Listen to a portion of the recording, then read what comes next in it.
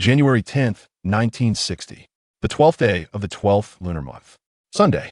While most of the country lay frozen under frost and snow, Hunan province was lush and green.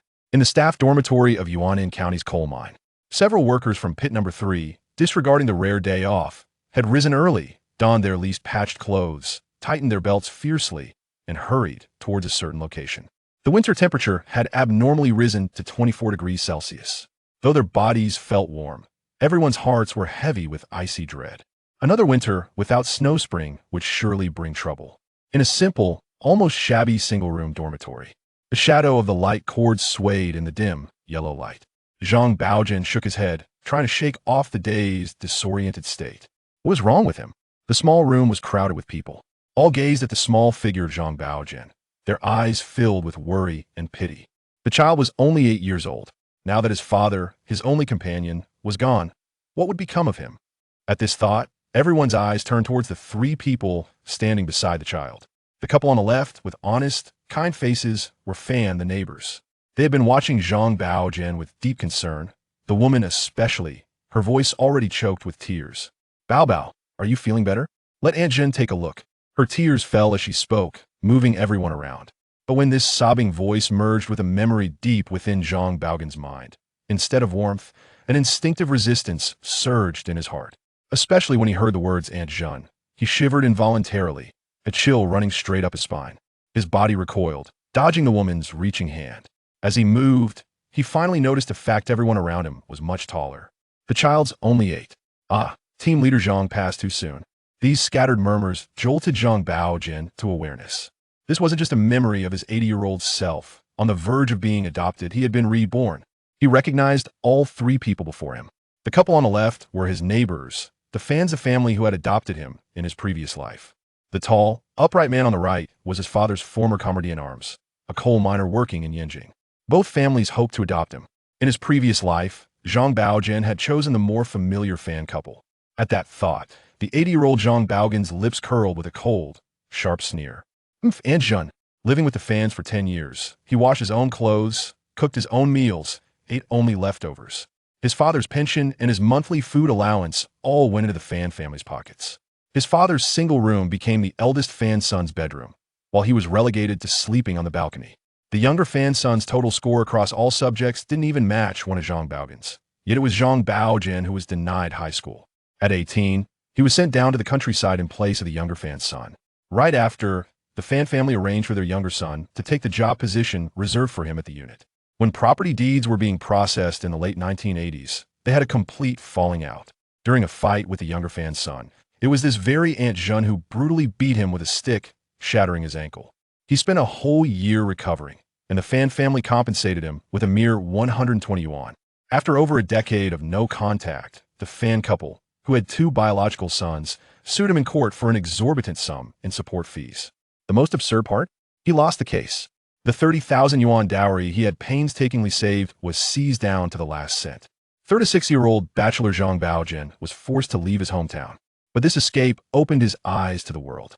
He experienced the underworld, even entered the system.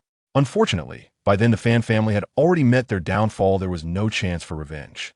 Never did he imagine that perhaps heaven, pitying the depth of his resentment in his past life, had granted him a second chance, returning him to this very moment at 8 years old, before making that fateful choice. Ignoring the Fan couple's eager, solicitous glances, the 80-year-old child turned his head towards his father's comrade in arms, Lin Jingyuan, who had been standing silently with a stern face. 28-year-old Lin Jingyuan was probably not one to smile easily. This was one of the subconscious reasons why 80-year-old Baogen had rejected him in his previous life. To a child's eyes, the cheerful, smiling neighbors seemed far more trustworthy. Another reason he had declined to go with Lin Jingyuan back then was Lin's honesty. In those days, almost everyone's clothes had patches. Even the appearance-conscious Fan couple were no exception. But Lin Jingyuan's clothes bore the most patches of anyone present. Lin Jingyuan had frankly told the young Zhang Baogen that the Lin family was not well off. Divorced, he already had 4 children, so life would be tough. This was 1960. The country was suffering from natural disasters, grain supplies were tight, and many families were tightening their belts. Just because the Lin family had so many children, no one present believed Zhang Baogen would choose to go with Lin Jingyuan. But Zhang Baogen, living his life over, this time decided to follow Lin Jingyuan. My father said if anything happened to him, I should go with Uncle Lin. The childish lie, spoken in a naive voice, met with no suspicion from anyone, not even the fan couple. But how could they accept this? Haven't they been busying themselves at the Zhang home these past few days precisely to covet the pension money and the right to live in the Zhang family's single dorm room? Lin Jingyuan was somewhat surprised. He hadn't expected Zhang Baogen's father to have left such instructions. He had assumed the child wouldn't choose him. But since that was the case, this straightforward man didn't waste words. Ignoring all the fan couple's petty schemes, he went straight to handle the adoption procedures. His tone suggested he was quite familiar with the process. Fan Dashan, unwilling to let go, pushed his way to the 80-year-old Baogen, his face full of feigned sorrow. Bao Bao, the north is cold, and you'll be in strange place. Baogen gave him a simple-minded smile in return. This somewhat unfamiliar smile made Fan Dashan's face stiffen slightly. Uncle Fan, before my father died, he told me not to play with Minga, the Fan family's eldest son. Fan Dashan's wife, Lu Zhen, immediately dropped her smile. She wouldn't allow an outsider to speak ill of her son. Bao Bao, don't talk nonsense. Thinking of the grudges and grievances with the Fan family in his past life, Zhang Baogen inwardly sneered. The 80-year-old boy concealed his true feelings, making his voice sound innocent and loud. My father said Minga has been getting into bad habits lately. He saw with his own eyes that Minga and a few others stole that big bundle of wire from the factory. The murmuring crowd fell instantly silent, their eyes widening in shock. The next second, Lu Zhen's shrill voice pierced the air. Zhang Baogen, what nonsense are you spouting? Am I making it up? Zhang Baogen silently mocked this with something the eldest Fan son had boastfully told him before he was sent down to the countryside. Baogen frighteningly lowered his head, his voice weak. My father said the wire your family replaced recently was from that batch. I also heard Fan Xiaoshu, the younger Fan son, say he found over 20 big 10-yuan notes from before 65 under his brother's bedding, and he secretly took one. Seeing the shocked and suspicious looks around, the Fan couple finally panicked completely. Because this was likely true, their unemployed eldest son had indeed been spending quite freely lately. Bao Bao's mind is addled from grief. My eldest son is so poor he can't even spare a single cent. Before Lu Zhen finished speaking, an angry child's voice rang out from the doorway. Zhang Baogen, you're lying? I never stole my brother's money. Fan Xiaoshu charged in, pointing his finger at Zhang Baogen and shouting furiously. The 2 yuan was given to me by my brother. There's no money hidden under my brother's bed, hides it in the cracks of the bricks by his headboard. You're making it up. You're just jealous of me. The 80-year-old Zhang Baogen silently rubbed his nose. He had already spotted Fan Xiaoshu through the crowd, and he knew this kid would never disappoint. People in the 1960s detested injustice. The neighbors immediately shouted in unison, dragging every member of the Fan family to the unit security office. The Fan family was finished. Zhang Baogen hadn't anticipated that decades of enmity with the Fan family would be completely settled within just an hour of his rebirth. Taking advantage of the moment when the room was finally empty, Zhang Baogen quickly slipped off the bed and went to the wall. Where was the timid, frightened look from moments ago? A nail on the wall held a small mirror. This kind of small mirror with a wire stand could be placed on a table or hung on a wallet was standard equipment in many households of that era. Standing on tiptoe, he looked at himself in the mirror. The most noticeable thing about him was 5 or 6 clumsily stitched, colorful patches. Already a 5-pocket disciple at such a young age. Not bad. Forget about rosy lips and white teeth, was clearly just a skinny little monkey. Through the mirror's reflection, Zhang Baogen noticed an old, thick notebook placed on a 3-legged stool beside the bed, one leg broken. The neighbors had said he was knocked unconscious by this object falling from the sky. But in his previous life, this never happened. He picked up the thick notebook from the head of the bed and casually flipped through. Every page was completely blank. Just as Zhang Baogen was pondering finding a pen to write his name on it and claim it as his own, the first page of the notebook abruptly changed. Numerous childlike doodles suddenly appeared on the blank first page. Zhang Baogen jumped in fright, immediately trying to throw the notebook away with all his might. But the notebook seemed glued to his hand. It wouldn't fly out instead. It used his force to slam against the edge of the bed. Whoosh, the bed, covered with a large patched quilt, vanished into thin air. At the same time, a voice filled with shock and confusion came from the Yuanan Coal Mine Workers Union office. He's been gone for 10 days. How come his status still hasn't been finalized? Chapter 2. Father, You must bless me. The office of the Coal Mine Workers Union in Yuan County is modest in size. The walls, which ought to be a pristine white, are marred by streaks of soot and grime. 2 windows on the eastern side are ajar, allowing some air to circulate, while shards of glass remain precariously held together by yellowed newspapers. The room is filled with the sound of brittle newspapers rustling in the wind. Before Lin Jingyuan sits an enamel cup, faintly revealing a bold red slogan upon its white surface, yet marred by several dark gray scars. The water within the cup is slightly tinged with yellow. It is a rarity for the office staff to serve him brown sugar water, or rather, water infused with a hint of brown sugar. This indicates that the union is taking Lin Jingyuan's visit quite seriously. The individual responsible for receiving Lin Jingyuan is Director Lao Lu of the union. Though not yet 50, he appears to be in his 60s, his face bearing an unhealthy puffiness. Adjusting his tortoiseshell glasses, which are held together by a strip of once white adhesive tape, now turned dark, he addresses Lin with a wry smile. Xiao Lin, thank you for traveling such a long distance for the sake of camaraderie. The situation concerning Comrade Zhang Xinghua has weighed heavily on everyone at the mine. Xiao Zhang was a good comrade, a veteran who has seen battle and sustained injuries. Over the years, he has diligently served as the leader of the safety team in the tunnels. Technically, he is responsible for mine number 3, yet the incident occurred in the area managed by mine number 2, and he was there during off hours. The mine's determination regarding work-related fatalities should ordinarily be straightforward, but with a bittersweet expression and a sense of warmth rising in his body, Director Lao loosens his Zhongshan suit, revealing a patched shirt beneath. In previous years, such matters would have been beyond debate, yet as you are well aware, the past 2 years have been challenging. According to the mine's regulations, many individuals from mine know May 2nd face salary reductions. Noticing Lin Jingyuan's growing impatience, Director Lao lowers his voice. They wish to tighten their belts and provide some assistance to Zhang's family, be it in the form of money or otherwise, but Lin Jingyuan's countenance darkens entirely. While it is true that everyone has been experiencing hunger over the past 2 years, he works at the Beijing coal mine and understands the stark contrast between accidents and fatalities. Director Lao, I cannot acquiesce to this matter.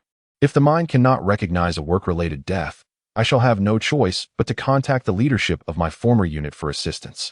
Comrade Zhang Xinghua sustained his injuries on the peninsula. We cannot allow a life to be dismissed in such a vague manner. Director Lao hurriedly restrains him. Xiao Lin, please, do not be agitated. We are merely discussing this matter. Zhang Baogen curiously peruses a large notebook, marveling at its significance. He had not anticipated that this seemingly obscure item would prove to be so valuable. The back cover of the notebook is adorned with an ancient chest design. By utilizing the back cover to tap objects, he can draw them into a concealed space. Holding the notebook, he can sense the items within this space. Presently, he perceives a space approximately the size of a classroom, within which hovers a bed, a 3-legged stool, and a well-worn enamel basin that has been mended several times. Zhang Baogen, upon touching the back cover, found a handful of white chalk suddenly in his small hands. Unfortunately, the gecko could not be contained within, suggesting that living creatures were not permitted inside. With a sense of resignation, Baogen let the panicked gecko go and resumed his examination of the graffiti. Unlike letters or symbols, it was merely the whimsical scrawls of a child. After flipping through it for quite some time, he could discern no coherent meaning. Yet, he firmly believed that these abrupt markings must possess a certain order and significance. He lifted his gaze and smiled at the black and white photograph of his father on the wall. Father, are you still thinking of me? His youthful voice carried a sense of nostalgia, imbued with an indescribable longing and the bittersweet emotions of a reunion marred by circumstance. Rest assured, I shall live a life worth living. When Lin Jingyuan returned to the Zhang household, he was astonished, his mouth agape. The frustrations he had endured at the union meeting were swiftly forgotten. Although the living quarters of Zhang Xinghua and his son were modest, they had a few belongings. Yet, in the blink of an eye, all that remained was a bed and a picture frame on the wall. Pretending to examine a notebook, Zhang Baogen laughed heartily at Lin Jingyuan. Uncle, I just gave away all the excess items to my father's friends. After all, I cannot take them with me. Lin Jingyuan nodded. Those were indeed Baogen's possessions, and he had every right to decide their fate. Surveying the cramped room, Lin Jingyuan removed a small mirror from the wall and handed it to Baogen. This is not very large. The mirror at home in Yanjing is similarly small. Would you like to keep it? He paused before continuing. There is something else I must ask you. Baogen, on the day of the incident, why did your father suddenly return to the mine? Baogen's hand trembled as he accepted the mirror. How could he forget? This year marked the middle of the 3 years of natural disasters, and at the age of 8, he had not tasted meat for months. That day, his father had eagerly returned from work, retrieving half a bag of hidden tea leaves, saying he was heading back down to the second shaft to find Uncle Gong, the technician, to bring back 2 roasted sparrows. His father had told him to wait for the meat, but that trip turned out to be a final farewell. It was a memory imprinted in his mind for eternity. Noticing Baogen's lowered head, Lin Jingyuan refrained from pressing further, instead offering a gentle pat on the boy's shoulder. Do not worry, child. Your father's compensation will certainly not be lost. Trust your uncle. We do not need their possessions. Baogen felt a shiver. He was not truly just 8 years old. From Lin Jingyuan's words, he gleaned far too much. In his previous life, his father's compensation had been handled by the fan couple, a matter he had never inquired about. It seemed there were hidden complexities within. Are you hungry? I'll step out to buy something to eat. Lin Jingyuan carefully unfolded a handkerchief from his pocket, revealing some loose change. He took out 2 2-cent notes and a local grain ticket worth £1, but after glancing at Baogen, who still had his head bowed, he returned one of the 2-cent notes and instead took a 10-cent bill. Yuan County, located in northern Hunan, was a grain-producing area. Thus its situation was somewhat better than in other places. In the dining hall of the mine, a 2-tael steamed bun cost merely 2 fen along with a 2-tael grain coupon, sufficient for him to have a single bite. As for Baogen, this lad requires a dime and 1-tael grain coupon for a plain steamed bun. Lin Jingyuan had imparted some instructions before departing, yet Baogen paid no heed. He maintained a posture with his head bowed, but the light in his eyes shone with remarkable brilliance. This was due to the small mirror in his hand, which perfectly reflected the doodles on the first page of his notebook. The squiggly lines danced erratically in the mirror's reflection, eventually coalescing into elegant penmanship before Baogen's gaze. On February 5, 1960, under clear skies, fortune smiled upon me as I observed the workers at the second well area, all bearing expressions of those who had narrowly escaped disaster. The third beam had collapsed, and the tunnel was half buried. Fortunately, the timing of the collapse was serendipitous. The second team had just arrived, while the team they were substituting for had been delayed by a mere 2 minutes. It was precisely during these fortunate 2 minutes that the third beam gave way. Such a significant calamity with no injuries reported, everyone declared it a miracle. Today, the safety officer on duty at the second well, Xiao Lu, was drenched in cold sweat. The mine had organized a rescue team that worked through the night to reopen the site. I heard that the technician, Gong Limin, had also descended to inspect the area. What was discovered was startling. Not only did the eastern section of the third beam exhibit old cracks, but issues had also long since appeared on the reverse sides of the fourth and seventh beams. It seems the mine's leadership could well bathe in cold sweat today. On the way home, I overheard whispers among the workers. Some claimed that Master Zhang, who had previously worked there in January, was watching over everyone. Such absurdity. This feudal superstition. If it were discovered who had uttered such words, they might not escape unscathed. Baogen looked up uncertainly at the black and white photograph of his father.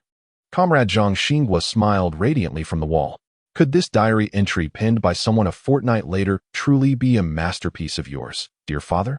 Should I believe it? Quickly, Baogen resolved that with such a peculiar notion as rebirth, what else was there to question? He smiled at the black and white photo. Father, do bless me. Your son is off to earn a commendation. Chapter 3. New doodles. A gust of wind arose on the way back to the Zhang household, swiftly obscuring the sun above. Lin Jingyuan had no choice but to conceal the buns and steamed bread he had just purchased from the dining hall within his jacket, lest Baogen miss out on a warm bite. Old Lin felt a tinge of regret. Though the conditions in Yuan County were somewhat better than elsewhere, they were still limited. Even the mine's dining hall had imposed restrictions, allowing each person to purchase merely 3 coarse grain buns or 1 bun coupled with 1 steamed bread. Ever since the great disaster last year, his stomach had never known fullness. The dime for the plain bun belonged to Baogen, while the tall Lin, standing at 6 feet tall, found 1 coarse grain bun sufficient for himself. After all, the child without a father was pitiful, so beleaguered that his mind had grown dull. Baogen gulped down the bun in a few hurried bites, and only then did he recall the issue Lin uncle had mentioned earlier. Uncle, my father spoke a few words before he left that day. A coarse grain steamed bun was scarcely enough for Lao Lin to take 2 bites. He observed Baogen devouring his bun and struggled to suppress the desire to buy one for himself later that evening. "What did your father say?" The 8-year-old boy tilted his head inquisitively. "My dad mentioned that while he doesn't oversee the safety of number 2 well, he has an uneasy feeling about it, which is why he intends to check it out." Lao Lin, who worked at a coal mine in the outskirts of Beijing, immediately became concerned upon hearing Baogen's words. If what Baogen said was true, then Zhang Xinggua's conclusion regarding the work-related fatalities would likely need to be revisited. "Did your father specify what the problem was?" The young boy transformed into a dramatic actor, feigning deep thought. He seemed to say that there was something amiss at the eastern side of the 3rd beam of No. 2 well, specifically at a position 3/7 in, and that there were also issues with the 4th and 7th beams. Qian Yugong, the section chief of number 2 well, exchanged a slow, grave glance with safety officer Lu Jianxi. The temperature within the mine was stifling, yet both men found their foreheads slick with cold sweat. After observing the situation behind the 3rd beam, they were engulfed by a chilling sensation that coursed down their spines. The back of the 3rd beam revealed 2 extremely subtle cracks large enough to accommodate a finger. Those who had come to inspect the area dared not breathe deeply and instinctively began to retreat. Those examining the 4th and 7th beams frantically gestured to Qian Yugong. They had also uncovered a perilous situation. Everyone instinctively tightened the straps on their helmets, their eyes fixed on the tunnel above, fearful that it might collapse at any moment. The silent evacuation persisted for over 10 minutes, with each person emerging from the mine experiencing spasms in their calves. Some, upon exiting the shaft, found their legs buckling beneath them and collapsed onto the ground. They could scarcely fathom that not long ago, they had been working in that very mine. Perhaps had a slight disturbance occurred, they and their families would have been irrevocably separated. Qian Yugong, dragging the dazed Lu Jianxi, made their way to the small mourning hall at the mine. Just days prior, they had held a memorial for Zhang Xinghua, and the photograph of the deceased had yet to be removed. "Kneel, kneel," with Qian Yugong's furious shout. The weak-kneed Lu Jianxi covered his face and fell to his knees before the memorial, weeping uncontrollably in a cathartic release of his emotions. Had it not been for the clues left by old Zhang, Lu Jianxi's life, and even his mental state, would have been utterly shattered. The clouds in the sky churned ominously, and the long-awaited rain finally began to fall. That night, countless figures knelt in front of the small mourning hall at the mine, their heavy bows echoing in the rain without pause. The following morning, Lin Jingyuan struggled to push open his door, which was piled high with various items, most of which had been delivered overnight by the families of the number 2 well workers. Among the donations were well-worn clothes, sufficient to outfit Baogen from the ages of 8 to 15, along with some homemade shoes and socks. There were also provisions, though meager, as times were tough for everyone. Nonetheless, the offerings were the best that each household could spare: 2 cans of malted milk powder, a pack of white rabbit candies, and a bag of approximately 5 pounds of cornmeal. Inheriting the meticulous nature of his father, the safety officer, Baogen exhibited far more attentiveness than Lin Jingyuan. He discovered remnants tucked away in the pockets of some old clothing, scattered items totaling 22 yuan, 25 universal grain coupons, and 2 soon-to-expire local meat tickets. All were discreetly stowed away in Baogen's notebook space. Before Lin Jingyuan could return to the Union, Director Lu proactively paid a visit. The mine was preparing to declare Comrade Zhang Xinghua a martyr. Director Lu's tortoiseshell glasses perpetually sat askew, and for reasons unknown, one of the arms had broken. Regardless of the outcome, the mine would initially cover the compensation, adhering to a standard of 550 yuan. As for Baogen, his fixed monthly allowance of 15 yuan would remain unchanged, with our accountant directly transferring it to the community committee at his residence. Upon turning 18, Baogen would be granted a designated position at the mine. All of these provisions were stipulated by regulations. Lastly, Director Lu brought along a bag of corn flour, approximately 60 pounds, produced by the mine. The paperwork at the mine was processed swiftly, stating that even if the higher authorities did not recognize this martyrdom, the mine itself acknowledged the death. However, when Lin Jingyuan accompanied Baogen to collect funds from the finance department, the cashier handed Lin Jingyuan 20 large unity notes and a promissory note for 350 yuan issued by the mine leadership. Baogen, anticipating Lin Jingyuan's fury, was surprised to find his uncle accepted it with a calm demeanor. Lin Jingyuan understood the cashier spoke the truth, even within the coal mine. An entity typically prioritized for benefits, The actual wages disbursed had been steadily declining since the end of the previous year. On January 13th, Lin Jingyuan, accompanied by Zhang Baogen and 2 large bundles, boarded a coal transport vehicle heading directly to the city's train station. As Baogen swayed in the truck bed, watching the mining area fade from view, he was suddenly struck by a profound sensation of severance from his previous existence. He glanced down at the substantial notebook he held. Since the mine had reached a new conclusion regarding his father, the previous doodles had gradually vanished, ultimately transforming into a small pentagram that appeared on the notebook's title page. For the past few days, Baogen had been plagued by the suspicion that his father had already passed away. At the mine's exit, technician Gong Limin from Shaft No. 2 stood, transfixed, watching the departing truck. He was acutely aware of old Zhang's true purpose for visiting Shaft No. 2, but had shared this knowledge with no one. In the waiting room of the city's train station, old Lin and Baogen each sat beside a large bundle. The benches, constructed from long wooden slats, were crowded with travelers. Hours passed, and waves of passengers came and went, yet the benches remained perpetually full. Both were consuming coarse grain buns with boiled water. Just before departure, Lin Jingyuan used the introduction letter from Director Liu to purchase 7 or 8 pounds of buns as provisions.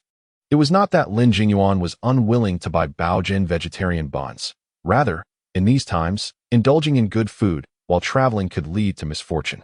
Baogen, are you drawing again in your notebook? Lin Jingyuan inquired idly, intrigued by the notebook Baogen clutched. After 3 days, a new doodle emerged on the second page of the notebook. Uncle, I need to go to the restroom. Observing Baogen dashing away with a notebook, Lin Jingyuan shook his head. Could it be that this child harbors aspirations of becoming an artist in the future? As for allowing an 8-year-old to navigate the restroom at a train station, such matters were inconsequential in the 1960s. Those who deserved to be eliminated were dealt with swiftly, and any survivors would not engage in commerce at this juncture. With adults struggling to satiate their hunger, which family would still afford to purchase a child? In the foul-smelling wooden stalls of the train station's restroom, Baogen was overwhelmed, yet he persistently peered into the mirror to observe the newly emerged graffiti. March 16, 2000. Amidst a drizzle, the train station in the city has undergone a profound transformation, adorned with modern decor and electronic devices, drawing ever closer to coastal standards. Each time I step into the waiting hall, I am transported back to that fateful day 40 years ago, January 13, 1960, the 15th day of the 12th lunar month. A day forever etched in the memory of my family. If granted a chance to reverse my decisions, I would unhesitatingly choose to return to that day to thwart my reckless endeavor. It was that impetuous act that led our family to endure countless tribulations, resulting in the loss of my sister's unborn child. At 17, I was impulsive and overconfident. My pregnant sister often suffered from cramps due to malnutrition, so our family and her in-laws gathered some cornmeal to exchange for money and tickets at the grain station, hoping to procure some pig legs for her to make soup for calcium. Naively, I believed the words of my peers, thinking that adhering to the elders' methods was laborious and unprofitable, yielding little more than a few bones. Thus, in my folly, I surreptitiously took that bag of cornmeal to the black market adjacent to the train station. In truth, I was timid and did not dare venture far into that alley, choosing instead to foolishly squat beneath the second window at the entrance. Consequently, when the authorities suddenly appeared, I was the first to be apprehended. Speculation and profiteering cost both my father and brother-in-law their jobs, and my sister, overwhelmed with emotion, lost her child as well. What regret I feel for my past actions. Staring at the timestamp of this narrative, Baogen's mouth fell agape in astonishment. Father, have you been stuck at the city train station or lost? And for a full 40 years. The overpowering stench in the restroom surged into the gaping mouth of the little boy, who coughed violently. Cough, cough, how foul. Cough, I can hardly bear it. Upon returning to the waiting hall, Baogen remained uncertain about his next steps, yet Uncle Lin seemed eager to impart something to him. Baogen, you are about to truly depart from the city. Allow me to share a bit about our family's circumstances. Uncle Lin inhaled a puff of smoke, releasing an irregular smoke ring, his gaze drifting toward the windows of the waiting hall, a look of nostalgia in his eyes. Baogen quietly interjected. The camera captures a man with a story. I was discharged from the military at 21, and a girl was introduced to me in the streets. After she bore me younger siblings, she no longer lived with me. The eldest in our family is named Xie, soon to turn 18, called Xie Weijun. The second is a girl. You must refer to her as second sister. Her name is Lu Ruyan, a melodious name, and she is 14 this year. Upon hearing this, Baogen could no longer keep his mouth shut. Lu Ruyan? Ah, no. It is Lu Ruyan. In a large courtyard, a single father raises 4 children, with the eldest and second eldest being adopted. The eldest is surnamed Xie, while the second, Lu Ruyan, is a tragic character from literature, whose aspirations soar higher than the heavens, yet her fate is as fragile as paper. Uncle, I have read this book, he said. The very courtyard where you reside was utterly obliterated by the protagonist of that narrative. Suddenly, Baogen felt an overwhelming urge to return home. However, his gaze fell upon the notebook cradled in his arms. After a moment's contemplation, he mused that the protagonist's reincarnation would not occur for another 4 years. Without any spatial abilities or golden fingers, save for her exquisite tea-making skills and the advantage of over a decade's worth of memories, Lu Ruyan, the perennial supporting character, would only come into focus after the protagonist's rebirth, indicating that she, too, would be unfamiliar with the Lin family. Strategizing 4 years in advance should guarantee victory. What is there to fear? Chapter 4. Sister, do not forget about my uncle. Since the end of 1959, due to a series of natural disasters, black market trading has become an unavoidable aspect of daily life for the majority of families across the nation. Law enforcement has been rigorously cracking down on all forms of black market activities.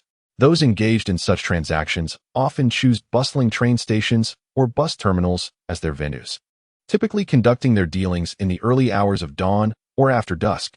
Baogen wandered restlessly around the waiting room, clutching his notebook, as he and another awaited the train to the provincial capital, which still had some time before ticket checking began. Consequently, old Lin paid him little mind. What puzzled old Lin was why the boy refused to heed his advice. Surely it would be more convenient to carry the notebook in the canvas bag left by old Zhang. With the bag slung over his shoulder, he could free his hands. Yet, the boy stubbornly resisted. Baogen harbored a reason he could not disclose. While human traffickers had largely vanished, many were still driven to risk it all due to food shortages. What if someone mistook his bag for a container of food or valuable items? A small child clutching an old notebook, dressed in a standard 5-pocket attire, would be disregarded by passers-by. January still belonged to winter. Although daytime temperatures were unseasonably warm, they plummeted sharply once the sun dipped below the horizon. Li Yujuan stood at the entrance of an alley adjacent to the train station's waiting room, scanning her surroundings. She wore an old green top that had once belonged to her father, now faded from countless washes.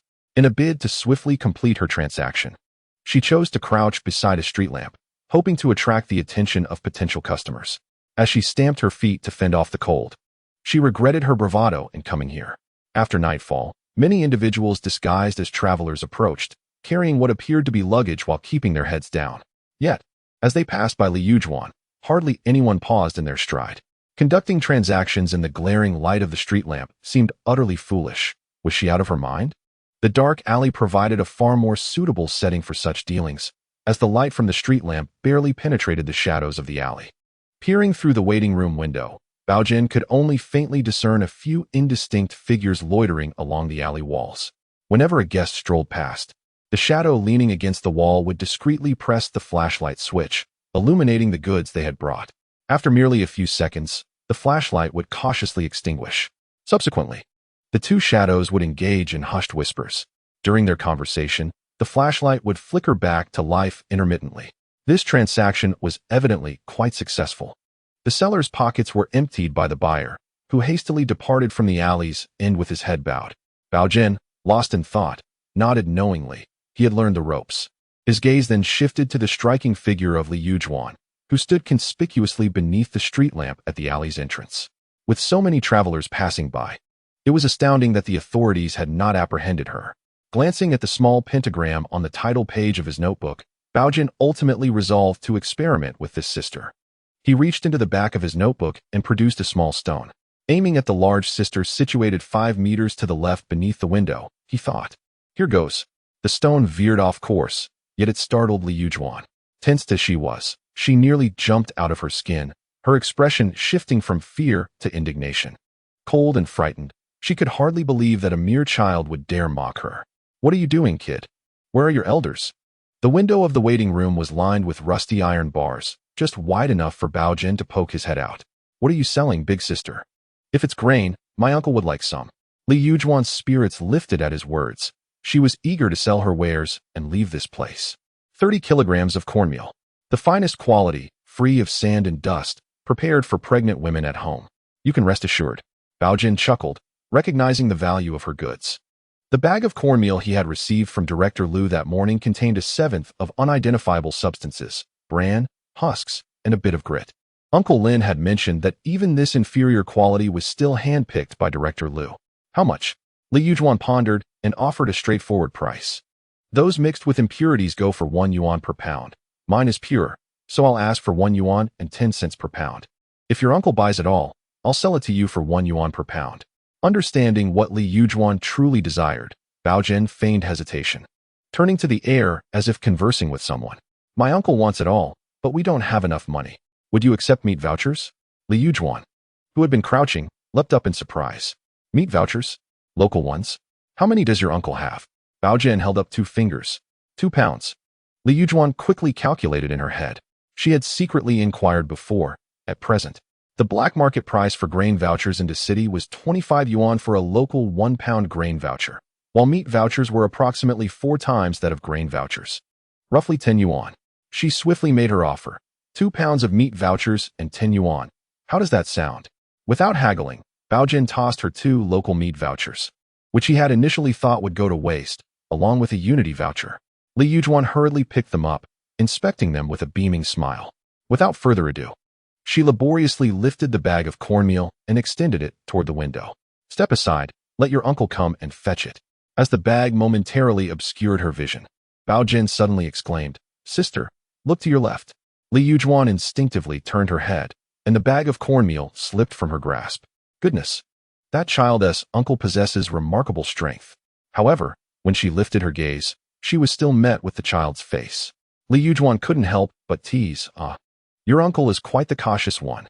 The little boy beamed in response. Of course, sister. What is your surname? Li Yujuan, intending to depart without lingering, casually brushed off the child's inquiry. Oh, I am surnamed Hu. Baogen chuckled. Well, it seems you've become clever all of a sudden. But why don't you ask what my uncle's surname is? Li Yujuan thought the child's uncle must be a bit eccentric. Why should I care what your uncle's surname is? Yet the child eagerly nodded, providing an answer. My uncle's surname is Liu, and his full name is Liu Hai. Li Yujuan suddenly found the name somewhat familiar. Could it be someone she knew? The child, shaking his head, insisted, Sister Hu. You must remember my uncle Liu Hai. Li Yujuan's face flushed at the thought. It's just selling cornmeal.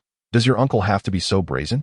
With a huff, she turned to leave, but just a few steps away, she heard the boy shouting again.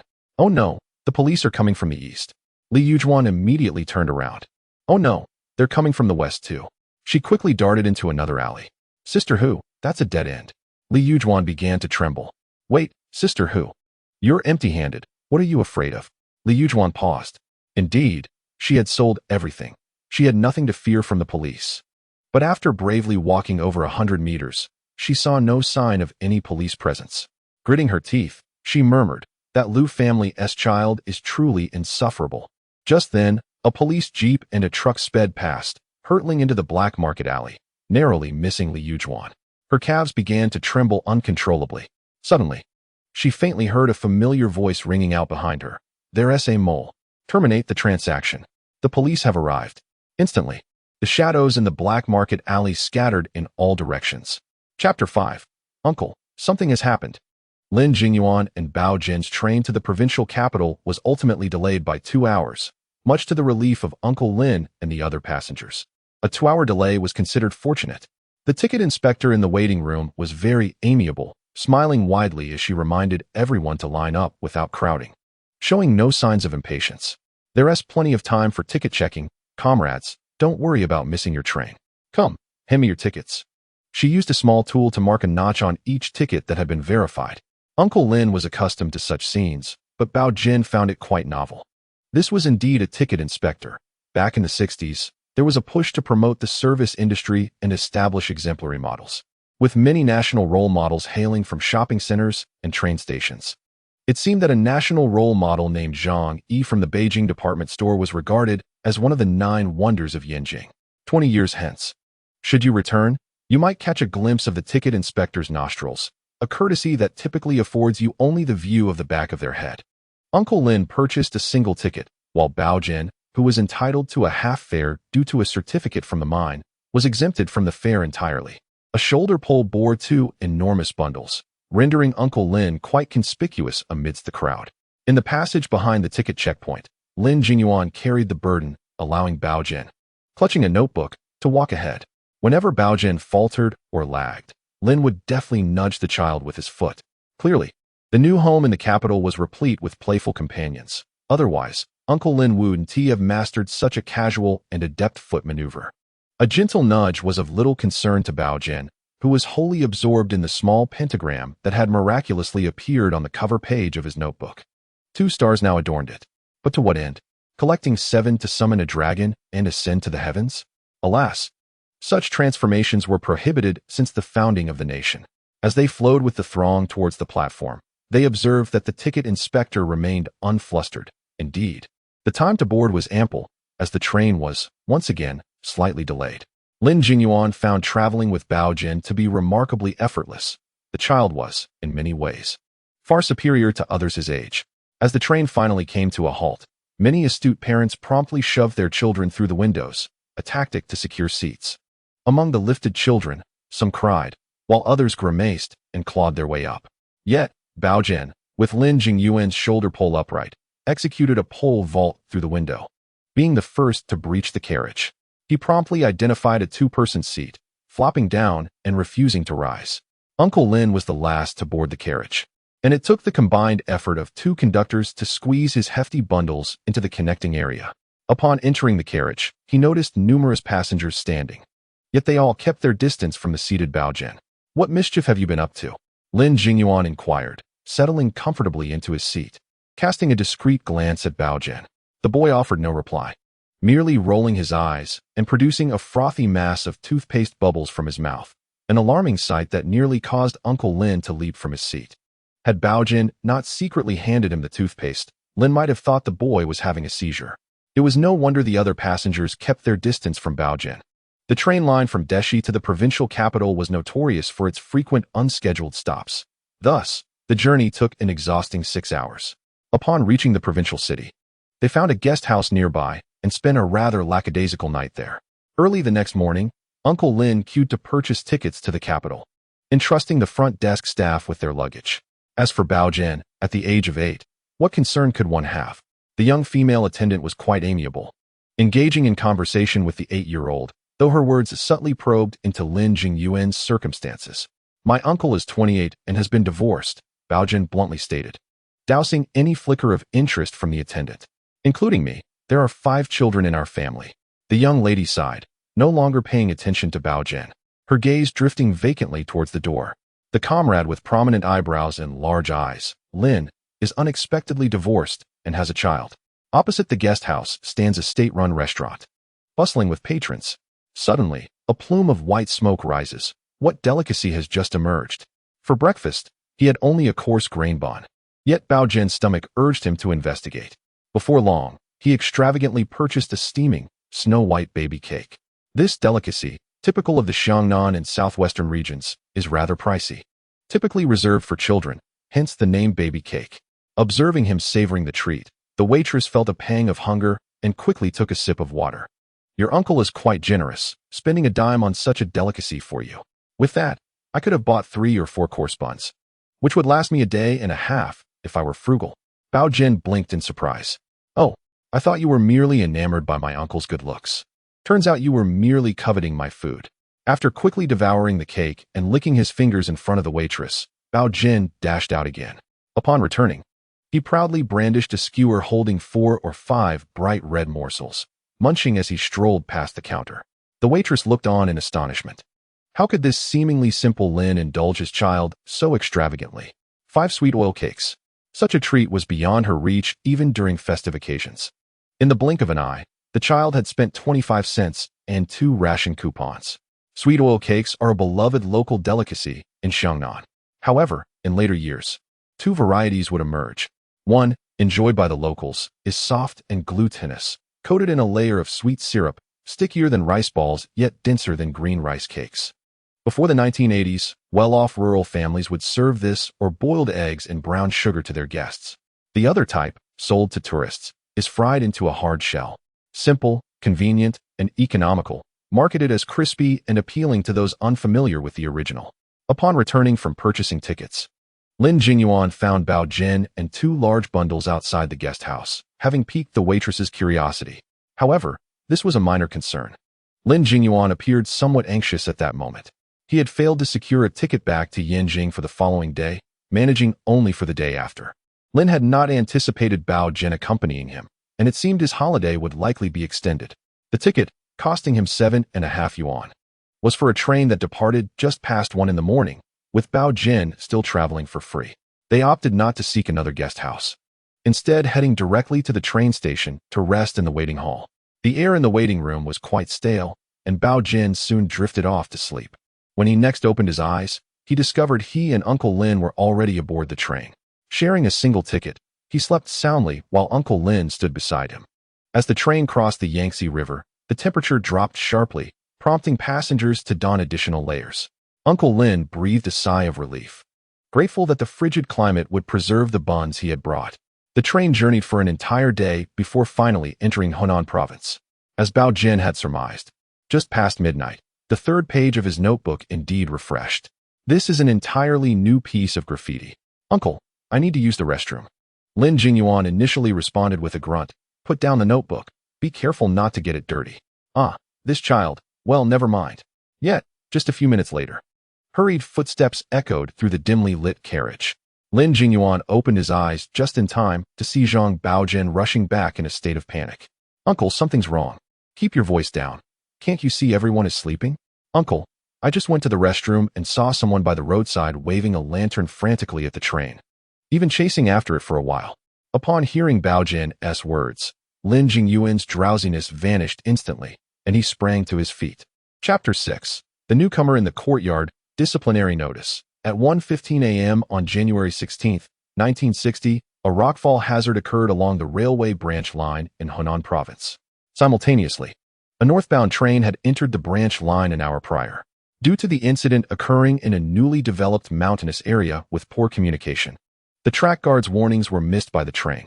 At 1:37 a.m., the train encountered the guard team dealing with the rockfall.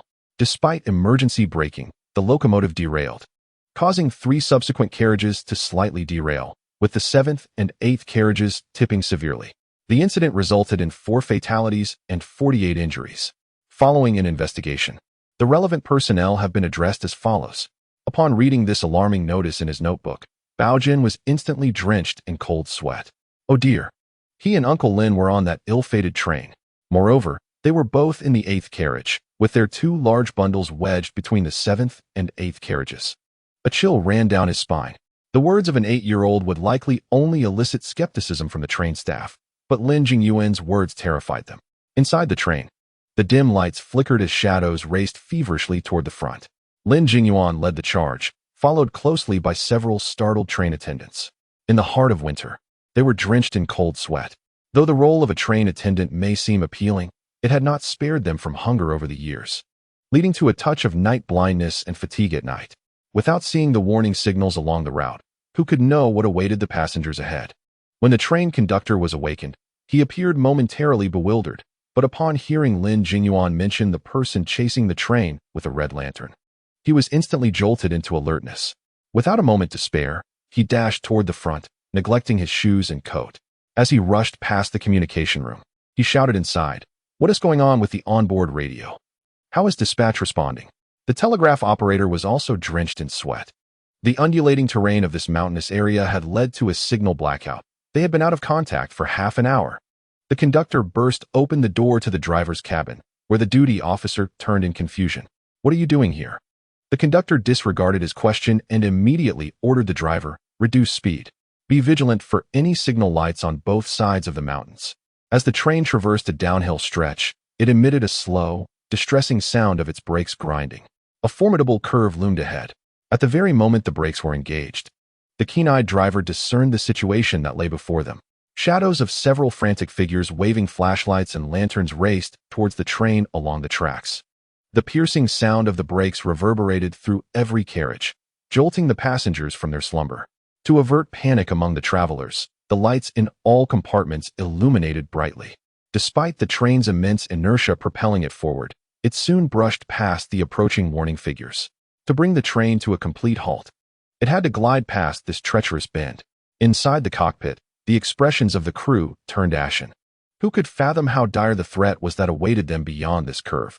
Approximately 200 meters beyond the perilous turn, a dozen track workers exerted every ounce of effort. The gravel on the embankment had been cleared, but a colossal rock loomed ominously at the edge of the tracks, half its bulk protruding and obstructing the rails.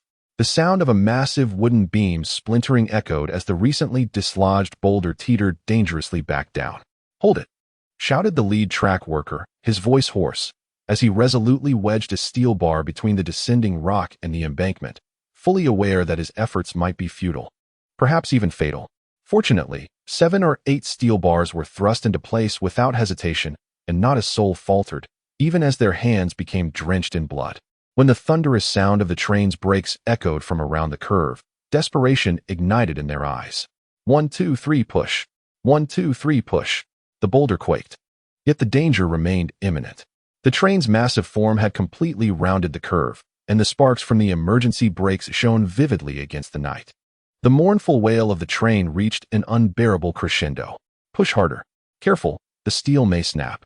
Fragments of the shattered steel bar flew, striking the leader's helmet. As the boulder settled back into place, the faces of all the track workers turned ghostly pale. "Captain, get down." Yet the captain, with a face etched in sorrow, merely shook his head with a bittersweet smile, remaining motionless on the tracks as he discarded his bloodied gloves and resignedly closed his eyes. The gust from the approaching train whipped his hair, and the shriek of the brakes nearly shattered his eardrums. 1 second, 2 seconds, 3 seconds. After what felt like an eternity of 5 seconds, the captain opened his eyes in astonishment. His vision was entirely obscured by steel. The front of the halted locomotive was now mere inches from his nose. The train had ultimately come to a stop. The track workers embraced one another in exuberant celebration. Inside the train's cockpit, the crew jubilantly congratulated each other, relieved to have escaped disaster. What a harrowing experience! With the collective strength of hundreds of passengers joining the rescue efforts, the weight of the boulder was swiftly disregarded, and it was gently pulled away from the tracks, a distance of several dozen meters. However, as the train prepared to depart once more, the crew repeatedly checked to ensure that their comrades who had assisted were all accounted for. Even though the passengers repeatedly confirmed that no one was left behind, the conductor instinctively felt that perhaps a traveler had been inadvertently forgotten outside. The train arrived in the capital in the afternoon. In the presence of Lin Jingyuan and his nephew, the train chief and station master enthusiastically made a commendatory phone call to the coal mine where Lin Jingyuan worked. The leader on the other end of the line was exceedingly polite, laughing heartily, and as he chuckled, he tore up the decision regarding Lin Jingyuan's excessive leave. "Little Lin is a fine comrade at our Mucheng mine. If there are any shortcomings, please be forgiving. After all, we are all brother units. You are too kind." The leader of the coal mine had a grin that seemed to stretch beyond measure. As the rickshaw came to a halt, Baogen sprang down and took a good look at the somewhat dilapidated courtyard before him. Number 67, Zayasizahatong, Dongqing District. Lin Jingyuan, accompanying the rickshaw, settled the fare with the driver and gestured with his chin towards the 2 large bundles he carried. "Come on in, Baogen, we're home." A row of children stood against the wall at the entrance, their left feet propped up while their right feet fidgeted, whispering among themselves and stealing glances at the newcomer. Baogen. The girls mostly wore floral cotton jackets, while the boys were clad in black or blue padded coats, all adorned with patches. Following Lin Uncle, Baogen stepped onto the staircase, which was missing several bricks. Upon entering the courtyard, he encountered an old-style screen wall, indicating that the previous inhabitants must have held some status. The patterns on the screen wall had been eroded beyond recognition, and one could even see a makeshift roof, where someone had converted part of the wall into a small room.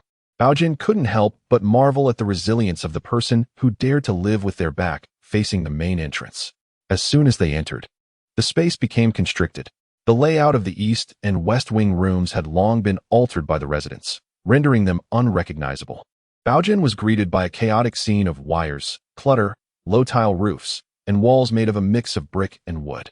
However, it would be remiss to label the place as dirty, for amidst the disarray, Someone tended to potted plants, and the courtyard floor was impeccably clean.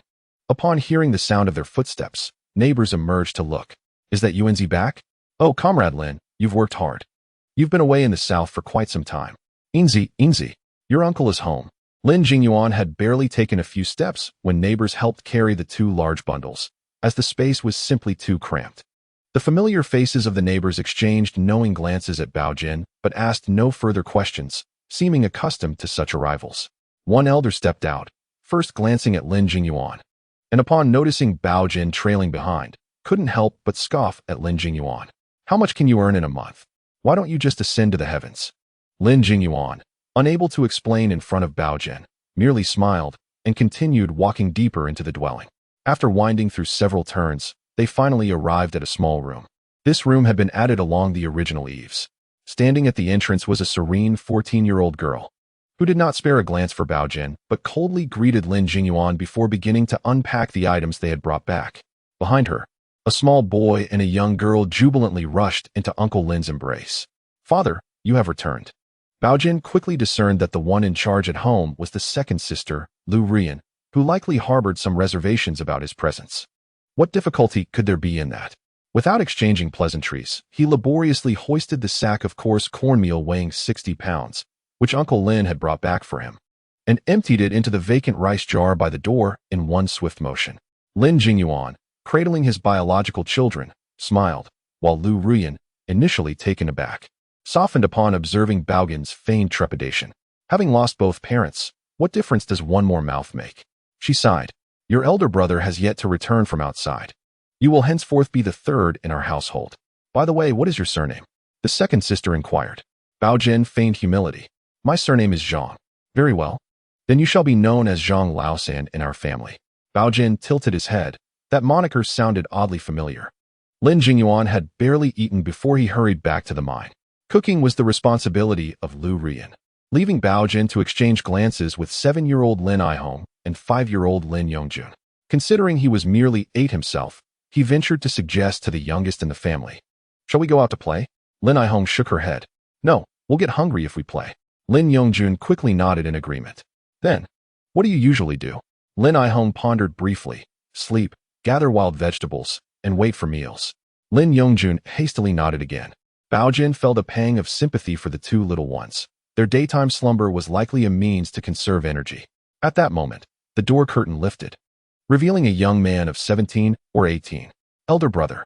The two children promptly abandoned Zhang Laosan, skillfully clinging to one of the newcomer's legs. Upon assessing the household situation, Jia Weijun realized he had missed the chance to see his godfather return home. He was indifferent to the addition of a third brother and exchanged a brief greeting with Baogen before engaging Lu Rian in discussions regarding their affairs. Tomorrow morning. Wake me early. I need to check the grain station over at Fuxiang Hutong. A friend mentioned they might have supplies. Lu Rian contemplated for a moment and replied. Be sure to bring the household ledger. Buy as much as you can. But one thing is certain, do not engage in any more quarrels. Jia Weijun chuckled, patting Baogen on the shoulder. Tonight, you will sleep with me. Come, call me elder brother, elder brother. The young lad responded, displaying a certain charm. After a moment's thought, he turned to Lu Rian and declared, that second sister, I receive a monthly allowance of 15 yuan, which will be sent to the neighborhood committee. Do not forget to collect it when the time comes. Lu Rian, her brows furrowing in surprise, rushed over, scolding Jia Weijun with a flurry of reprimands. Baogen nodded to himself. Having successfully tested the waters, the elder brother's words held little weight, especially in deference to the second sister. It was only when dinner was served that Baogen was utterly taken aback. A table laden with a concoction of wild vegetables awaited him. Chapter 7. Coal slag. In the year 1960, the capital was beset by a singular concern that plagued nearly every household: sustenance. Lu Rian, merely 14 years old, had already managed the family's finances for over 2 years and, before the meal commenced, deliberately scrutinized Baogen's expression. Indeed, the fleeting look of astonishment on Baogen's face was not lost on her. The newly arrived Baogen was merely 8 years of age. Lu Rian pondered for a moment and concluded that certain truths must be conveyed up front, regardless of whether Baogen comprehended them. It was essential that the child understood that life in the capital was not as idyllic as outsiders might imagine. We are currently a household of 5, and with the addition of the newcomer Baogen, We become 6. Lu Rian set down her chopsticks and surveyed the array of men around the table. However, only Uncle received a state salary.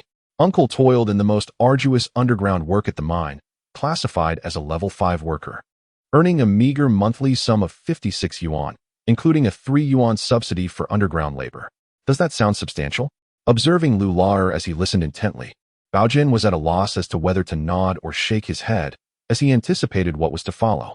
Yet, our family must sustain 6 mouths. Lu Ruyan extended her finger, counting meticulously. According to regulations, coal workers like Uncle were allotted approximately 30 jin of coal per month. However, as a model worker at the mine, he managed to secure 35 jin. Yet since mid-last year, the mine had been sluggish in distributing wages and rations, often falling short. Typically, he received around 27 or 28 jin, with any shortfall made up by the canteen providing steamed rice. Though he still had to reserve a portion of tickets for our household. It was not that Uncle was unwilling to give more. In truth, the amount he reserved for himself barely sufficed to stave off hunger. The toil underground was exhausting. Best not to dwell on that. Uncle's wage standard was 56 yuan, but owing to his position as a leader, the actual amount he brought home was closer to 45 or 46 yuan. Fortunately, the mine, similar to the steel mill, was participating in communal experiments, and the steamed rice helped to fill empty stomachs. Thus, Uncle typically kept only a trifling amount for himself, while the remaining 40 yuan went to support the family. In the capital, rations were allocated based on age. My elder brother and I received 22 jin of tickets. Yet since December, the actual distribution had dwindled to merely 13 or 14 jin, sometimes even less. Our alley was relatively fortunate, as the outstanding amounts were compensated with wheat bran. Ai Hong had just turned 7. She should have qualified for 18 jin. But the street committee only provided a standard of 12 jin, equivalent to that of the military support, resulting in a net gain of just over 10 jin. Last month, the deficit was settled with 2 chairs. At this juncture, Lu Rian's distinctive, pronounced brows knitted together in concern. Furthermore, in this part of the capital, it was no longer a matter of wealth or rations when it came to procuring food. The cheapest corn husk flour was still considered coarse grain, priced at 0.9 yuan per jin, yet my elder brother scoured various grain shops daily without securing a share. Ultimately, we had no choice but to purchase cornmeal at exorbitant prices, often exceeding tenfold, with recent prices soaring to 1 yuan per jin. Your household registration and grain account remain in the south. Although you brought some provisions, as the month transitions into spring, your family will need to tighten their belts. Lu Rian smiled, exuding an air of maturity far beyond her mere 14 years. Today's porridge was thicker than usual, and we owe our gratitude to you for bringing that cornmeal to share. Why are you all staring at me? I have finished speaking, let us eat. Jia Weijun was the first to pick up his chopsticks, followed closely by Lu Rian, while the younger ones devoured their meal with remarkable speed. Though Baogen also hailed from a life of hardship, he had never experienced such dire straits as he did in this lifetime. While accompanying his father, who was a technician, they often struggled to find enough to eat. Later, when he joined the Fan family, the initial months were marked by frequent visits from his father's colleagues, neighbors, and superiors, who lent some social standing to the Fan family. Although hunger was a constant companion, the children of the mines were resourceful. The abundant waters of Jiangnan teemed with fish and shrimp, allowing them to procure some nourishment. By 1961, the agricultural regions in the north had largely recovered from the floods, improving the living conditions in the mines considerably. The taste of wild vegetable porridge was unappealing, and Baogen found it difficult to take a second sip. Yet the gnawing hunger compelled him to swallow it down in large gulps, eyes closed. In those times, having food was a blessing beyond measure. After dinner, Jia Weijun kicked over a basket he had brought back, spilling a heap of coal cinders onto the ground. He then retrieved a smaller basket from the corridor and began to sift through the pile of cinders for usable coal chunks. The 2 younger ones each found a pair of old chopsticks, now covered in coal dust, and squatted down to help their elder. Baogen glanced at Lu Laer, who was busy washing dishes and boiling water, realizing that it was unseemly to linger idly at the side, so he picked up 2 twigs to assist in the task. The 4 of them immersed themselves in their work, and Jia Weijun smiled at Baogen. Despite being merely 8 years old, the newcomer exhibited a certain aptitude, managing to sift through the usable coal after just a few minutes of observation. Jia Weijun had already meticulously gone through the cinders, so nearly half of what he collected was usable. After 20 minutes, they finally cleared the pile of coal cinders. Jia Weijun then took out a small hammer to crush some of the burnt, half-consumed coal, leaving behind the portions that had not yet burned completely. Elder brother, is this the leftover cinders from the power plant? Baogen, being a child of the mines, recognized the unburned coal from the power plant. Jia Weijun looked at him in surprise. What did your family do before? Baogen wiped his nose, reddened from the cold. They worked in the mines too. No wonder. Jia Weijun nodded. This is the new cinder from the Western power plant. There are simply too many people picking it up. If one is even slightly slow, they can forget about collecting any. The coal just came out of the furnace today, and the heat hasn't dissipated yet. Yet a crowd is already scrambling to get their hands on it. At this point, Jia Weijun felt a sense of pride. Fortunately, our uncle is a worker at the mine, and the power plant uses our coal. The children of the power plant hold us in higher regard, and the piles of coal we scramble for have been pointed out by them. However, he added, I can't afford to sift through it carefully on site. I can only do a rough check and sift through it again when I bring it back. He smiled, gesturing at the coal chunks they had sorted. Do not underestimate this coal. A few years ago, before winter, it could sell for 1 cent per pound. Now that the weather is cold, it goes for 1.5 cents per pound at the door. This basket of 60 or 70 pounds of coal can yield over 50 pounds that can be sold. The market price has risen again, Jia Weijun declared proudly. Extending 2 fingers, 2 cents per pound, no less. A basket of coal, dear brother, I intend to earn a piece from it. Alas, if only you had learned the basics of arithmetic, you would realize how much I could profit in a month's time. It's not significantly less than a regular job. Brother Jia began to boast, and Baogen widened his mouth, feigning admiration and surprise.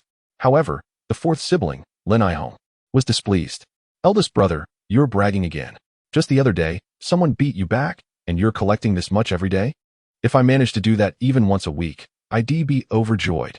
Jia Weijun, possessing a good-natured temperament, chuckled and playfully tapped Lin Aihong's forehead, leaving a black mark. Second sister.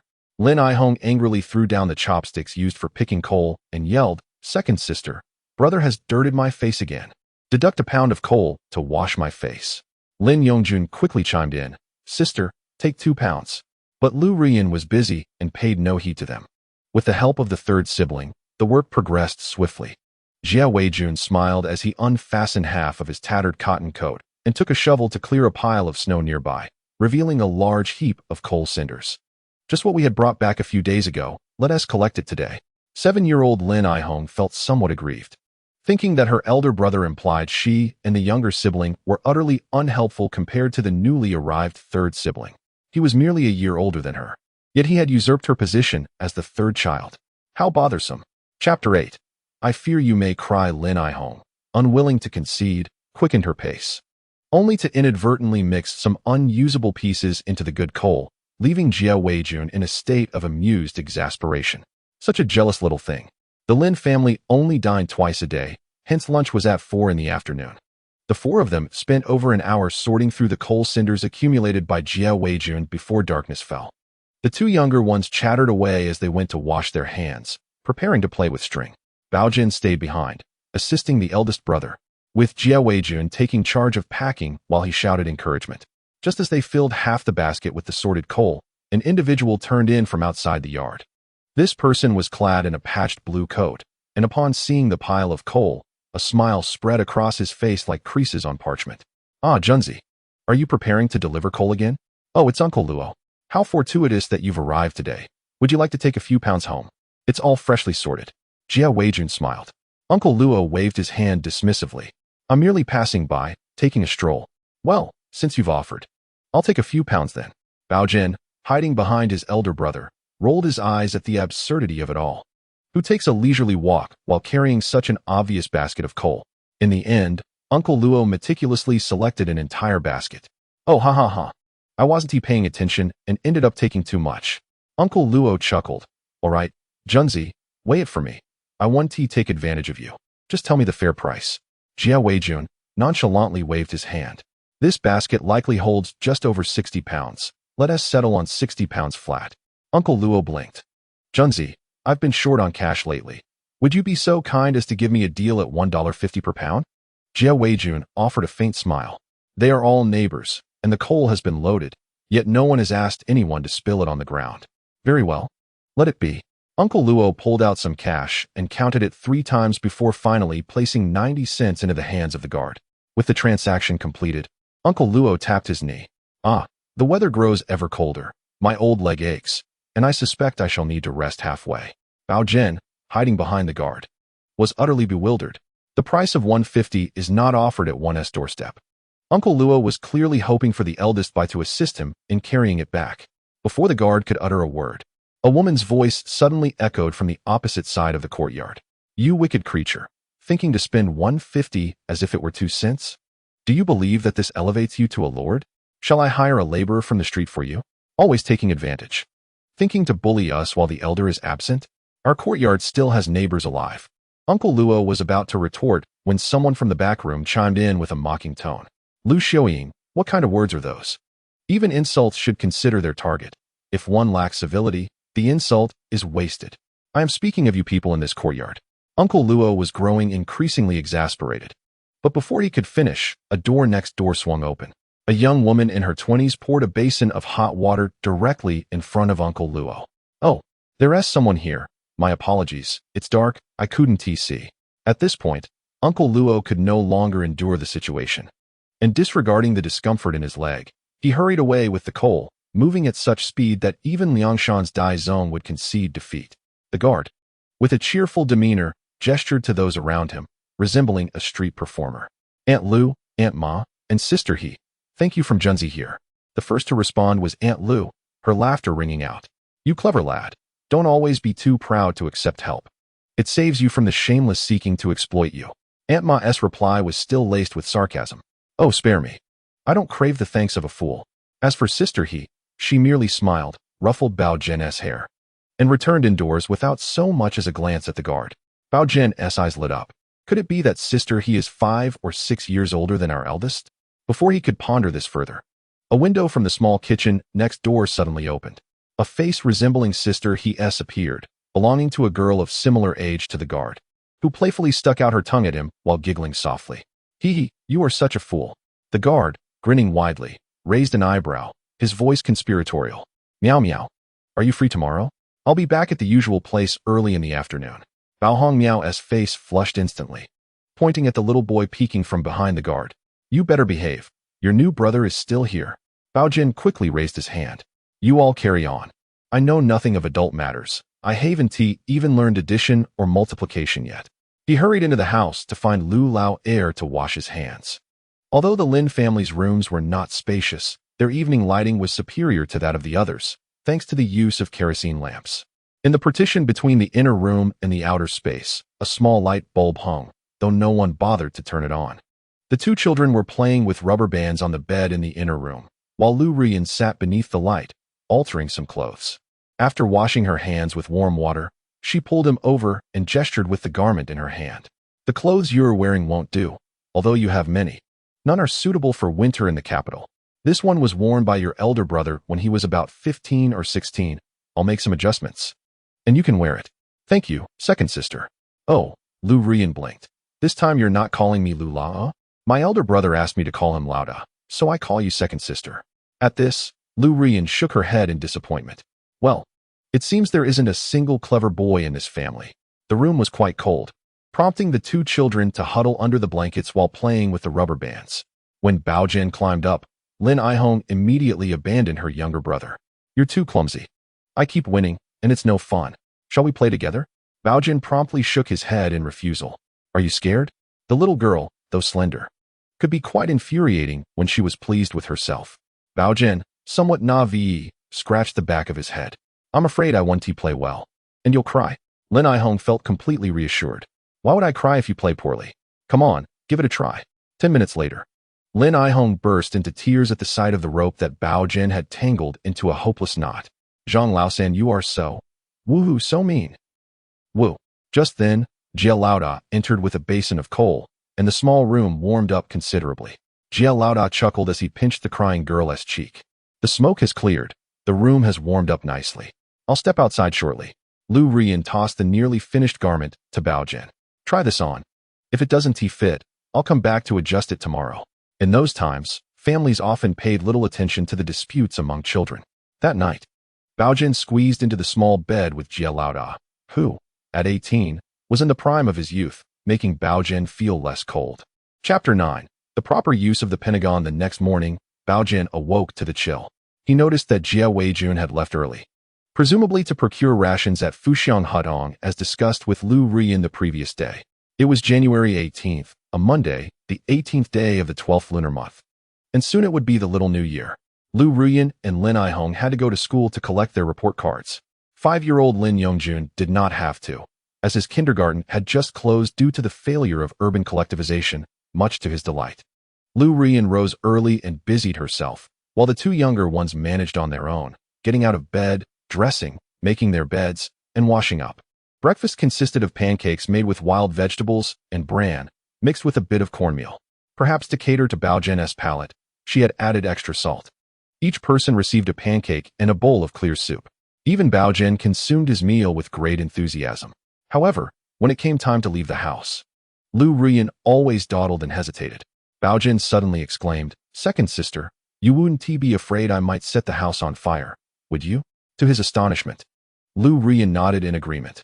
Had it not been for my recent arrival and my tender age of 8, I would have certainly stood my ground. Ultimately, Baogen was compelled to make several oaths, which allowed Lu Ruyin to lead Lin Aihong to school, glancing back every few steps. Was I concerned about setting the house ablaze? In truth, Baogen was equally disinclined to remain cooped up indoors. The stark emptiness of the house held no allure for him as he guided the 5-year-old Yongjun through the winding paths to the entrance of courtyard number 67. The snow at the entrance had been cleared, yet none of the children who had congregated there the previous day were in sight. They were likely at school, collecting report cards and contemplating how to fully embrace their childhood. With a notebook in hand, Baogen led Yongjun in a circle around the courtyard. Though a touch fatigued, he felt invigorated. At the back of the yard, Baogen stumbled upon a familiar heap of remnants, the waste coal left over from their coal-sorting activities the night before. Estimating the size, he found these remnants perfectly suited for use as projectiles, given the dimensions of his palm. "Yongjun, cover your eyes and face the wall. We shall play hide and seek." The 5-year-old's face lit up with joy. He relished this playful banter. As he watched his younger brother dutifully cover his eyes, Baogen snapped his notebook shut. Instantly, the pile of coal seemed to vanish. Yongjun continued counting earnestly. 9, 8, 7. As Baogen touched the notebook, he sensed the remnants of coal floating in the air. Simultaneously, he unconsciously brushed against the second little pentagram on the title page. A shift occurred in his tactile perception. The pentagram disappeared, and the pile of coal he was attuned to underwent a transformation. Portions of the coal separated, forming distinct heaps, their colors and shapes gradually altering. Third brother, you are truly foolish. I've caught you." Yongjun's exuberance knew no bounds. He had never triumphed in hide and seek over the past 5 years. Yet, Baogen was too preoccupied to indulge in Yongjun's delight. He was astonished to discover that the coal remnants that had autonomously transformed had actually morphed into the same type of unprocessed coal that Jia Weijun had brought back the previous night. Jia Weijun returned to the courtyard, despondently carrying his bag. The information from his friend had proven accurate, but he had arrived too late. Many others had come before him, some even having traveled overnight from West City to Q. Just as he neared the front of the line, the grain store had run out of its quota. What troubled him further was a rumor he had overheard among the crowd. The city was poised to implement policies limiting grain ticket purchases by region, necessitating a regional stamp on the tickets. With a heavy heart, Jia Weijun had yet to step inside when his attention was drawn to a heap of items near the door. "Oh, did I actually leave a pile unprocessed last night?" As Jia Weijun dealt with the remnants of coal, Lu Ruyin returned home with Lin Aihong. The first grader was particularly cheerful, her small red flower eliciting admiration from Lin Yongjun, who praised his sister. As for Lu Ruyin, she refrained from mentioning her own grades, her anxiety stemming from the disheartening news Jia Weijun had brought home. Baogen diligently followed his leader, bustling about until the extracted coal was sold. At last, he concluded that the heap of automatically separated waste coal dust weighed precisely 100 pounds. His preliminary hypothesis suggested that a small 5-pointed star could induce a transformative change in an object of such weight. Counting the days, it seemed that a new graffiti would appear tomorrow. Zhang Baogen couldn't help but smile secretly. "Second sister, look at third brother. He.s. actually smiling. Lu Rian and Xia Weijun remained unresponsive, engrossed in planning to venture out to gather wild vegetables with a few younger ones once the snow melted further. Lu Rian proposed, "We must venture a bit farther. The area near the city wall has already been thoroughly scavenged." Xia Weijun nodded in agreement. "This time, let us avoid Dongji and head north out of the Anding Gate. I've heard that the snow is deeper over there, and there are relatively fewer people searching for vegetables." Lin Aihong's complaint was abruptly silenced as Baogen remembered he had a stash of over a dozen white rabbit milk candies. He pulled one out, unwrapped it, and stuffed it into the mouth of the quiet and obedient Lin Yongjun. Lin Aihong immediately fell silent, enviously observing her younger brother's blissful expression. "Zhang Laosan, give me one too. I promise not to oppose you today." After teasing Lin Aihong for a few moments, Baogen eventually relented and gave her a piece, nearly overwhelming her with joy. He held great admiration for the children of this era. For instance, he, Lin Aihong, and Lin Yongjun all carried tattered little baskets as they rose early to catch the bus north for over 20 minutes. Disembarking and walking several kilometers past the Temple of Earth Park, yet they were hardly fatigued, only intensely hungry. The energy from the pancakes they had eaten that morning had long been depleted. With several days of no snowfall and a clear sky that morning, they were not the only family seeking wild vegetables from the number 67 courtyard. Aunt Lu and her son, along with the formidable Grandpa Yang from the neighboring wall, were also in their company. Nowadays, even foraging for wild vegetables could lead to disputes. Aunt Lu had been incessantly chattering, and it seemed that before long, arguments might erupt. Grandpa Yang, clad in a tattered coat, casually grabbed Yongjun by the collar and stuffed the child into his own large basket. Searching for vegetables in the snow was inherently a matter of luck. With so many people out, how could there be no conflicts? The old man glanced at Baogen again. "Junzi, why does your family's newcomer bring a notebook while searching for vegetables? Haha, are you planning to raise a university student?" Xia Weijun chuckled and shook his head. I can't dissuade him. He is flexible in other aspects, but stubborn in this regard." As they spoke, Xia Weijun pointed towards the vast fields scattered with hundreds of people. "We have already left Xinhua." Grandpa Yang nodded. "Let us meet back here at 3 in the afternoon." "Let us go." The three families immediately parted ways, but before Xia Weijun and Lu Rian could decide which direction to search, Baogen interjected, pointing towards the signpost to the west. "Leader, second sister, should we not head towards Xiaowang's? Lin Aihong and Lin Yongjun, having privately accepted the bribe of white rabbit candies, eagerly echoed his suggestion. "All right then." Xia Weijun nodded in agreement, though his true desire was to journey further north. However, the three younger ones had come to a consensus, and he did not wish to disappoint his siblings. 4-1, Lu Rian sighed helplessly, believing her elder brother's overly spontaneous nature ought to be amended. "Hey, comrade, do not venture that way. Several miles along that path have been thoroughly scavenged for over 800 years. A kind soul offered a warning to the family. His companion chuckled. "What do you care for them? Perhaps they are simply luckier than us. They might unearth gold from the soil." Xia Weijun's expression darkened, and Lu Rian hastily grasped her brother's arm, leading the family toward the west. She was well aware that despite Xia Weijun's amiable demeanor at home, he possessed a notoriously fiery temperament outside. Baogen hid behind Xia Weijun, diligently memorizing the appearance of the small-eyed fellow who had made the sarcastic remark. He bore no grudges throughout his 2 lifetimes, for harboring resentment was a burden.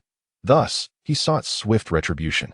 The small-eyed man was clad in a work uniform bearing inscriptions, "Raw Material Workshop of the capital's first steel mill." "All right, I shall remember this." However, he needed to guide everyone quickly towards Xiaowang's. This morning, the latest scrawl on the notebook contained a mournful tribute.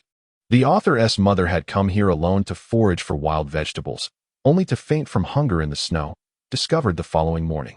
The incident occurred on this very day. A 5-pointed star. No, a life. Baogen could not remain indifferent. Chapter 10. Who says intellectuals are useless? In his previous life, Baogen was compelled to leave his hometown at the age of 36 to seek his fortune. This was during a tumultuous period in the domestic arena. To make a living, Baogen had served as a sparring partner for a master, a prop for a Taoist priest, and even mingled with a certain section chief, becoming a brother in arms.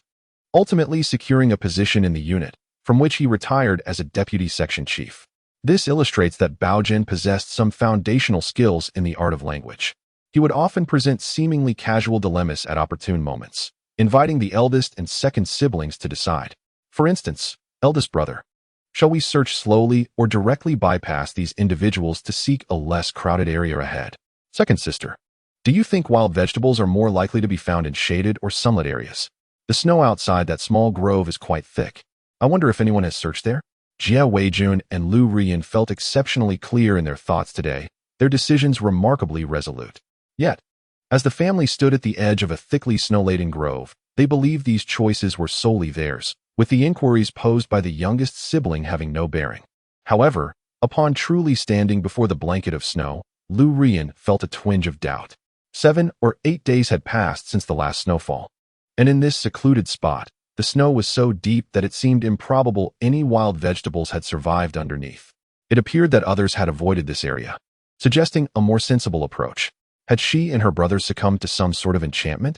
When the sun emerged to melt the snow, it was also the coldest time of the year. Baogen and the two younger ones continued to shiver, stamping their feet. As he observed Lu Lar regaining his senses, he hastily pointed towards the depths of the forest and shouted, "Sister, do I see a figure lying in the woods?" Jia Weijun and Lu Rian exchanged glances and scrutinized the visible areas of the forest. It was desolate. There was no sign of anyone. Am I imagining things? Baogen feigned contemplation, scratching his head and rising onto his tiptoes. Yet, if someone truly lay here for half a day, they might have perished. This ambiguous remark prompted Jia Weijun and Lu Rian to decide to take a stroll through the forest. It would not take long. The 5 of them trudged through the thick snow, venturing over 200 meters into the woods, yet they found nothing. Just as Lu Rian was about to chastise Zhang Baogen, a flicker of something caught her eye at the corner of her vision. New footprints. Jia Weijun curiously examined the direction in which the prints led. 2 individuals, one following the other. What could they be doing in the forest? One following the other. Baogen's heart sank. However, the records clearly stated that only the author's mother had come here to forage for wild vegetables. Brother, sister, do you think the footprints behind are stealthily trailing the ones in front? Jia Weijun chuckled as he tousled Baogen's hair, yet Lu Rian's expression turned grave. The footprints were distinctly female, while the male prints behind had frequently appeared behind several large trees. This person was hiding, tracking the one in front. Laosan, take Aihong and Yongjun outside the forest. Lu Rian gripped her small shovel tightly, directing her gaze towards Jia Weijun. Brother, something feels amiss. Look behind those trees. The shovel transferred from her shoulder to Jia Weijun's hand as he licked his lips and turned back to see Baogen with the 2 younger ones already sprinting over 100 meters away. He then crouched low, leading his sister forward. Baogen and his companions hid behind a snow pile at the roadside outside the forest. Moments later, Jia Weijun's booming voice echoed from within the woods, accompanied by Lu Rian's sharp scream. Don't let that scoundrel escape. Hurry, we must apprehend the murderer. A middle-aged man wearing a fur cap stumbled out of the forest, sending snow flying in all directions. Jia Weijun, armed with his shovel, pursued him, maintaining a distance of 10 meters, while Lu Lar's voice echoed from deep within the woods. Comrade, wake up, wake up. As the middle-aged man approached the edge of the forest road, suddenly, a child of 7 or 8 years sprang forth from behind a snow pile, grinning at him. Uncle, want to have a snowball fight? The child gleefully tossed a handful of snow. The middle-aged man dismissed the child entirely, paying no heed to the snowflakes thrown his way. Just as he attempted to speed past the child, a burning sensation seared his eyes, as if he had swallowed hot coals. What kind of child plays in winter with lime powder? He exclaimed before collapsing face first into the snow, letting out a wretched scream. In a state of utter panic, he scooped up the snow from the ground and rubbed it against his eyes and face. Baogen retreated a few steps in terror, waiting 3 seconds before cautiously reminding him. Uncle, you should not use water when lime powder gets into your eyes. Didn't the teacher say that snow is also water? The man faltered, and in the next moment, his screams intensified. Yet, his misfortune did not end there. The aggressive Jia Wei army kicked him, sending him tumbling, with his head plunging into the snowdrift. Baogen clapped his hands in resignation. Well, this is truly the end. The woman rescued by the siblings was in her 40s, with the surname Hu, named Hu Qiuyan, a teacher at a certain agricultural school. Upon exiting the Zhao Wangzhuang police station, despite her extreme weakness, teacher Hu insisted on returning to the small forest where the incident occurred with the siblings. Her destination was a wheat field on the western side of the small forest. At first glance, This patch of wheat appeared rather secluded, with snow piled even thicker than in the woods. Leaning on Lu Rian for support, Hu Qiuyan gazed at the wheat field before her, a smile finally gracing her features. To be honest, I teach biology. Last autumn, I brought my students here. She pointed to the edge of the field. I remember there was a patch of shepherd's purse growing there. A glimmer of wisdom sparkled in teacher Hu's eyes. Everyone knows that mature shepherd's purse is inedible, yet the tender shoots are an exception. I only remembered this a few days ago. Given the growth of the shepherd's purse here, there should be quite a few tender shoots sprouting before the snow arrived. Teacher Hu smiled as she gently squeezed Lu Rian's hand, who listened intently. I have researched this. The seedlings of shepherd's purse can withstand frost to some extent, but generally, they cannot survive more than 7 or 8 days of snow. Unless in places where the snow layer is exceptionally thick, it can maintain an environment around 0 degrees at the bottom layer. Thus, I deduced that beneath the snow in this wheat field, there should be numerous surviving tender shoots. The siblings exchanged astonished glances. Who said that intellectuals are of no use in these times? What are we waiting for? Let's dig. The thick layer of snow by the edge of the field was swiftly excavated by the Jiawei army, with several younger ones trailing behind, eagerly searching for the tender shoots of shepherd's purse. Indeed, there were many. Though these tender shoots appeared rather wilted and clearly would not last long, they still made the siblings' mouths water with hunger. Hu Qiuyan, having consumed half a bean curd cake brought by Lu Rian, regained some strength. She discarded some of the shepherd's purse shoots that the siblings had collected. Teacher Hu pointed to one of the discarded tender shoots of shepherd's purse and cautioned Lu Rian earnestly. Xiaolu, you must be careful. The plant commonly known as shepherd's purse actually encompasses 2 different species. To those unfamiliar with botany, they appear almost indistinguishable, thriving in similar environments and regions. The tender shoots we are keeping to eat are called Nanluoguxiang, a traditional Chinese medicine.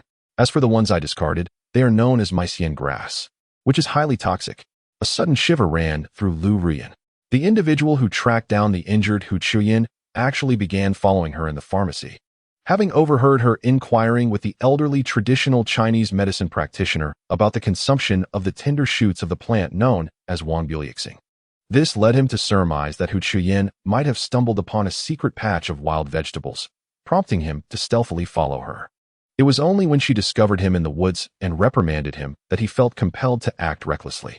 Had Hu Qiuyan not noticed him, he might have successfully pilfered both varieties of the plant to take home for consumption. A considerable number of tender shoots were unearthed. Yet Hu Qiuyan discarded more than a third of them. Besides Hu Qiuyan's basket being filled to the brim, Jia Weijun's large basket was also stuffed full, while Lu Rian's was filled to a substantial extent. The 3 smaller ones, however, continued to carry their empty baskets with ease.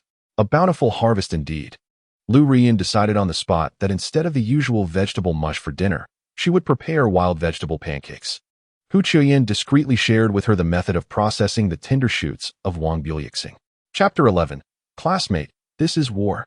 Lu Rian regarded herself as the only one in her family with any sense.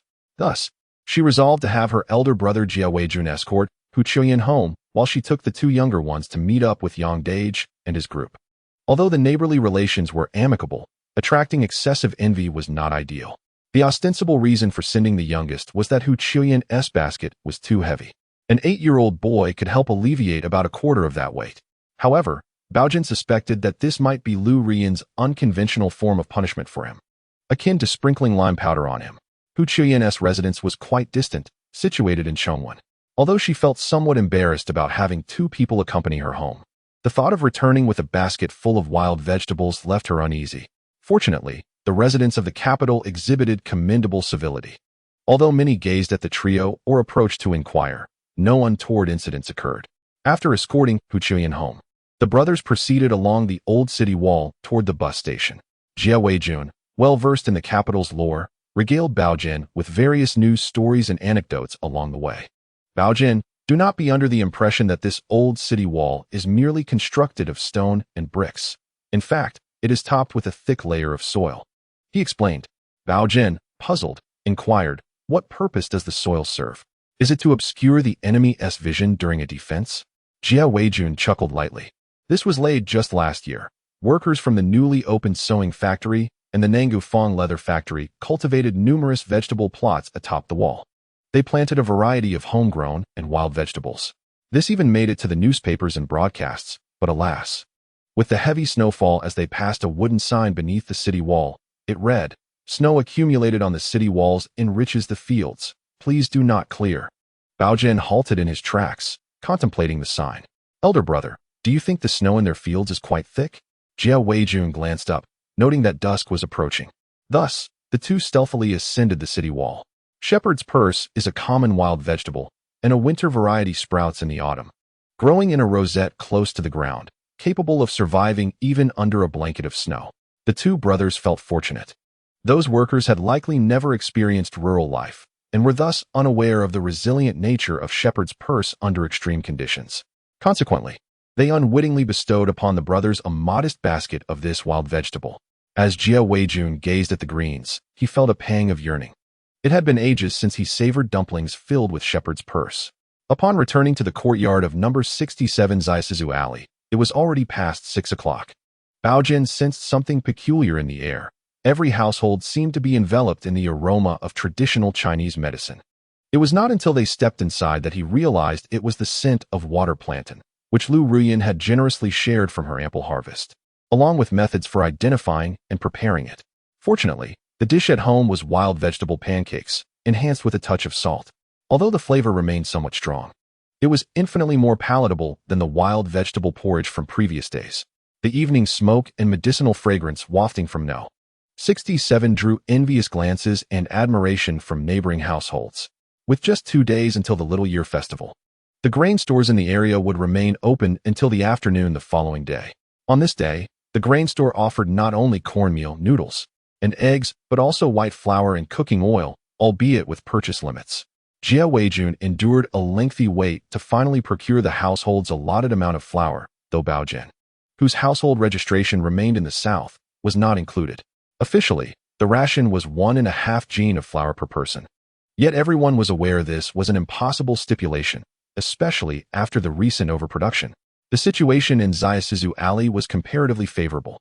8 liang of white flour along with 1 jin of coarse grains did not count against personal quotas. The atmosphere around number 67 was joyful, with greetings exchanged at a higher volume than usual. Each household busied themselves with cleaning, and many housewives could be seen sweeping back and forth at their doorsteps, engaging in light-hearted banter with their neighbors until they had cleared away at least 2 jin of dirt.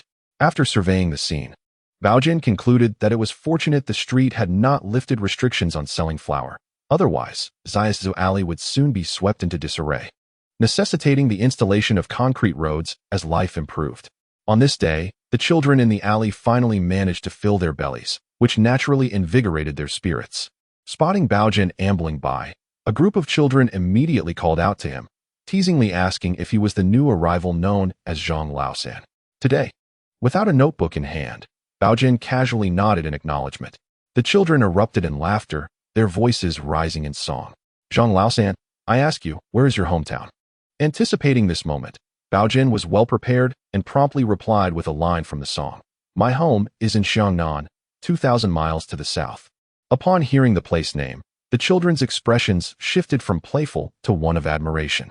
Zhang Baogen from Xiangnan was undoubtedly a figure to be rallied around. Snowdrifts still lingered throughout the alley, prompting the children to organize a snowball fight, dividing into 2 teams, one on the west side and the other on the east. In the western part, Baogen teamed up with Dachun, the son of Aunt Lu Er. Dachuan emerged as the leader among the children from the west. Yet luck was not on his side, as he lost a game of rock-paper-scissors against the representative from the east. Consequently, Baogen and his companions were relegated to portraying the white bandits, while the eastern children, each reminiscent of Yang Zirong, stood ready. Several of Baogen's friends were brought to tears in the moment. The 2 factions, separated by a distance of 20 meters, took cover behind mounds of snow, preparing for their clash. However, the opposing side called for a moment's pause. The leader of the eastern children ascended a snow mound, striking a pose as if for a grand entrance. The children from the east erupted in applause. Yet, before the cheers could fully resonate, a snowball struck the leader squarely in the face. The eastern children were incensed, and Dachuan gazed at Baogen in disbelief. "Why did you deny him the chance to showcase himself?" Baogen shrugged nonchalantly. "Chenggu, we are the white bandits. Being the villains is expected." They are the protagonists, and we are merely the supporting cast. After a moment's contemplation, Dachuan found merit in Baogen's reasoning. The child struck by the snowball sprang to his feet, crying out, "Classmates, let us give it our all against the enemy." One overly spirited child rushed atop the snow mound, igniting a taunt directed at Baogen's faction. "Classmates, fire for victory. Do not hold back." A flurry of snowballs, devoid of any sense of sportsmanship, rained down upon him. The alley was soon filled with flying snow. Amidst the chaos, he rallied his peers, shouting, "Follow me," while urging his comrades, "Hold the line." After several exchanges, and adhering to the unwritten rules among the children, the Western faction crumbled and retreated, prompting the Eastern children to laugh heartily as they pursued their fleeing foes. Little did the children from the East anticipate that a cunning strategist now accompanied Dachuan. The Western retreating forces squeezed through a narrow passage barely a foot wide, with their pursuers hot on their heels. Dachuan, nimble and quick, led his friends to block the narrow opening with snow, while the Eastern children, laughing, charged toward it. Yet, less than a minute later, Baogen and two others circumvented their route and began to barricade it with snow. The Eastern children returned home in tears. Dachuan and his group played dirty tricks, while the newly appointed leader from the West resorted to lofty principles. "Classmates, this is war." From that day forth, the snowball fights among the children of Zaisu Alley underwent a peculiar transformation. The scripted scenarios of traditional plays nearly vanished, replaced instead by the strategic maneuvers of the 36 stratagems. Among the most devious was Zhang Baogen from Courtyard 67, who dared to urinate in the snow to impede the pursuers. With such antics, how can anyone focus on their studies? Just before the holiday, a furious little girl, around 7 or 8 years old, emerged from the entrance of Courtyard 68, pointing at Dachuan and his friends, chastising them soundly. Dressed in a red scarf adorned with 2 stripes, she was clearly a monitor. Dachuan, indignant, retorted, "We're just playing outside. How does that concern you?" "Right, Baogen." To his surprise, Baogen nodded in agreement with the girl. "Dachuan, I believe she makes a valid point." Dachuan was taken aback. "What point?" Baogen replied with utmost seriousness.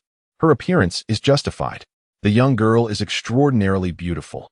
Even without makeup, she appears this stunning, and one can only imagine how remarkable she will become as she matures." Upon hearing this, the girl cast a glance at Baogen and scoffed. "You must be the new arrival, right?" Dachuan promptly took it upon himself to shield Baogen behind him. "Ibai Mei, if you have something to say, let it be directed at me.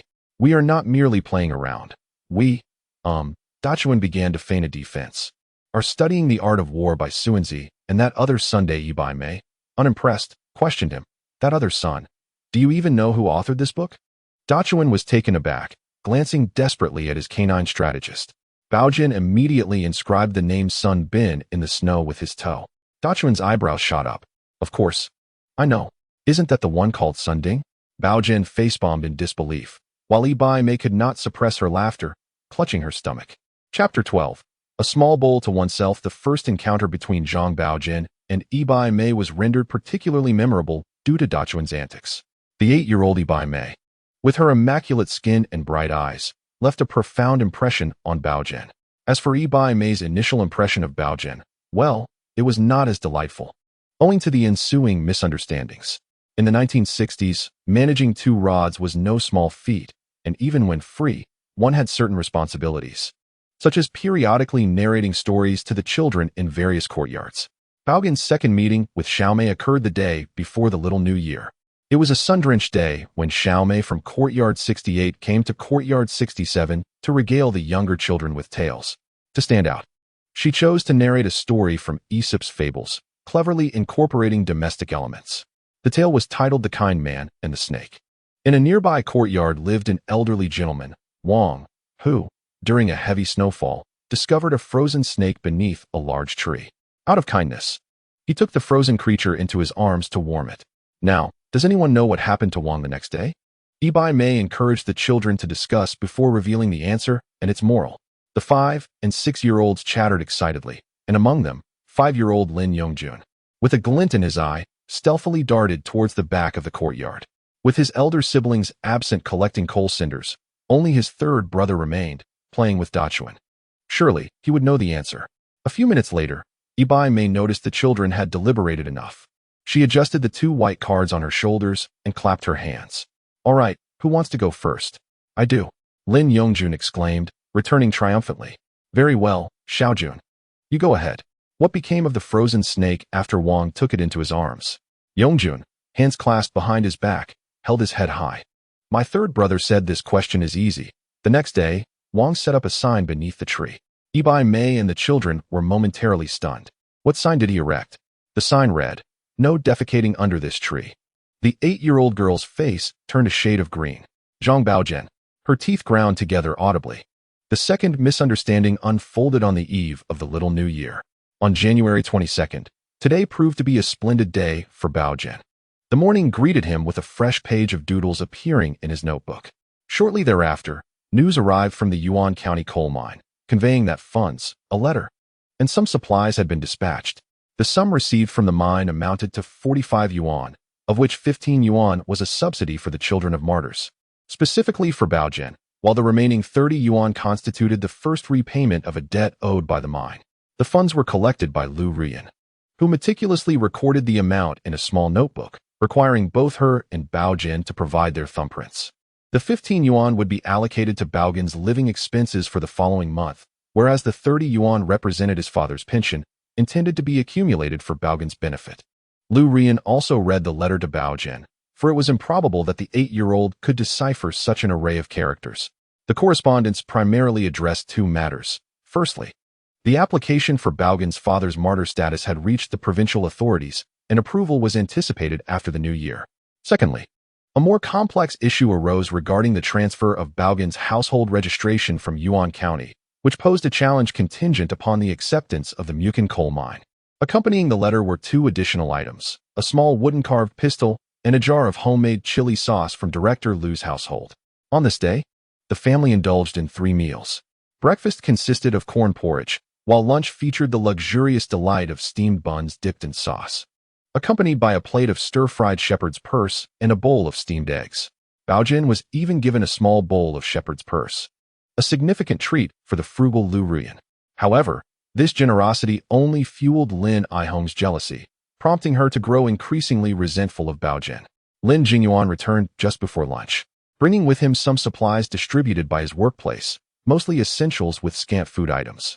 Moreover, he handed over the majority of his recently received salary to Lu Ruyan. After several calculations, her anxieties began to ease, assuring her that provisions for the family before the Lantern Festival would be adequate. Lin Jingyuan, rarely home, spent only a few moments at the table before departing with Jia Weijun to procure some grains. As they exited the courtyard, Jia Weijun glanced back towards the yard and quietly inquired of Lin, "Uncle, why keep this from Xiaoying?" Lin shook his head. "This child is perceptive. I cannot disclose this matter just yet. We'll wait for further developments." After a moment's hesitation, Jia Weijun couldn't resist probing further. "Is the person you are introducing truly a teacher from the elementary school?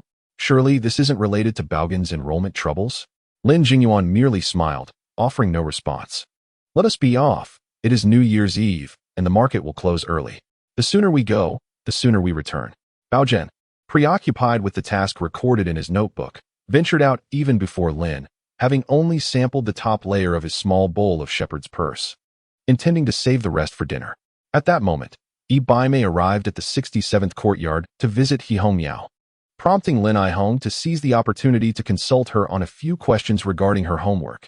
Just before stepping out, Lin Aihong, with a sly glance, snatched the small bowl of shepherd's purse while Lu Ruyan was distracted, planning to share it with Yi Baimei.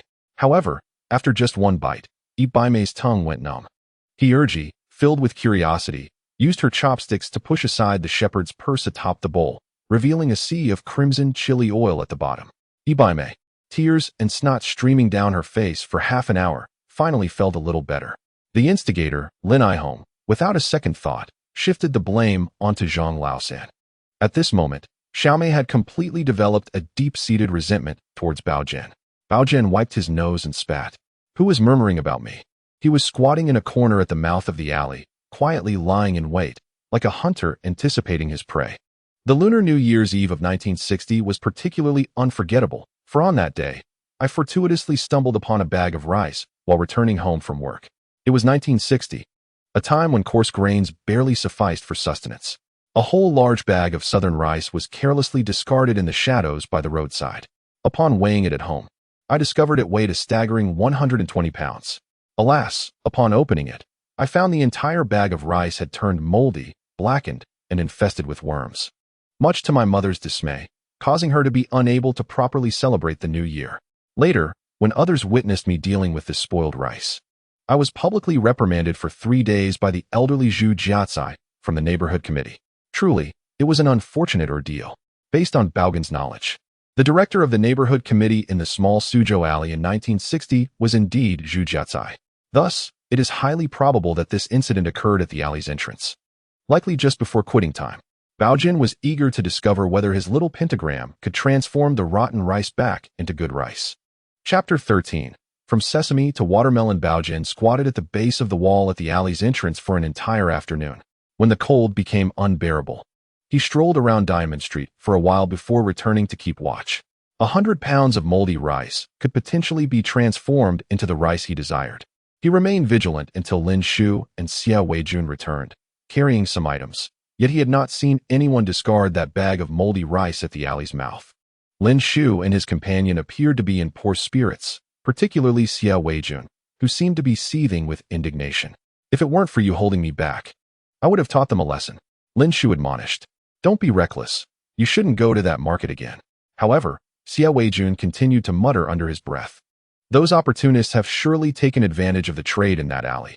Who knows the legitimacy of their goods? Do I not know the relationship between their home and the grain store?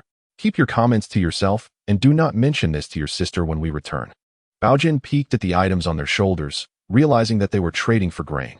After squatting for a while longer, just as a chill crept up Baogen's spine and his feet began to tingle, several individuals pushed an old cart from a nearby alley. Each person wore hats and scarves tightly wrapped around their faces. The sounds of their conversation drifted over to Baogen, hidden behind the tree. Brother Lingzi, why didn't we take action against those two earlier? If that kid hadn't interfered, I would have forced those people to buy our bag of rice. The leader glanced around, spat on the ground after pulling down his scarf. Just wait. If we hadn't gathered so many items today, we would have acted decisively. Just see if I don't. In the event of a confrontation, should the police be summoned, they might escape, but what are the goods we possess? There is a short fellow with a silver tongue. I told you, our brother Ling possesses the sharpest wit. After a mere stroll through a few black markets, with a mix of coaxing and intimidation, those ruffians cowered like frightened children, allowing us to seize such a bounty. Today we have struck it rich. Brother Ling chuckled. Let us not become overzealous. We must remain composed. Aside from the goods exchanged for us by my uncle, the other offerings we acquired are rightfully ours to divide at my home. He patted the shoulder of the man who had earlier voiced grievances. Did you not memorize that fellow's face? Next time we encounter him, let us keep silent and follow him home. We shall have him at our mercy. A group of ragged individuals ambled along, their gait reminiscent of a duck's waddle, as if the words "I am not to be trifled with" were inscribed upon their faces. Yet, they were somewhat feeble, struggling to push the cart up a gentle slope. The leader glanced around, noting the absence of onlookers, and lifted his shirt, heading towards a corner to relieve himself. The four companions followed suit, grinning as they lined up, unfastening their belts and playfully competing to see who could last longer. Baogen, clutching his notebook, stealthily emerged from behind a tree. If his instincts were correct, Uncle Lin and the boss had just clashed with these local bullies in the black market. These ruffians not only extorted businesses, but also had connections to smuggle public supplies from grain stores, making them among the most despised figures of the time. Why should Baogen show them any courtesy? The cart was laden with 4 or 5 burlap sacks, their contents indiscernible. He gently tapped his notebook on the cart. Suddenly, the entire cart vanished. I initially intended to scavenge for a sesame seed, yet I ended up with a watermelon. Baogen quietly retreated back into the alley, taking a different route to escape. Meanwhile, Brother Ling continued to engage in a playful competition over who could urinate the longest. In the midst of this, he instructed one of his companions, Gaozi, forget about that bag of spoiled rice. My uncle has already accounted for it. It's worthless and merely a burden. Gaozi, of shorter stature, nodded in agreement. What a pity. Had I been a bit more ruthless today, they might have purchased it on the spot. Ling shook his head. My uncle warned me. That stuff could be lethal. If someone were to perish, it would likely trace back to him, especially since such spoiled rice is rare these days. Suddenly, Gaozi broke into a sly grin. Heh, I'll just toss that bag where we relieve ourselves. The group erupted into laughter. Gaozi glanced back at the cart, chuckling. Hey Gaozi, you just got my shoe wet. Brother Ling, look at the cart. Upon turning, Ling's eyes nearly bulged from their sockets. Where has my large cart gone? Brother Ling, don't turn around. Ah, you've splashed my pants. But in the next moment, they all sensed something amiss behind them. Their cart, laden with the spoils of their ill-gotten gains, had silently vanished. Even more chilling was the sight of the ground where the cart had once rested, now teeming with rice weevils and similar pests crawling about. A group of individuals, engulfed in a tempest of anger and surprise, momentarily lost track of their actions, resulting in a significant number of friendly fire incidents. Particularly, Lingzi, who was known for his habitual stance, found himself caught in a flurry of water from the startled comrades. Drenched and trembling, overwhelmed by a mix of shock, rage, and fear. He was all too familiar with that rickety cart. Even the slightest movement would elicit a mournful creak audible from a mile away. How could it have vanished so silently? Just then, a gust of winter wind swept through, sending shivers down everyone's spines. How eerie. Gaozi's teeth chattered in agitation. What is happening? Lingzi, could it be that we have encountered something sinister? A chill enveloped the air. Lingzi, momentarily dazed, pondered how the atmosphere had suddenly turned so frigid. At that precise moment, two neighborhood aunties emerged from the alley with baskets in hand, their eyes widening at the most scandalous scene they had ever witnessed. Heavens! Quick, someone, there are people behaving indecently. Only then did Lingzi and his companions regain their senses. Ah, how could they have forgotten to pull up their trousers, explaining the sudden chill? With the aunties' cries echoing, people from every household in the alley rushed out. Lingzi and his friends hastily pulled up their trousers and fled in a frenzy. They dared not be caught, for public indecency was the least of their concerns. Baogen was oblivious to the commotion at the alley entrance. After taking a long detour, he finally returned to number 67 courtyard. Children were running about. And although each household had little to offer for the New Year's Eve feast, the bustling preparation was essential. Upon entering, he found Uncle Lin and Xia Weijun conversing with Lu Ruyan in the inner room, the curtain drawn, their topic a mystery. The two younger ones were frolicking in the courtyard, leaving Baogen alone in the outer area. His gaze soon fell upon several unfamiliar sacks in the corner. These must be the items Uncle Lin and the others had brought back that day. He felt through the bags.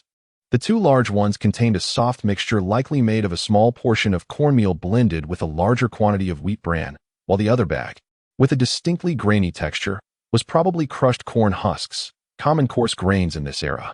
However, it was the two smaller bags that piqued Baogen's curiosity. One was heavier, around 20 pounds, and its texture indicated it was nearly pure cornmeal, devoid of sand and bran. The other, a smaller bag weighing approximately 10 pounds, exhibited a uniform graininess. Sorghum? Could this be for the family's celebration? Although there were 6 members in the household, it seemed improbable that they could sustain themselves on such provisions for several days. Baogen, ever observant, noted that the knots on the bags were tied in a manner unfamiliar to Uncle Lin, the eldest, or Lu Ruyan. This suggested that after the transaction, they had not reopened the bags. Baogen resolved to take stock of his recent discoveries. Chapter 14. An 8-year-old crawls through a dog hole, quite normal.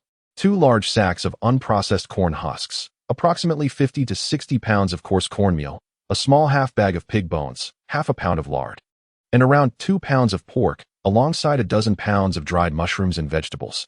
Most notably, there is a whole bag containing about 60 pounds of white flour. Following this, there lies a large bag of over 100 pounds of dark, moldy rice, and of course, a dilapidated cart. Baogen's attention fixated on that bag of moldy rice, his fingers brushing against a small 5-pointed star on the notebook's cover. Before his eyes, the rice bag spontaneously opened, and the majority of the dark, moldy rice flew out, forming a heap. As the small star under his touch gradually faded, the pile of moldy rice underwent a transformation. The mold and darkness vanished, revealing a mound of slightly yellowed rice. Inside, Lu Ruyan pressed her lips tightly together, striving to appear indifferent, carefully controlling her tone and any unnecessary movements. Yet, the tension in her poised toes betrayed her current feelings. Uncle, decisions made by elders should not involve us younger generations. Aside from Ihong and Yongjun, I, my elder brother, and the third brother are all your kind-hearted choices. We genuinely rejoice in your companionship. My only concern is whether the teacher will look down upon our family. Furthermore, if your interest in the teacher stems from the matter of the third brother attending school, I must admit I feel somewhat unsettled. Old Lin chuckled softly. You are such a thoughtful girl. Regarding teacher Chun, our leaders mentioned it to me several months ago. Initially, given our family's circumstances, it seemed unworthy of her. Thus, I declined several times. However, this time feels different. Lin allowed his smile to radiate warmth. On the way back with Baogen, I took care of a few matters and received a commendation. Next month, I might become the leader of our group, which comes with a $5 raise. The union at the mine has been pressing me on this. Coincidentally, the Railway Bureau is willing to assist, offering a small room next door in the explosives alley for the elementary school. Lu Rian comprehended the unspoken implications of Uncle Lin's words. The room in the alley next to the Railway Bureau, ostensibly lent to the elementary school, was in fact intended as a bridal chamber for teacher Chun. Thus, it appeared that the conditions for Uncle Lin's courtship were nearly fulfilled. Presently, the only concern for the prospective bride was the presence of children in the household. This was also Lu Ruyan's greatest worry. The reason Ihong and Yongjun's mother left Uncle Lin years ago was partly due to his decision to adopt the elder brother after taking in herself. Jia Weijun chimed in to offer some reassurance. Uncle is certainly capable of caring for us. The house here belonged to him before the social reforms a few years ago. Although it now belongs to the street committee, they have promised not to charge us a penny. Lu Ruyan felt a certain resistance towards this matter. Yet she understood that it was ultimately in Uncle Lin's best interest. Suppressing the turmoil within her, she managed to smile and nodded in agreement. I shall first extend my heartfelt wishes for Uncle's swift success. On the eve of the little new year, Baogen was pleasantly surprised to find that Lu Ruyin had prepared 2 additional dishes. Each bowl now contained an extra wild vegetable steamed bun, and the table was graced with an extra dish of pickles and peanuts. Baogen and the 2 little ones were eagerly vying for the peanuts, which were quite a delicacy. With Lin Jingyuan's return, the living conditions at home became even more cramped. This might indeed be one of the reasons Lin Jingyuan agreed to visit. The Lin family only possessed one proper bed, located in the outer room where Baogen and Xia Weijun slept on a small cot. The inner room was rather small, cluttered with several large wooden boxes of equal height. 3 of these large boxes were pushed together against the wall, and with bedding atop, they formed a makeshift bed. Typically, at bedtime, Lu Ruyin would move the dining table from the outer room inside, connecting it with a wooden board wedged in the corner and resting it on 2 long benches beside the box bed, then cover it with bedding. At this juncture, the inner room would be so congested that not even a stool could fit. The 2 little ones would sleep on the box bed while she took the table bed. With Lin Jingyuan's return, he borrowed 2 long benches and a wooden board from the neighboring households in the courtyard, and ultimately even borrowed an extra mattress, setting up a bed beside the stove in the outer room. The outer room became equally packed. If Lu Ruyin needed to get up in the night, she would have to turn sideways to pass through. Baogen found that sleeping this way was quite agreeable, as the presence of more people raised the temperature in the room. After all, he was small in stature. However, he realized he needed to devise a plan for Lu Laoer to procure some meat for tomorrow. At 8 years old, he found himself lacking in height, weight, and overall health, primarily due to a deficiency in nutrition. After a flurry of thoughts, he eventually drifted into a deep slumber. Upon awakening, he discovered that the sun had fully risen, and the sounds of the 2 little ones bickering outside indicated that he was the only one still in bed. Uncle Lin and his elder brother seemed to have gone off somewhere, while Lu Ruyin was busy at the stove, her back turned to him. Breakfast consisted of leftover porridge from the previous day, augmented with some cornmeal. He rose to warm it up and eat. Lu Ruyin seemed to have heard the commotion from the bed behind her, casually instructed him without turning around, and continued her tasks. Uncle Lin and his elder brother had departed early that morning, taking supplies with them to accompany the matchmaker to the Qin family.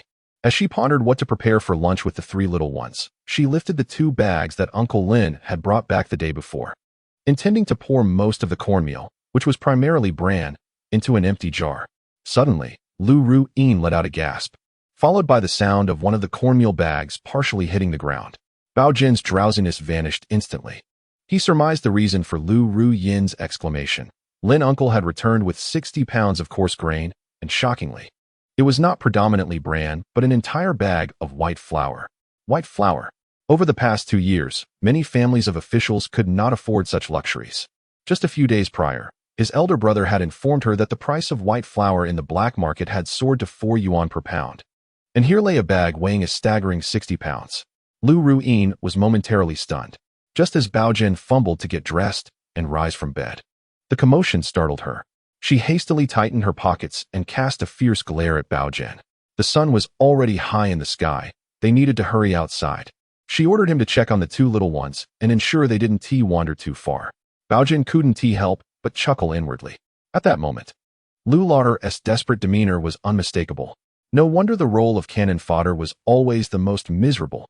His psychological resilience was severely lacking.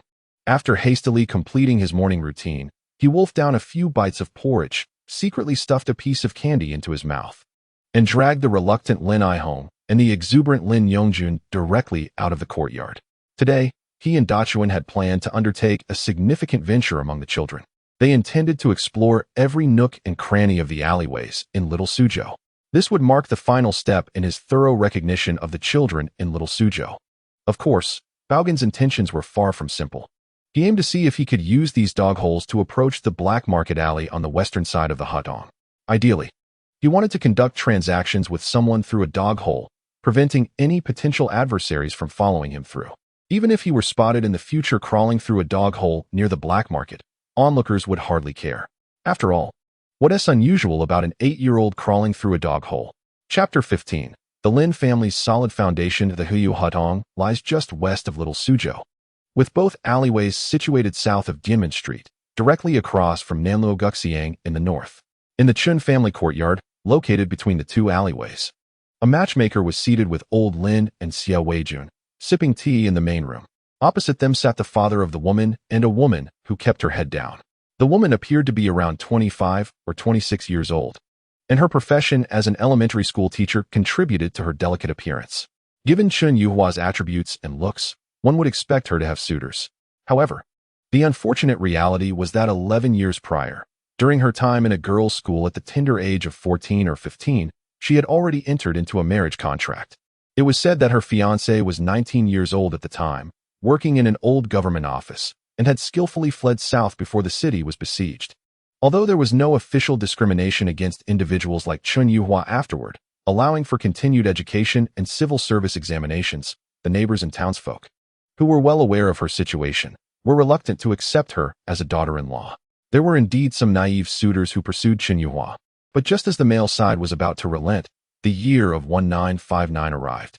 The disastrous year led the impoverished parents of the suitor to finally agree to the marriage, but their interest lay solely in Chun Yuhua's salary. Chun Yuhua was no fool. Her own parents lacked formal employment, and if she were to marry and bring her salary with her, wouldn't her parents starve? Thus, both parties parted ways unhappily.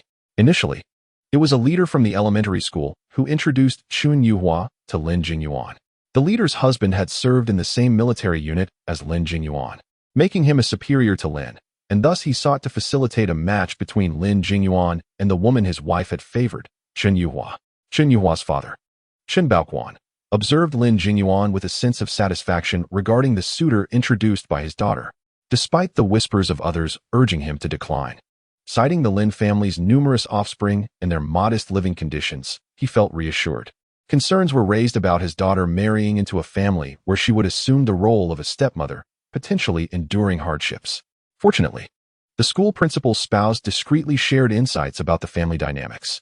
Take for instance Xia Weijun, who sat next to Lin Jingyuan and was already 18 years of age yet remained unemployed, seemingly the Lin family's greatest burden.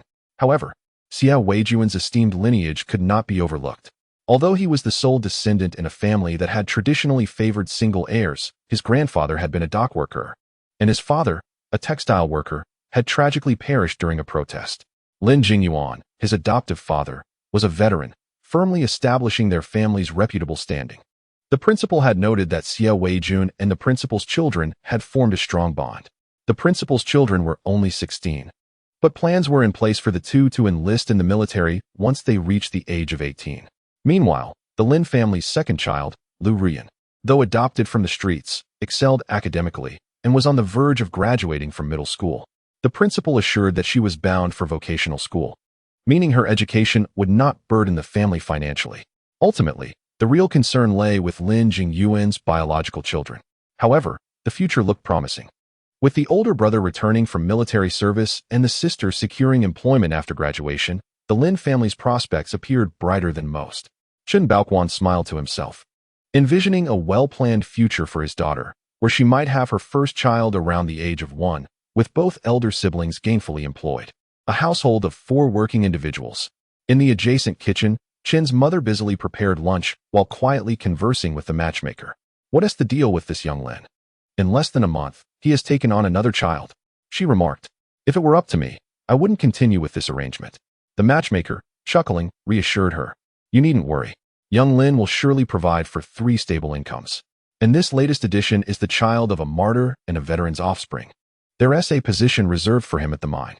With a monthly allowance of 15 yuan, raising a child will be manageable, and there will be no future burdens. Whether in the military or factory work. Once their children grow a bit older, they'll find themselves in a nurturing environment, spoiled by 3 older siblings. They'll be like bees in a honey pot. Chen's mother found solace in this perspective. Yet her irritation stemmed from the fact that young Lin made these decisions without consulting the family on the other side. The matchmaker, understanding her sentiments, added, Why concern yourself with that? They haven't officially discussed the matter yet. If you were to rush in and bring it up, it would embarrass your Yuhua terribly. Moreover, young Lin has established connections with the Railway Bureau, which is willing to provide housing for him. He is also showing promise for a promotion. If you continue to hesitate, you may find yourself regretting it later. With a pat to brush off the dust from her hands, Chen's mother finally smiled.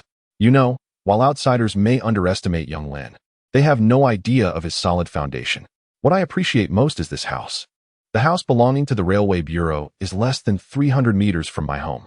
It was initially submitted by an employee of the Railway Bureau during the time of social reform, but later the entire family was transferred to the railway in the west of the city, leaving this place vacant. It is a standalone residence. Although it consists of merely 1 bedroom and 1 living room, it comes with a small courtyard. Old Chun and I have deliberated that, although private expansion of residential buildings is currently not permitted, partitioning off a space in the courtyard should pose no issue. This would comfortably convert it into a 2-bedroom unit, with 3 children sharing 1 room and the 2 adults occupying the other. While they are at work, we can take care of the little ones.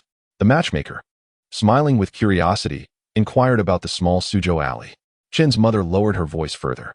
Earlier, Xiao Lin mentioned that once Dajuan turns 18, he would establish his own household, and the name on the rental agreement for the house over there would be changed to his.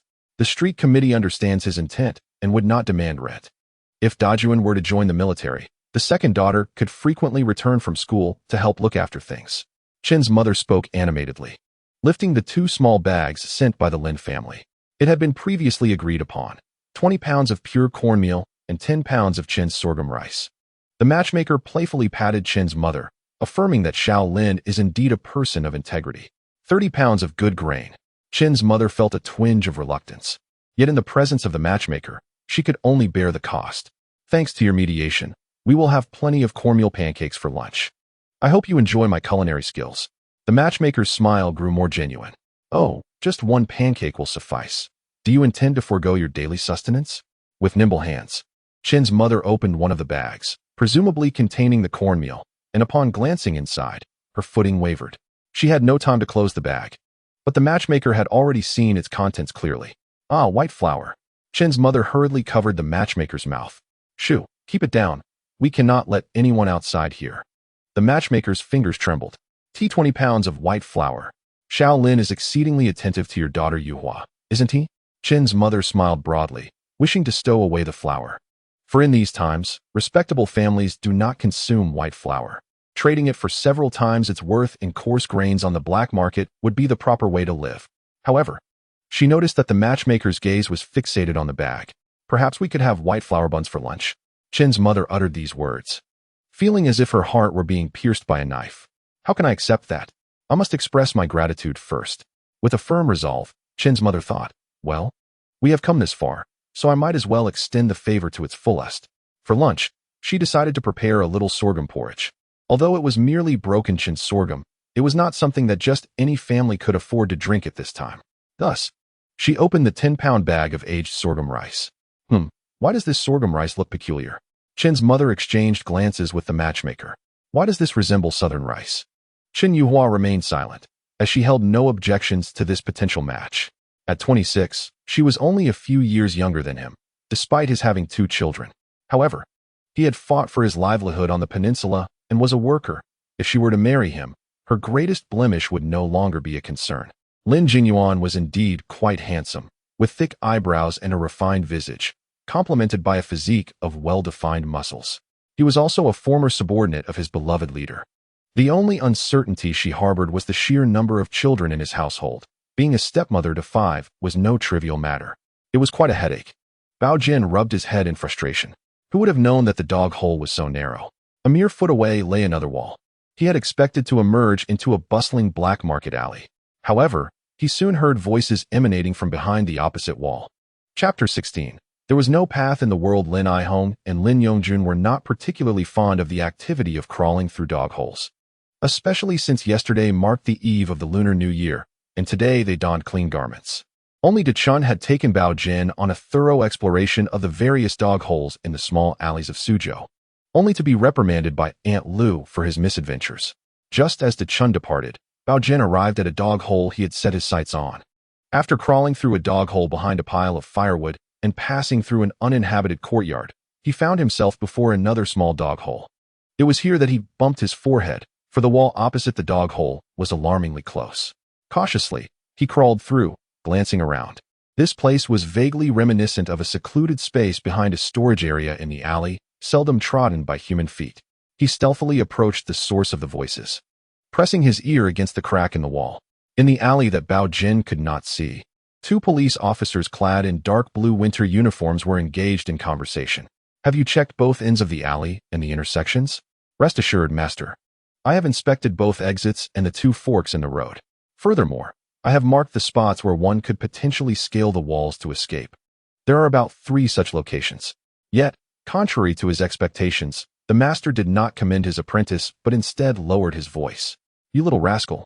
Why are you so thoughtless? It's acceptable to take other matters seriously, but this one should be treated lightly. Do you understand? The apprentice chuckled and also lowered his voice.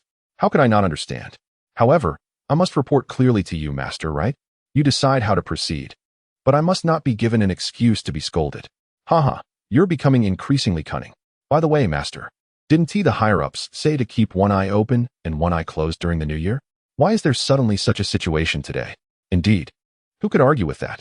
The older officer sighed, a mix of amusement and irritation in his tone. Yesterday, we received 5 anonymous tip-off letters stating that this alley is not quiet. It's not only about black market dealings. It seems there are also accusations of theft occurring midway. With 5 consecutive reports, especially as we approach the new year, the station naturally had to be on high alert. The primary focus tonight is on those who have the audacity to steal midway. As for those violating regulations by trading goods, you and a few others should have a word with them. The older officer paused momentarily, using the excuse of insufficient personnel. We will only keep an eye on those carrying large bags, clearly not procuring necessities for their families. Understood, master. I grasped the situation. In the heart of the alley, 2 individuals engaged in quiet conversation, oblivious to the fact that their hushed words could be overheard from either end of the passage. Unbeknownst to them, a small rodent, its head peeking from a half-sized mouse hole at their feet, was intently listening and nodding along. As they continued their discussion, the creature, named Baogen, shook his head in contemplation until the 2 figures finally departed. Once the area was clear of the investigating officers, Baogen fixed his gaze on the loose bricks surrounding the mouse hole and stroked his chin thoughtfully. When he had set out from Yuan County, his father's frequently used items had been tucked away in his notebook's pocket. As he felt along the notebook's back cover, he discovered a peculiar tool, a sturdy octagonal hammer. With unrestrained joy, the 8-year-old began to enthusiastically pound at the mouse hole. Nearby, a mouse that had been clandestinely observing this 2-legged creature's antics was rendered speechless, pondering whether the child feared that the cat could not access their designated path. 20 minutes later, panting with exertion, Baogen tested the newly formed entrance. It was indeed spacious enough for his slender frame to navigate freely. With the task completed, he mused on the nature of his endeavor. In this world, paths do not exist until many tread upon them, thus creating a hole. He painstakingly replaced the displaced bricks, restoring the mouse hole to its precarious state.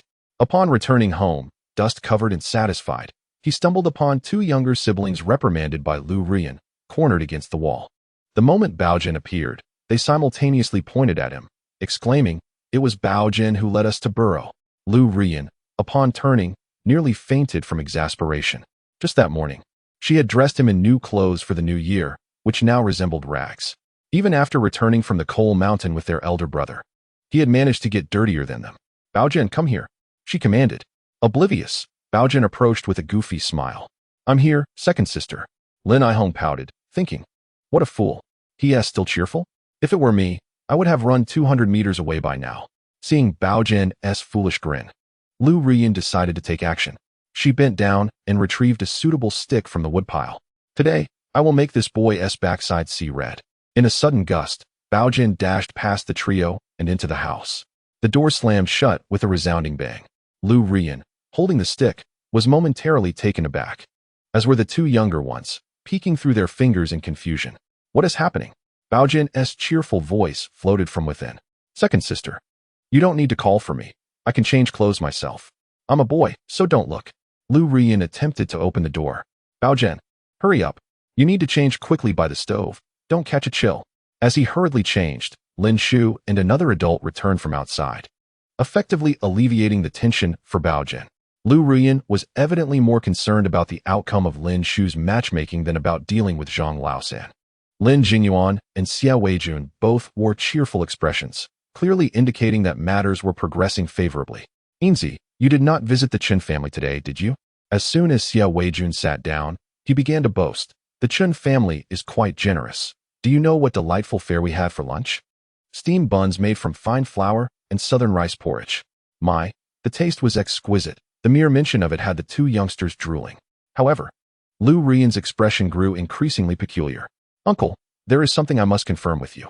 Yesterday, when you and my elder brother went out to trade, how much did you spend, and what exactly did you exchange?" Without waiting for Lin Jingyuan to respond, Xia Weijun eagerly interjected, "Coarse cornmeal, corn husk scraps, and today's shipment of fine cornmeal and Chen sorghum rice. What's the matter? Did those few individuals shortchange us on the scales?" Lu Rian chose not to elaborate. Instead, she directly tugged Lin Jingyuan and Xia Weijun towards the rice bin. Shortly after, two gasps of astonishment echoed simultaneously. "White flour, rice." Xia Weijun, momentarily bewildered, began to jump about anxiously. "What is going on here? How did that large sack of corn husk scraps I personally purchased turn into this?" Finally, Lin Jingyuan and Xia Weijun exchanged incredulous glances. The private market transaction yesterday was conducted during the day. It should not have been such a significant error, should it? Lin Jingyuan hesitated before turning to Xia Weijun. "Weijun, do you recall what those individuals we traded with looked like yesterday?" Xia Weijun shook his head vigorously. They all had their faces thoroughly concealed with scarves and hardly spoke. How could anyone recognize them? Even if I did, I wouldn't want to say. Lu Rian, fearing that Lin Jingyuan might dwell on this matter, swiftly removed the lid from the pot. "Don't even think about trying to identify them. Who would dare come forward?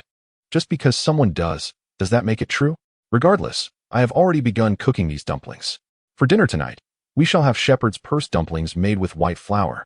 The pot was filled to the brim with plump, white dumplings, causing everyone's eyes to sparkle with delight. Chapter 17. The perfect split leg. A feast of shepherd's purse dumplings made from white flour was devoured by the family, leaving not a single drop of broth behind. Even the usually cautious Lu Rian could not resist, indulging to her heart's content. She promptly sent the family out for a stroll to aid in digestion.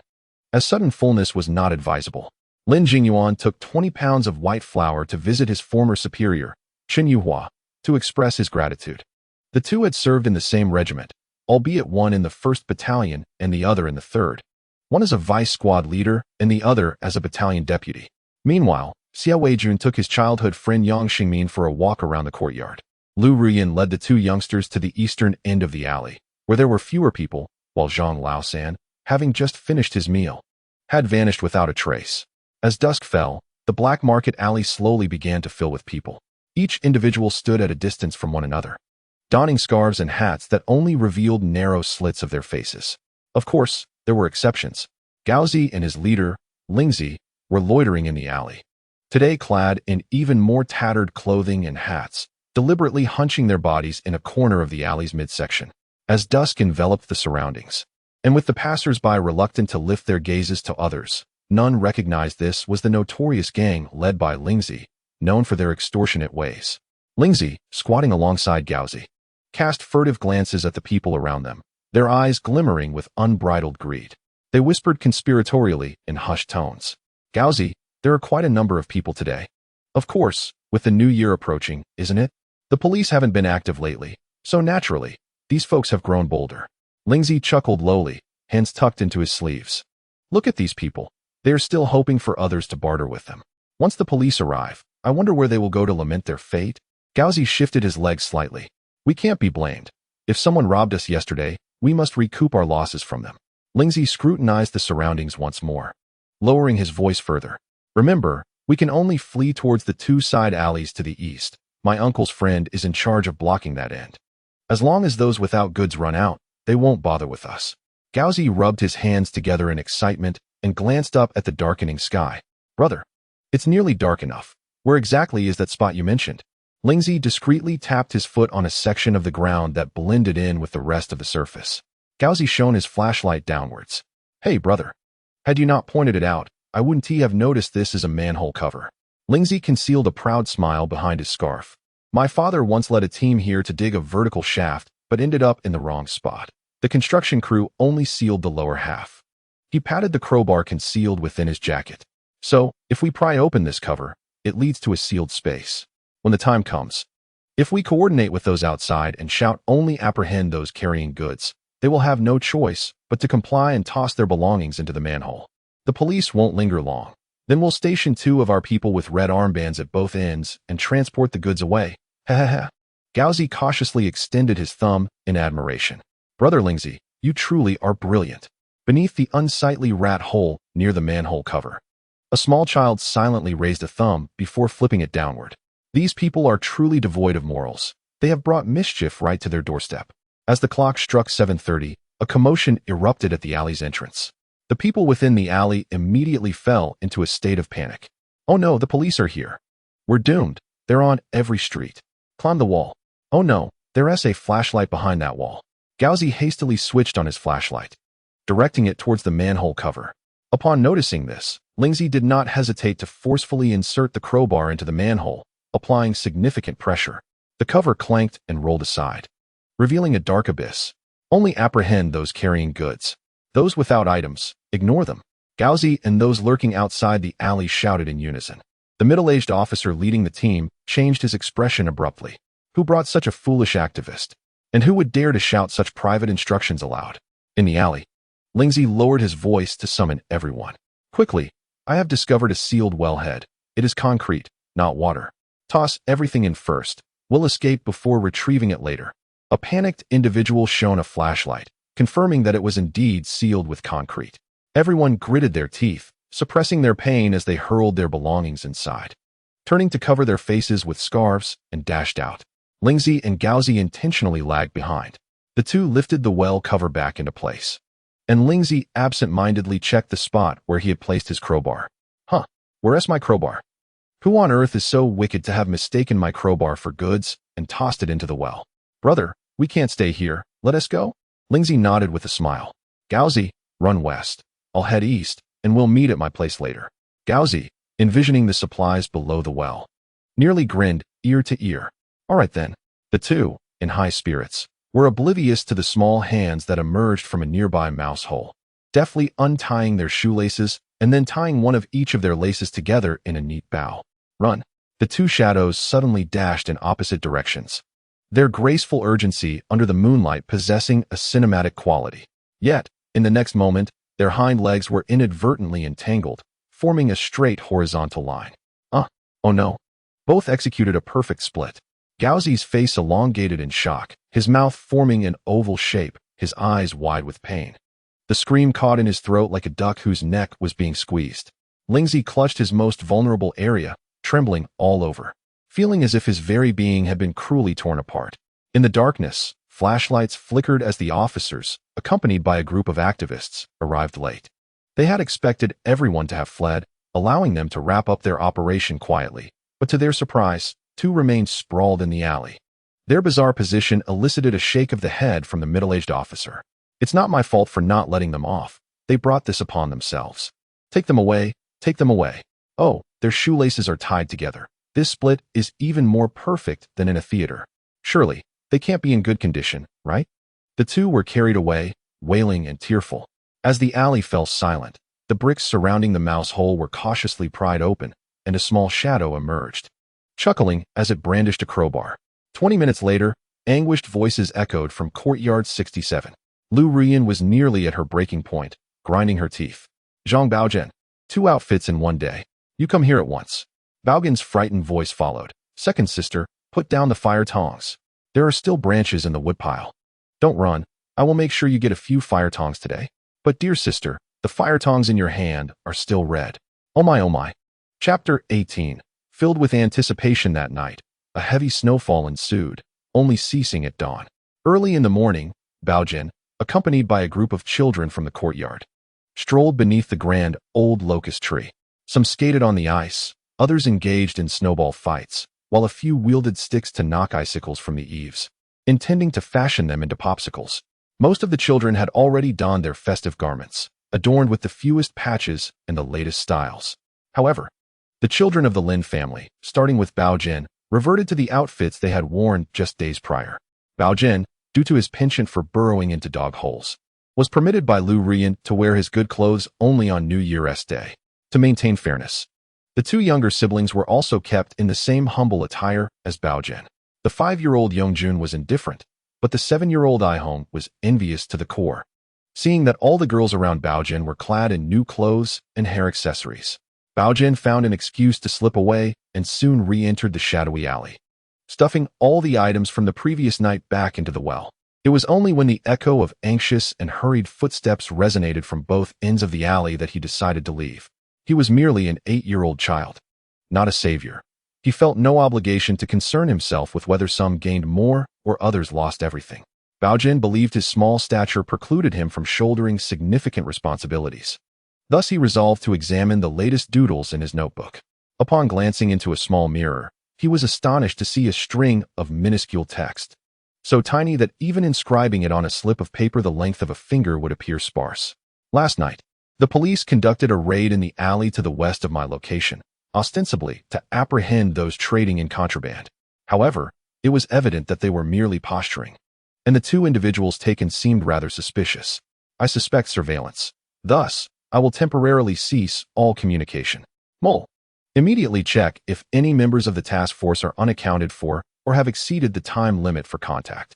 The new contact information is beneath the 3rd large plum tree, facing south, at the root of the tree in the Nanluoguxiang alley. Baogen rubbed his eyes in disbelief.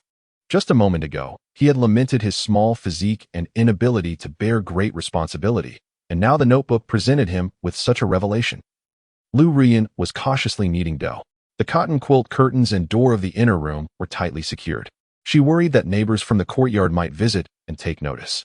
It was not that relations in the courtyard were poor, but in these times, when everyone struggled to find enough wild vegetables to eat, it would be too resentful for one's household to indulge in white flour.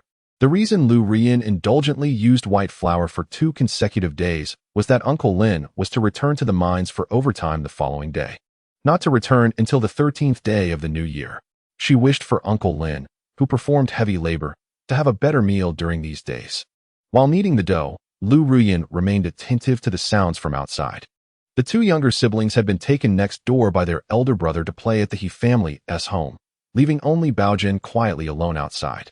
The boy had returned much quieter after a morning outing, cutting up several old newspapers, claiming he was going to create a flower from them.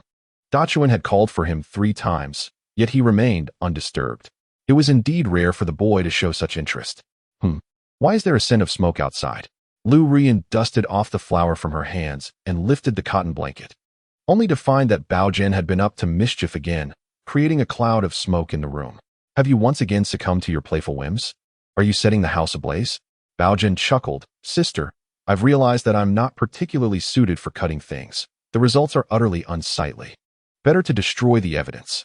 Without waiting for Lu Rian to inquire further, he dashed out, only to return an instant later, having forgotten his hat. Sister, I'm off to see what Dachun wants with me. His voice stretched out as he sped to the courtyard gate, demonstrating just how swiftly he could run. However, Baogen did not immediately seek Dechun. Instead, he raced to Nanluoguxiang, north of Diamond Street. Before arriving, he took a moment to change his clothes and hat. In a secluded corner of Nanluoguxiang, he found a quiet mailbox and, with gloved hands, slipped a letter into the slot. The envelope, paper, and stamp were the most ordinary items he had purchased from a roadside shop when he had previously seen Teacher Hu off. The words on the letter were cut out from newspapers, the most commonly found ones. The recipient's address was straightforward, as it appeared on many slogans. Having completed this task, he swiftly returned to Shao Suzhou Hutong, changed into his regular clothes, and sought out Dechun. On the 26th of the 12th lunar month, we shall all go out to clear the snow. This was the news Dechun brought, though he and the other children were not particularly concerned about the snow. The adults would do the heavy lifting, while the middle schoolers were responsible for shaking the snow from the branches. Dechun, with a serious expression, addressed his companions. Let us remain steadfast, as we were last year. Our Siding Primary School and their Jima Hudong Primary School are in opposition. We cannot afford to lose this year's snowball fight. Immediately, suggestions began to flow. Dechun, what about the folks from Huiyu Hutong? Aren't they also part of our Siding Primary School? Fear not, arrangements have already been made, Dechun replied, exuding confidence. In the past, we struggled against Nanluoguxiang due to their numbers, but this time we shall unite with Huiyu Hutong to take them on in the snowball fight. However, there was a matter that required a vote. Dechun puffed out his chest, deliberately loosening one side of his dogskin hat, making him appear even taller today. There are two contenders for command from Huiyu, Wang Shi, who is in 6th grade like me, and Li Hongxing from the 5th grade. Can we accept this? No. As he witnessed the children at the brink of division before even uniting, the 8-year-old Baogen couldn't help but laugh. Before he could recover from his daydream, he felt a sudden sharp tug on his ear. Lu Ruyan, having appeared out of nowhere, pinched his ear and began leading him back. I've been calling you at the courtyard entrance for ages. Are you deaf? Upon returning home, Lu Ruyan promptly dressed Baogen in his festive attire, thoroughly washing his face and hands in the process. While busy, she reminded him, your uncle and teacher Chun will take you to the primary school to handle the borrowing procedures. When you arrive, remember to be sweet-tongued. And keep quiet when it's not your turn to speak, understood? After speaking, she discreetly slipped a few fruit candies to him while Lin Aihong was not looking. If they encountered classmates, she shouldn't be stingy. Today, Chen Yuhua had also made an effort to dress up, though couple outfits were not in vogue. The color of her scarf closely matched that of Lin Jingyuan's. When the two walked together, onlookers would easily discern their connection. Chen Yuhua felt a slight blush as she thought about the matter at hand. For Baogen was securing a spot at the school under the guise of being her future adoptive son, a child of faculty. This meant that today's visit was, in essence, a declaration to her colleagues that she would soon have a partner, one not easily dismissed. As they traveled, while Lin Jingyuan stepped aside to purchase something, Chen Yuhua quietly advised Baogen, reassuring him that the entrance examination at school would be straightforward. Just do your best and complete as much as you can, she encouraged. Though a hint of worry crossed her face. If any male teachers inquire about your uncle, pretend to be frightened. If he persists in bothering you, remember to call for me, not your uncle. Do you understand? It appeared that the future aunt had admirers at school. Observing Chen Yuhua's troubled expression, Baogen suddenly felt a surge of anticipation for the day's excursion to primary school. Chapter 19. I adore this set of papers. The primary school of 1960 was utterly different from what we envisioned. The entrance was grimy and narrow, the playground earthen, the flagpole wooden, and the classrooms mere low bungalows. The only two-story cement building resembled an activity room. There were no crosswalks, iron barriers, or surveillance cameras at the entrance.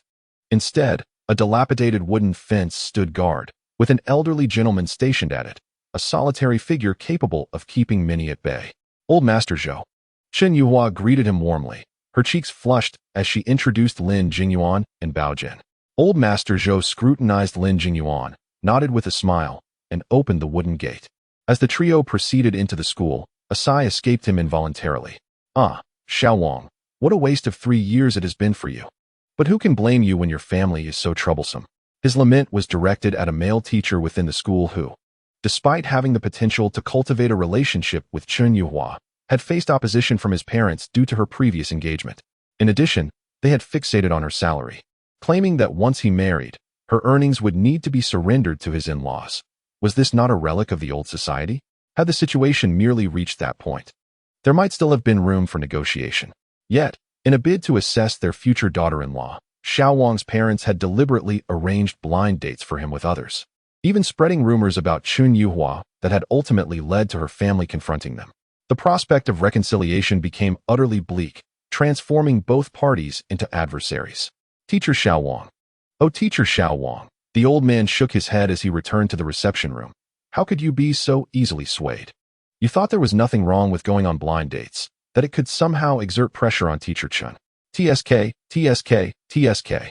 Now look, she has truly found someone else, and has even brought her adoptive son to school. During the winter break, the school was sparsely populated. The majority of teachers are required to dedicate time each day to foraging for wild vegetables, particularly given the prolonged leisure of winter vacation. Consequently, the school organizes daily excursions for the faculty. Naturally, a few teachers remain on campus, such as Lu Jiaming. As the assistant in the teaching office, he shook off his worn cotton coat and gazed down at the two adults and one child approaching from afar, his expression clouded with contemplation. The school had already approved the application for the adopted son of teacher Chun Yuhua to attend classes. This implies that teacher Chun and her partner's marriage is likely to be concluded before the new term begins, at which point the child would officially become her adoptive son. The policy permits the enrollment of faculty members' children. However, upon hearing this news yesterday, one individual, Wang Can, was thrown into a state of distress. Everyone believed that Wang Can would be the one to finally win teacher Chen's heart last year. Yet, after their unexpected breakup, it seems that in a mere 6 months, teacher Chun is truly preparing to marry. Lu Jiaming preferred not to involve himself in the complexities of their relationship. Nevertheless, he hesitated, his fingers trembling slightly as he brought the cigarette to his lips, taking a deep drag. He had always been somewhat frail, which resulted in his only son being weak and sickly. This weakness had not been evident until the calamities of last year, but since then, his son's health has significantly deteriorated. Lu Jiaming's expertise lay solely in teaching. When it came to foraging for wild vegetables, he found himself lacking compared to some 6th-grade students at the school. A thick plume of smoke escaped his nostrils as he stared at the ceiling, increasingly disdainful of himself. Last night, Wang Can had brought 10 pounds of coarse cornmeal and 3 pounds of wild vegetables, desperately attempting to thwart the enrollment of teacher Chen's partner's adopted son. In Wang Can's somewhat deranged perspective, as long as the child did not enroll under the guise of being teacher Chen's future adopted son, there remained a possibility for maneuvering in her relationship. Wang Can intended to meddle in the child's examination today. The school had already reached a conclusion regarding this matter, stipulating that the child would first take a proficiency test and, upon teacher Chen's marriage prior to the new term, officially enroll as a faculty member's child. The relevant documents had already been submitted to the District Education Committee. The examination was merely a formality. The subjects of language and arithmetic were exceedingly simple, and passing was all that mattered. Lu Jiaming was responsible for preparing the test papers, observing his son curled up in his wife's embrace. Struggling to resist the urge to gaze at the bag of coarse grains, Lu Jiaming ultimately nodded in acquiescence. He currently possessed 2 sets of exam papers. One was an exceedingly simple 2nd-grade final practice, while the other was a comprehensive review paper covering the 2nd and 3rd-grade material in preparation for the 6th-grade graduation exam. The difficulty levels of the two were not even comparable. A knock sounded at the door as Teacher Kong, responsible for supervising the exam, entered. "Old Lu, I'm here to collect the test papers. Where are they?" Lu Jiaming suppressed his humiliation, awkwardly gesturing towards the desk. At that moment, the desk bore the 6th-grade review paper, while the exam meant for teacher Chen's adopted son had been intentionally tossed beneath the desk. He had already formulated a plan. Even if something went awry in the end, he could easily deflect it as a momentary lapse in judgment. Teacher Xiao Kong picked up the sealed examination paper, nodded at Lu Jiaming, and turned to leave. Lu Jiaming suddenly exhaled deeply, collapsing into his chair. It was the first time in his life he had engaged in such a morally questionable act, leaving him in a state of acute anxiety. Baogen sat alone in an unoccupied teacher's office, immersing himself in the exam questions. Lin Jingyuan and Chun Yuhua could not remain near the examination hall. Instead, they retreated to Chun Yuhua's office to await updates. The 1960s was a period marked by exceptional enforcement of regulations, with remarkable efficiency and rigor in the operations of various departments. Thus, although this was merely a minor incident involving a borrowing examination. Citing primary school only held the authority to set questions and supervise the exam, while the district education committee dispatched personnel to oversee the grading and invigilation. Wang Can dared to intervene in this matter because he had heard that the teacher sent from the district education committee, Teacher Hong, was notoriously lazy and disinclined to take charge. However, he was oblivious to the fact that the individual sent was actually Teacher Hong's son, young Teacher Hong. At that moment, young Teacher Hong stood behind Baogen, his face etched with astonishment as he observed the questions Baogen was tackling. Something was amiss. The complexity and reasoning of the questions on this paper were far beyond the capabilities of a second-grade student. Particularly concerning were the arithmetic questions, many of which required knowledge typically acquired in the 4th or 5th grades. Wait a moment, classmate Baogen. Young Teacher Hong approached, intending to take the examination paper. This paper seems to have some issues. I will get you a different one. Yet, to his surprise, Baogen firmly held onto his paper. He had no recollection of the expected level of a second-grade student in the 1960s. He merely perceived the paper before him as astonishingly simple. In his previous life, he had attended junior high, participated in night school for educated youth, and even enrolled in a university for seniors after retirement. How could he allow a stranger to take away a paper he felt utterly confident about? Teacher, I believe this paper is excellent. Please, loosen your grip. Chapter 20. Let me teach you. The combined examination for second-grade Chinese and mathematics lasted 120 minutes. After young Teacher Hong's request to change the paper was rebuffed by the child, he swiftly descended into a surreal state of realization. This 8-year-old child, after refusing to change papers, promptly inscribed his name on it. Groups that actively pursue learning out of interest and passion are often not the students currently enrolled in school, but rather retirees who possess ample time, energy, and financial means to delve into and explore their desired subjects. For instance, activities such as square dancing, fishing, chess, calligraphy, and so forth. In his previous life, Zhang Baogen was not the type to sit idle after retirement. He had cultivated a few years of skill in calligraphy. Especially after the nationwide promotion of the Pang-style Songkai script, he had labored diligently during his years in the system. Although the current Baogen was only 8 years old and his writing skills were still developing, he had already begun to establish a unique style of his own. Upon witnessing Baogen inscribe his name, Teacher Hong momentarily drifted into a reverie, as if he were observing his own father diligently signing his name. Soon after, he became a witness to the birth of a miracle. Baogen was engaged in a language examination. An 8-year-old child hardly requires draft paper, as he swiftly comprehended the questions. The tip of his pencil scarcely left the paper, as he deftly solved each problem. One must not underestimate the difficulty of a second-grade language examination from 1960. Teacher Hong was well aware that many educators struggled to achieve full marks, or even reach 90 points. While he might not need the answers provided by the local primary school for mathematics, the answers to the language paper were another matter entirely.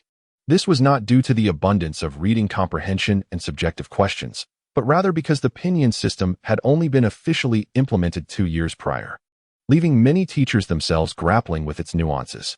More than half of this examination assessed the student's Pinyin proficiency. The distinctions between and whether there should be a following the vowels made Teacher Hong's scalp tingle. Yet, Baogen's speed in tackling the questions. How could it be that in the blink of an eye he had begun writing his composition? The title of the essay was capital. I love you.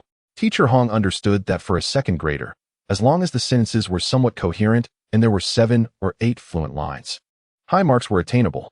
He thought to himself, let us see how this child performs. The regular script he employed was indeed commendable. The wild geese fly south. The ancient capital in the chilly autumn. All the lush greenery declares its end beneath the crimson drapery of maple leaves. The white snow blankets the city. Only the banners atop the towers and my heart remain as vibrant as fire. Goodness, is this truly a second grader? A 200-word essay could indeed perplex the majority of second graders. Yet Baogen discovered that he had just begun and, oh dear, he had exceeded the word count. He submitted his paper. Teacher Hong glanced at his watch while holding the examination paper. This child had completed the language test in a mere 11 minutes. As Baogen commenced the mathematics section, Teacher Hong, unable to contain his curiosity, pulled out the correct answers to begin grading. The essay was beyond reproach. He awarded full marks, then turned his attention to assessing the child's Pinyin abilities. 5 minutes elapsed, and Teacher Hong's mouth involuntarily fell slightly agape. Had he not seen the correct answers? He himself would have erred on 2 homophonic questions, yet Baogen had answered them all correctly. Teacher Hong could scarcely believe his eyes. He could not fathom how this child, having only been acquainted with Pinyin for a little over 2 years, could outperform him, especially considering that in the future, Baogen would navigate the internet effortlessly using Pinyin input. The complexity of second-grade Pinyin was no match for Baogen's muscle memory from his fingers. 100 points. After Teacher Hong meticulously reviewed the paper 3 times, he finally, albeit with trembling hands, inscribed that score. This solid foundation in Pinyin, this distinct handwriting, and this writing style that far surpassed his peers left Teacher Hong with a wistful smile, as the weight in his heart dissipated entirely. Ah, you clever sitting primary school. Nearly causing me, Hong, to make a fool of myself. No wonder the examination was so challenging. It appears that this child, unlike others, has an extraordinary aptitude for examinations. With a hint of dissatisfaction, he handed the perfect score paper to Teacher Kong beside him. Your school is quite impressive, he remarked, albeit with a tinge of envy in his tone. However, upon seeing the first question, Teacher Kong's scalp prickled with alarm. Oh no, I have the wrong paper, he thought. Wasn't this the test designed for 6th graders revising 2nd and 3rd grade material? He recalled the dismal scores achieved by the 6th graders on this very paper, which had left several principals looking as grim as the bottom of a pot. But wait, what was this bold red 100 written on the paper? Teacher Kong's eyes widened in disbelief. Lu Jiaming, how dare you leak exam questions? And this essay, written by an 8-year-old, are you jesting with me? My goodness. The handwriting appears more proficient than mine, albeit a tad lacking in strength. While Teacher Kong's thoughts spiraled, Baogen had already set down his pen. The 2nd grade arithmetic problems had been completed in a mere 10 minutes without the need for scratch paper, which he found rather embarrassing. They consisted merely of the fundamental multiplication table and simple applications. Teacher Hong perused Baogen's arithmetic paper, his eyes gleaming brighter with each line. Concerned about making mistakes, Baogen had employed several methods for various challenging questions. For the final question, he had utilized 3 distinct approaches, even resorting to a cruel application of a linear equation. Using a cannon to kill a mosquito, Teacher Hong mused. Baogen, why don't you head over to the activity room next door for a break? I need to discuss something with Teacher Kong. Be a good boy and go. Obediently, Baogen exited, and Teacher Kong quickly regained his composure. Teacher Hong and his son held positions not only in the district, but also as educators at the district-run elementary school. Teacher Hong, what are you planning? Teacher Kong asked, somewhat apprehensive. Oh, come now, Kong. There's no need to be so anxious. I merely wish to discuss a matter with you. Please hold on, Teacher Hong. Let me first record these 2 papers, Teacher Kong replied. Wait, Kong, don't document them just yet. I'd like to speak with his parents first. Why are you running off with the papers? Unbeknownst to Baogen, a conversation was unfolding between the 2 teachers in the examination room. Meanwhile, he sat idly in the adjacent activity room, toying with a ping-pong paddle. Why is there no sponge on the bottom? Baogen wondered as he waved the paddle, feeling its lightness in his hands. Ping-pong, the national sport, was also a favorite pastime among a group of retired gentlemen. After a few years of play, it became akin to fishing, with the older men eagerly upgrading their equipment. Baogen, in his youth, had personally learned to enhance his paddle with sponge, rubber surface, and glue. It had been a while since he last played, and feeling a twinge of nostalgia, he began practicing his returns against the wall with the flimsy paddle. Just then, the door to the activity room swung open forcefully, revealing an 11 or 12-year-old boy, who seemed equally surprised to see Baogen. Wasn't it said that the activity room upstairs was empty? Nevertheless, the boy was quite polite. Hello, I am Lu Yong from the ping-pong team of Fushua Hutong Primary School. After introducing himself, Liang intended to inquire whether the other party was a member of the Si Ting Primary School table tennis team. However, upon witnessing the opponent's technique, he realized that there was no need to ask. It was evident. Liang took out his paddle and waved it toward Baogen. Since there was still some time before the friendly match with their primary school began, he offered to give Baogen some pointers and warm up a bit. Liang did not perceive this as arrogance. After all, he was Liang. He had already secured a place among the top 16 in the East City Primary School table tennis competition. The table tennis prowess of their Fushua Hutong Primary School surpassed that of Si Ting Primary School by a considerable margin, and he was the strongest player in Fushua Hutong Primary School. Leong employed a pinhold grip, mimicking the techniques of the renowned player Rong. Rong had recently clinched the World Singles Championship, and many in the country sought to emulate and study his style. Leong had had the privilege of observing Rong's matches up close on several occasions. To have him instruct this young player from Siting Primary School was indeed a blessing. Baogen recognized the challenge posed by his opponent and served the ball with utmost seriousness. Leong reached out with his paddle, but the ball zipped past his racket. Chapter 21. At 8 years old, I knew nothing. Leong shook his head, realizing he had been careless. Let's try again. Baogen served a common topspin shot. This time, a focused Leong managed to make contact, but the ball rebounded high and struck the ceiling. In contemporary terms, this phenomenon is termed eating spin. Both sides of the table were momentarily stunned. Leong examined his paddle, then his hand, and finally stared at the table, resolutely refusing to attribute this mishap to the skill of the other child. Meanwhile, Baogen slapped his forehead, suddenly recalling something. The topspin shot. Their group of elders often enjoyed comparing table tennis of the 1960s with contemporary play, dismissing modern techniques while waxing nostalgic about the past. This topspin technique had been devised by the Japanese this year, aiming to showcase their prowess against the Dragon Kingdom team. If his memory served him correctly, this year, the Hungarian and South Korean teams were scheduled to visit Japan for a match, only to face utter defeat against the topspin shots. Fortunately, as these two teams returned through the Dragon Kingdom, they relayed this information to the Dragon team. The next World Table Tennis Championship was to be held in Beijing, and the Japanese team's main players had relied on this tactic to continuously best the Dragon team, including the renowned Rong. It was not until the finals that a young talent from the capital emerged, decisively defeating the Japanese players. Among the various techniques in table tennis, Baogen's forte lay in the combination of topspin and fast close-range shots, a hallmark of the Dragon team's strategy. Meanwhile, in the simple conference hall on the first floor, various benches and tables had been cleared away, and a table tennis table was set up in the center.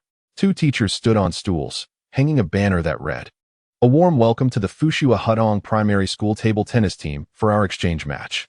With Rong's victory in the previous World Table Tennis Championship, the atmosphere for playing table tennis in the country had intensified, especially with the next championship set to take place in the capital. Since 1959, various departments in the capital have been organizing a table tennis competition for 200,000 participants. The elementary school matches have now reached the district finals, and the Fushua Hutong Primary School team from Dongcheng is one of the strongest contenders. The Fushua Hutong Primary School has always maintained a good relationship with the Siting Primary School, which is why they chose to hold their final warm-up match of the year there. The coach of Fushua Hutong Primary School is casually chatting with the physical education teacher from Siting Primary School. "Please don't praise our Fushua Hutong team too much. Your Siting team performed admirably last year, nearly defeating the Sports Road Primary School, which took me by surprise," remarked the Siting PE teacher modestly, shaking his head. "It was no use. We were secretly practicing European-style play combined with extreme chopping. Old Du from Sports Road only lost one game before he caught on. What a pity." The Fushua Hutong coach nudged his counterpart playfully. "Come on, you nearly scared Old Du to death. Ultimately, you're the sneakiest of us all. But let us agree on one thing. Are you hiding anything from me? You're not planning to surprise me, are you? You think too highly of me. By the way, where's your team member Leong?" The coach of Fushua Hutong replied with a smile. "I sent him to your activity room to rest and warm up. He enjoys the quiet. Rest assured, we've agreed on a best-of-5 format, and I will definitely call him down for a practice match in the third game. I am immensely grateful. No need for formality." Lin Jingyuan and another individual sat in Chen Yuhua's office, awaiting the results of Baogen's exam. Both felt somewhat awkward, creating a rather tense atmosphere. Although one of them was married and the other had been in a relationship, neither should have been overly shy. Yet, whenever they intended to speak, a certain individual always found various excuses to enter the office. Lin Jingyuan understood that the ever-smiling Wang Qin was likely Chen's predecessor. Chen Yuhua gritted her teeth in frustration, but could not voice her anger in front of Lin Jingyuan. Furthermore, Lin Jingyuan felt he had no right to criticize a teacher entering the elementary school office. Fortunately, just as Wang Qin attempted to enter the office under the pretense of borrowing hot water, Teacher Kong rushed in like a gust of wind. Teacher Hong, who had come to assist with the examination, promptly followed. Teacher Kong's opening remark immediately darkened Wang Qin's expression. "Chun, you are both Baogen's parents. The school leadership has put in considerable effort to arrange for Baogen's transfer. Your position must not waver due to other matters. The mention of being Baogen's parents struck Wang Can directly at his core, reopening old wounds. Oh dear, Teacher Kong is truly overreacting. Teacher Hong laughed, shaking Lin Jingyuan's hand. I hear that good news is on the horizon for both of you, especially with the new year approaching. Congratulations. I can see you two share a couple's resemblance. Startled, Wang Can nearly scalded himself with the water he was holding, almost driven to fury by Teacher Hong's words. He had just intended to turn around and interject with a dismissive remark when Xiao Kong seized the opportunity, responding with unusual alacrity while also casting a disparaging glance at Teacher Hong.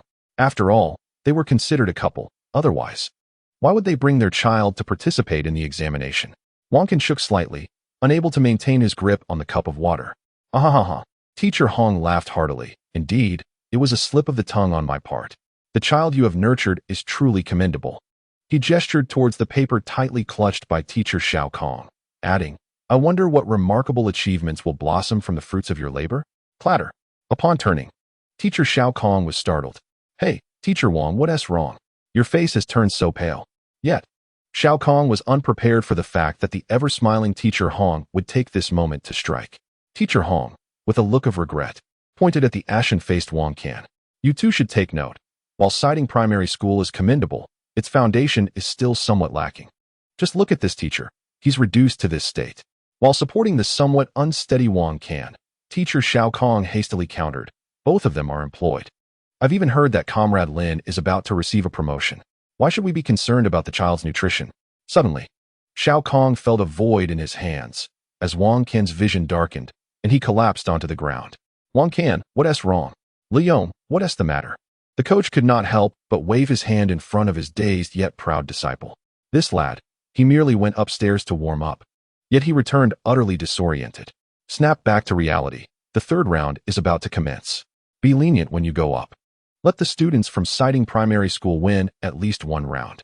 Although a 3-0 outcome is inevitable, you ought to leave them some room.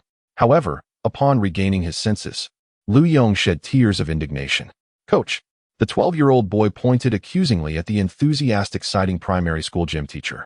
They are deceiving us. They are simply giving us the runaround. The coach, exasperated, gave him a light smack. What nonsense are you spouting? Woe is me, they have hidden their strongest player upstairs. That fellow is merely 8 years old, just 8. He defeated me 3-0. How ruthless. The coach, well aware of his own disciple's capabilities, was taken aback as he looked towards the gym teacher from citing primary school. No way. You truly have concealed a surprise from me. What? Let me explain. Stop. From this moment on, I do not believe a word you say. You better come clean. Bring out that prodigy of yours, the one who's only 8. Meanwhile, Baogen, who was being held by both Teacher Xiao Kong and Teacher Hong, wore an expression of innocent naivety. That teacher, I'm only 8 years old. I don't understand anything. I listened to my uncle. He was remarkably obedient. Chapter 22. The greatest possibility citing primary school is, in fact, the finest elementary school in the nearby district.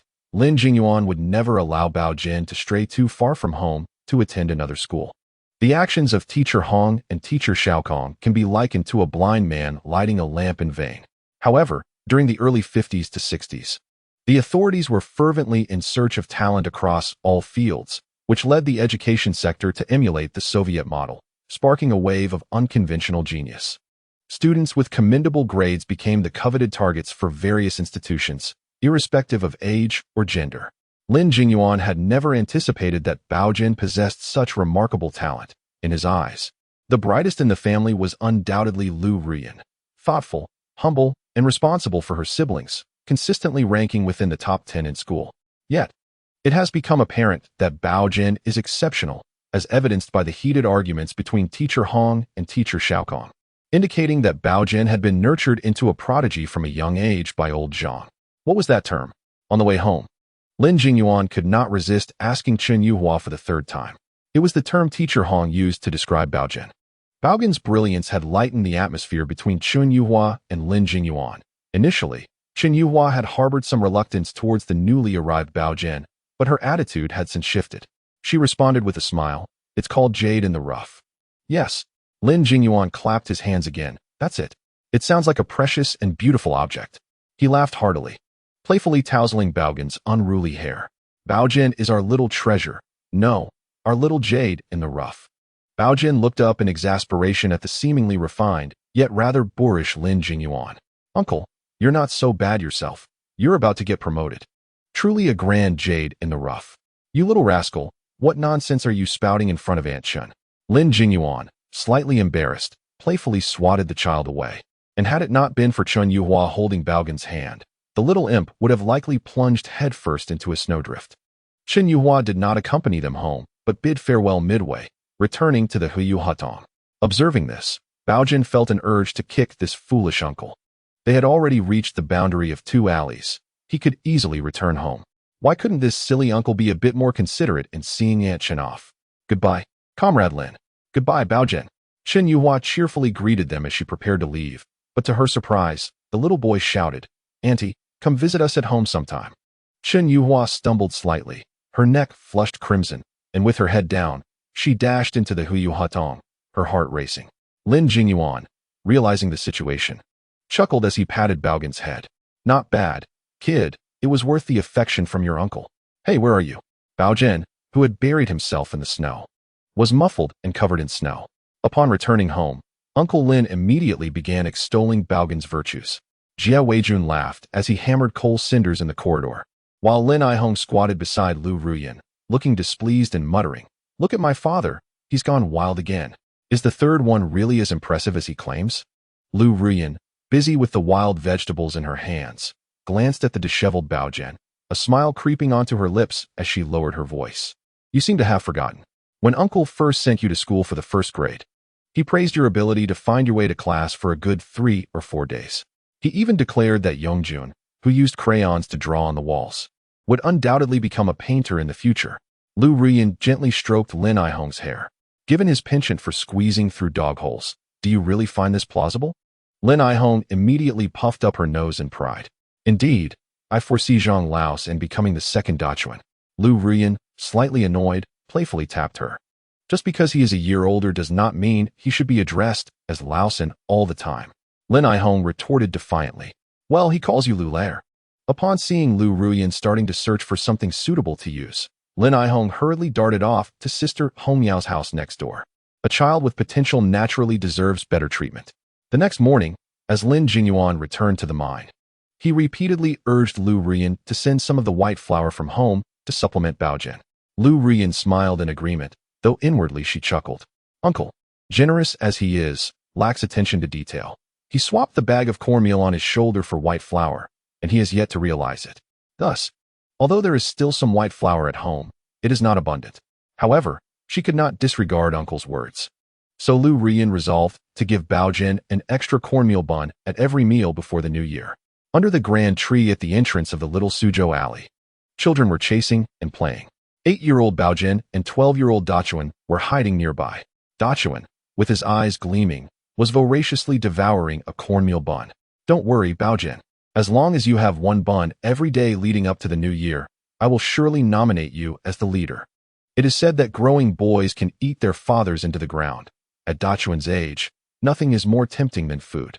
After finishing a cornmeal bun, Dachuan, still wanting more, licked his fingers and smacked his lips. Suddenly, he noticed something unusual. Hey, Baogen, why does today's bun taste different? What do you mean different? I feel that today's bun isn't as tasty as yesterday's. Baogen scoffed, rolling his eyes in disdain. Absolutely impossible. Dachuan, intrigued, pressed for an explanation. Why? Baogen pointed to his mouth. Because the bun you just ate was actually yesterday's. Dachuan was taken aback. Something about that statement felt off. Baogen, seizing the opportunity to divert the conversation, quickly changed the subject. By the way, Dachuan, what is the story with those 2 over there? Dachuan raised his eyebrows proudly. They're just 2 ignorant little brats. As long as they get half a bun a day, they'll gladly agree to let you take the lead. In Nanluoguxiang Alley. Although the new year was approaching, the atmosphere in the alley was rather subdued. Those with jobs had already left for work, while the unemployed lounged at home. Ever since the 2nd snowfall, very few ventured out into the city to forage for wild vegetables. At this moment, the only surviving entities in the snow were the seeds of wild vegetables. Aside from the children playing at the eastern end of the alley, not a single figure could be seen in the western passage. Just then, a man carrying a bundle of straw with a small flag from the state-run store hanging from it, called out as he entered the alley. Candied hawthorn. The sweet and sour crispy gourds are here. The vendor selling candied hawthorns from the nearby state-owned store has noticed a significant decline in customers lately. As the expiry date approaches, the management instructs the vendor to carry the treats around the nearby alleys, hoping to sell them at a reduced price. Upon hearing the vendor's calls, several households hastily close their doors behind heavy quilt drapes, coaxing the little ones. The wind is strong. Let's stay warm inside before opening the door again. The vendor's shouts momentarily pause beneath the third plum tree in the alley. He seems to mutter a few curses under his breath before trudging eastward with his basket.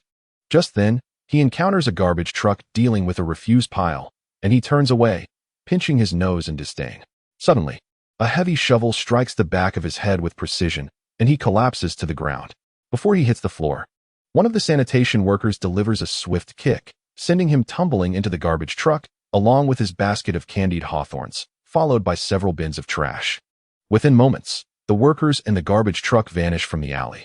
The green lamp casts light on several weary faces. How is the interrogation proceeding?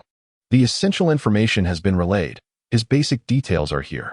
He has been undercover since 1949, working at the state-owned store for over a decade. With the codename Cat Ears, he serves as a liaison for this owl group.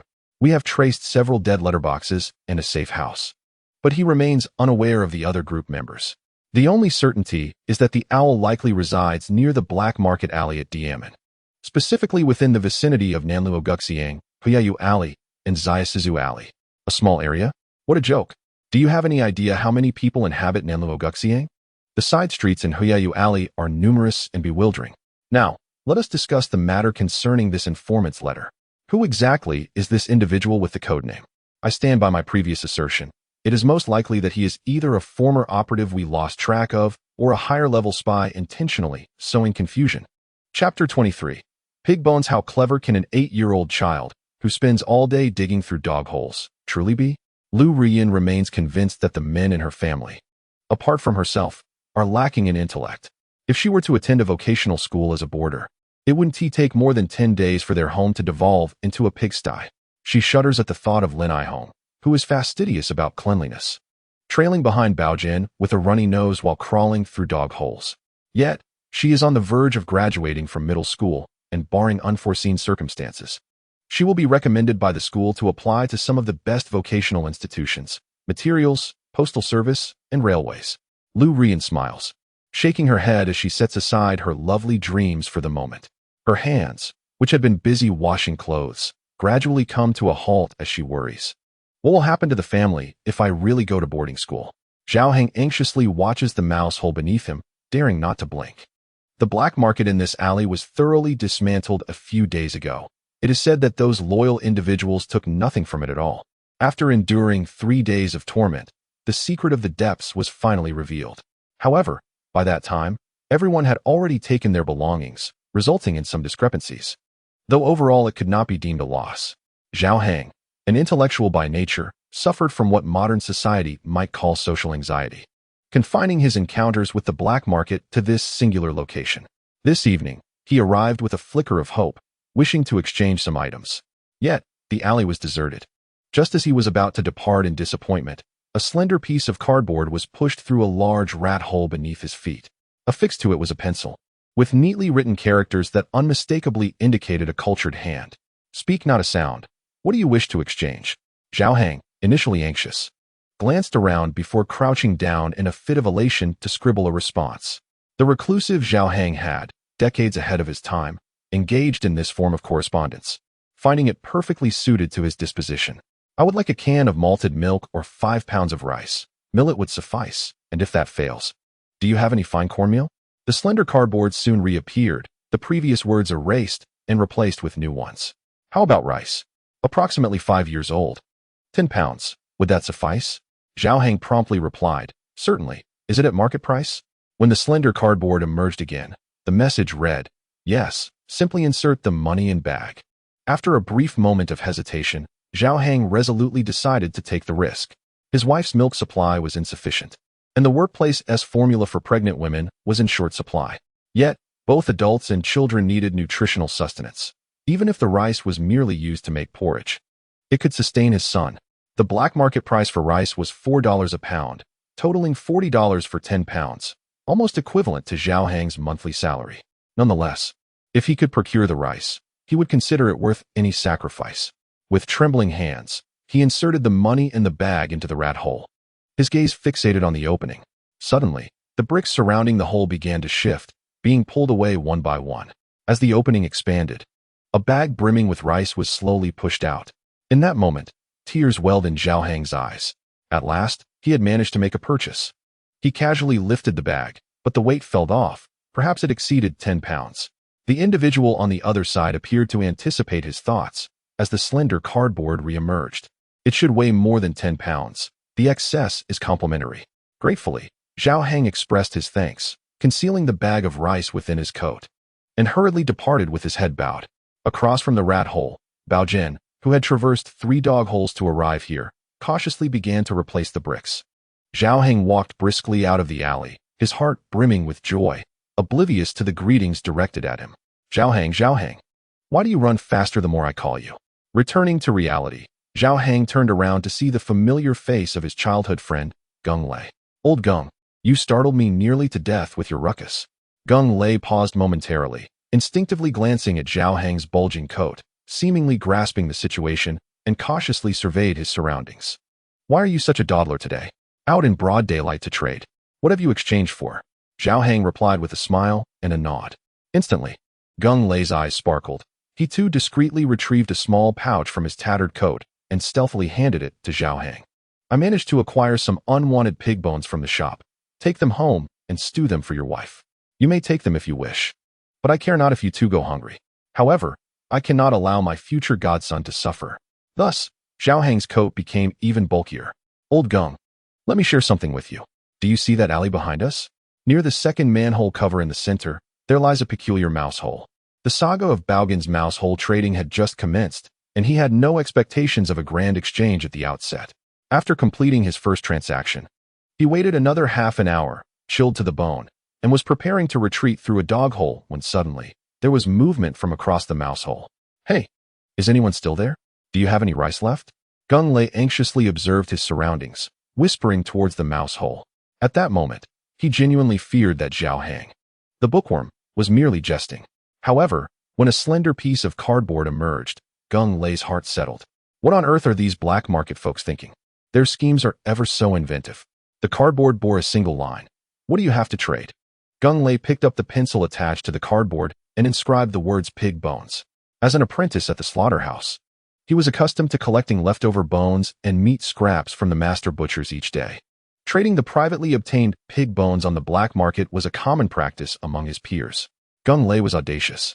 Having collaborated with a few companions over the past 2 months to gradually shift pig bones out, amassing no less than 80 to 90 pounds in his cellar, wrapped in ice and snow. While the acquisition of these bones was quite satisfying, due to their slight fat content, they could fetch a decent price on the black market. However, selling them in bulk posed a risk. Should dozens of pounds of pig bones emerge on the market, it would be evident that something amiss had transpired at the nearby slaughterhouse. Consequently, Gung Lei and his companions deliberated extensively, deciding that these bones should only be sold in a single transaction to one person, preferably not to a middleman. Thus, Gung Lei added a note after the words pig bones. I can offer you a discount, but these bones cannot be traded for anything else, all right? Gung Lei anticipated that the other party would decline this condition, yet when the cardboard reappeared, the response was direct, for our personal use, not for trade. 5 pounds of pig bones for 1 pound of aged rice. How many pounds do you have? This morning, upon waking, Baogen noticed that the small star on the front page of his notebook had diminished from 5 to 3. This indicated that the owl or its accomplice had likely been captured. Previously, he had procured over 20 pounds of pig bones from a gang at Lingzi. And with today's addition of over 80 pounds, the total in his possession surpassed the 100-pound mark. This ignited a sense of eagerness within Baogen. He was exceedingly curious about what would transpire after utilizing a small 5-star item, transforming the 100 pounds of pig bones. As the third 5-star gradually vanished within the confines of his notebook space, an impressive 100 pounds of pig bones materialized. With his eyes closed, attuned to the subtle movements within the space, Baogen suddenly opened his eyes wide, the brilliance within them startling. For there, gently floating in his notebook space, was an enormous piece of fan-shaped meat. Chapter 24. Before the great battle, second sister. Baogen bellowed, rushing from the courtyard gate into the house like a train's whistle. Lu Ruyan, having just completed her homework, cast a puzzled glance at Baogen. The warmth with which he called her today seemed suspicious, as if he were hiding something. She first assessed Baogen's attire. It appeared relatively unscathed, perhaps only having crawled through a couple of dog holes. However, upon examining his face and hands, it seemed he had not been involved in any brawl. A sense of unease lingered in Lu Ruyan's heart. Could it be that he had damaged someone else's belongings? Speak up. What mischief have you been up to outside? She asked coldly, causing Baogen to shrink back slightly. Give me some time to grow taller. Just wait, Lu. I shall introduce you to a notorious flirt. Baogen forced a smile, one that belied his age, as he fished out a grimy object from beneath his tattered clothing. Second sister, I was playing alone outside the alley when I saw a man named Lingzi drop something. It was dark and dusty, felt hard as a rock. I don't even know what it is. Should we return it to him? Upon hearing that Baogen had found something belonging to someone else, Lu Ruyan instinctively thought he should return it. However, the mention of Lingzi caused her brows to furrow in alarm. Her elder brother had warned her about this individual, who had previously clashed with their family in the black market, advising her to be wary of him. This man was a tyrant in the underworld, unscrupulous and deceitful. The fact that Baogen had stumbled upon his belongings was alarming. Even if it were merely refuse, she had no intention of returning it. Taking the object from Baogen's hands, Lu Ruyan felt it, and her expression shifted dramatically. Lowering her voice, she pressed him. You were truly alone there? No one else saw you pick this up? Of course. I looked around. Only that Lingzi and a few others were walking ahead, talking loudly without glancing back. Baogen replied proudly, giving his nose a thumbs up. I couldn't discern what it was, but I hid it beneath my clothes and brought it back. Second sister, what is this? For a child raised in the southern regions, it was quite natural not to recognize the frozen, hard, dusty ribs. Lu Ruyan chuckled as she brushed off the dirt from Baogen's clothes, attempting to reassure him. You must keep this to yourself, dear brother. I shall prepare something delicious for you shortly. We cannot take others' possessions, but this person is certainly no good. Although the third brother might be a bit foolish, his luck was indeed remarkable. This piece of rib weighs nearly 2 pounds. Lu Ruyan had never displayed such warmth towards Baogen before, which left him momentarily astonished. It turned out that his second sister really did look quite lovely when she smiled. No wonder the supporting character lingered in the male protagonist's memory for dozens of chapters.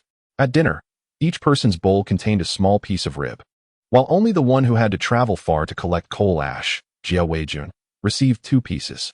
The meticulously cleaned rib glistened with oil and showcased beautiful marbling. Lin Aihong and Lin Yongjun nearly chewed their piece into bits before discarding it, while Jia Weijun, with a robust constitution, swallowed his chewed rib whole, consuming half of the pot of rib soup by himself. Yang Xingmin, a childhood friend from the same courtyard, invited him to go to Chongwen to collect sand the next day, encouraging him to eat heartily today so that he could earn even more tomorrow. After the family finished their meal, Lu Ruyan tidied up while advising her elder brother. The foreman at the construction site in Chongwen was a comrade of Uncle Yang, and arrangements had already been made. Both he and Xingmin would be able to work there. However, she cautioned him to be amiable and to avoid conflicts with the formal workers. If they encountered any sour remarks, they should simply endure it. It was imperative not to put Uncle Yang's comrade in a difficult position. Jia Weijun smiled amiably, assuring her, rest assured, when the time comes, I will assist them with their work, and we won't give them any reason to lash out. With that, he stood up, took a lunchbox that Lu Ruyan had prepared, and headed towards Uncle Yang's home in the courtyard. The lunchbox contained 3 ribs, specially made for Uncle Yang and Yang Xingmin. Tomorrow coincided with the day they received notice to clear the heavy snow, and Jia Weijun and Yang Xingmin would be collecting sand in Chongwen. So much of the work assigned to them would fall to Uncle Yang and her. A couple of ribs would certainly add a bit of richness to Uncle Yang and Yang Xingmin's meal. The savory sweetness of the pork cracklings lingered on his palate. Tao Jinjun tightly pressed his lips together, holding his breath to prevent even a trace of the excess grease from escaping his mouth or nose. It was only after the last remnants of the pork cracklings completely vanished from his mouth, a solid 5 or 6 seconds later, that he contentedly opened his mouth and licked his lips. At 13, Tao Jinjun was considerably taller than his peers. From behind, many would mistake him for a middle school student. Having repeated a grade, he was now a sixth grader at Sesame Hutong Primary School. In terms of academic performance and charisma, he may not rival the school's top students, but among the elementary school children in the Nanluoguxiang area, he was undoubtedly the leader. Setting aside other accomplishments, for the past 2 years, under his leadership, they had never lost a snowball fight against the group of children from the southern side of Dianmen. The children of several veteran soldiers, led by Tao Jinjun, charged into the snowball fight with unbridled enthusiasm. Despite their young age, they threw snowballs with precision and considerable strength. Sitting beside Tao Jinjun, the twin swallowed hard and counted the remaining 3 pieces of pork cracklings in the bowl. Jinjun, why don't you have another one? We can split the remaining 2 among the 3 of us. Tao Jinjun stifled his saliva, recalling the tactics his father had taught him for leading troops, forcing himself to feign indifference. I'll pass. You 3 can each have one. Thank you, Brother Jin. The twins immediately seized a delectable treat, savoring it, much to Tao Jinjun's chagrin. By the way, Jinjun, tomorrow is the day the street committee announces the snow-clearing duties. After swallowing the greasy remnants, the twins displayed expressions of perfect contentment while cleverly diverting Tao Jinjun's attention. I've already contacted the elementary students from our Sesame Hutong school near Nanluoguxiang. When the snowball fight begins, everyone will heed your command. The 13-year-old imitated his father's swagger, gesturing grandly. This year is different from last. Our stamina is limited, so the initial skirmish must be decisive, swift, and conclusive. Tao Jinjun pointed at the twins. I'll lead the charge, and you and Menghua will follow closely behind. Armed with ample snowballs, we'll break through at Dachuan's position first. Once the chaos at Zhao Swazu Hutong disperses, dealing with the Powder Bureau will become considerably easier. Make sure to tell those across the street that anyone hit by a snowball must retreat. No cheating like last year. Understood, the twins replied, thumping their chests. If they play tricks, we'll just say that all the kids from Siding Primary School are a bunch of scoundrels. The youths animatedly discussed their plans, oblivious to the middle-aged men in the room who were eavesdropping with keen interest. Old Tao, your youngest seems to have quite the knack for leadership. Did you teach him? Old Tao shook his head. The little rascal knows nothing about leading troops. Besides, I've been down in the trenches for 7 or 8 years now, and I've long since forgotten those things. As the deputy director of the street, Old Tao first scolded his son, then chuckled softly. Is this what you children are preoccupied with discussing? Still, for dealing with those unruly kids across the street, what he knows is more than sufficient. The middle-aged men laughed and resumed their conversation about the snow-clearing assignments for the various courtyards. Chapter 25. On the brink of action, after verification. Yangshan Hutong was previously known as Zhao Swaza Hutong before 1965. This correction is hereby noted. January 24, 1960, Sunday. The entire city of Beijing bustled to life early in the morning. Various districts and streets organized crowds to clear the accumulated snow in preparation for the upcoming citywide marathon to be held on the 30th. This event had been conducted for several years, attracting participants from all walks of life, men and women, young and old, beginning at the Monument Square, with Dianmen Street being an essential thoroughfare. The responsibility for clearing the eastern section of Dianmen Street fell to the communities of Nanluoguxiang, Chatsi Hutong, Fuxiang Hutong, Sui Hutong, and Yuer Hutong to the north, along with Huojia Hutong, Beha Hutong, Dongjixiang Hutong, Zhao Swaza Hutong, and Anlatang Hutong to the south. At around 6 in the morning, as the thick fog lingered and the chill was biting, countless dark figures flowed like a stream into Dianmen Street amidst the vast snowy landscape, where red flags fluttered throughout the snowy thoroughfare. Working in unison, people began shoveling the snow from the center of the street, loading the removed snow into wooden boards and baskets, and dragging them off to the sides of the road with ropes. Among the most striking figures were the women, whose presence was felt wherever the men gathered, fiercely determined not to be overshadowed. Since the year before last, the adage that women can support half the sky has graced the pages of the People's Daily, and the women were resolute in maintaining their prominence. In the vicinity of Xiao Suzhou Alley, it was the district director Wei Gongping and the neighborhood committee chairwoman Zhu Jiatsai who took the initiative to organize the efforts. As early as 4 o'clock, Aunt Zhu rose to prepare, rallying a few enthusiastic women to set up 2 large pots at the street entrance.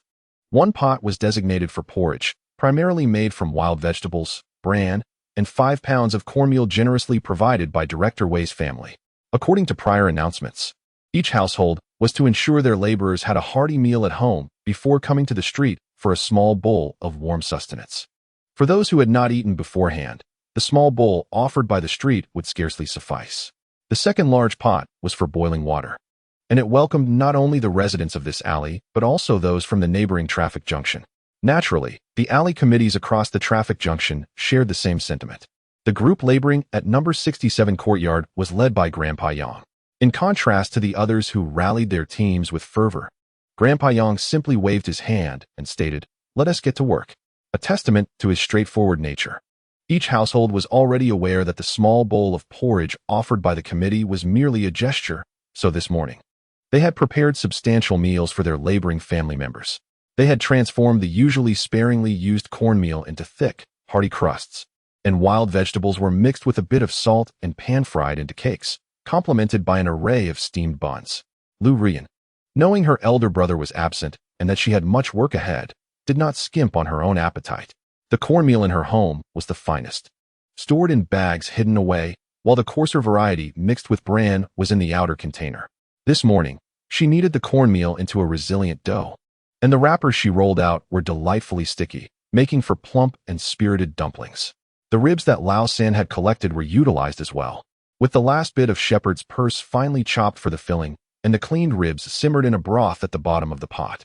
Early risers Baogen and Lin Aihong, called to help, expressed no complaints and busily attended to their tasks.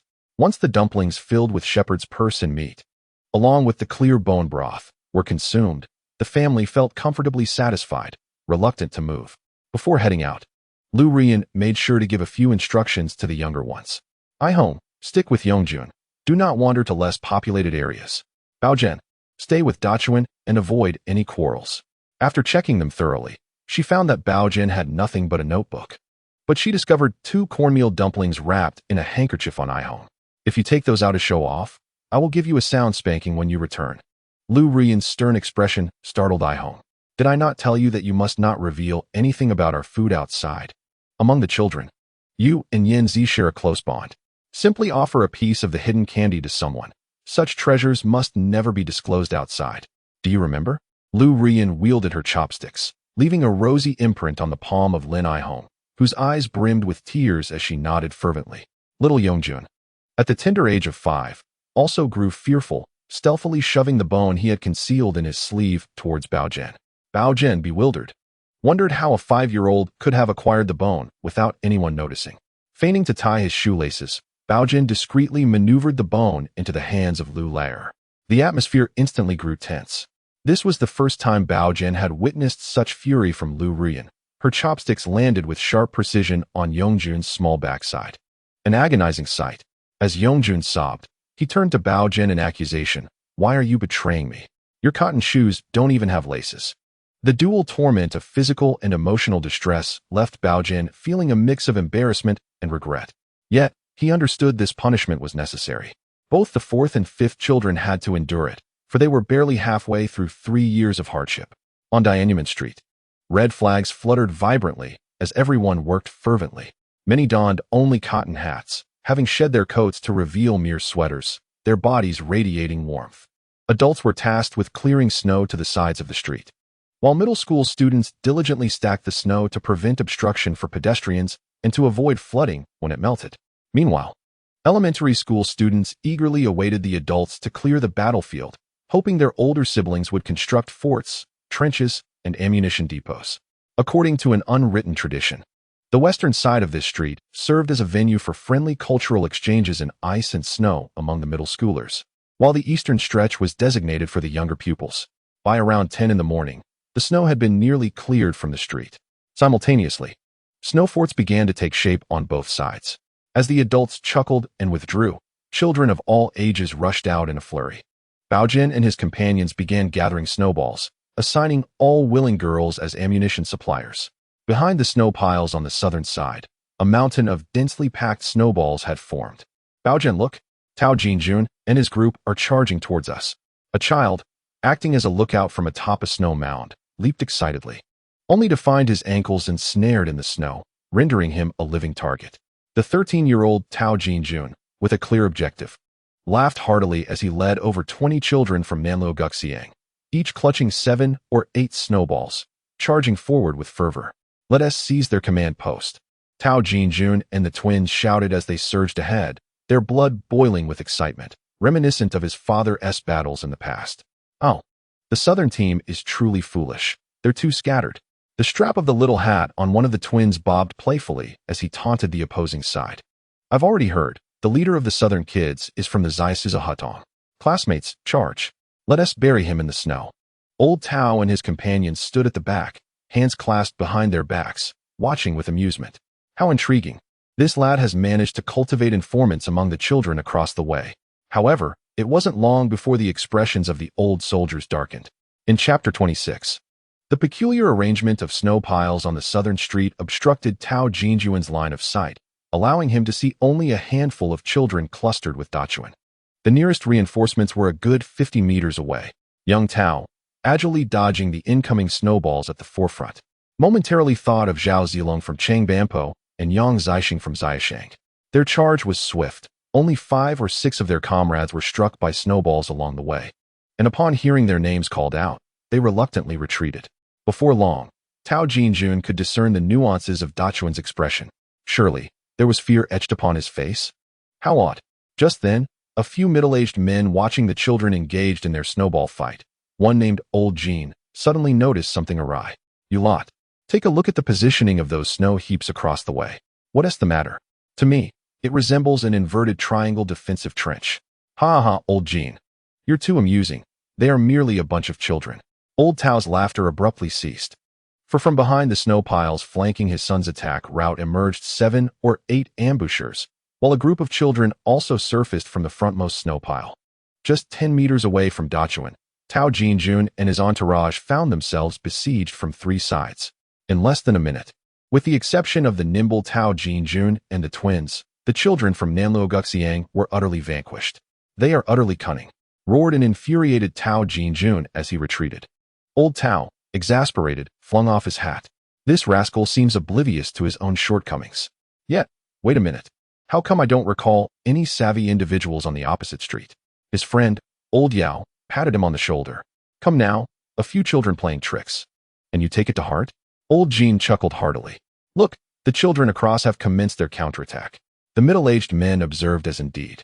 The children from Zio Swaza Hutong and Huyu Hutong swiftly converged, each cradling a snowball, charging forward with a raucous cheer. Tao Jinjun hastily summoned over 40 more children to take cover behind the snow piles, preparing for defense. Yet their earlier arrogance led to a lack of preparedness, forcing them to hastily roll snowballs with insufficient ammunition. Fortunately, the children from Nanluoguxiang were undaunted. As they witnessed their opponents charging, they rose and hurled snowballs with fervor. Fear. Yet, despite the seemingly overwhelming number of children across, they stood rather loosely scattered.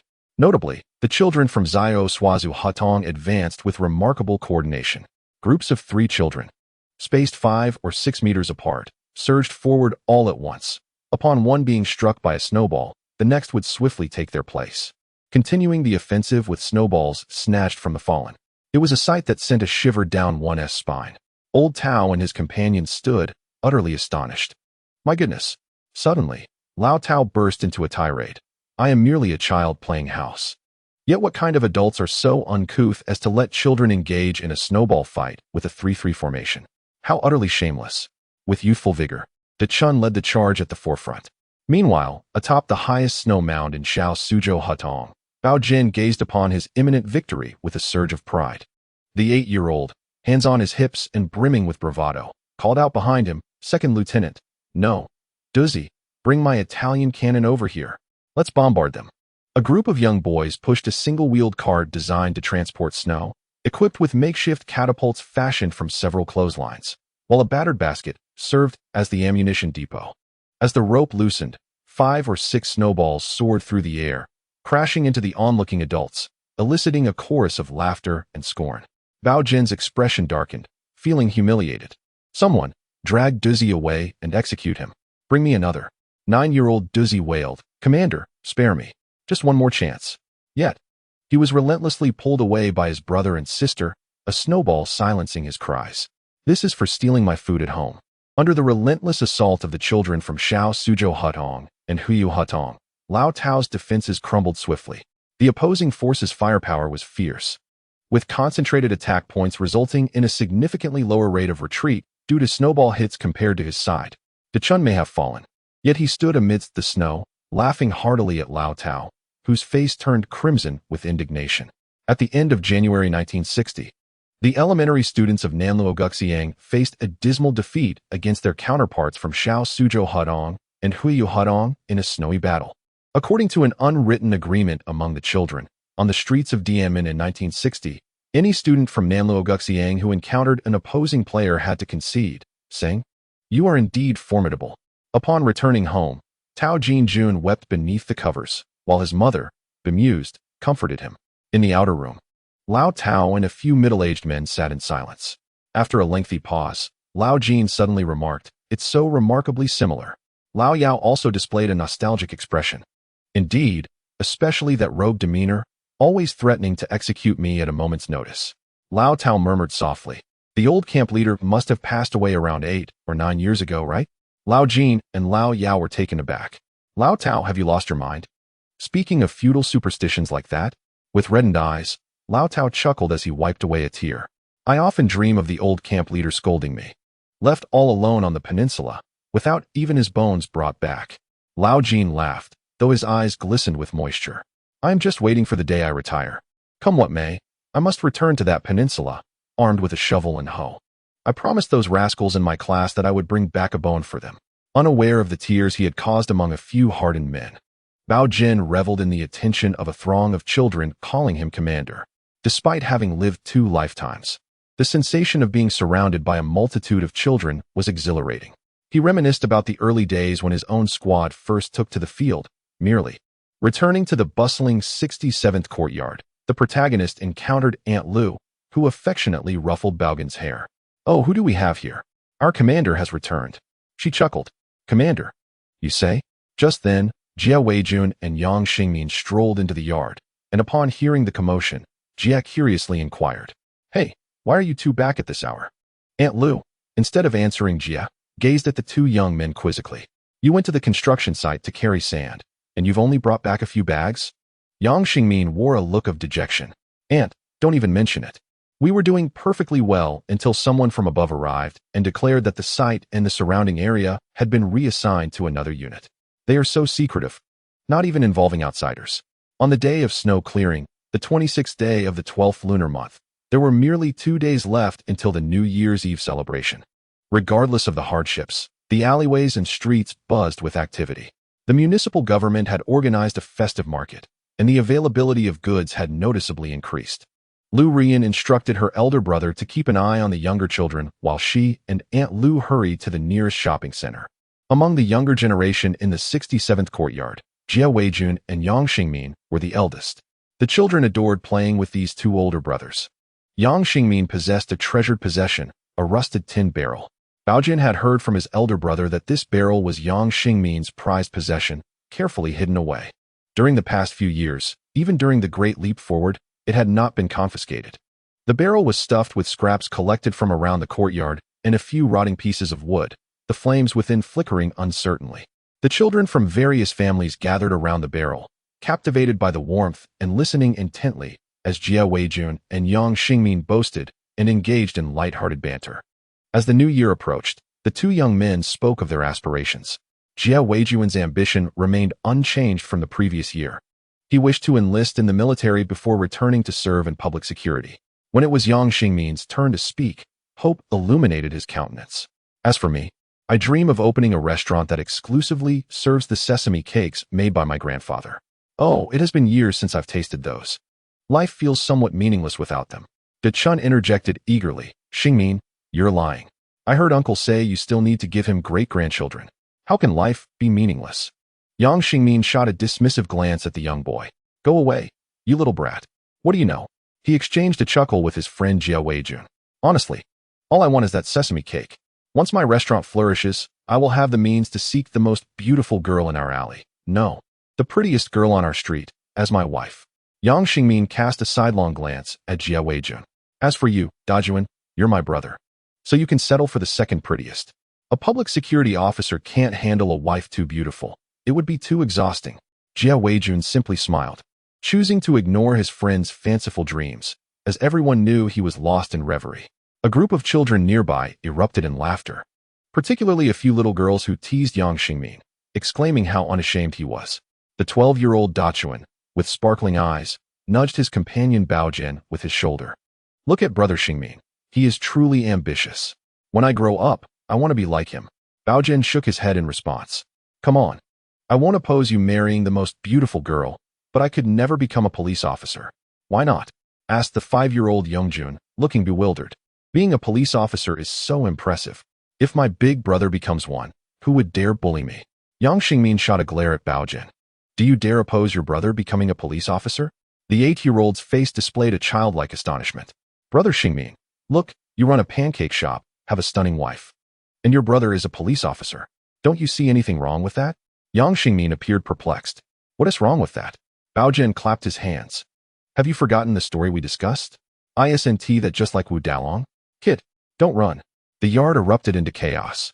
Frustrated, Yang Xingmin was determined to catch Baogen for a proper reprimand, but to his surprise, he was hindered by Dachuan clinging to him, while Ai Hong and Yongjun held onto his legs, leaving him helplessly watching as Baogen skillfully slipped through a dog hole and made his escape. Upon learning that her third son had become the leader among the neighborhood children, Lu Rian instructed Jia Weijun to keep a close watch on Baogen, forbidding him from going out freely. However, this did not deter Baogen. With a little provocation, he easily achieved his goal. Jia Weijun chuckled and refrained from stopping Baogen, thinking it unreasonable to watch his third son get reprimanded by Yang Xingmin. After passing through 4 dog holes, Baogen found himself once again at the entrance to the rat hole in the black market alley. A figure loomed near the rat hole, clearly having waited there for some time. I say, Gung Lei, you're not deceiving me, are you? We've been here twice. And there's not a single person in that hole, not even a rat. Gung Lei's voice bore a hint of impatience. If you don't believe me, then forget it. Do you think I enjoy risking my life here with you every day? Don't be angry. Here, have a cigarette. You know my family situation. The coarse grain we bought from the store is tolerable for me, but my grandmother's stomach can't handle it at all. Since winter set in, she has fallen ill several times due to her stomach issues. If we could really trade for rice, you would be our family's lucky star. Suddenly, the person felt something brushing against his ankle, startling him. A rat. He looked down to find a long piece of cardboard protruding from the rat hole. Surprisingly, there were indeed words on the cardboard. I have rice. What will you trade for it? The man exchanged glances with Gung Lei and quickly replied. Would coarse grain be acceptable? I mean sweet potatoes. For one, no, 5 would work too. Having seen the small samples of sweet potatoes shoved into the rat hole, Baogen had already inferred the source of this man's sweet potatoes. They were merely tiny scraps stolen from a blender's edge. Baogen had heard that some coarse grain flour was actually made from sweet potato scraps, wheat bran, elm bark, and a touch of cornmeal mixed together. The cardboard was extended once more. Such a meager amount was of little use. Yet if he possessed 100 pounds, a trade could be contemplated. Baogen was merely probing. But to his surprise, the other party asked him to wait for an hour. As another little star faded away, the 100 pounds of sweet potato scraps in his notebook did not transform into the large sweet potatoes he had anticipated. Instead, they morphed into a substantial bundle of translucent sweet potato noodles. In the southern regions during the 1960s, such a delicacy was considered a premium grain. Tomorrow marked New Year's Eve. Chen Yuhua entered the alley with a bag in hand, her head bowed. Ultimately, she felt somewhat bashful. Fearing the jesting of the residents in the small Suzhou alley, Lin Jingyuan was not at home. She had brought some cornmeal to check on the children.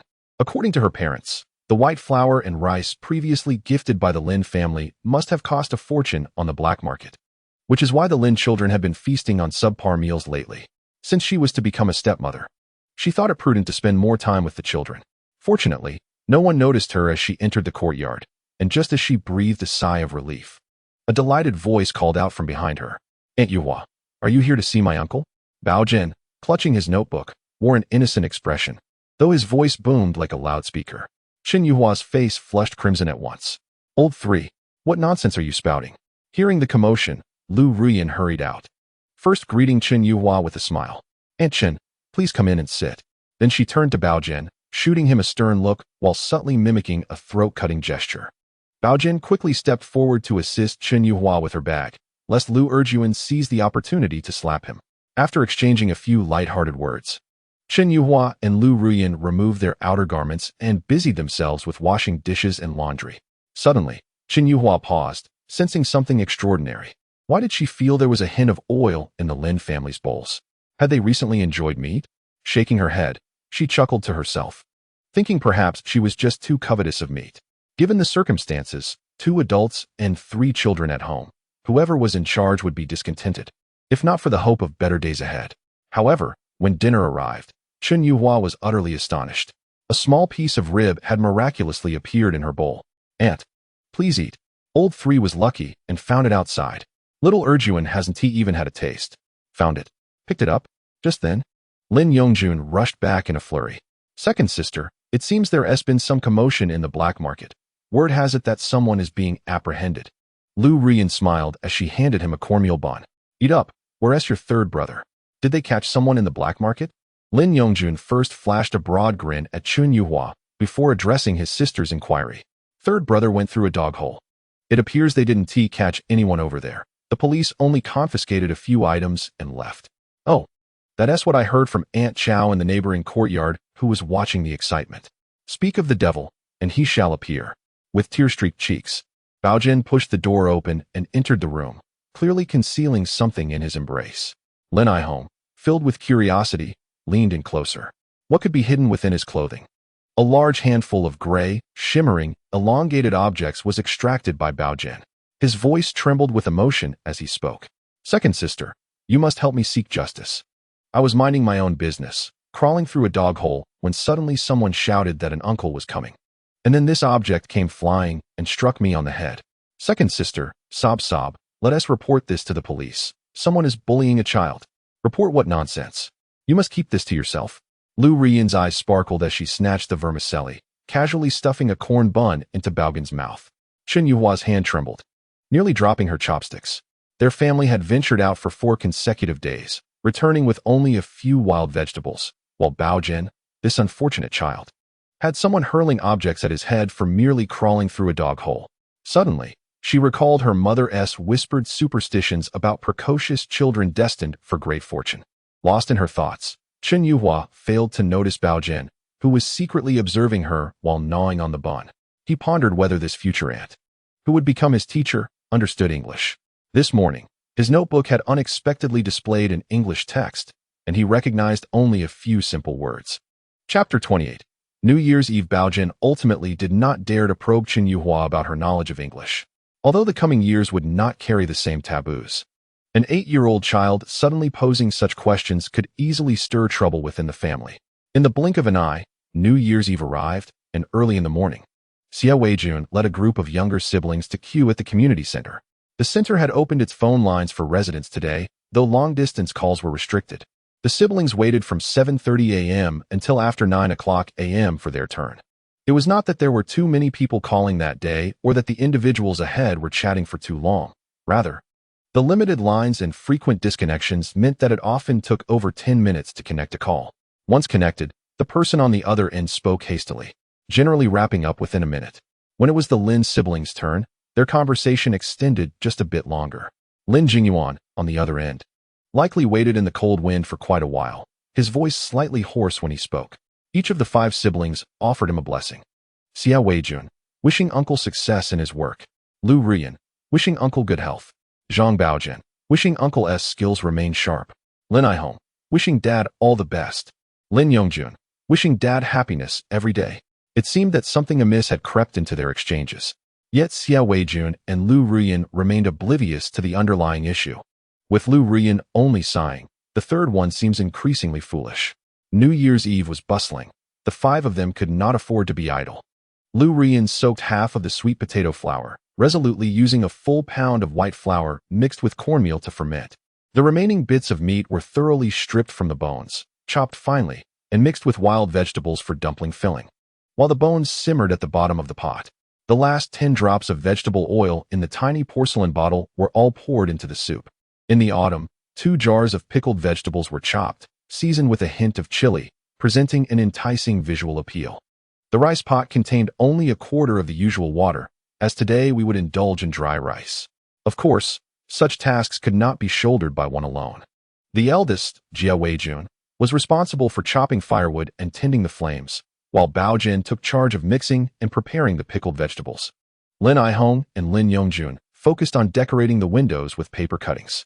The intricate window decorations had been crafted by the He sisters from the courtyard, whose nimble fingers produced designs celebrating a bountiful harvest. This year, the decorations throughout the entire 67th courtyard featured either harvest motifs or wheat ears, a theme that extended throughout the alley and streets. Amidst the bustling activity, the family was unexpectedly graced by the arrival of Chen Yuhua. It seemed that Aunt Chen had finally laid her concerns to rest. The Lin family enjoyed amiable relations with their neighbors, and no one had mocked her during her last visit. It was only natural for her to drop by and see Lin Jingyuan's children during the New Year's Eve festivities. Even the notoriously stern Aunt Ma greeted Chen Yuhua with a smile. Chen Yuhua's parents, possessing a sense of propriety, had sent along some dried seaweed, a reserve from years past. Lu Rian accepted the seaweed with a smile, promptly soaking it in a basin. She playfully remarked to Chen Yuhua, "Aunt, just in time. I felt the soup needed a little something extra." Naturally reticent, Chen Yuhua smiled and took on the task of kneading the dough. As the two exchanged pleasantries, Lin Aihong and Lin Yongjun cautiously affixed the paper cuttings, while Jia Weijun and Yang Xingmin engaged in a friendly competition of chopping wood in the courtyard.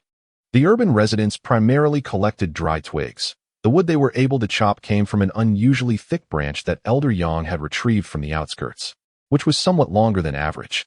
In a corner, Baogen diligently stirred the freshly chopped pickled vegetables prepared by Lu Rian. As he mixed, he sampled a bit, noting that the saltiness was lacking, likely due to Lu Lauer's reluctance to add sufficient salt during pickling.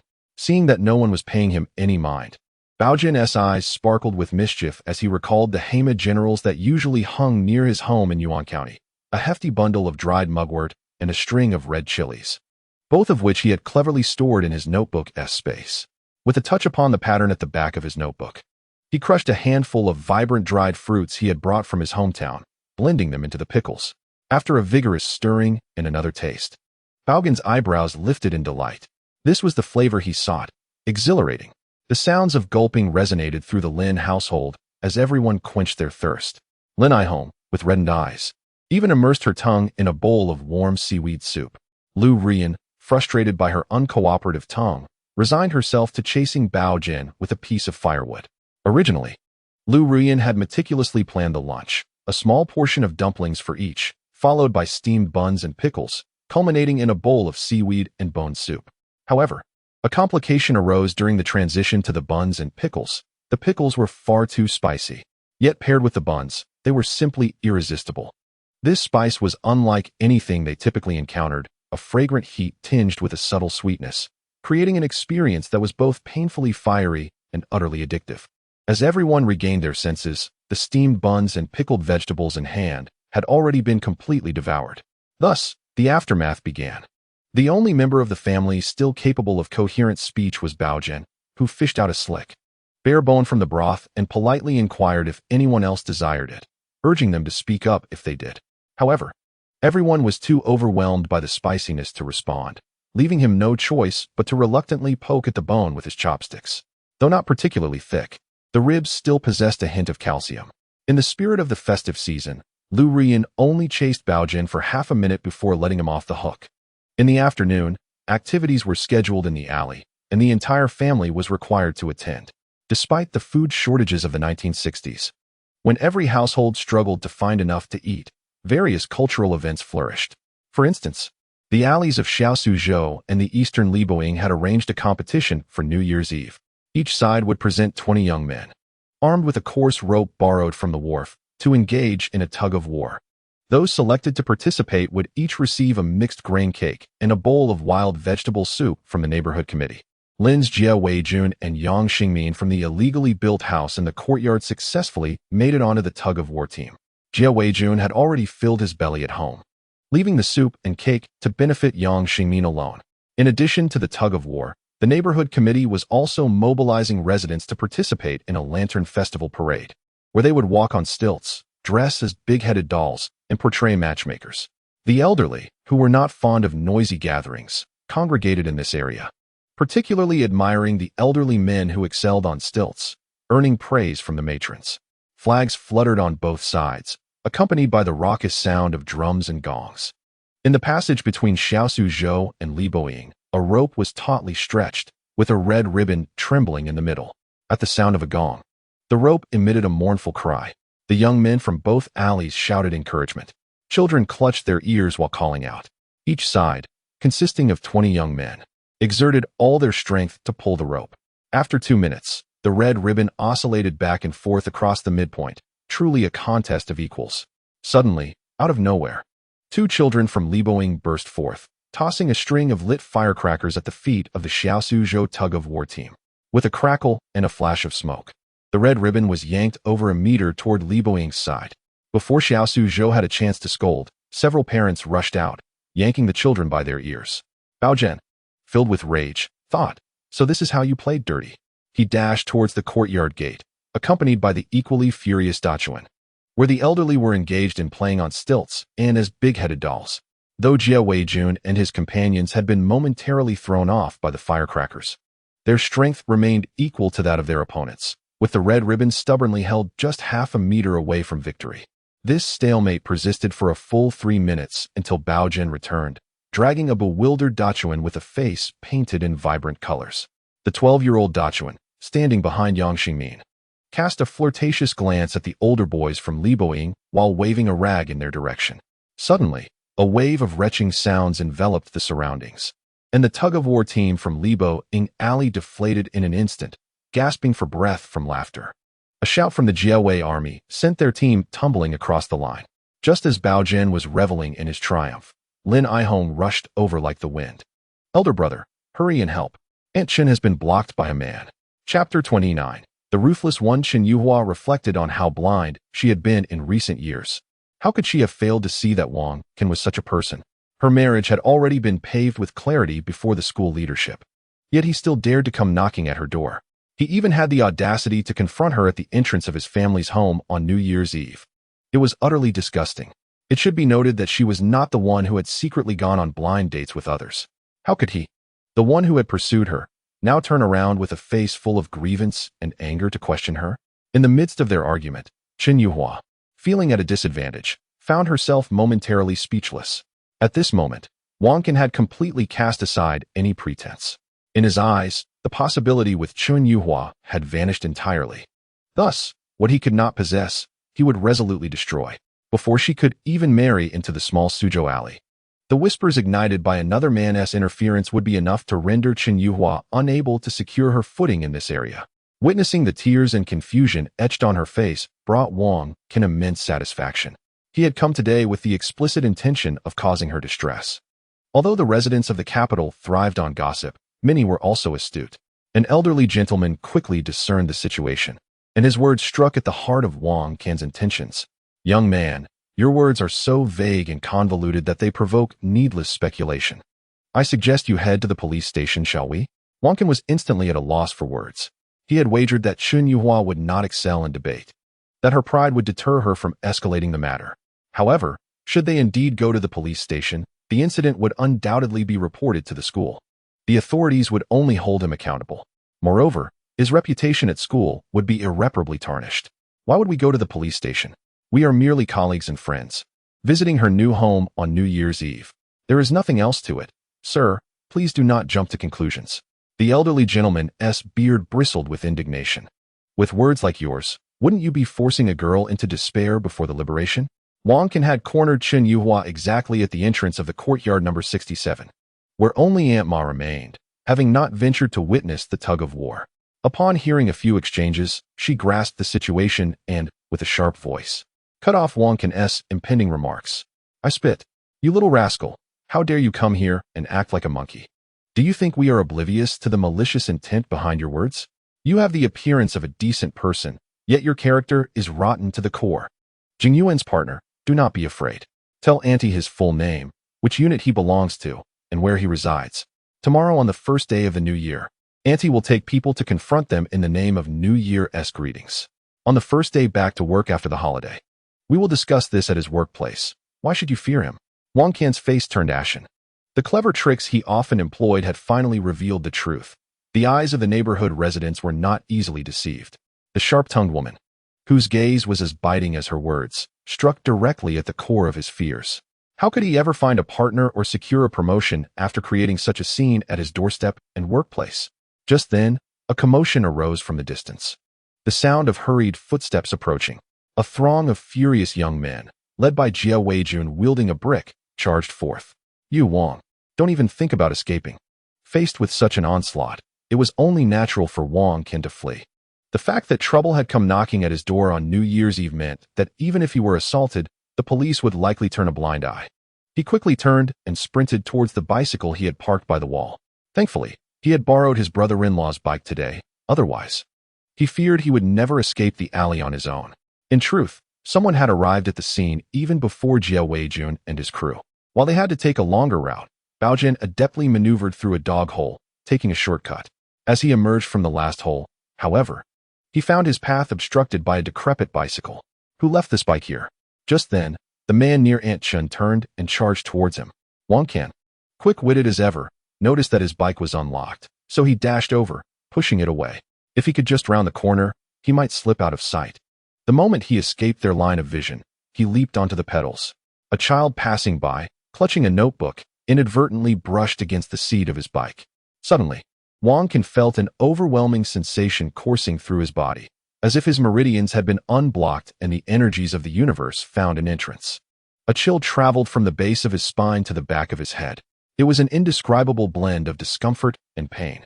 The piercing sensation and tearing feeling overwhelmed him, causing his features to contort in agony.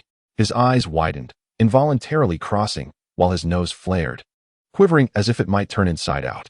His mouth gaped wide, elongated like an oval, and his chin nearly dropped into his collar. His tongue flopped out, extending while quivering incessantly. Tears and snot followed suit, arriving a moment too late to create a mess. "Hey, Uncle, your bike seat fell off," a tender voice chimed, innocently alerting him. "Wow, Uncle, you're amazing."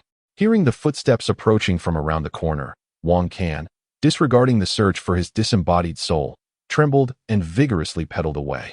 His posture awkward and unsteady. Jia Weijun and his companions rounded the corner, breathless, only to encounter Zhang Baogen, who wore an expression of admiration. "Boss, look at that uncle riding without a seat. He.s. just using the pole." As Jia Weijun and the others noticed the seat lying on the ground and the bike wobbling away, they collectively inhaled sharply. Truly, he was a formidable character. "Dajuan, look at that guy." Yang Xingmin pointed at the swaying silhouette, disbelief creeping into his voice. "If I'm not mistaken, he must have really gone without, right?" A chill ran down the spines of the dozens of young men behind him. Wang Qin, with his fierce determination, successfully intimidated the young men of the alley in Little Suzhou and finally managed to escape peril.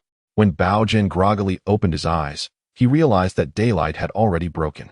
His 8-year-old body seemed unable to withstand the hardships of an all-nighter. The first day of the new year had arrived.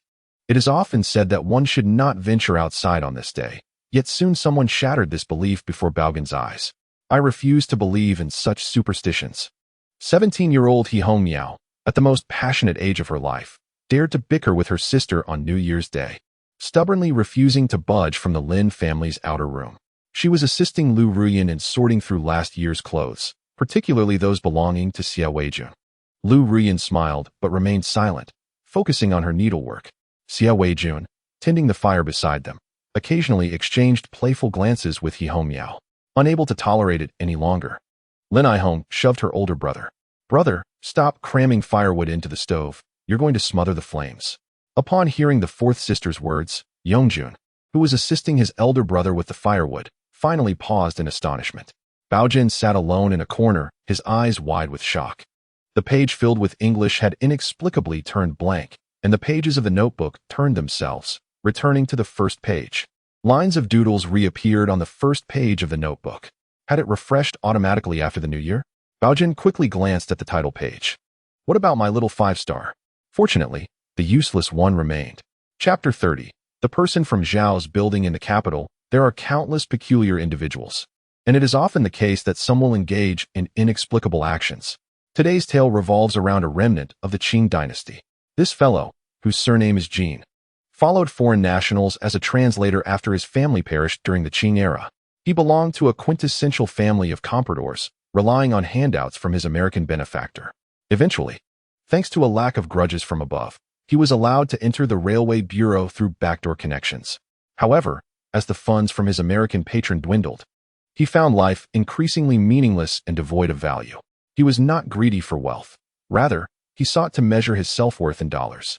In 1958, when the Peninsula War Memorial opened to the public, many residents of the capital visited, including this individual. He set his sights on a revolver seized from a legendary American pilot. He thought, if he returned this to its rightful owner, wouldn't he receive praise and more resources from his American benefactor? And indeed, he acted on this thought. On that day, 4,000 to 5,000 visitors came.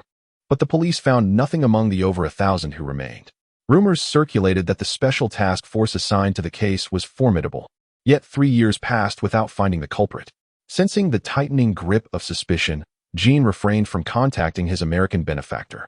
After enduring a few more years, he could no longer withstand the pressure and began posting flyers in Zhao's building. At last, he was captured. The revolver was recovered, and he was given a single bullet. This matter cannot be spoken of outside. Yang Xingmin, who came to visit in the afternoon, whispered with a smile, prompting Lin Aihong and Yongjun, eager to hear the tale, to lean in closer. Baogen followed the example of the fourth and fifth siblings, thinking, who among us is not still a child? I also heard from my uncle that this matter is not solely under the scrutiny of the police. The team is also investigating. However, everything is being conducted in a semi-public manner, so you should refrain from gossiping outside. As of now, nothing has been found, and they might be harboring some frustration. The remaining hours of the first day of the Lunar New Year slipped away amidst Yang Xingmin's various boasts. The following day, the second day of the New Year, relatives were expected to visit for New Year greetings. Yet, since last year, there has been an unspoken understanding among relatives and friends to refrain from visiting each other. They truly have nothing extra to offer. Those who do come by are likely in need of some assistance. On the morning of the second day, the courtyard at No. 67 welcomed a visitor, Aunt Zhu from the neighborhood committee. Aunt Zhu's visit was to discuss the two young men, Xia Weijun and Yang Xingmin. With the day of the city marathon approaching, the selected representatives from the small Suzhou alley were indeed Xia Weijun and Yang Xingmin. This was primarily because Xia Weijun had been faring better than other young people in the alley, his complexion still rosy. Yang Xingmin lived with his uncle, who received a considerable allowance, hence his physique was also satisfactory. The authority to decide the athletes representing the alley did not rest with the neighborhood committee, but with the old Chinese doctor at the alley's clinic. After a thorough examination, the old man discerned who should compete in the race. Tomorrow was the official race day, and Aunt Zhu had brought some candies, instructing them to start enjoying them today and to take a few along to eat on the way. You are familiar with the route, right? Aunt Zhu chattered on.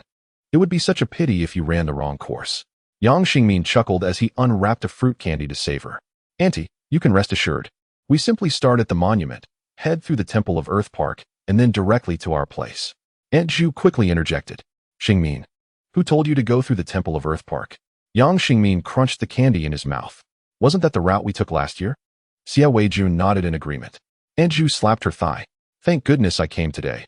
Otherwise, you two would have ended up who knows where. This year, the route goes past Zhao's residence. Where? The one eagerly inquiring was none other than Baogen, who had been listening to the conversation. Without waiting for Aunt Zhu to respond, Baogen immediately clung to Xia Weijun's leg.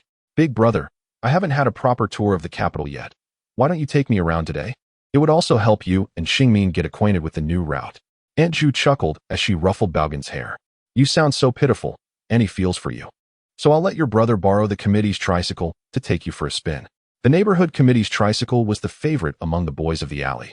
But the street had just been cleaned and was quite slippery, causing Xia Weijun to brake cautiously, especially when the tricycle skidded. Baogen instinctively covered his head in preparation for a potential flip. Fortunately, the street was wide enough, and even if the tricycle slid for several meters, it didn't hit anything. All while Yang Xingmin encouraged them to ride in the motor vehicle lane. In the winter of the 1960s, the streets of the capital were remarkably devoid of automobiles. Comrade, adhere to traffic regulations and utilize the bicycle lane. A traffic police officer clad in a cotton vest helplessly waved a red and white baton, directing cyclists towards the designated path. As Xia Weijun rode by, he hastily raised a hand in an awkward salute to the officer, causing his bicycle to veer and obstruct the lane entirely. The officer, exasperated, pressed his forehead with a hand, reminiscing fondly about the days when he could impose fines. Had it not been for the tough times of recent years, the imminent New Year celebrations, and the repeated directives from above, he would have certainly taken the opportunity to educate the trio aboard the three-wheeled vehicle for a full 3 hours. The route markers for tomorrow's citywide race had just been installed, and Jia Weijun along with Yang Xingmin pedaled their rickshaw for several miles until they finally reached the Zhao family building area. Remember this name, Baogen, for it will be on the exam, trust me. Yang Xingmin, with steam rising from his hair in the frigid winter air, pointed at a roadside sign to scare Baogen. However, Baogen's attention was elsewhere. He was meticulously examining the various signs and markers, hoping to spot the address noted in his notebook. After advancing a bit further, Baogen suddenly clutched his stomach, his face contorted in pain as he looked at Jia Weijun. "Boss, I need to go. Hold it in. Can't you hold it? Or should you and Xingmin plug your noses?" With no other option, Jia Weijun and Yang Xingmin stopped the rickshaw by the roadside and took the little boy to find a restroom. Public toilets were easy to locate, although the scent was overwhelmingly potent, prompting the two to wait a good 20 meters away from the entrance. Using the restroom was not Baogen's primary goal. He sought to gather information. After inquiring with nearby patrons, he effortlessly discovered the precise location of the address. The clever child had strategically asked about the position adjacent to the door number 1. The next step was to lead his boss and Xingmin there. It was only the second day of the new year, and with the upcoming city race, it was highly likely that the individual named Jean would be resting at home. Baogen believed that rather than allowing this person to foolishly get caught again a year later, it would be wiser to hand over the credit to his boss and Xingmin. Clutching his nose, Baogen stumbled out of the public toilet, reeking yet delightfully contemplating. The fellow at Zhao family building was surely worth at least 2 recruitment quotas. Wasn't he? Chapter 31. The arrival of the winter vacation class. Baogen underestimated the seriousness with which Jia Weijun and Yang Xingmin regarded the upcoming race. Despite his eloquent pleas, he was compelled to accompany the two as they traversed the entire racing route through the Eastern District. By the time they returned home, dusk was approaching, and the matter of finding the individual named Jean would have to wait for another day. Early the next morning, before dawn broke, the entire courtyard was abuzz with activity. Everyone had gathered to send off Jia Weijun and Yang Xingmin to the Monument Square for the city race, making the occasion feel akin to the World Cup. Not only the residents of Building 67, but also many from neighboring courtyards had come to see them off, with the community committee even arranging for several individuals to hold a banner proclaiming, wishing comrades Jia Weijun and Yang Xingmin success in showcasing the spirit of Suzhou Alley in the race. The matter of rankings was never mentioned. Jia Weijun had already explained at home that covering 1/3 of the total distance of 15 kilometers, later extended to 105 kilometers in 1964, would be considered a victory for them. The two donned the newly issued Liberation rubber shoes from the neighborhood committee, bowing graciously to the crowd as they were escorted out of the alley. Lu Rian, accompanied by Baogen and 3 others, followed closely to the boarding area, exchanging the new shoes for an old pair that fit more comfortably for running. During the 1960 Beijing City Marathon, throngs of people lined the streets, and Baogen, struggling to see over the crowd, found himself surrounded by a sea of posteriors due to his short stature. By noon, Jia Weijun and Yang Xingmin were carried back into the alley by the young man, the scene resembling that of World Championship victors. Upon returning home, it was revealed that Yang Xingmin had exhausted himself after merely 2 kilometers, while Jia Weijun fared slightly better, managing 2.5 kilometers. This performance delighted Aunt Zhu immensely, who insisted that the 2 boys rest well at home. Later that afternoon, Chen Yuhua visited the Lin family once more, accompanied by a colleague, Mr. Lu Jianming, whom the siblings were instructed to address as Teacher Lu. During the introductions, Lu Jianming appeared somewhat bashful, burdened by the guilt of his actions concerning the meager rations. Fortunately, the child he had nearly failed was a genius, achieving remarkable scores on higher grade exams. Our school, known for its strong faculty amongst several surrounding elementary schools, even included a middle school division. Sitting on a small stool, Lu Jianming explained his purpose. Typically, during the holiday season, top students from the neighboring elementary schools would gather at our institution for training, including those from Fushua Hutong Elementary.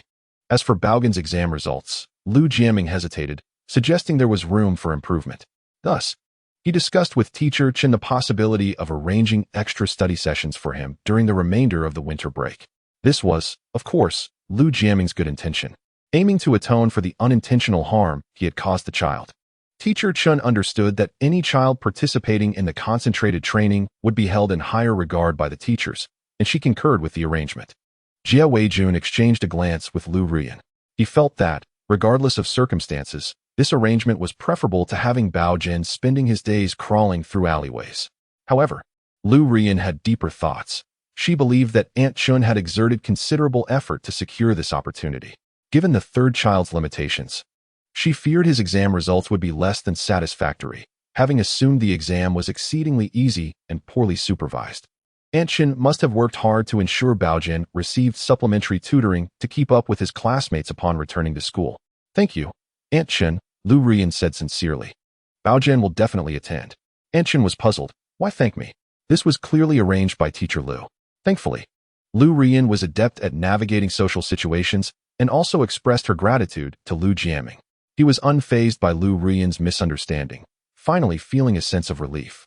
Certainly, this is also intended to allow Baogen to quickly familiarize himself with the teaching style and atmosphere of our capital.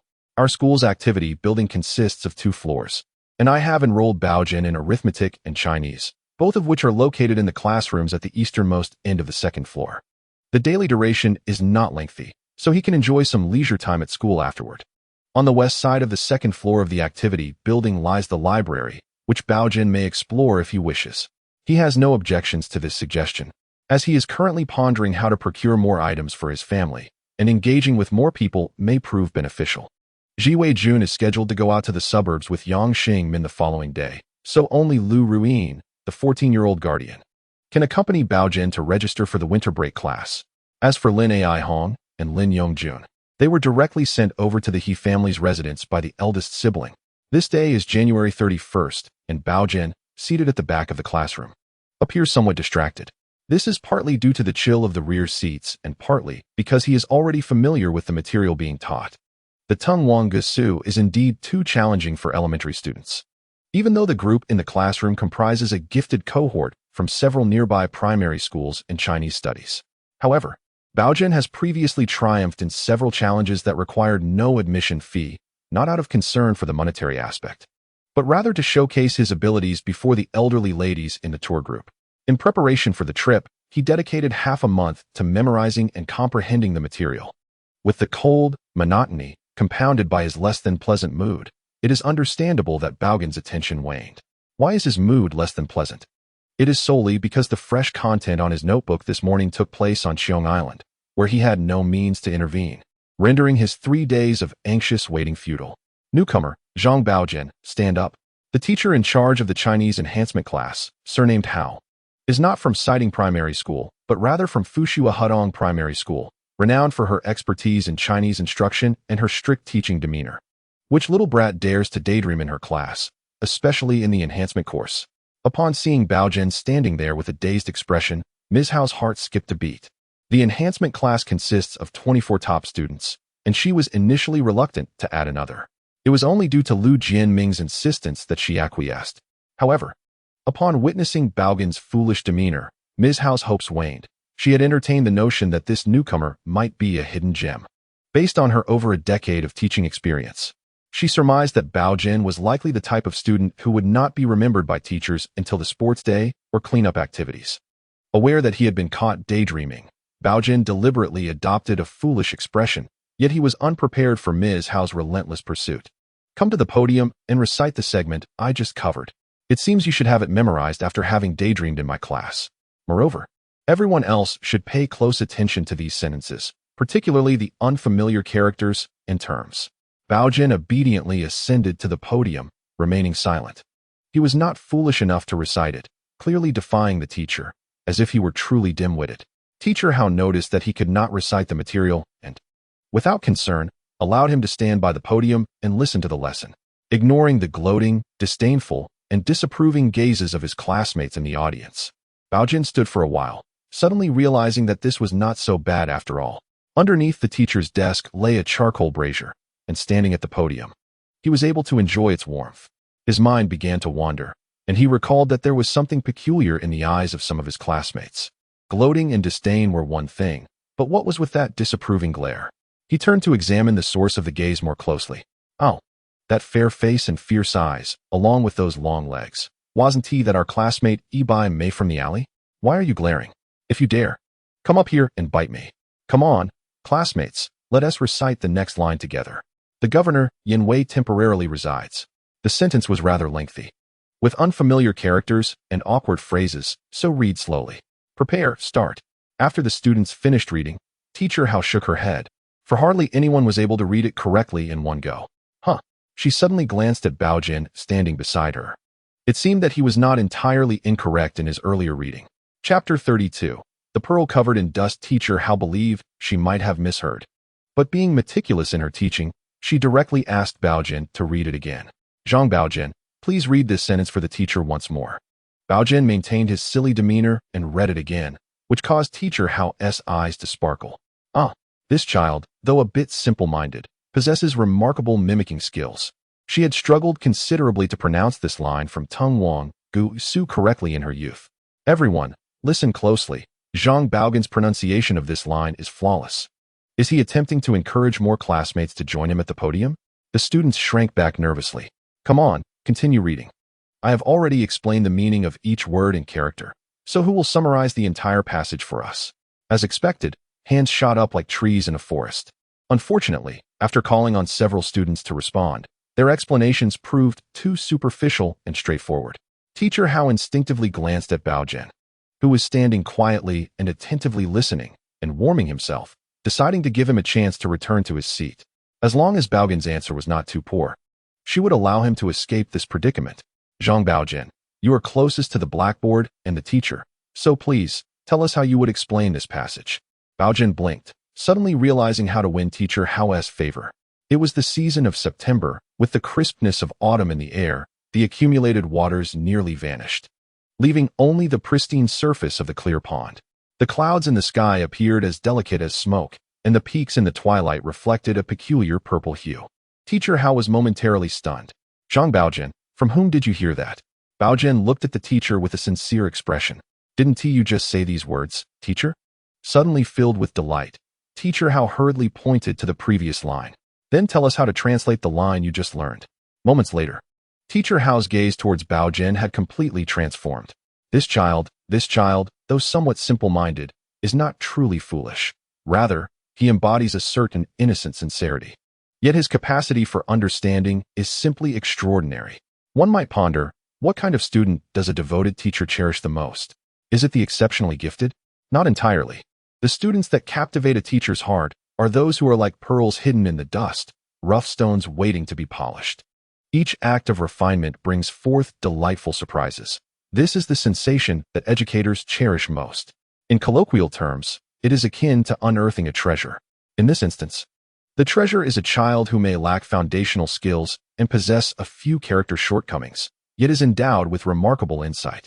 Throughout the ensuing lessons, Teacher Hao was pleasantly surprised to discover that often, a mere offhand comment could ignite a spark of understanding in Baogen. While the other students remained bewildered, it was the one who seemed the least astute who truly grasped the concepts. After class, Teacher Hao departed with a sense of fulfillment, while the rest of the class exchanged glances, collectively overwhelmed by the translation assignment they faced. They struggled to keep pace with Teacher Hao and Baogen during the latter half of the lesson. Meanwhile, one student, light-hearted and carefree, packed his tattered backpack, dismissing the others with a smirk. In this day and age, there are no supplementary materials. They could only lament over their homework. With no arithmetic class scheduled for the day, he planned to wander to other classrooms. Ebi May, in a fit of frustration, jabbed at the paper figures with her pencil, nearly driven to despair by the fact that her language skills, so commendable, paled in comparison to those of a seemingly foolish peer. Among the various activity rooms, Baogen was most familiar with the table tennis room. Within the table tennis community of East City Primary School, it was well known that Coach Huang Ping from Fushua Hudong Primary School and physical education teacher Wen Xiang Yuan from Siding Primary School were playful rivals. They were college roommates and adversaries in their professional lives. At this moment, Coach Huang was teasing one who had just lost a bet to him. Apologies, old one. But today, I have triumphed once more. He laughed, addressing the several students who had come for winter training. The upcoming serve and receive practice is entirely entrusted to Teacher 1. Remember our agreement. You are only responsible for receiving, No one is to serve on behalf of Teacher 1. As for me, he chuckled, I have a matter to attend to at home, so I shall take my leave. With that, Huang Ping, grinning, placed a large basket of ping-pong balls beside the table and patted Wen Xiangyuan on the shoulder before making his exit. Teacher Wen was soon fatigued from serving. Opposite him were players from several primary schools, yet none were Wang Yong. You there? Yes, you come here. As Baogen peeked into the table tennis room, he was spotted by the keen-eyed Teacher 1, who beckoned him eagerly. You must be a student from our school. This was not a question but a statement of certainty, as the students from surrounding schools attending winter classes were invariably top performers, all wearing red scarves. The child outside the window, lacking a red scarf, was undoubtedly a student from their school, returning during the winter break for leisure. Come, serve a few balls for the teacher. I need to step away for a moment. Without granting Baogen an opportunity to decline, Wen Xiangyuan firmly placed him at the table and slipped away. He made a wager with Huang Ping, stipulating that he would not allow the few participants in practice to serve on his behalf, yet he did not prohibit the children from his own school from assisting him. Baogen glanced at the racket in his hand, then at the half-full basket of table tennis balls at his feet, and finally at the 7 or 8 children across from him, their faces adorned with disdain or mockery, hesitating slightly. The last time that big boy had nearly been brought to tears by his prowess, for he possessed a significant advantage in table tennis skills and tactics. What grade are you in, classmate? Can you even handle that racket? A boy clad in the uniform of the Zimahu Alley Primary School's table tennis team impatiently regarded Baogen. Why are you dawdling? Hurry up and serve. Once we finish this basket, our training will finally conclude, so make it quick. Another cocky boy deliberately sought to intimidate Baogen. Listen closely, kid. If 9 out of 10 of your serves are returned successfully, then you will be responsible for collecting all the scattered training balls in this room. Upon hearing this, Baogen, who had nearly resolved to leave, merely chuckled. A light ball was served over, and the first boy in line to receive it was the one from Zimahu Alley Primary School. Noticing that Baogen's serve was rather high, he grinned and prepared to unleash a powerful smash, confident that the ball would rebound heavily back onto Baogen. He stepped forward, turned sideways, swung his racket, and executed the smash in one fluid motion. The onlookers behind him were ready to cheer. Alas, the boy swung at nothing but air. The seemingly slow ball served by Baogen unexpectedly curved mid-flight to the left. Again, the slow-moving ball came over, and this time the boy focused intently, launching an even fiercer smash. The spinning table tennis ball collided with his racket, but did not rebound as he had anticipated. Instead, it shot straight up to the ceiling with a whoosh. The arc spin ball reappeared.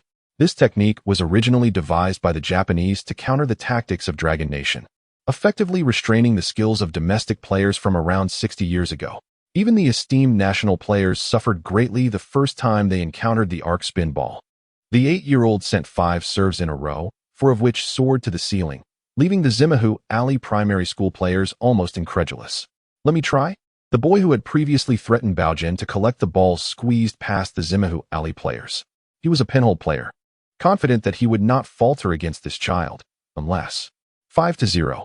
He managed to return one of the serves, yet unfortunately, without grasping the nuances of receiving an arc spin ball, the return shot was equally high, and Baogen executed a clean and powerful smash. Baogen tapped the table with his racket, declaring, "Next." After using the restroom, Wen Xiangyuan deliberately strolled around outside before returning to the table tennis activity room. The student within, appearing rather simple-minded, likely had already exhausted nearly all the remaining balls in the basket. Upon opening the door, he was met with a scene of scattered balls. Wen Xiangyuan chuckled as he surveyed the room, a hint of teasing in his voice. So how was it? The difficulty of our school's students serving shouldn't be too high, right? Why do you all look so pale?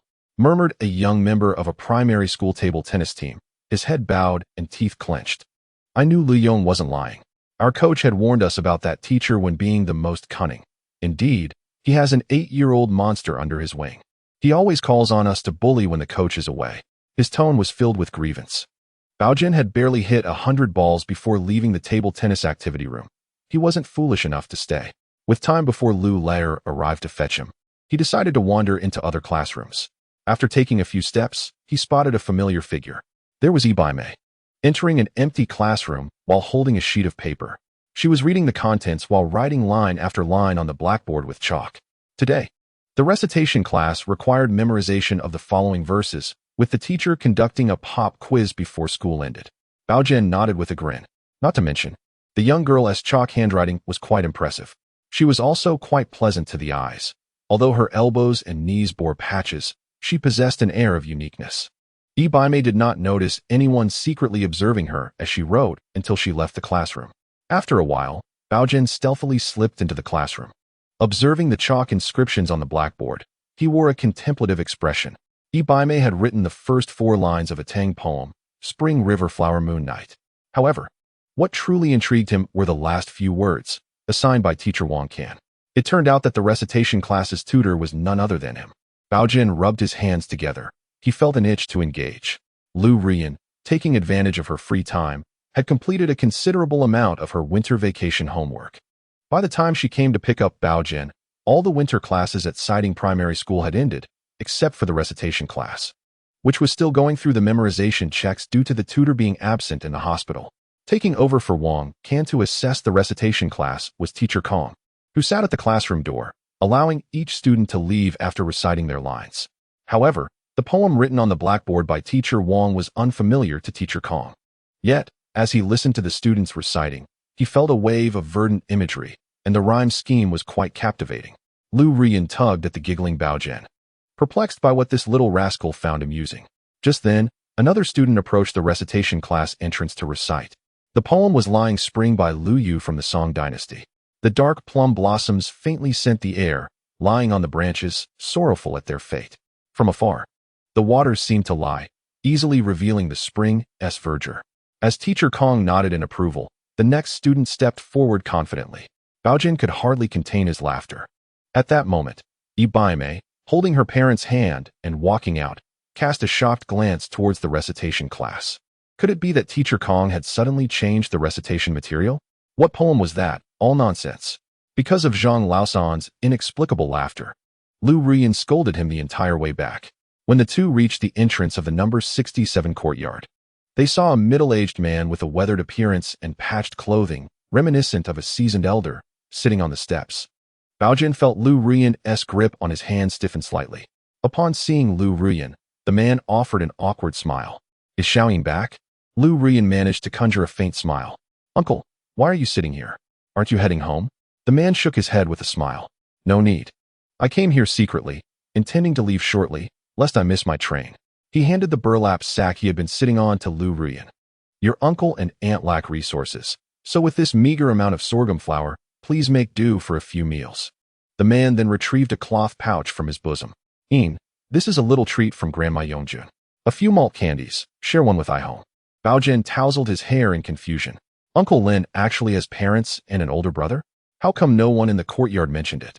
Chapter 33. A share for everyone. Lu Rian accepted the visit from Uncle Lin, who came to see the elderly gentleman, yet she stubbornly refused the grain he offered. One might underestimate this small bag weighing merely 5 pounds of sorghum. Lu Rian understood that this was a hard-earned gift from her uncle's family, gathered over an unknown period. Since last year, as the suburban counties and factories began to undergo collectivization, Huairou had established a commune, with meals served in large dining halls, and earnings measured in work points. It sounded promising, but in reality, even 3 servings of rice could barely satisfy a few bites. In other words, the harvest from last year in the village where the Lin family resided was entirely allocated to the collective, even if the family had stored grain. It would likely be from 2 years prior, and the circumstances of the past 2 years made it nearly impossible to have any reserves left. Thus, this 5 pounds of sorghum must have been acquired by Uncle Lin through barter in the black market. Uncle Lin, not one for lingering, turned to leave. In his haste, a straw tucked inside his shoe spilled out, and his ill-fitting, worn-out rubber shoe flew off with a whoosh, nearly striking the returning Xiao Weijun in the face. Uncle, are you heading home? Xiao Weijun, familiar with Uncle Lin's nature, playfully approached him, saying, I have some things to pass along to the 2 younger sisters. Hearing the commotion outside, Lin Ihong and Lin Yongjun dashed out of the courtyard, each joyfully embracing Uncle Lin's legs. Don't cling, Uncle is dirty.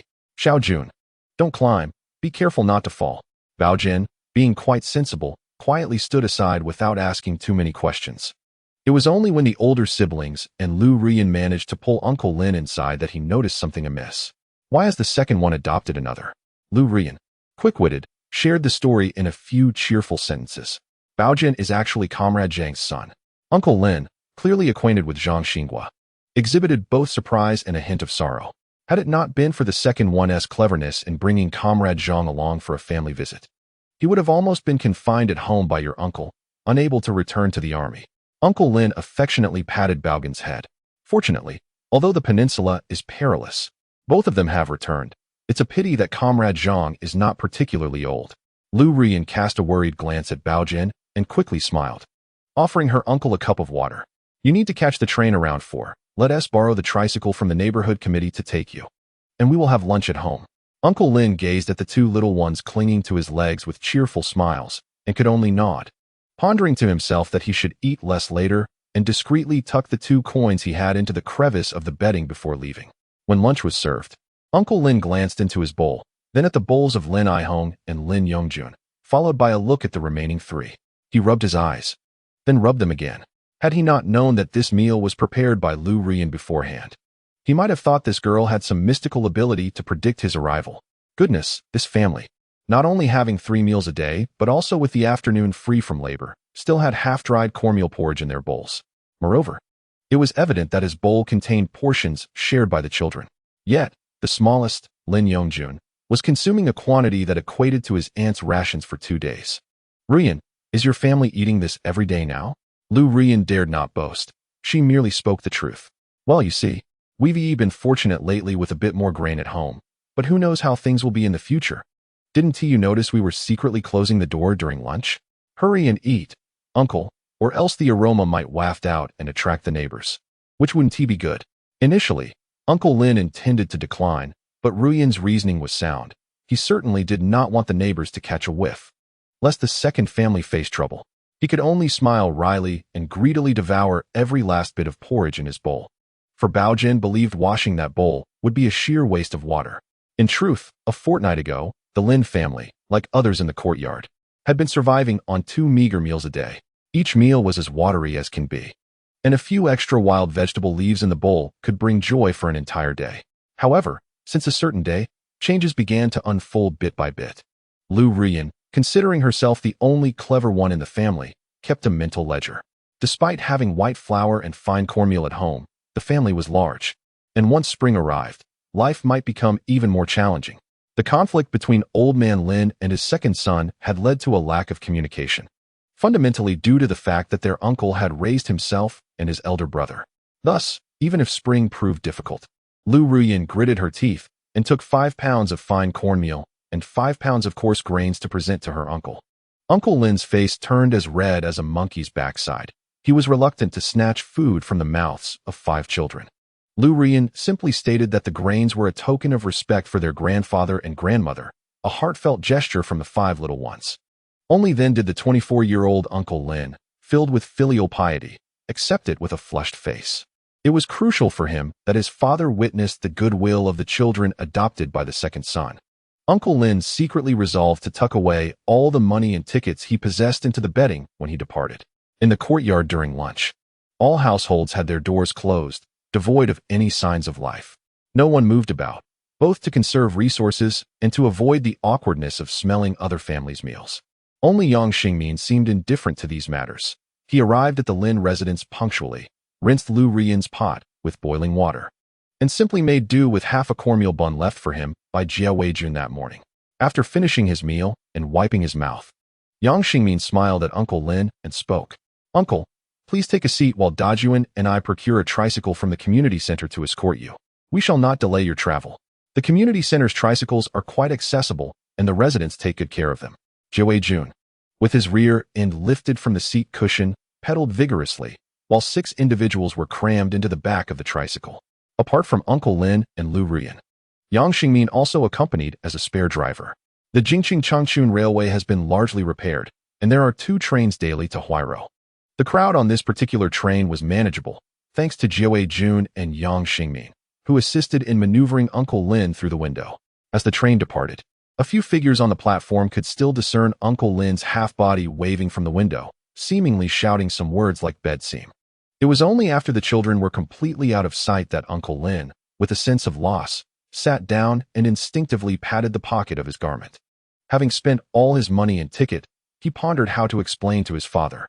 Alarmed by an unusual sensation, Uncle Lin hastily turned his pocket inside out, only to be astonished to find that the money and tickets he had previously stashed in the bed seam had miraculously returned to his pocket without a single cent missing. Oh dear, those children. Uncle Lin chuckled in exasperation, slapping his thigh, only to notice something amiss with his pants pocket. Meanwhile, on the platform, Jie Jun exchanged a knowing smile with Lu Ruyan. With those hands of Uncle Lin, how could he deceive my eyes? The money he tucked away in the bed seam was slyly returned to him, while I seized the opportunity to push him through the window. Lu Ruyan, watching the train recede, sighed in relief. Aunt Lin is meticulous. The 5 yuan I concealed in the rice bag should be safe. Uncle Lin is rather careless. Had it been Aunt Lin, we would have had no hope of returning the belongings. Baogen, quietly clutching his notebook, remained silent. After the second brother had finished slipping money into the rice, he took it upon himself to tie the bag shut. He had procured half a caddy of lard from Lingzi and wrapped 2 tails in oil paper, adding a small piece of meat. Regardless of the old man's grievances with the second son, he would likely be somewhat placated by these offerings. Lin Aihong, unwilling to be outdone, raised her hand. I secretly placed a few malt candies in Uncle's pants pocket. He will surely appreciate them. Lu Ruyan's smile faltered slightly at the thought of those sticky treats. Would they even be of any use with Uncle's tattered trousers after a vigorous wash? The youngest, Lin Yongjun, perked up. Brother, you missed a spot. Uncle had tucked away some money in the shoebox under the bed, around 7 or 8 yuan, but fortunately, I cleverly returned it. Jie Jun's eyes widened in alarm as he shook the little fellow's head. You fool. That was my private stash. Chapter 34. Positioning and perspective. Outside the plaza of the Beijing railway station, Yang Xingmin sat at the tricycle's helm, his legs shaking incessantly, while the brim of his ridiculous cap flopped about, the chin strap swinging in the air. Lu Ruyan took Aihong to the restroom, while the others waited nearby, engaging in casual banter. It is worth noting that this train station was newly constructed just last year. When Yang Xingmin speaks, there is always a rich flavor reminiscent of the Grand Tianjin dialect. To set the scene, our city's train station, located near Zengyangmen, is known as Qianmen Station. The station we now behold is one of the top 10 architectural marvels of the decade. Do you find it beautiful and impressive? The Soviet experts would certainly give it a thumbs up and exclaim in admiration. Those seeking directions hurriedly nod in agreement. I, too, share this sentiment. However, my dear comrades, which route should I take to reach my destination? Yang Xingmin chuckles heartily. Comrade, I understand your urgency, but I have already explained it to you, haven't I? What? This station was inaugurated last September, and now, at the end of January, it has only been 3 or 4 months since its opening. I have not visited it many times myself. Bystanders are left bemused. Oh, so you don't know either? Yang Xingmin raises an eyebrow and laughs. But let us not put it that way. If I come again next time, I'll surely know my way around. Regardless of whether you wish to go to a particular alley or an institution, asking me will always be the right choice. I, Xiaoyang, possess a unique talent. Once I have visited a place twice, I am never unfamiliar with it. A hurried traveler shakes his head and walks away, realizing that this loquacious fellow is visiting the station for the first time as well. Observing the departing individual, Jie Weijun playfully nudges his childhood friend. Why are you so verbose? Can't you be more straightforward and exhibit a bit more decisiveness? Yang Xingmin, crossing his arms, leaps off the train and stamps his feet. I say, Dajuan, having too much decisiveness can be detrimental. Nonsense. How can that be nonsense? Yang Xingmin leans in with a mischievous grin and nudges Jie Weijun with his shoulder. Let me recount a tale my uncle once shared. Do you know of Zhou Yu and Kongming? The three nod in succession. Do you know how Zhou Yu met his demise? Baogen shakes his head while internally reflecting that. According to the tale, it was due to being outwitted by Kongming. It was indeed because he had a friend with excessive decisiveness. A man named Lu Su, Lu as in reckless, Su as in swift.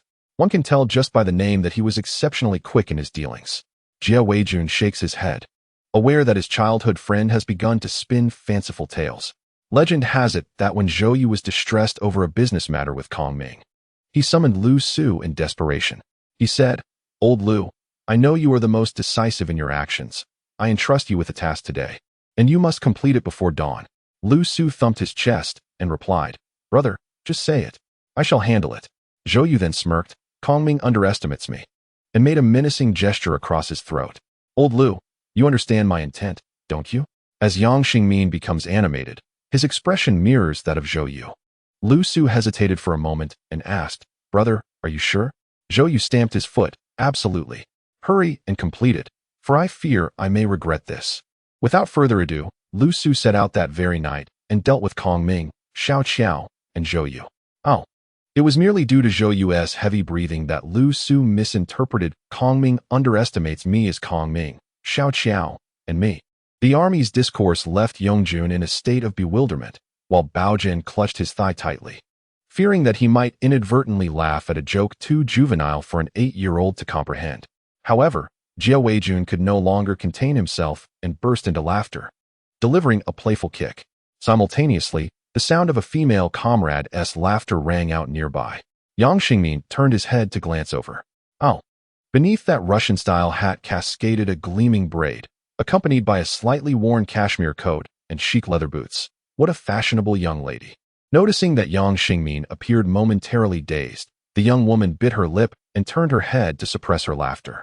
Yang Xingmin, feeling a buzz in his head and his heart racing like a rabbit, hesitated to approach her, as she was surrounded by several foreigners, presumably Soviet experts. It would be rather impolite to stare. Jia Weijun nudged Yang Xingmin's toes with the heel of his shoe, and the sting finally pulled him back to reality. Baogen, intrigued, asked Jia Weijun, Boss, where is Yang's uncle from? Could it be Tianjin? I think Xingmin is quite the chatterbox. After casting another glance in her direction, Yang Xingmin turned back with a smile and replied, You've guessed correctly, young man. My uncle once guided the troops that attacked Tianjin, and later he became a cook in the capital, serving in the army until 1955 before retiring to the streets. I hear he has several relatives back in Tianjin. What are you all discussing? Lu Rian, supporting an elderly woman, approached, followed by a man in a train station uniform. This is Comrade Lu from the station. And this is his mother, Mrs. Zhou. Mrs. Zhou wishes to return to their unit's dormitory, but she cannot tolerate even a whiff of gasoline and cannot take the bus. So Comrade Lu wanted to see if his mother could ride with us in our tricycle. I agreed. Yang Xingmin was the first to thump his chest and say, That is perfectly fine. It's on our way. Comrade Lu from the train station promptly offered 2 cigarettes as a gesture of thanks. He would remember this favor.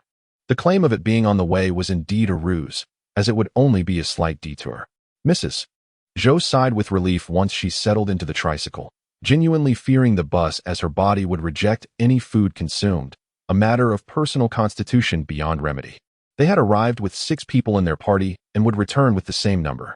However, as they rode, Baogen began to feel a sense of familiarity with the surroundings until he spotted the sign for Zhao Family Lane. After subtly inquiring, he learned from Mrs. Zhou that her son, Comrade Lu, was not a station worker but rather an engineer at the Railway Design Institute. Upon hearing this, Baogen momentarily froze, staring at his own Lu La. Wasn't he that the unfortunate female character? How curious that he suddenly perceived Lu La as possessing a touch of fortune. Helping an elderly woman could potentially lead their entire family to the gates of unimaginable wealth. Wasn't he the gun thief affiliated with the Railway Design Institute? One should not underestimate that case, for the Special Task Force had 2 officers with gold stars stationed there. As the tricycle came to a halt, Lu Rian assisted the slightly dizzy Mrs. Zhou in alighting. Madam, you appear to be unwell. How far is your home, and do you still have hot water? The elderly lady waved her hand dismissively. I've been at my son's for several days. I imagine the water in my kettle has long since cooled. Young lady, could you kindly assist me in borrowing a bowl of warm water from a neighbor? A sip of something warm would suffice. Zhou Dama, with great effort, grasped Lu Rian's hand and indicated towards a nearby row of houses. The neighbors are generally agreeable, and they won't mind lending a bit of water. But avoid that house over there. Why is that? Inquired Yang Xingmin, his curiosity piqued. Zhou Dama shook her head, revealing a hint of disdain. That household belongs to someone named Jean, whose ancestors were Manchus. They gained entry into the Design Institute through dubious means, and they are both reclusive and eccentric, prone to petty thievery. Just steer clear of them. Baogen, overhearing, wiped away his drool. Zhou Dama, you truly are like a grandmother to me. At that moment, Zhou Dama had already opened her insights and discernments. If this group failed to seize the opportunity, they would inevitably disband, without needing the female lead to instigate chaos later. Chapter 35. Come with me. The organized files were once again laid upon the table as the middle-aged Qin silently began to gather his belongings. The task force had been established for over a year, comprising numerous criminal investigation and counterintelligence specialists, including himself. The two leaders overseeing the operation bore significant responsibilities. Almost all the visitors present had undergone multiple screenings, yet the repeatedly identified suspects ultimately proved innocent. This year, the acute lack of resources had reached a critical point. Yet not a grain of rice was missing from the task force's supplies. Frustration, despondency, and anger coursed through the heart of the middle-aged man, leaving only a profound sense of bitterness. They surmised that the suspect in this case had acted on a sudden impulse, rendering the investigation nearly insurmountable. In the vast sea of humanity, who could possibly have been struck by such an impulse? The issues concerning the exhibition hall had long been resolved. Yet the final piece of the puzzle remained elusive. The items, though small, held extraordinary significance. All members of the task force were officially notified today that, due to severe constraints on funding and resources, all operations would be temporarily halted, and everyone was to return home. As for when the case would be reopened for investigation, further notice would be required. The atmosphere in the small courtyard of the task force was oppressively gloomy, particularly for Qin, who felt unworthy to face the profoundly disappointed gazes of the two leaders. Holding the last report in his hands, Qin Songshan mustered his courage and knocked on the door of the innermost resting room of the task force's courtyard. "Who is it?" came a weary voice from within, followed by the sound of someone rising slowly. Just then, the phone in the resting room suddenly rang. Today, Baogen's luck was indeed exceptional. Even fate seemed to be favoring him. Lu Ruyan, while attempting to borrow water from between two houses, inadvertently stirred the Jin household, prompting someone to come out and investigate. Since the moment Jin Xianying pilfered that firearm, his life has undergone a profound transformation. He has taken to feigning illness, spending his days in a state of perpetual anxiety within the confines of his home. The slightest rustle or commotion in the vicinity of his dormitory sends him into a state of panic, akin to a bird startled by an arrow. Despite Lu Ruyan being merely a 14-year-old girl, Jin Xianying dares not underestimate her. He concocts excuses to deliberately confront Lu Ruyan, interrogating her repeatedly. Only upon finding no incriminating evidence does he reluctantly allow her to leave. However, when Lu Ruyan returns, balancing a bowl of hot water, she is caught unawares as Zhang Baogen inadvertently brushes against her pocket with his treasured notebook. "Sister, what were you discussing with that fellow?" Baogen accuses, playing the role of a thief calling out a thief. "Did Aunt not instruct you to ignore that person? Besides, he's been ill for over a year, and there's no telling if he carries some contagious disease. Do be cautious not to lose anything." Lu Ruyan, having offered Aunt a drink of water, smiles as she replies to Baogen, "Is he truly that remarkable? My belongings are hardly a challenge to steal." Instinctively, she reaches for her pocket, only to find her student ID has vanished, causing her face to pale. As the unmistakable sound of Aunt Zhou's relentless knocking echoes through the air, Jin Xianying, already irritable, opens the door, only to be taken aback by the sight of two grim-faced young men standing behind her. His expression shifts dramatically, but before he can react, a muffled voice emerges from behind the duo. "Jin Xianying, you hardly appear to be an invalid. Your limbs seem quite agile. You began taking sick leave at the end of last year, did you not? Hand over the stolen items, post haste." The words, though loosely connected, resonate deeply with Jin Xianying. Especially the mention of his sick leave and the demand for the return of stolen goods, shattering his defenses. Instinctively, he draws a sharp knife from his waist, preparing for a desperate fight. "Wait, that voice sounds like a child," he muses, but it is too late. Baogen, swift of foot, darts between the two men, hurling a handful of lime powder directly into Jin Xianying's eyes. Lu Ruyan's student ID is later discovered in the hallway. But as Jia Weijun and Yang Xingmin storm into Jin Xianying's home, they uncover a trove of stolen property, including items pilfered from neighbors and even a pickled vegetable jar from Aunt Zhou's house. Ultimately, they unearth a disassembled revolver within Jin Xianying's drawer. With tears streaming down his face, Jin Xianying is escorted by Jia Weijun and Yang Xingmin to the police station. The firearm, of American design, matches the serial numbers perfectly, and the long unsolved case is swiftly resolved.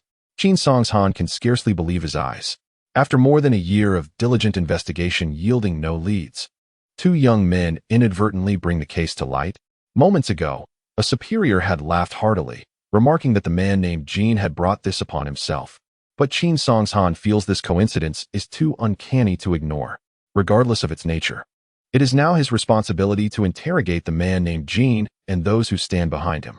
The lead investigator of the special task force instructs old Qin to resume his duties, calling out to him one last time. The notion of unreciprocated effort does not align with our methods of work. I find those two young men quite commendable. Hasn't your bureau recently dispatched some personnel to the south? I wonder if you hold any regard for those two passionate youths? Ha ha ha. I am merely speaking whimsically. Please do not take it to heart. Old Qin chuckled wryly. With your shoulders bearing several stars, how could I treat your words as mere jest? However, it is evident that the leadership is genuinely pleased today. Lin Jingyuan returned hastily. There was no alternative, as Jia Weijun had just turned 18, and certain formalities required his personal involvement. The first joyous news in the new year from the 67th courtyard, or rather the entire alley, spread rapidly among the locals. The individual who stole the museum's firearm was unexpectedly apprehended by Jia Weijun and Yang Xingmin from the Zaisu alley. The organization deemed the enthusiasm of the two, Gu Ming and Ruan, worthy of substantial recognition, and they hailed from commendable family backgrounds, proposed for positions as ordinary police officers at the local precinct. Although the term used was proposed, everyone understood that once the paperwork was completed, these two lads would officially become civil servants. That evening, Grandpa Yang indulged in drink. By the following morning, even the residents of the 65th courtyard joked about having heard Grandpa Yang singing opera the previous night. Meanwhile, Lu Rian secretly wept throughout the night in her bed. She feared that she and her brother would never achieve any distinction, leaving others to point at Uncle Lin and deem his decision to adopt them a mistake. Lin Jingyuan's visit was brief, aside from assisting Jia Weijun with the formalities. He only exchanged a few words with Chen Yuhua. From Chen Yuhua, Baogen gleaned two pieces of information. The first was that Wang Can had been transferred for unspecified reasons, reportedly to a non-educational institution. The second was that Baogen's official class for the new academic term had been determined. He was assigned to class 28 of the second grade, with Lu Jiaming as the homeroom teacher. According to Aunt Chun, it seemed that the class monitor was also from their alley. This immediately reminded Baogen of the only two girls in the alley, the twin sisters, Ibaime. His guess proved accurate. No sooner had Aunt Chun departed than one of the sisters arrived at the 67th courtyard. Zhang Baogen, come out with me. The young girl calmly beckoned with her finger. Chapter 36. The Brotherhood of the Alley. Had it been another girl, Baogen would likely have paid her little mind. Yet, considering her connection as one of the twin sisters, he cheerfully followed her outside. Just then, Lu Rian emerged to splash water and saw Baogen foolishly trailing after the young girl, shaking her head in exasperation. Alas, starting with his brother, all the boys in the family seemed to exhibit such behavior. Ibaime walked with a distinct poise, her movements precise and measured. Unlike other children whose bodies swayed as they walked, exuding a certain leadership quality. Unbeknownst to her, Baogen was analyzing her gait as she led him to a less frequented alley at the southern end. Here, only two children idled in boredom, one boy and one girl. Ibaime stood in place, casually pointing to the short-haired boy to introduce him to Baogen. They are both our classmates from the alley, she said. This is Lu Simin, aged 8, born in August, 2 months older than you. With a playful blink, Baogen remarked upon the little girl's keen observation, noting that she had memorized even the month of his brother's birthday. Wait, is the short-haired one a girl? Ibaime gestured toward the shy girl remaining. Her name is Guan Taishan, who is also a month older than you. Don't be deceived by her hairstyle. She only gets a haircut every 3 months to save money. Without waiting for Ibaime to introduce herself, Baogen boldly extended his hand. Lu Simin, Guan Taishan, greetings. I am Zhang Baogen, and we shall be classmates from now on. Initially somewhat nervous, Lu Simin and Guan Taishan smiled in return upon seeing Baogen's cheerful demeanor. Lu Simin grasped Baogen's left hand, while Guan Taishan took hold of his right, forming a pleasant triangle that excluded Ibaime. Slightly displeased, Ibaime thought it should have been her responsibility to introduce Zhang Baogen. How could he be so brazen as to introduce himself and even hold hands? The young girl silently encouraged herself. Nevertheless, it mattered little. After all, she was the class leader, and students from the same lane had always regarded her as their guide. You three converse for now. I'll return shortly with something. Ibai may resolve to successfully bring Zhang Baogen into her fold today, so she was determined. As soon as Ibai May departed, Baogen felt elated. How could he pass up such a splendid opportunity to create camaraderie? Lu Ximin and Guan Taishan. Don't you find it amusing that our surnames together form a sequence? Guan Taishan appeared bewildered, while the tomboyish Lu Ximin sprang up in excitement. Yes. I've eavesdropped on the tales of the three kingdoms several times. My surname is Lu, and I am the eldest by month. Guan Taishan is second, and Zhang Baogen is the youngest. Lu Guanzhang. Lu Ximin, indeed, exhibited a boyish spirit. Perhaps she was born in the wrong era, as she immediately sought to forge brotherhood with them. A snow pile, adorned with 3 branches, served as offerings of stones, bricks, and straw. Observing Lu Ximin's adept motions, Baogen suspected that she had been anticipating this day for quite some time. At 8 years old, it was merely play. Unfortunately, the shy Guan Taishan hesitated. Become sworn brothers? But we have no food at home. We cannot afford to sustain you. Lu Ximin promptly kicked him. Silly, it's just playing together. Who would come to your house to eat? My grandfather said that people are fated to meet. Guan Taishan remained stubborn. What fate binds us 3? Lu Ximin was momentarily at a loss for words. She had merely been swept up in the idea upon hearing their surnames. After observing for a while, Baogen smiled. Lu Ximin, how many patches are on your shirt? 3. Why? And Guan Taishan, how about you? 3. Can you guess how many patches I have on my shirt? Lu Ximin's eyes lit up as she twirled Baogen around. You two have 3. Baogen then pointed to their feet. It seems we are all wearing rubber shoes. Indeed. Lu Ximin, what did you have for breakfast? Porridge. Guan Taishan chimed in. I had porridge too. In the morning, when it comes to fabricating tales, Zhang Baogen does so effortlessly.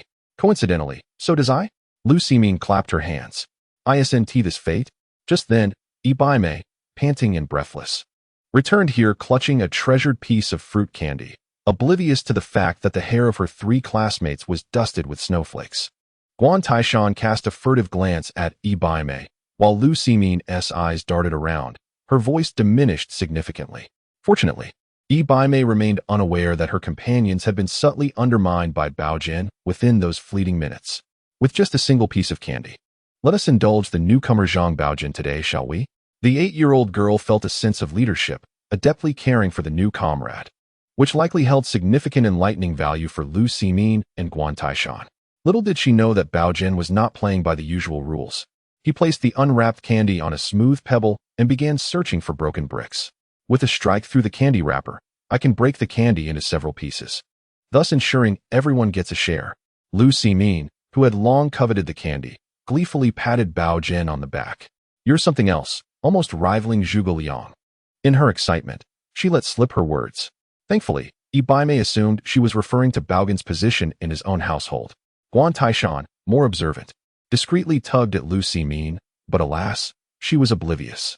Baogen found a small piece of broken brick, weighed it in his hand, and with a sturdy piece, he smashed down with force. Lu Ximin and Guan Taishan couldn't help but swallow hard.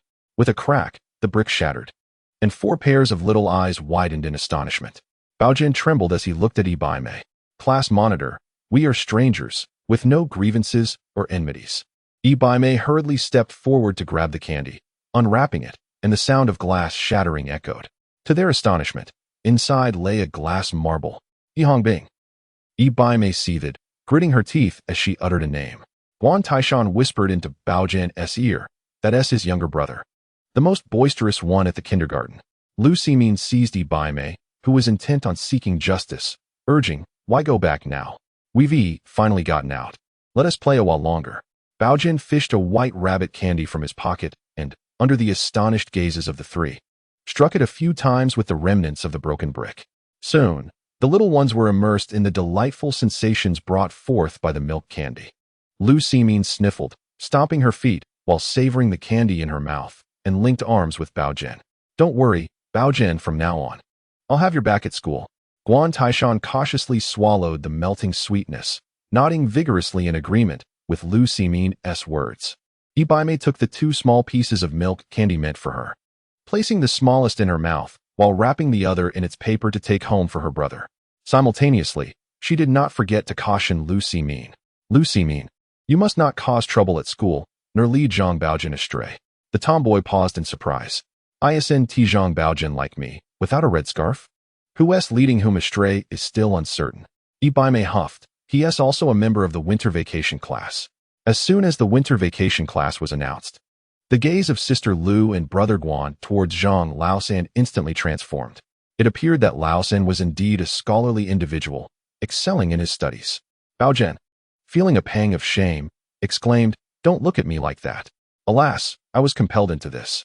Were it not for the innocent minds of the children." Such a sarcastic remark could have turned their camaraderie into a bitter rivalry. Chapter 37. The two-variable linear equation. Baogen sensed that the adults in the alley had somewhat relaxed their hearts. Although it was the 1960s, a time when many struggled to provide for themselves, thus no one was inclined to abduct children, certain notions simply eluded his understanding. For instance, when he attended school alone, Lu Ruyin insisted on escorting him. Similarly, Baimei required her father, teacher to accompany her. Yet now, with two children journeying together, their families astonishingly loosened their hold, allowing the two little ones to venture to school unchaperoned. Baimei felt a surge of excitement, while Zhang Baogen was left speechless. Should a human trafficker appear, he and Baimei would not merely be two children. They would be akin to 80 plus 80, equating to 160. When it came to a pretty young lady, Baogen was always quite generous. Once free from parental supervision, he retrieved a small portion of roasted sweet potato, sharing half with Baimei. Her eyes lit up with delight as she savored it, exclaiming, "Today, I'll give our new classmate an extra point." However, those who frequently enjoyed roasted sweet potatoes knew that after indulging, their faces could resemble that of a beggar. Baogen produced a handkerchief newly crafted by his sister. But instead of wiping his own face first, he diligently cleaned Baimei's mouth and cheeks several times. "Zhang Baogen, why aren't you wiping your face?" she inquired. He casually waved his hand. "Oh, I'm indifferent." Observing Baimei's now pristine, rosy complexion, he felt reassured. If a trafficker were to appear, it would be crystal clear whom they would choose, a lovely girl or a scruffy boy. Yet, there was another matter he needed to clarify first. "Baimei, how fast can you run?" The fair-skinned girl shot him a glance. I'm first in our class academically." Baogen quickly grasped that meant she was likely lacking in physical prowess, which eased his concerns. If trouble were to arise, all he needed was to outrun his companion. Noticing Baogen dawdling, Baimei, growing impatient, took his hand and urged him forward. "Hurry up, or we'll be late." She remained oblivious to the grin revealing 8 prominent teeth beneath Baogen's shabby hat, his smile stretching from ear to ear. Today, not only was there Mr. Hao's enhanced Chinese lesson, but also an arithmetic class taught by Lu Jiaming. The Chinese class commenced with a spontaneous recitation check of the Lament of Tengwang Pavilion, and Baogen's capabilities could no longer be concealed. After reciting a segment with rhythmic cadence, he felt a lingering desire for more. However, upon witnessing Baimei's astonished expression, he belatedly realized he had recited a section not covered in the previous lesson. Mr. Hao beamed with delight, his gaze towards Baogen filled with increasing admiration. "Yesterday, the homework I assigned required not only the recitation of the learned passage, but also a thorough preview of the upcoming section. It appears that only Zhang Baogen in the entire class has accomplished this task. Consequently, for today's lesson, every student, except for Zhang Baogen, must transcribe the section 3 times.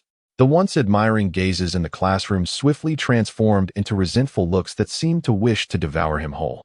During the break after class, I encountered who, in her frustration at his ostentation, shot him a disdainful glance.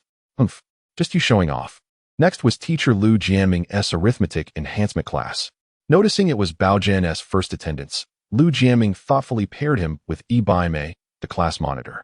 Baimei, now a fellow classmate of Baogen, also lived in the same alley. This arrangement was made to help Baogen swiftly acclimate to the learning atmosphere of the enhancement class. And Lu's rationale was quite sound.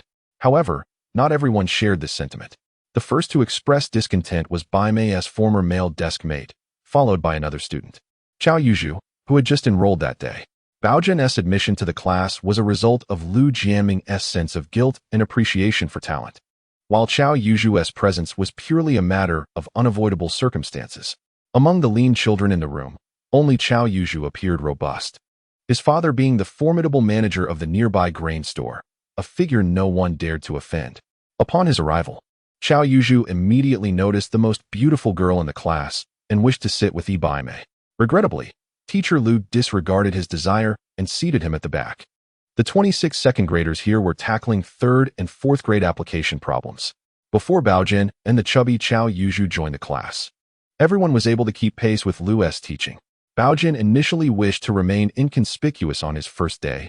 However, Lu Jiaming had other plans. Whenever he posed questions, he consistently overlooked the eager hands of other children, opting instead for the shy Baogen to respond. Baogen had no recollection of what the 2nd grade curriculum of 1960 entailed, but his rejuvenated intellect served him well, allowing him to grasp far more than expected with just a few prompts from Lu.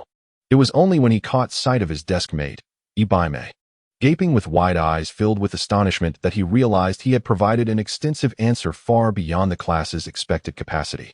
The Pythagorean theorem was one thing, but concepts of planar angle shifts surely were not intended for elementary students. This was troublesome. The increasingly bright gaze of Teacher Lu indicated to Baogen that he might be unable to evade certain implications. Resigned, he decided to abandon any pretense of modesty. When Lu asked questions, Baogen answered without reservation, divulging every method he knew for problem solving. Fortunately, the adult education institutions of the future did not cover high school mathematics. The news of the new transfer student's eloquence in class spread rapidly. While Baogen spoke fluently in response to questions, the equally new transfer student, Chao Yuzhu, also monopolized the discussion, leaving the desk slick with saliva, his textbooks dampened. After class, the invigorated Teacher Lu precisely intercepted Baogen, who was attempting to escape. From today onward, you shall attend the advanced mathematics class on the 2nd floor after class. Rest assured, the content is tailored for elementary students and will not be overly challenging. The gazes of all the elementary students toward Baogen grew increasingly admiring. The advanced class. Surely, that was a privilege reserved for 4th graders? There were hardly any 4th graders. Most students were from the 5th and 6th grades. Yet here was Zhang Baogen, merely 8 years old and in 2nd grade, observing Baogen being exalted like a star, and the glimmer of adoration in the eyes of his female classmate. The plump and well-rested Chao Xiaoping felt a surge of indignation. Mom, I want to attend the advanced class too. Chao Yuzhu's mother, though lacking in formal education, was exceedingly compliant with her son's wishes, particularly in recent years when numerous individuals had sought her assistance, thereby nurturing her accommodating demeanor. All right, if it's the advanced class you want, then the advanced class it shall be. No matter how advanced, I will see to it. With that, Chao's mother boldly marched her son to the entrance of the advanced class. Lu Jiaming, who was teaching at the podium, suddenly wore a pained expression. Teacher Lu, we won't complicate things for you. What must we do for my son Yuzhu to join this class? She asked, gesturing towards the sparsely filled classroom. Just name your conditions, and I shall see if my husband can meet them. Lu Jiaming was at a loss for words. Entering this class was not merely a matter of face. Comrade, this class is truly not suitable for Chao Yuzhu. The academic gap is rather significant. Chao's mother chuckled lightly. Significant? Pray tell, I know my child well. He is both intelligent and quick-witted. Teacher Lu patiently elaborated. The previous class covered 4th and 5th grade material, and this class begins with quadratic equations. Chao's mother was taken aback. Are you serious? Upon noticing her hesitation, Teacher Lu felt a slight sense of relief. Absolutely, if you wish. Have your husband inquire with our principal. It's indeed that advanced. Chao's mother glanced at her son, whose face was etched with discontent, and after a moment of resolve, she pulled out 2 yuan from her pocket. Fine, if it's 2 yuan for a trial, then let us proceed. Your pricing is outrageous. I must inform you, my husband is friends with Section Chief Yu from the Commerce Bureau, so you cannot deceive me. Teacher Lu gazed helplessly at the 2 yuan, wishing for tears, while the 7 or 8 students in the advanced class laughed uproariously. The confusion of equations lingered in Lu Jiaming's mind, and he suddenly regretted not being a language teacher. In the chapter titled Does Anshan Have a Green Plum? The advanced mathematics class, comprised of the finest elementary students, was under the jurisdiction of the district and paid no heed to the so-called manager Chao's influence. Consequently, Chao Xiaoping could only lament and continue to sleep through his enhancement classes. Furthermore, Manager Chao would no longer dare to send his spouse to school, as the reality of quadratic equations was far too embarrassing. The calamities of nature did not halt the progress of the nascent nation. The impoverished nation, clad in tatters, persevered with grit. As February commenced, explosive news spread across the nation. Construction of the Northeast Juching oilfield project would begin this month, shedding the label of a resource-poor nation. A battle. From various oil fields and mining departments, the elite are summoned to battle in the vast Northeast wilderness. The letters of enlistment are flying to the capital like snowflakes. What if we go hungry? 10 years ago, what was this nation like? The memories remain vivid. Since the year of the Xinhai Revolution, the sacrifice of 50 to 60 million lives has finally ushered in the rebirth of our nation. Which family has not lost branches of its lineage? Who does not carry the indelible faces of the past in their hearts? Enduring hunger is painful. Yet the greater anguish lies in the prospect of perpetual suffering for generations. The Northeast wilderness, the sea of snow, what does it signify? Lin Jingyuan gazed blankly at the rejected application before him, feeling utterly out of place amidst the jubilant atmosphere surrounding him. The workers at Muching Mine are renowned for their qualifications and awareness. Lin Jingyuan is undoubtedly the most qualified individual to be dispatched, without exception. He is an experienced miner and a veteran of the Korean War, deeply familiar with combat in frigid conditions. Why should he be left behind? Squad leader. Lin Jingyuan once again blocked his superior's path. I have explained my family situation. My brother will start working at the police station soon, and my sister will attend vocational school in 6 months. My participation in the oil field campaign will not cause any delays. The squad leader, speechless, sidestepped him and continued his way, until Lin Jingyuan pressed on again. Get lost. The squad leader, unable to contain his frustration, shouted. A room full of youngsters starving on the wind? The army still consists of apprentices, earning only a meager sum each month? And what about your fiancée? Aren't you about to get your marriage certificate? Why would she abandon the capital to follow you to the northeast to suffer in the snow? Seeing Lin Jingyuan still attempting to argue, he shoved him out the door. I didn't get to go, and who do you think you are? Get lost. Meanwhile, at the Chun household, the atmosphere was tense. Chen Yuhua fidgeted nervously. Dad, what are you saying? We agreed to get the marriage certificate after the 15th. Why the delay? Chen's father tapped his smoking pipe and shook his head gently. Juching has commenced operations, and elite troops are being summoned from across the nation. Xiaolin's background and professional skills are exceptional. It's possible he might be reassigned. This is a pivotal moment in the Northeast. Chen's father sighed. Chen Yuhua grew anxious. But didn't they say his application was rejected? Chen's mother grasped her daughter's hand. You're still so unaware of what is happening outside. Everyone is discussing it. For such a significant project, how could they only send a handful of people? Chen's father finally finished with his pipe. The capital is a place of excellence, a model for the nation. Those selected for this mission will likely be among the top in the country. Your mother and I are concerned that Xiaolin will inevitably be chosen. Seeing Chen Yuhua momentarily speechless, Chen's mother hurried to console her. Of course, it's also possible he won't be selected at all, given that he has many siblings. But if he is chosen, will you stay in the capital or follow him to the northeast? You, my dear, are of a Jiangnan physique. You couldn't even endure the winter here. How could you survive in the desolate snowfields? Chen's father's face flushed slightly. Actually, this matter was first communicated to me by Xiaolin. Let us take it slow and wait until spring to see how things develop. He lowered his head. In school, you should take good care of the children from his family. Lin Jingyuan had not mentioned his intention to go to northeast China to anyone at home. Instead, he had contacted his hometown of Huaixia, with which he had vowed to sever ties several times, knowing that he could never reign in this second son. Old Master Lin chose to respond to Lin Jingyuan, stating that if he truly decided to leave, he would send Lin Ai home, Lin Yongjun, and Zhang Baogen back to their hometown. Lin Jingyuan believed he had successfully concealed this from the younger members of the family, unaware that Baogen had read about the foster father of the female supporting character, Lu Rian, who had participated in the Battle of Juching Oilfield and had lost a leg in the process. In the narrative, Lu Rian's foster father was not even granted a proper name. He was simply known as Old Lin or Lin the Lame, a peculiar and reclusive figure who was fiercely protective. In Baogen's view, the reality of Lu Rian and Lin Jingyuan diverged significantly from their literary portrayals, and the eldest brother, Xia Weijun, did not match the timid and inept character depicted in the story. Baogen felt that if there were indeed changes, they must be linked to Lin Jingyuan's upcoming participation in the Juching battle. Thus, he resolved to keep Uncle Lin around. During a language class, Baogen found himself distracted, pondering over a newly surfaced piece of graffiti. The message read, "It has been confirmed that Do Li has betrayed us 3 days ago and is being used by the North Ping Station of the Secret Service. The reports of Comrade Duhua's betrayal are false. This is an enemy's smokescreen. Comrade Duhua sacrificed himself 5 days ago in the interrogation room.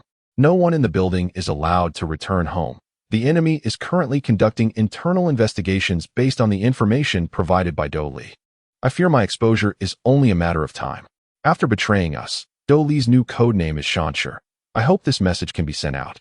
Lu Shiyu. June 12, 1948. The last line appeared exceedingly chaotic. Since he had seen this passage that morning, Baogen's mood had grown heavy. He was uncertain whether to relay this information, as it was the first time his notebook had contained such historical records. Perhaps the traitor had already faced retribution. Yet, in the midst of class, a thought suddenly struck him. Urgent footsteps echoed in the empty corridor. A stoic officer, clutching a sealed briefcase, hurried past, flanked by 2 soldiers for protection.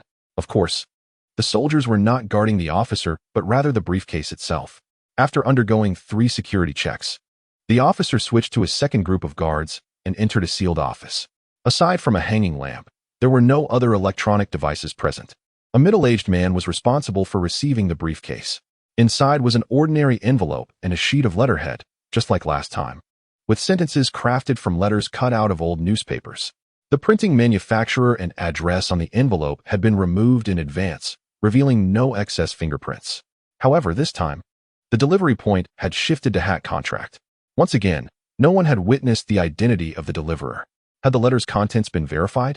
It was discovered that the individual matching the description was named Li Jin, a correspondent on the same line in the capital back in the day. His team had suffered significant losses due to the betrayal of their leader. He is currently employed at a unit in the outskirts of the capital. His former team leader bore the codename Lonely Survival. The file of Comrade Lu Shiyu has also been located. He perished in a gunfight when the secret agents breached the door.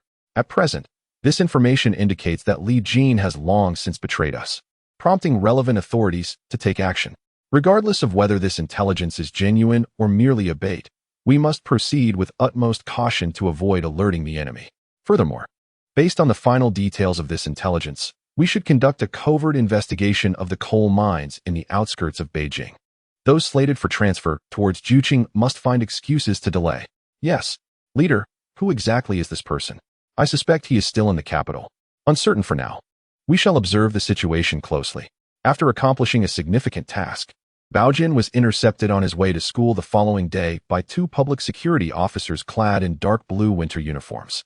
One, with a fearsome demeanor, demanded to search his backpack, while the other pinched his cheek. Jia Weijun, Yang Xingmin, I am reporting your bullying of a child. Fortunately, teacher Lu Jianming happened to pass by, rescuing Baogen from the predicament. As the Chinese class concluded, Baogen rushed to teacher Lu Jianming's office for a warm cup of tea, only to overhear a peculiar piece of news from the conversation between 2 teachers. I heard this teacher Yu was introduced by Chen Yuhua. Oh please.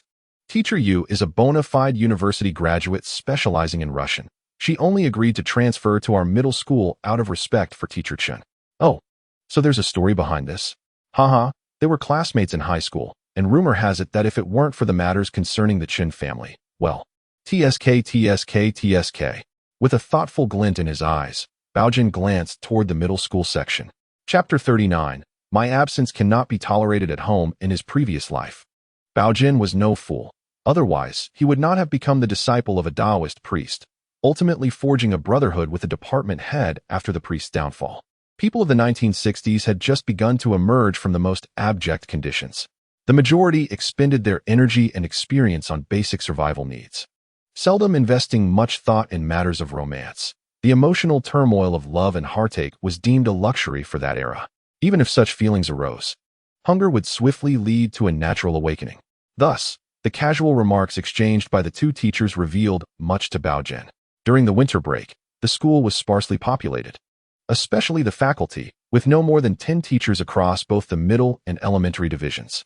Yet, as soon as teacher Yu arrived, tales of her past with Aunt Chun had evidently reached the ears of the elementary staff, indicating an underlying issue.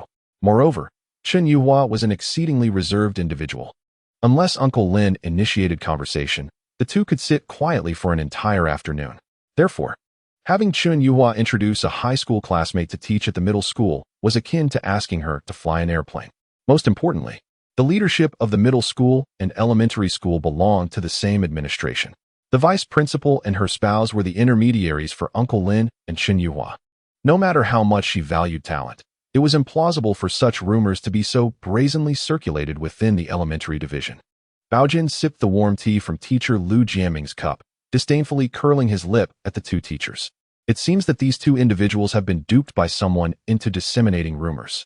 Based on Baogen's extensive experience accompanying elderly ladies while they indulge in soap operas, it is highly likely that there exists some insidious intent stemming from someone with the surname Yu. Why, one might wonder. Would it not be others deliberately targeting this individual named Yu? Baogen's reasoning is quite sound. Who possesses the energy to engage in such antics when they are struggling to make ends meet? Furthermore, according to Baogen's logic, when faced with such matters, it is preferable to mistakenly accuse 1,000 rather than let one wrongdoer slip by. Baogen slammed his cup down. Kid, you're finished, sizzling hot. What are you saying?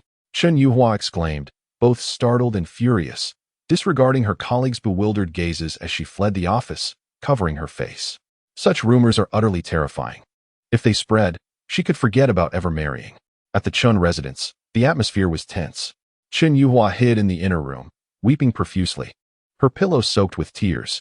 In the outer room, both Chun father and mother wore troubled expressions. After much hesitation, Chun mother finally murmured, I don't see this as entirely bad. The neighborhood knows about you pursuing our Yuhua. He is a university student and secured a stable job right away. The promotion matter concerning Xiaolin has yet to yield any results. And besides, the children at home are truly.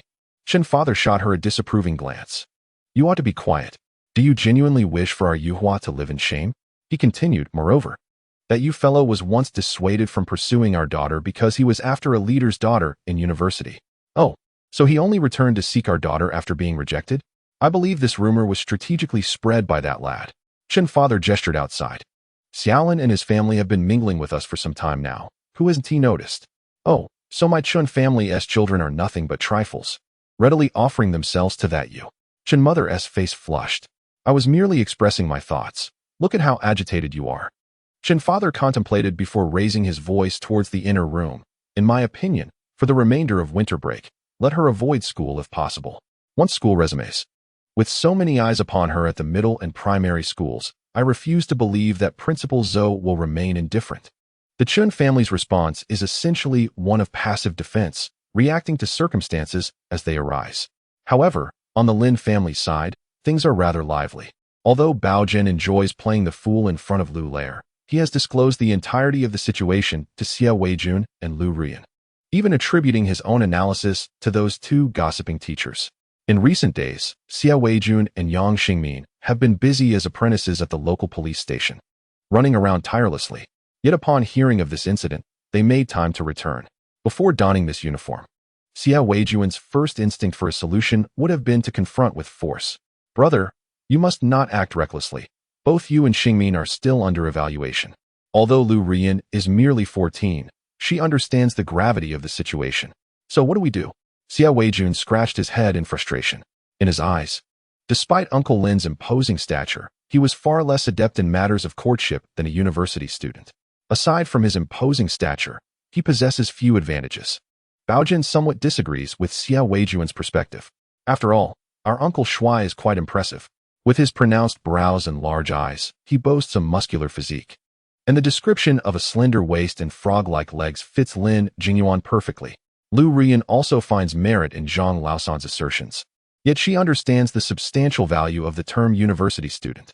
If the other party genuinely pursues Aunt Chen, this matter is likely to lead to complications. However, she cannot fathom one thing. How could someone who was nearly an enemy before now develop an interest in Aunt Chen? Both Xia Weijun and Lu Rian find this perplexing. Although Chun Yuhua has a gentle temperament, she is not an extraordinarily beautiful young lady deserving of pursuit from a university student leader. Baogen, having slowly savored his bowl of porridge and even licked it twice, finds both Xia and Lu still furrowed in concern, unable to devise a solution. As juniors, they hesitate to approach the Chun family for inquiries, especially since it is merely hearsay at this point, and they do not wish for Uncle Lin to be aware of the matter. It is quite troubling. Thus, Baogen, feeling helpless, tries to remind them. Otherwise, he might wear off the glaze on the bowl. Sister, are university students really impressive? Lu Ruyan, with her brows tightly knitted, casually responds. Yes, indeed. They become cadres when they start working. Then I want to be a university student too, chuckles Baogen, prompting Lu Ruyan to regard him with a patronizing gaze reserved for the intellectually challenged. Sister supports you.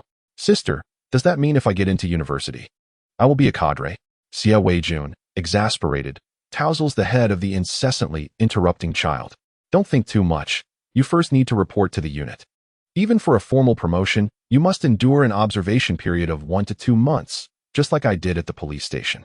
Baogen, relentless in his inquiries, asks, what is the observation period? Xia Weijun, irritated, considers giving the boy a reprimand, but Lu Ruyan suddenly brightens. I have thought of a solution. Lu Ruyan beams at the circle of her family as simpletons, a wave of intellectual superiority washing over her. This family would be lost without me, wouldn't it?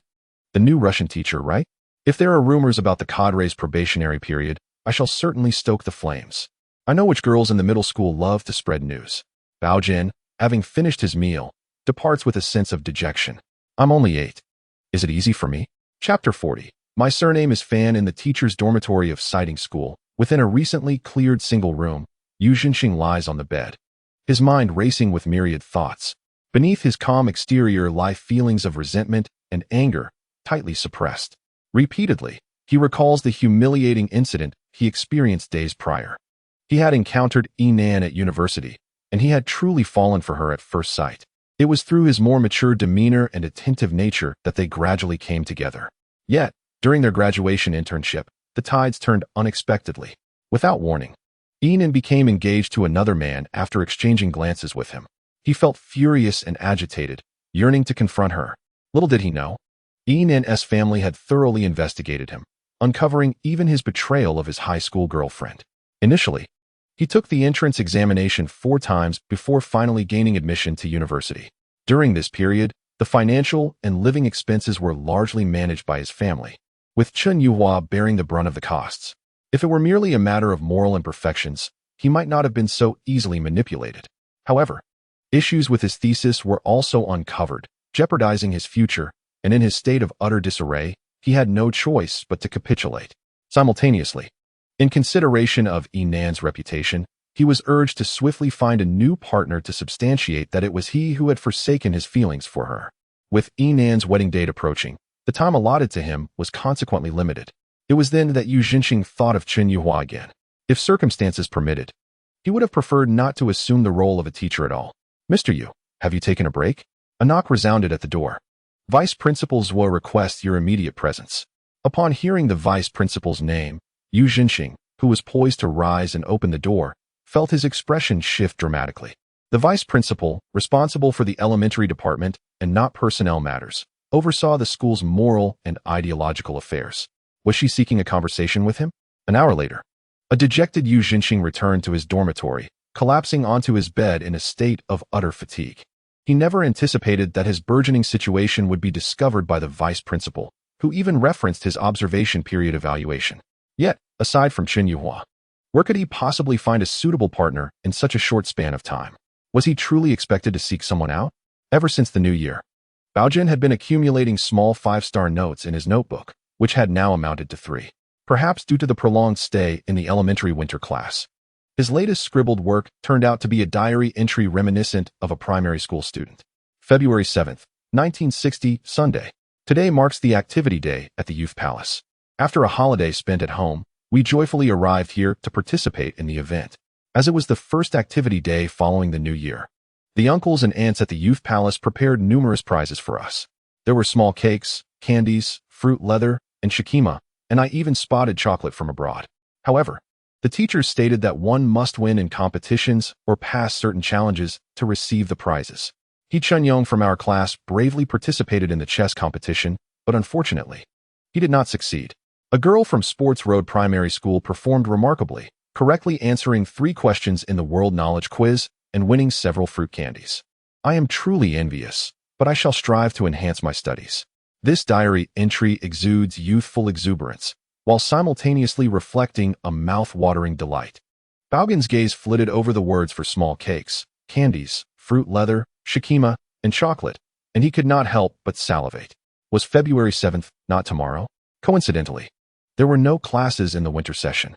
Yet, he had never heard anyone mention this event. Were students from Sports Road Primary School also participating? The venue was the East City Youth Palace. Baogen resolved to inquire with Teacher Lu. How did you learn about this, young man?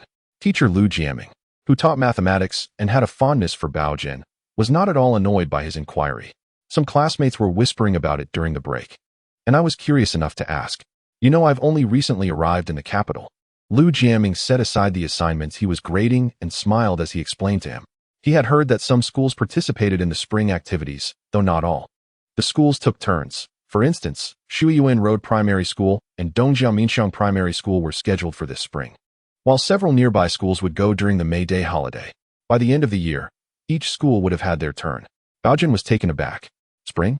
But it's only February, teacher. Lu Jiaming sighed sadly, gazing out the window at the vanishing snow. Today's temperature had already reached 15 degrees. Was this not the onset of spring? He shook his head, realizing that this year's harvest might be troublesome again. Having gleaned the information he sought, Baogen could not afford to share Lu's worries about spring plowing. After school, he dashed home, ignoring Ibai Mei's calls to slow down. He was eager to finish his homework to avoid any time constraints the following day. In 1960, even the most charming young girl had to make way for small cakes, shikima, fruit leather, and chocolate. The next morning, after a breakfast of porridge, Baogen wiped his mouth, washed his face earnestly, and dashed out of the courtyard with his notebook. Second sister, I want to be having lunch. I have half a sweet potato in my pocket. I'm going to play in the alley next door. Lu Ruyan was unable to catch him and could only watch as Zhang Baogen sprinted away. Come back early, or you'll regret it. Upon boarding the bus, the ticket collector scrutinized Baogen closely, wary that this lone child might alight at the wrong stop. Youth Palace was simply a bus stop name. Baogen could hardly miss it. Upon disembarking, he spotted hundreds of elementary school students lining up to enter the Youth Palace. Clutching his notebook, Baogen seized the opportunity to blend into a group of students. Without waiting for questions from those around, he spoke first. Which primary school are you from? We're from Dongjiaominxiang Primary School. Oh, I'm from Shuiyuan Road Primary School. I fell behind the class while going to the restroom, and the teacher told me to join the next group.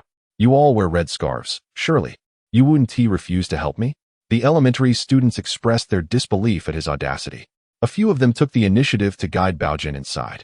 As they entered, their teacher curiously inquired, and the students vouched for Baogen's claim of being from Shuiyuan Road Primary School. Today, the Youth Palace was adorned vibrantly.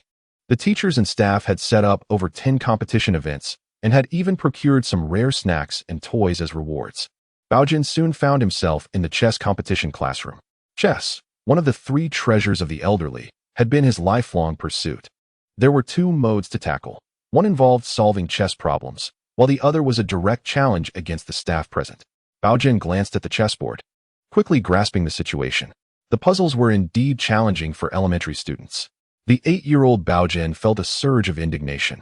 It was clear they were taking advantage of the younger children, unwilling to offer rewards. This wind cannot rise, dear sir. Cough, cough. Allow me to assist in tasting and correcting this atmosphere. The first chessboard is crowded with numerous elementary students, all gazing intently at the board, lost in thought. The staff member overseeing the event holds a steaming cup of tea, chuckling cheerfully, while playfully fidgeting with a stack of small red flags made of paper. With these, one can exchange them at the prize booth for snacks and toys. This distraction often causes the students to lose focus. Teacher, allow me. A young boy of 8, clutching a notebook, steps forward. Very well, the staff replies leisurely. Which school do you attend? Let me register you. But first, I must warn you. Someone has previously shed tears here. The boy chuckles. I'm from Yundong Road. All right, I'll make a note. The rules are that I will play the black pieces, and you will play the red. Now wait, why have you already started? Clap, clap, clap. 10 moves are completed in a flash, and the staff member suddenly rubs his eyes in disbelief. Wait a moment, how did I end up in a losing position? Thank you, teacher. The boy beams, swiftly grabbing a paper red flag and darting back into the crowd. At the adjacent chessboard, another student, having just lost, dejectedly takes a seat. Teacher, I'm in a hurry. Let us set up the pieces quickly. Oh, little one, you're in a rush. Which school do you attend? I'm from Wuguan Primary. In less than half an hour, the boy, Baogen, has decisively conquered all 8 scenarios. The truth is, the staff members supervising the event are merely hobbyist chess enthusiasts, far from being a match for seasoned veterans of the game. With 8 small red flags in hand, he realizes that to exchange for the rare chocolate, he must trade for the elusive large red flag. This requires him to tackle the most challenging level and engage in a full match against the teachers. The 3 teachers overseeing the challenge are some of the most skilled young chess instructors from various schools, not mere guides from a youth chess class. Understanding his opponent's capabilities, Baogen's confidence soars. The strategy for the first game is to feign weakness, deliberately playing in a chaotic manner, yet securing victory with a surprise knight maneuver. The tactic for the second game is to win through speed, noticing the opponent's tendency to play slowly. He accelerates his pace and ultimately wins with a double cannon checkmate. As for the final game, this teacher possesses considerable skill, and an 8-year-old's mental acuity is bound to falter. However, Baogen employs a clever ruse. Accustomed to using his notebook to trace movements on the board, the teacher, brimming with confidence, prepares to deliver a decisive knight strike, only to be astounded to find a cannon occupying the knight's position. A single misstep leads to the boy checkmating the teacher's king with his rook, an absolute victory. Unbelievably cheeky little rascal, he thinks. As 3 large red flags are now in his possession, the teacher gazes at Baogen in astonishment. Child, which school do you attend? I'm from Nanluoguxiang. What is your name?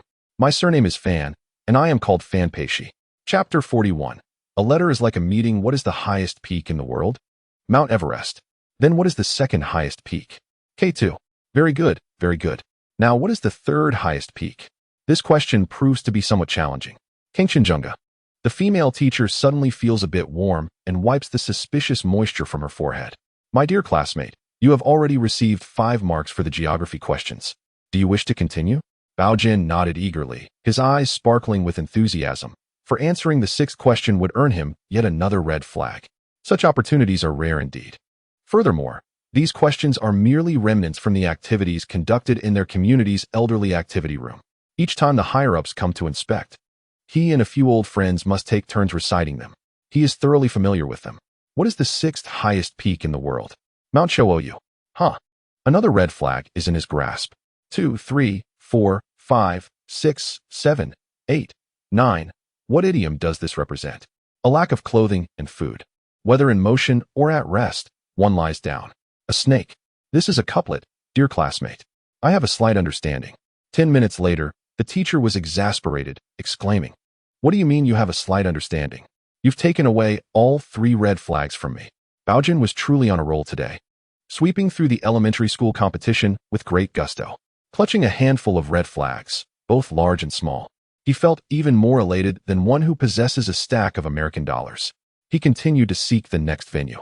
However, at that moment, the surrounding elementary school students were in a frenzy, shouting and debating. Hurry, go check the latest leaderboard. Fan Peishi from Nanluoguxiang Primary School has dropped to 2nd place. Who has risen to 1st? Ha ha ha, it's Zidane from our TU Road Primary School. Don't celebrate too soon. Our affiliated school S. Owen has reached 3rd place. Only 4 small red flags behind the leader. Enough of that. Our classmate Chi will surely maintain 1st place until the very end. I have faith in Fan. Go, Owen. Amidst the chaotic clamor, Baogen stealthily made his way to the prize redemption area. What a pity. It seemed he could not continue playing. Moments later, a young student who had finally obtained a large red flag made his way to the redemption area amidst the adoration of his friends. Yet, the next second, the child's cries echoed through the air. Wah! Who took all the chocolate? Teacher, I don't want a toy. Lu Lar, upon returning home from school, nearly fainted at the sight. Lin Laosi and Lin Laowu were both covered in mud, still savoring their fingers. Spit it out, quickly. Lu Ruyan was on the verge of tears. She glared at Zhang Baogen, who was ambling over. Why aren't you watching them at home? Baogen longed to retort. Sister, I'm only 8 years old, you know. You often think I'm foolish. Before Lu Ruyan could close her mouth, Laosen had shoved a brown morsel into it. Ugh. Ihong and Yongjun promptly rushed forward to cover their sister's mouth with their small hands. Don't throw up, don't waste it. Sister, let me have some. It tastes strange, but it's quite delicious. Jia Weijun gazed longingly at the remaining small piece of chocolate in his hand, and, after a moment's hesitation, finally decided to give it to Lin Laosi and Lin Laowu, who were watching him with eager eyes. Instantly, Ihong and Yongjun burst into cheers. Meanwhile, Lu Rian felt a lingering unease. She wondered which of Uncle Zhang's comrades had passed by their home without even receiving a cup of tea. Surely, Uncle would complain upon his return. That uncle had given Baogen a generous 4 large pieces of chocolate and a small packet of cakes. I've heard that chocolate is quite expensive. Jia Weijun chuckled dismissively. You still don't understand Uncle's comrades. When they pass by our door, they would rather scale the walls than not toss something our way. It brings them joy to leave you guessing. Besides, if Baogen claims to have seen this uncle in the south, let us not dwell on it. Let us allow Uncle to figure it out himself. Lu Rian glanced anxiously at the remaining 3.5 pieces of chocolate in her hand, already in a quandary. I just sneaked out to inquire. This delicacy cannot be stored for long, nor can it be concealed. It's quite precious, yet no one knows its exact price. Brother, do you think anyone would be interested on the black market? Jia Weijun pondered before shaking his head. I have heard in the station that this item is hard to sell. Likely, no one can afford it. Moreover, distribution is strictly regulated, and its origins are easily traced. Better not to sell it on the black market to avoid causing trouble for that uncle. Lu Rian felt a slight pang in her heart. So, should we just keep it hidden? Or perhaps send a piece to Aunt Chen? Baogen, hidden under the covers, was secretly amused. He had already marked 4 little stars in his notebook, getting closer to summoning the dragon. Oh, never mind. That's just superstition. Yang Xingmin yawned as he stepped outside. His eyes still half closed when Jia Weijun popped a small piece of chocolate into his mouth. Yang Xingmin's eyes widened in astonishment. Brother Dajuan, you are truly auspicious. Shoo, don't let that slip. Once they exited the compound, they resumed their serious demeanor, hurrying to the station while scrutinizing everyone they encountered, suspecting something amiss. Is this foreign? Chen Fu examined the chocolate wrapper with curiosity. Chen Mu, knitting nearby, chimed in with a smile. Rian says it's a domestic special supply. Likely a gift from a friend in Shaolin's team. Chen Fu grimaced. It looks pitch black. Why does it remind me of excrement? Chen Yuhua, lifting the curtain, shot her father a glare before cradling the chocolate and retreating indoors. She had little patience for her father's remarks. Back in her room, Chen Yuhua stashed the chocolate in several places, finding none satisfactory, until she finally opened her handbag. Who stuffed a letter in my bag? Just glancing at the handwriting on the envelope made her teeth grind in irritation. What does this mean? Jia Weijun looked at the blank sheet before him, puzzled by its ambiguity. Yesterday, my master taught me a trick. Perhaps the writing was done with starch water. I'll try iodine later. Baojin showed no interest in the blank letter. Instead, he was curious about how his second sister acquired it. Isn't it obvious? The Chen family is making their stance clear. Lu Rian smiled. That piece of chocolate likely compelled the Chen family to make a decision. It's a prompt for our uncle. Oh, brother, stop analyzing this blank letter. It's just a cultural game they play, where everything is unsaid. Lu Rian stroked her chin thoughtfully. We need to call Uncle back. And you, third brother. Stop being so foolish all day long. Be a bit sharper at the elementary school. If you see anyone bothering Aunt Chen, make sure to help her. Baojin complained in discontent. The Russian teacher with the surname Yu is from your class. Why don't you keep an eye on it yourself? Humph. The 14-year-old girl brims with fierce determination. Just wait and see. The next day, as Lu Rian arrived home, she heard Baogen, who had returned earlier, shouting, Second sister, you're late again. That uncle came to deliver things, and just threw them at the door before running off. Everyone in the courtyard had gone to the neighborhood committee for a lecture, leaving no one to assist me with the uncle. Lu Rian sighed, but then her almond-shaped eyes widened in astonishment. A large bag of rice and a generous portion of meat. Third brother, hurry and bring it in. Are you really this foolish? How could Baogen be so naive? Lin Jingyuan entered the courtyard, weary from travel, and smiled at Yinzi. But the next moment his jaw nearly dropped to the ground. Goodness, which landlord has visited? He hurriedly moved everything inside, his brow furrowed, pondering for a long while. Who on earth is this? A fellow who shares meals with old Zhang, both equally impoverished. Baogen quickly interjected.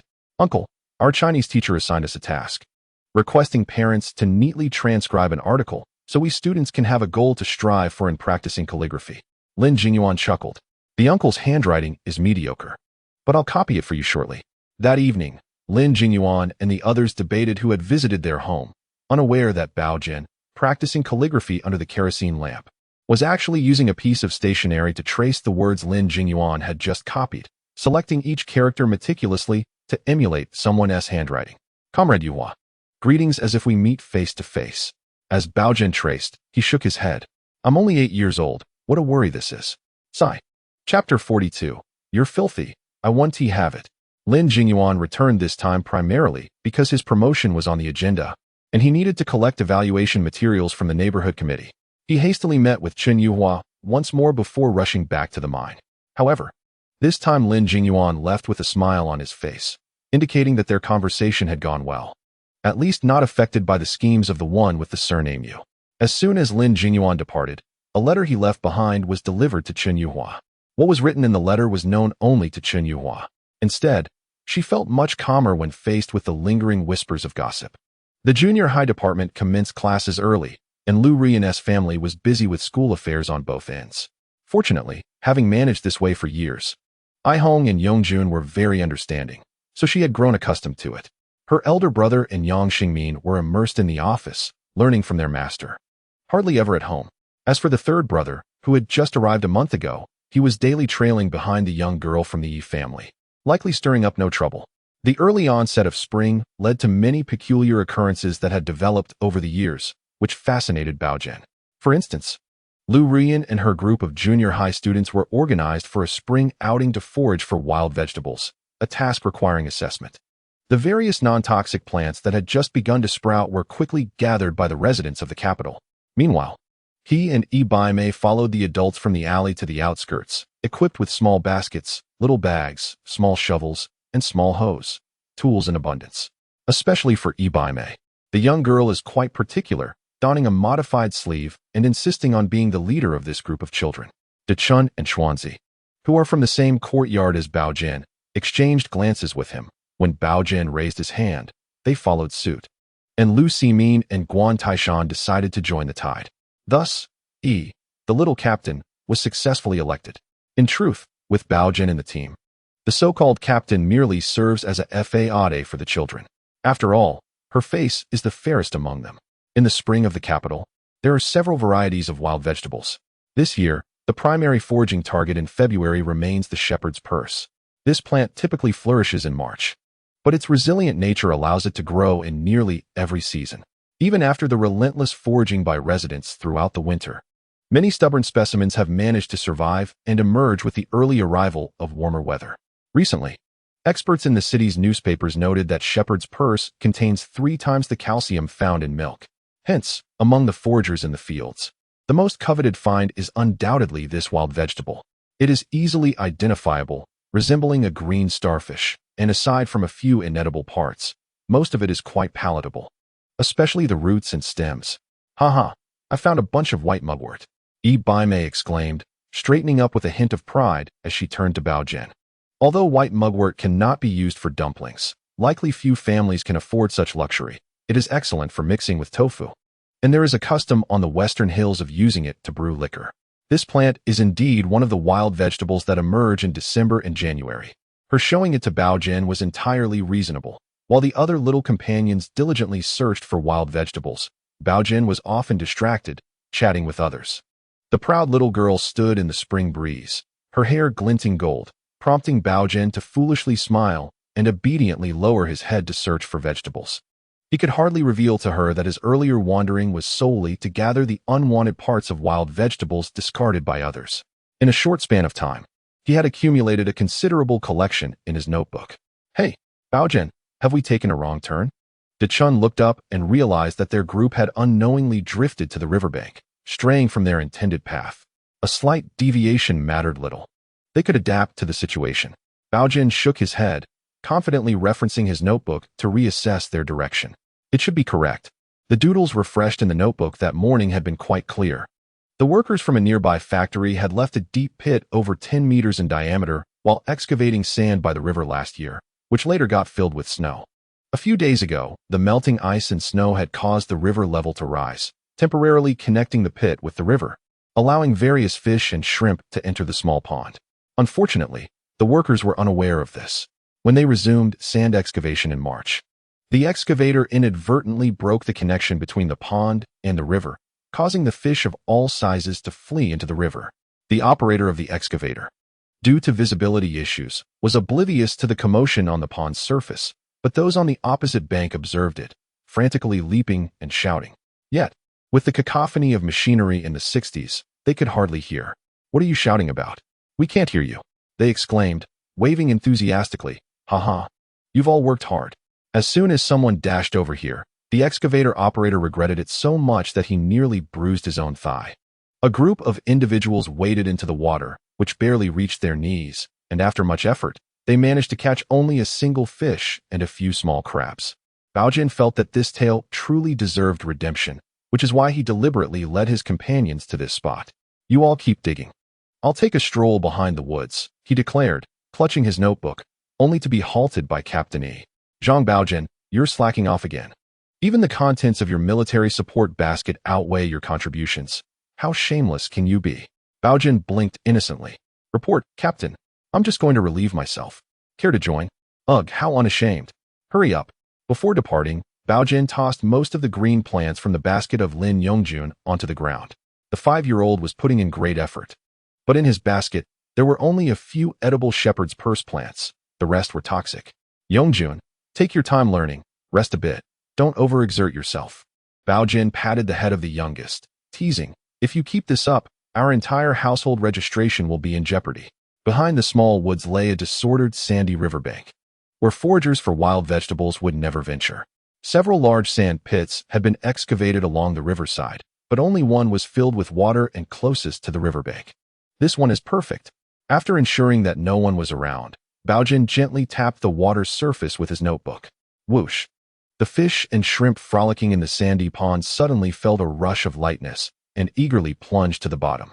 The water in the entire pit vanished. Baogen rubbed his eyes in astonishment, watching the fish and shrimp bouncing around at the bottom, drooling with delight. He placed the notebook in his basket and found a suitable brick by the edge of the pit, excitedly leaping into the hole. The moist mud only reached the tops of his feet as he swung the brick with fervor. Splitting the mountain, the largest fish, leaping exuberantly, fell rigidly to the ground. Mount Tai descending, a small shrimp met its demise, turning into a seasoning, sweeping through the armies. A turtle flailed its short legs wildly as it soared to the top of the pit. "Zhang Baogen, where are you? Don't scare me."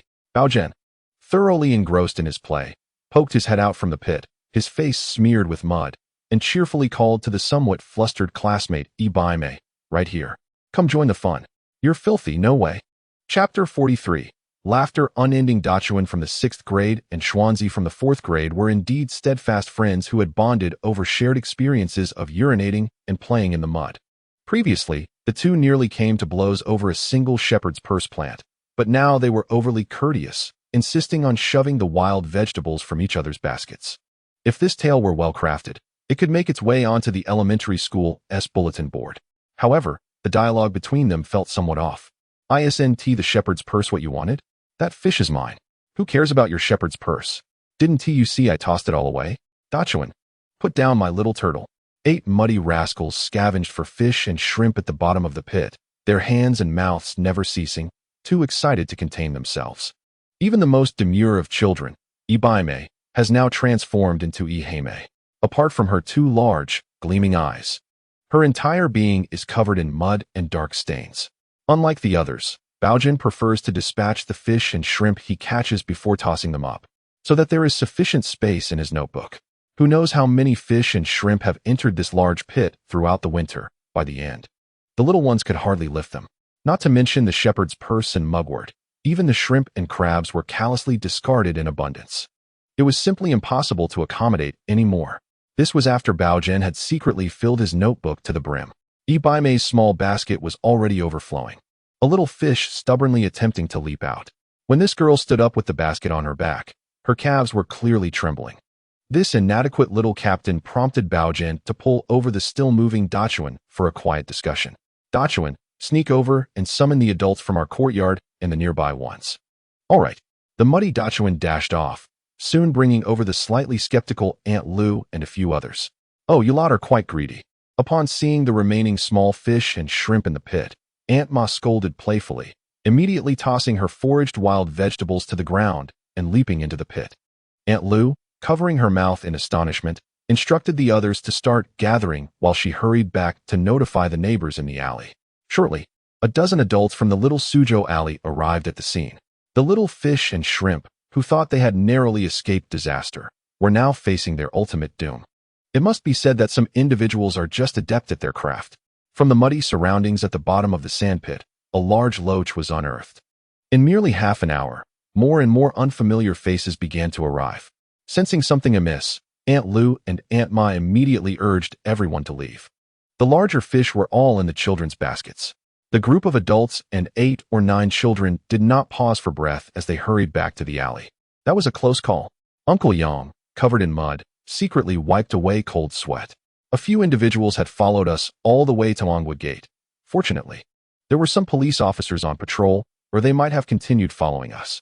It should be noted that although this group was large, they were mostly elderly, weak, women, and children. The filthy Lin Aihong leaned closer to Zhang Laosan's ear. "Third brother, I saw those people earlier.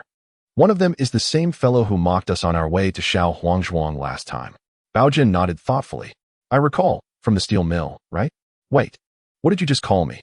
Lin Aihong whispered, "Third brother." Baogen's face darkened. "No, calling me brother is fine, but the third is to be avoided. How about I call you little brother instead?" Lin Aihong looked at him eagerly. "That sounds nice. Let us go with that from now on." The courtyard was filled with the sounds of washing clothes. Lu Rian had not yet finished her class, so the Baogen siblings were bathing at Aunt Lu's house, while Aunt Ma assisted with the laundry. That evening, during dinner preparations, several courtyards in the alley had their doors shut tight. In the courtyard, a mud stove stands, with firewood ablaze and a clay pot perched atop it. A fish and a pinch of seasoning are cast into the pot. Families, comprising men, women, and children, gather with their alternative steamed buns and pickled vegetables, savoring each bite. The alternative buns, primarily made of sweet potato peels, elm bark, and corn husks, serve merely to fill the stomach. Yet, accompanied by pickles and fish broth, they relish their meal. The courtyard at number 67 is the most bountiful of all. With only one single man who needs to work absent, those present have each managed to catch at least 3 fish and a pound of crabs. 12 households have set up 3 pots, extravagantly using 4 fish and half a pound of shrimp as the base. 6 varieties of pickles are presented, including chopped shepherd's purse and white mugwort, thrown into the pot.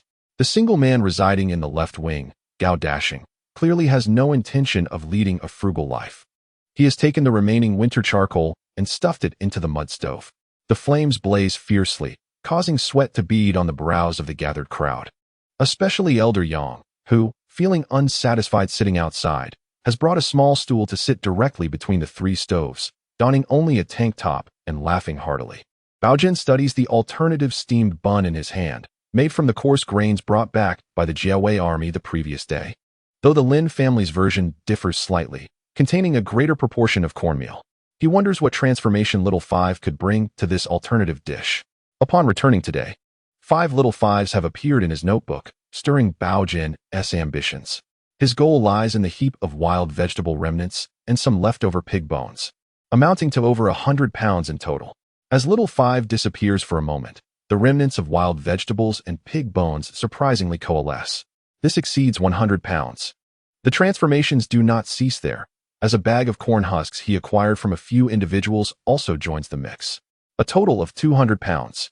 Moments later, the wild vegetable remnants morph into fresh greens, the pig bones into pork chops, and the bag of corn husks transforms into plump corn cobs.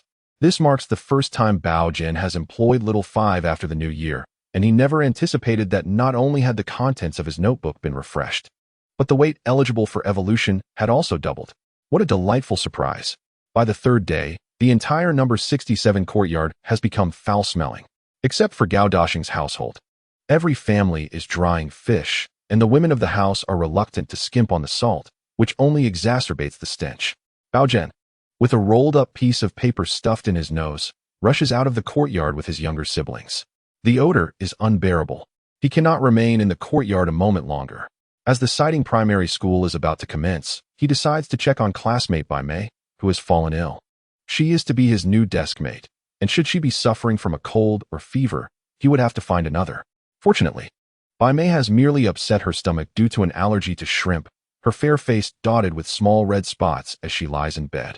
Looking weakly at Baogen, "What are you laughing at?" Baogen lowers his voice. "Oh dear, you're not allowed to look."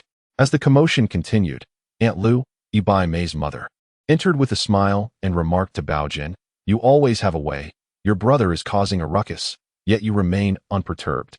Your siblings are playing with Hongbing in the yard, and they'll be having lunch here with me." "No need, Aunt Lu. Our family can't even finish the crabs." "Did you cook the few little crabs that Mimi brought back?" "Thank you, Aunt." "All right, just wait." Ibai Mei lay languidly, observing Baogen as he teased the few crabs in a bucket. "Are you using my family's ginger to tease the crabs? Do you have too much money?" Baogen presented a slice of ginger before the clawing little crab, which promptly clamped down on it. He offered another slice, and again the crab seized it. Ibai Mei couldn't contain her irritation. "You're wasting things. What do you know?" Baogen turned to give her a sidelong glance. "This is merely the crab's consent to be cooked." Ibai Mei pulled the blanket over her head, stifling her laughter. "Oh dear, I can't bear it." Chapter 44. I know him. With the conclusion of the winter break, Baogen felt himself maturing slightly. At the very least, he had learned to calmly accept that the newly emerged graffiti bore no connection to the capital, and that circumstances beyond his control had arisen.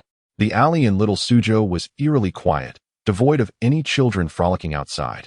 Only Baogen sat forlornly on the steps of the courtyard, gazing aimlessly at the sky. On this day, as the winter vacation came to an end, students across the nation were scrambling to catch up on unfinished assignments. For instance, his newly purchased pencils had been borrowed by Dachuan from the same courtyard, and despite binding 3 pencils together with a rubber band for his minuscule writing assignments, he had yet to complete a single one. The spring sky of 1960 in the capital was a brilliant blue, resembling an inverted lake. Between heaven and earth, vibrant red flags fluttered. Beneath these banners was the realm of humanity. As Baogen popped a large white rabbit candy, he squinted and bit down hard.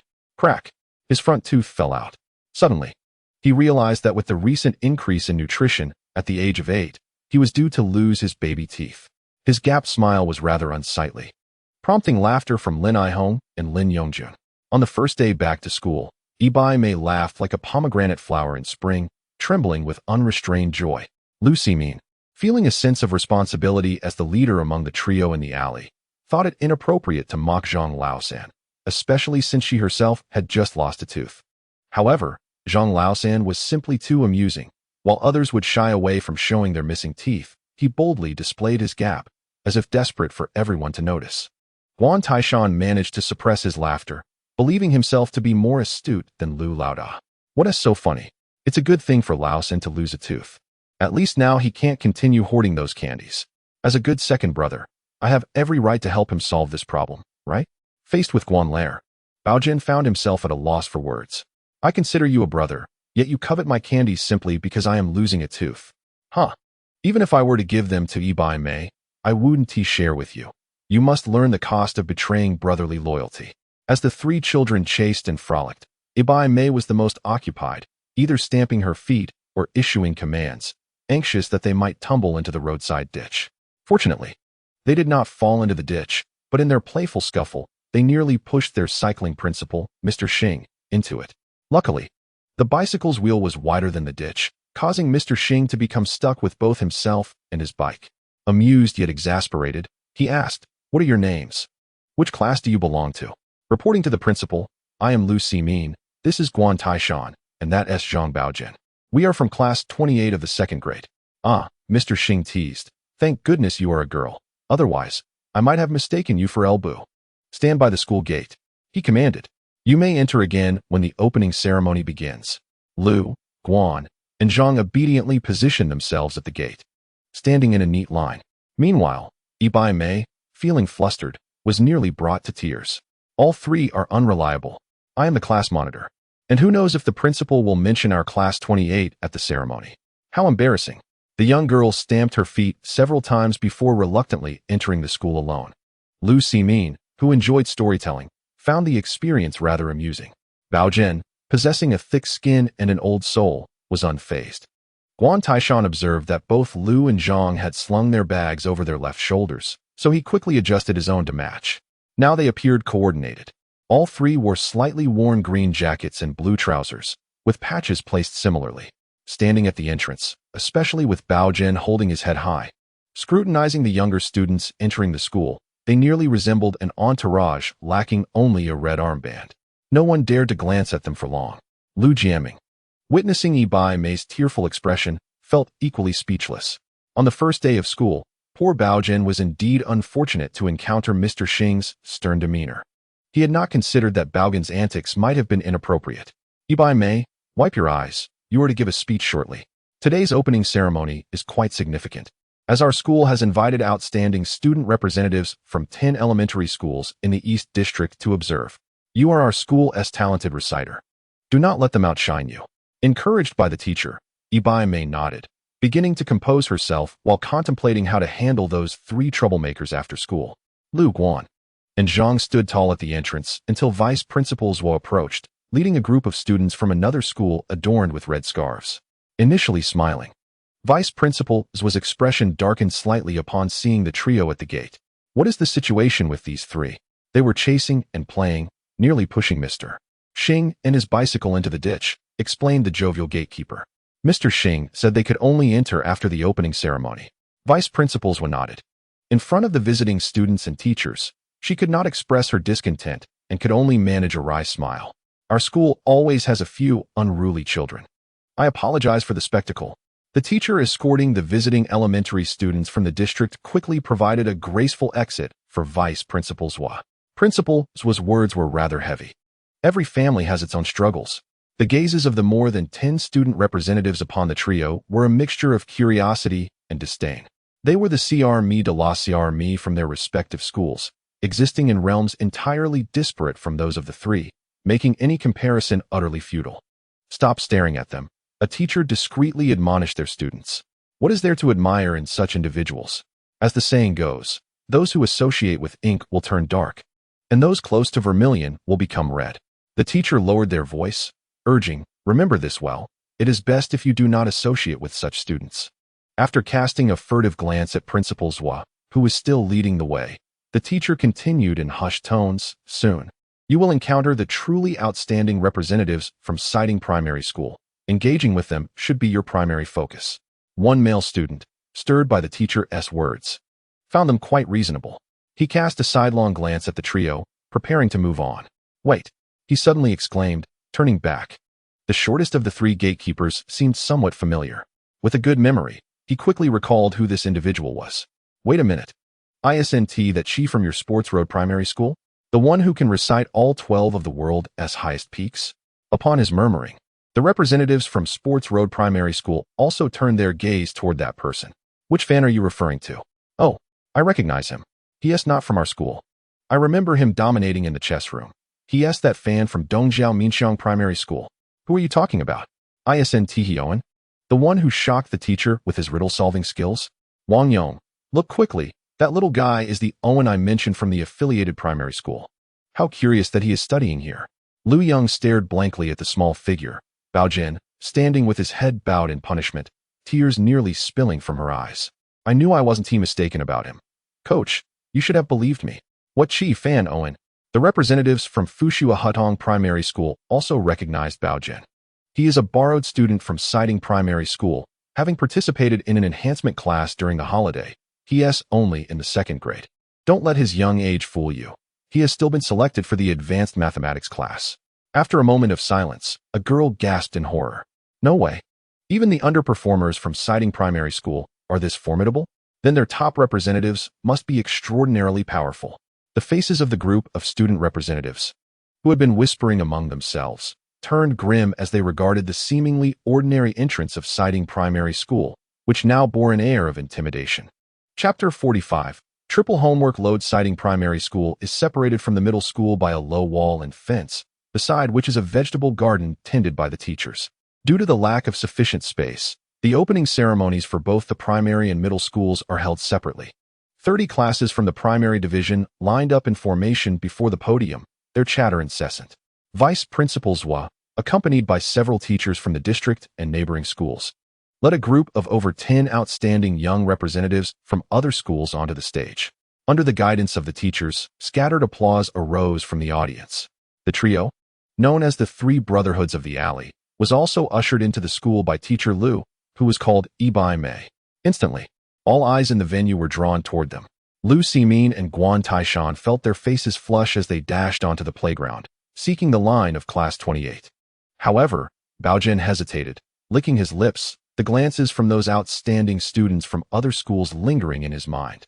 It was likely that there was an issue with his disguise. Looking up at the stands, he confirmed that those individuals were indeed staring intently at him, especially the one he had played basketball with, whose gaze was particularly fervent. Class leader, I'm feeling a bit unwell. Perhaps I should head to the classroom for a rest? After all, I'm a newcomer, and it wouldn't be appropriate for me to join the lineup without a formal introduction, right? Ibaime blinked, seemingly assessing the credibility of his words. Are you certain? If you're taking leave during the opening ceremony, I must report to Teacher Liu. And he pointed towards the platform behind them. To get to the classroom, you would have to pass by the podium. Are you really sure about this? The principal and the director are up there. Baogen inwardly scoffed. He was not afraid of the principal and the director, but rather of those little brats exposing his disguise on the spot. Well, since you can't decide, I'll choose for you. The class leader tugged at Baogen's sleeve, dragging him into the lineup. Under the gaze of all, Baogen had no choice but to comply, smiling awkwardly to meet the curious stares around him. Eventually, he was positioned at the very front of Class 28 by Ibaime. The few elementary student representatives who had been watching Baogen suddenly exchanged glances. This girl is impressive. If he is so afraid of her, she must be exceptional in every regard, they thought. Has Siding Elementary become this formidable? In truth, Ibaime was merely outstanding in the second grade, still lacking in comparison to the top students in higher grades. The first item of the opening ceremony commenced as Director Xing delivered the opening remarks, primarily addressing the rules of the venue. A new semester brings new beginnings. I would like to represent the administration and say a few words. The phrase "a few words" immediately reminded Baogen of the widely circulated societal lies: exorbitant fees for childbirth, prime retail space for rent, and just a few words. As expected, Director Xing's few words were measured in hours. He spoke from 8 until 9, and as everyone began to drift into slumber, the school leaders took the stage. Since Director Xing has covered so many disciplinary matters, I want to elaborate further, just a few additional points. Baogen was uncertain how long the vice principal's supplementary remarks lasted, but he was roused from his stupor by Ibaime's pinching, a skill he had honed while standing in drowsiness. After a refreshing rest, the elementary students regained their energy as it was time for representatives from each grade to speak. The 6th grade representative spoke first, followed by the 5th grade representative, with Ibaime being the second to last to present. Before so many leaders, teachers, and esteemed representatives from other schools, Ibaime felt a wave of anxiety as she approached the stage. Consequently, she did not notice that the representatives from other schools instinctively took a slight step back as she made her way to the podium. As she delivered her speech in one breath, the representatives of the outstanding students from other schools, who had been nonchalantly applauding, unexpectedly bestowed upon her an enthusiastic round of applause. This surprised both the audience on stage and those in the crowd. Ibaime was oblivious to her own nervousness.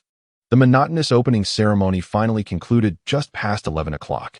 The 32 exhausted elementary students stumbled back to Class 28, with their homeroom teacher, Lu Jiaming, being the last to arrive. Let me introduce our 2 new classmates, he announced.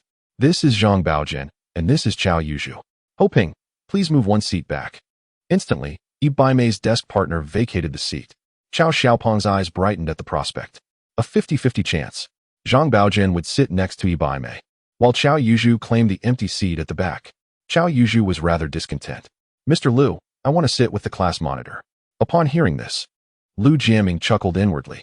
No, you're too tall. Sitting in the front would obstruct the view for the students behind. How could I not be tall? I've been held back twice already, if it weren't for the looming possibility of a third time. The Chao family wouldn't have gone through the trouble of transferring me to Siding Primary School. The desks in Class 28 were long and shared by 2 students, with benches for seating. Once the seating arrangements were made, Lu Jiaming allowed everyone a 10-minute break. As Baogen set down his blue cloth backpack, he noticed Ibaime was drawing a line down the middle of the desk, claiming half of it. What a joke. Since it's recess, we must engage in friendly negotiations. Ibaime's eyes glinted mischievously. How do you propose we negotiate? Baogen slapped the desk dramatically, declaring, Today, I will conquer 5 cities. Tomorrow, I shall seize 10. Let us settle this once and for all. Ibaime cautiously retreated a little. What do you intend to do? Baogen swung his backpack over his shoulder and stood beside her. I might as well give it to you outright. I'll just stand and listen to the lesson. Heh. Bah. Ibaime had never encountered such unabashedness and could only furiously redraw her line. As the bell rang for class, the entire campus fell silent. Lu Jiaming chuckled at the students below. Representatives and group leaders, please collect the winter vacation homework. Several students in the audience felt their hearts sink. Why couldn't the teacher forget just once to collect the holiday assignments? The group leader for Baogen's group, Yuan Li, with her 2 butterfly braids, chattered incessantly like a machine gun, quickly making her way to Baogen amidst the groans of her group members. Where's your winter vacation homework? This was her authoritative challenge. Yuan Li assumed Baogen would plead or explain that, as a transfer student, he was exempt. However, Baogen defied expectations. I already submitted it to my teacher in Xiangnan. If you don't believe me, you can ask. The girl was left speechless. How am I supposed to ask?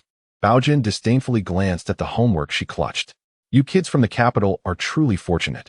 Your winter assignments are so minimal. Ours are at least 3 times what you have. 3 times the workload. The young girl was utterly bewildered. Is life really so arduous for the children of Xiangnan? Had it not been for someone discreetly kicking Baogen under the desk, he would have continued his playful antics. Chapter 46. The disrupted natural science class Lin Aihong wept quietly while completing her homework. Beside her, Lu Rian trembled with her eyes closed, clearly infuriated. It was the first day of school, and Lin Aihong had already been called out multiple times by the teacher for reprimands. If Lin Aihong had indeed erred, it would have been one thing. However, Lu Rian, not being so naive, had heard recent rumors that strongly suggested the natural science teacher was deliberately making things difficult for Lin Aihong.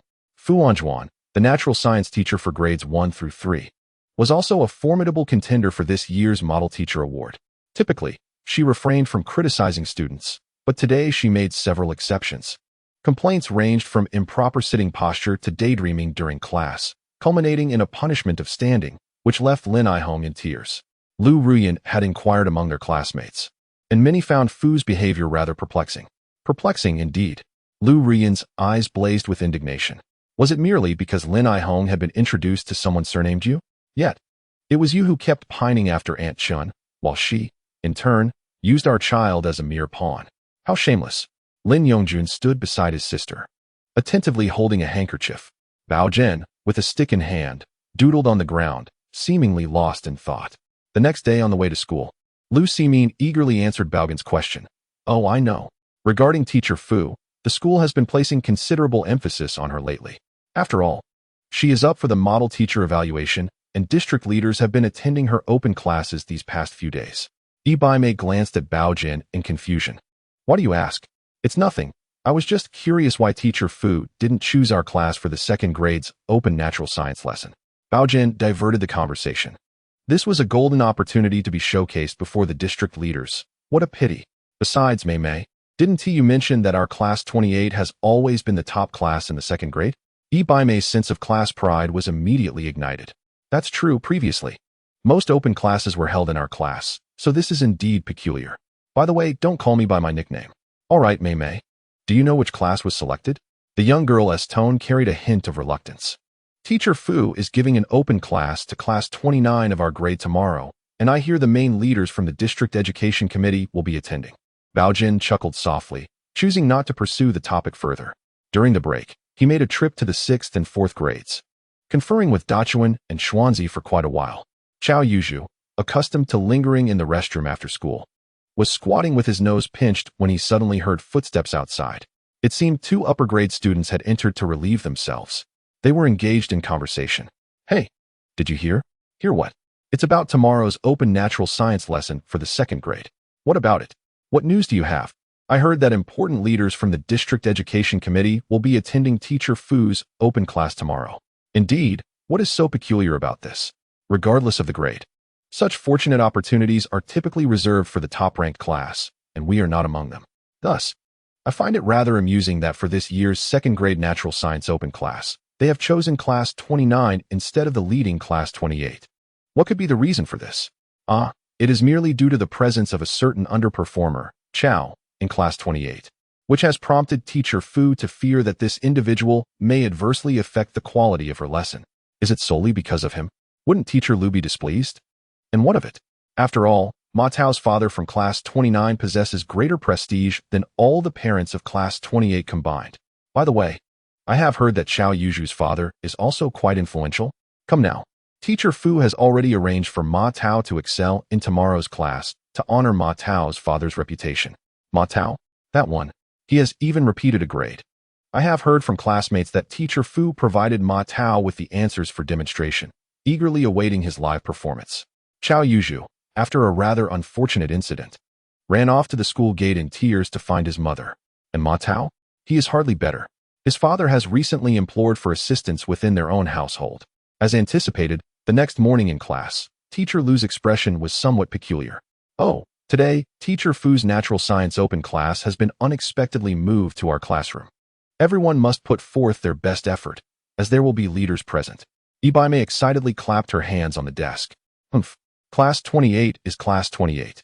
There is no way Class 29 can take its place. Teacher Lu cast another glance at the quietly seated Xiao Yuzhu, who today appeared to be brimming with confidence. Xiao Yuzhu, please perform well, he instructed. Then he glanced at the ever-silent Baogen. Class monitor, keep a close eye on someone. Ibaime smugly directed her gaze toward a certain individual, silently mouthing her message. You better behave.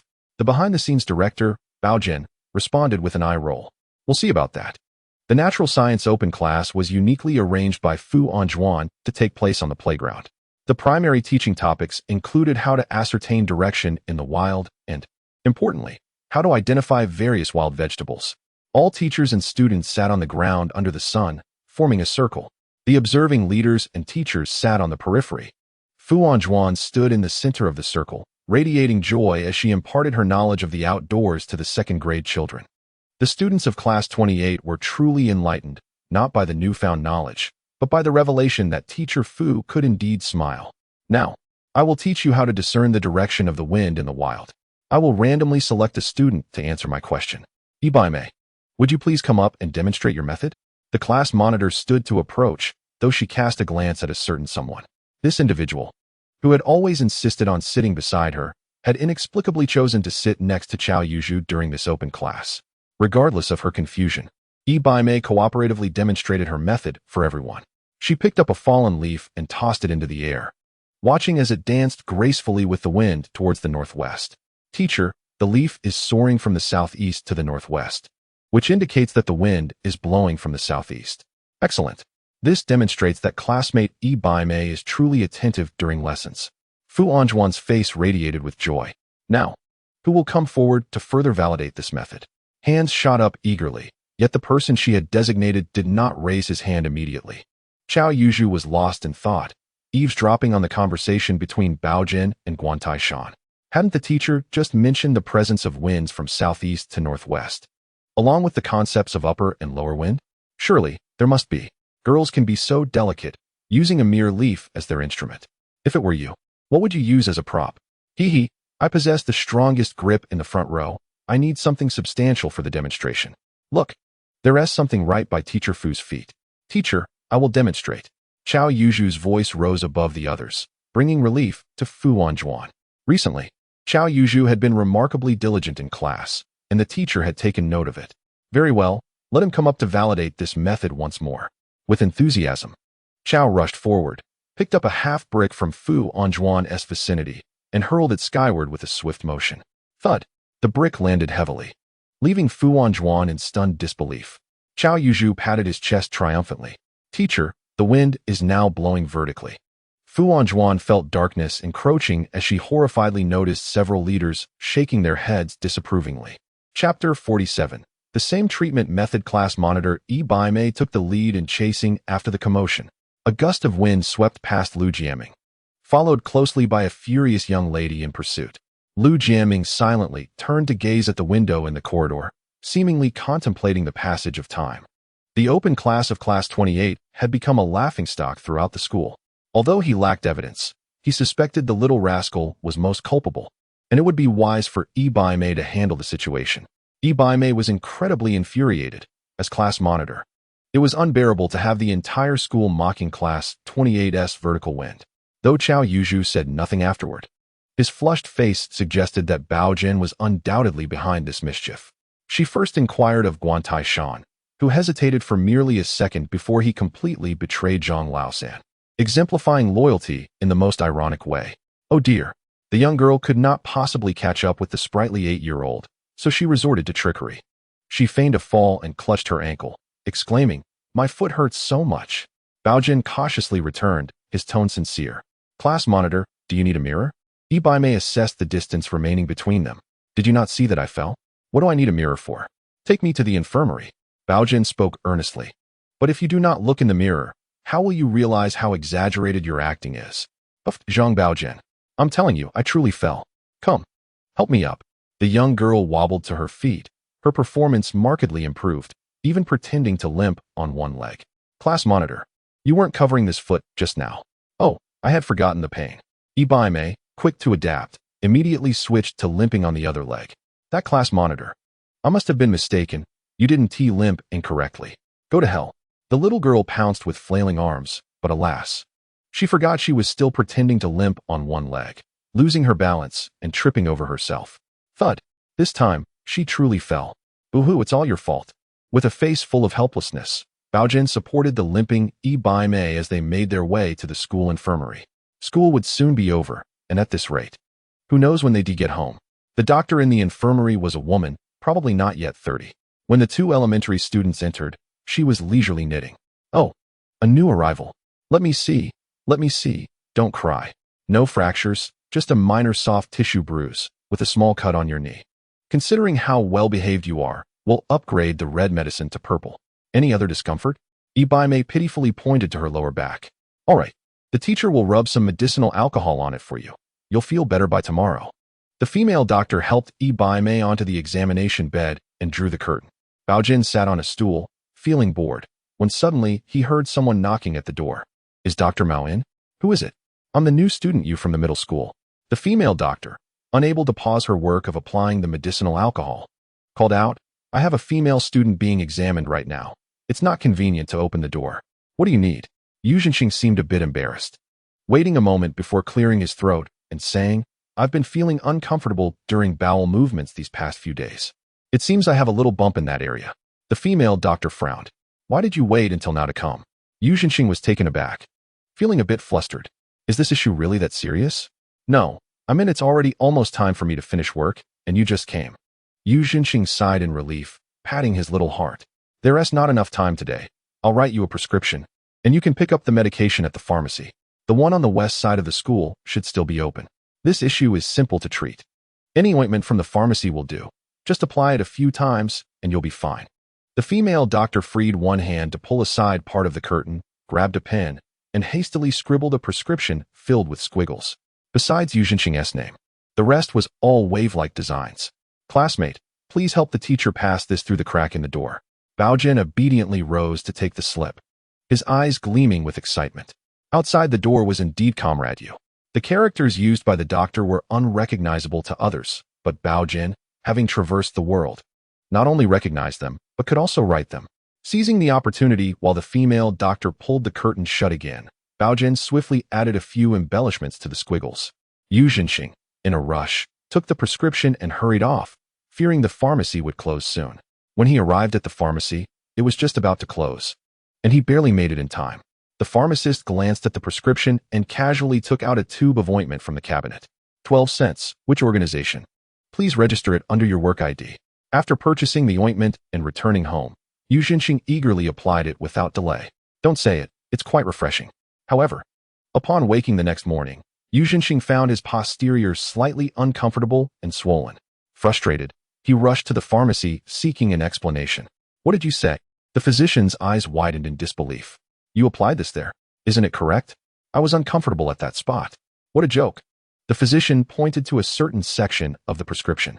"You have been distinctly diagnosed with an oral ulcer." Yu Zhenxing was taken aback. "What the hell, an oral ulcer? What kind of quack is that at school?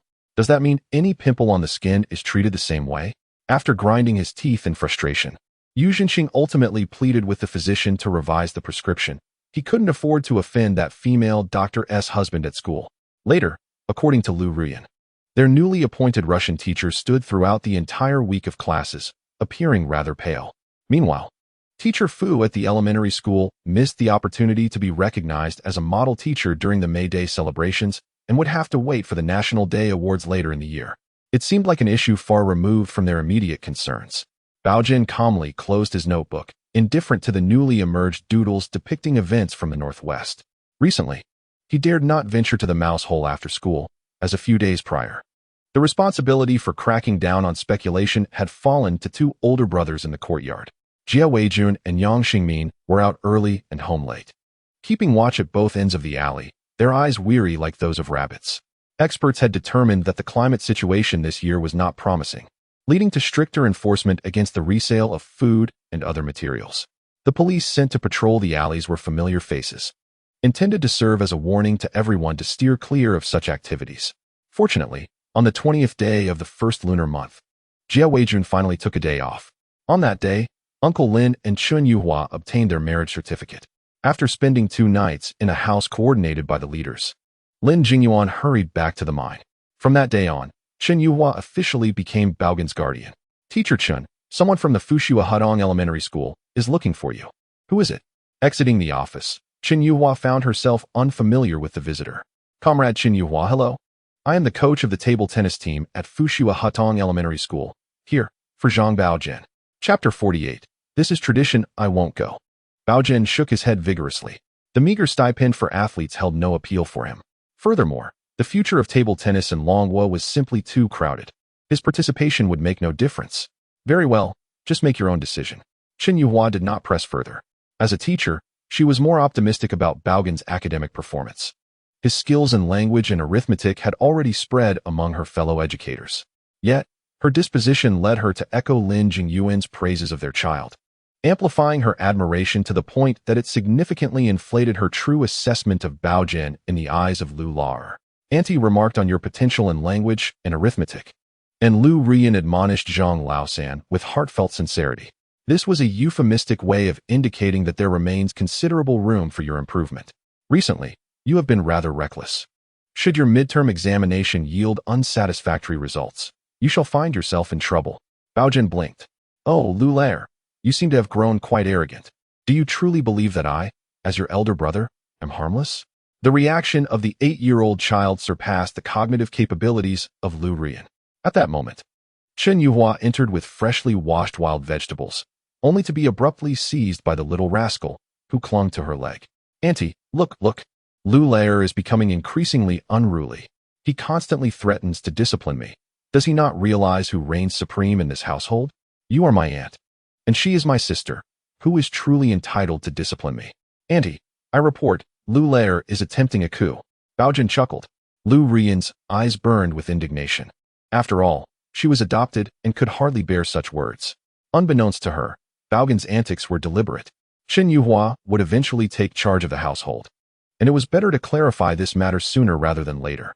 However, Lu Rian was indeed relentless, brandishing a stick of firewood and chasing Baogen with the intent to strike.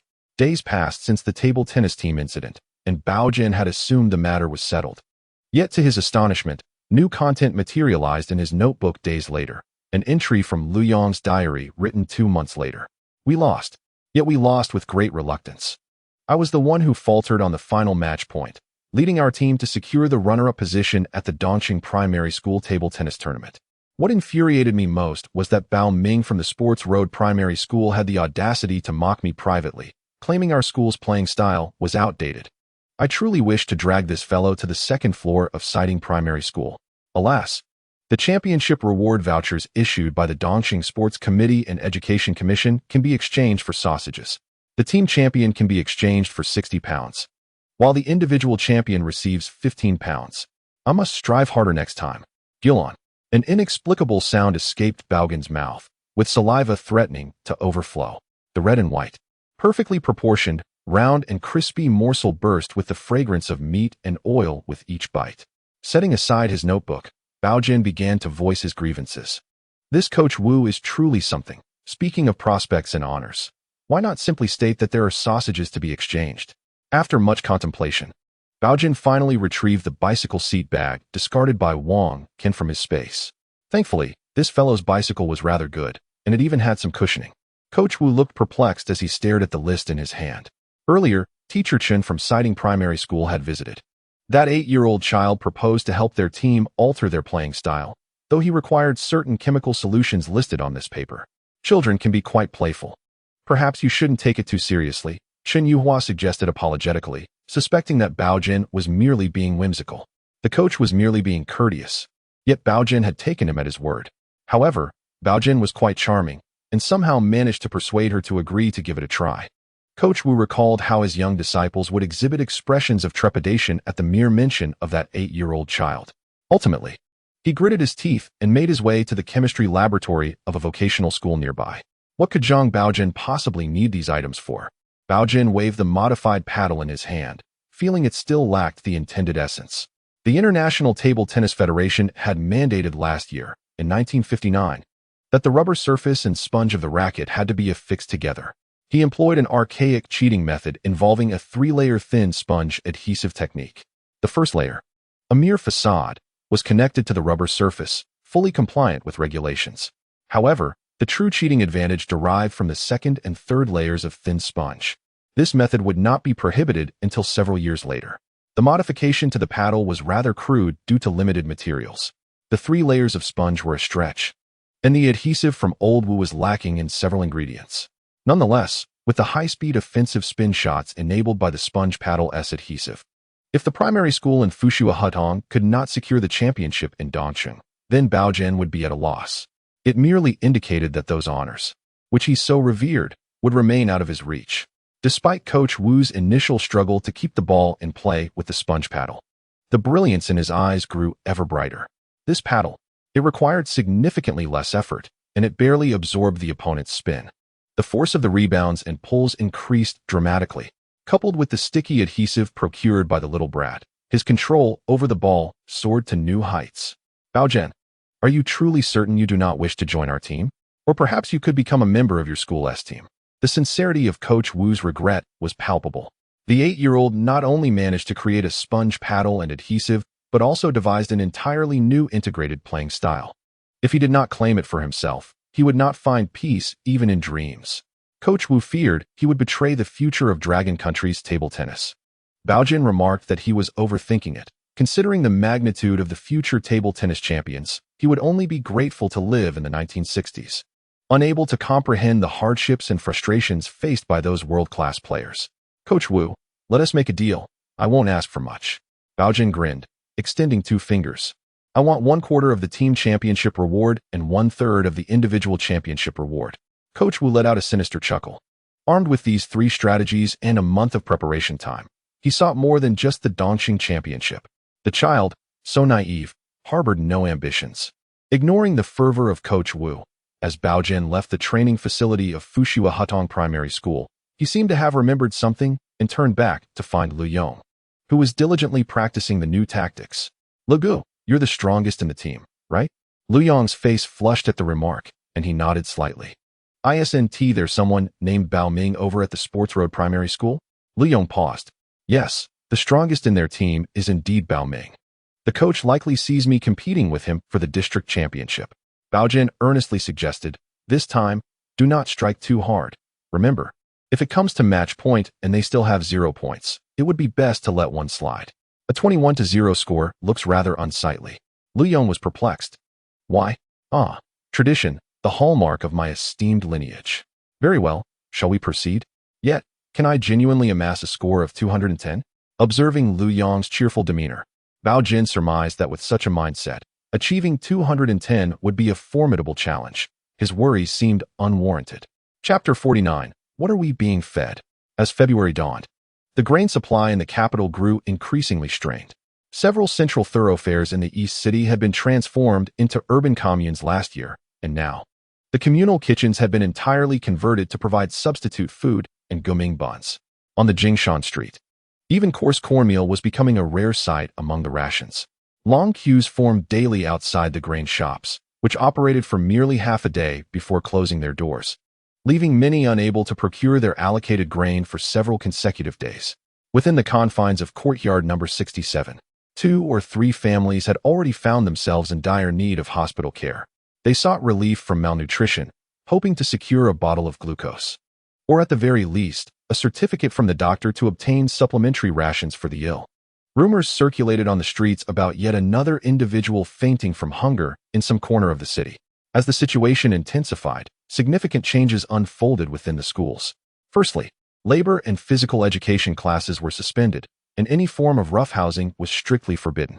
Moreover, according to Chen Yuhua, the school had discreetly instructed teachers to refrain from employing punitive measures such as standing in the corner for discipline. In the elementary division, the large steamer where students used to receive their hot lunches had originally been a benefit organized by a young teacher who collected twigs. However, now each steaming session incurred a fee of 1 penny. Observing the vast steamer containing only 2 or 3 aluminum lunchboxes, Baogen could not help but comment that with such minimal business, the steamer would scarcely last a few more days. The majority of elementary students had their meals reduced to 2 servings per day. They sat in clusters, gazing longingly at those few individuals surrounding the steamer, their eyes betraying envy. Lu Rian was meticulous in her work. The buns she brought for Bao Jin and Lin Aihong were coated in a layer of substitute food powder, with a mixture of cornmeal inside. Without careful comparison, they appeared indistinguishable from ordinary substitute food buns. The warm aluminum lunchbox handed to him contained 2 modest substitute food buns. Bao Jin furrowed his brow, for he had not seen Baimei's lunchbox in the steamer for 2 consecutive days. That girl's aluminum lunchbox was easily recognizable, always polished to a shine. He found her in the corridor of the classroom. Baimei had moved the long bench they shared out to the corridor, where she sat against the railing, eyes closed. Basking in the sun, her little face still remarkably pale. Bao Jin noticed she clutched a green tin water bottle, evidently having relied on sips of water to stave off her hunger. It seemed she had been enduring this for several days. "Hey," Bao Jin called out, offering her a small bun. "No," Baimei replied weakly, casting a weary glance his way. Teachers and parents had cautioned her against being swayed or enticed by nefarious elements during her most trying times. If she were to accept his bun today, it would create an obligation, and henceforth, her authority as class monitor in his presence would be compromised. "Consider it alone," she added.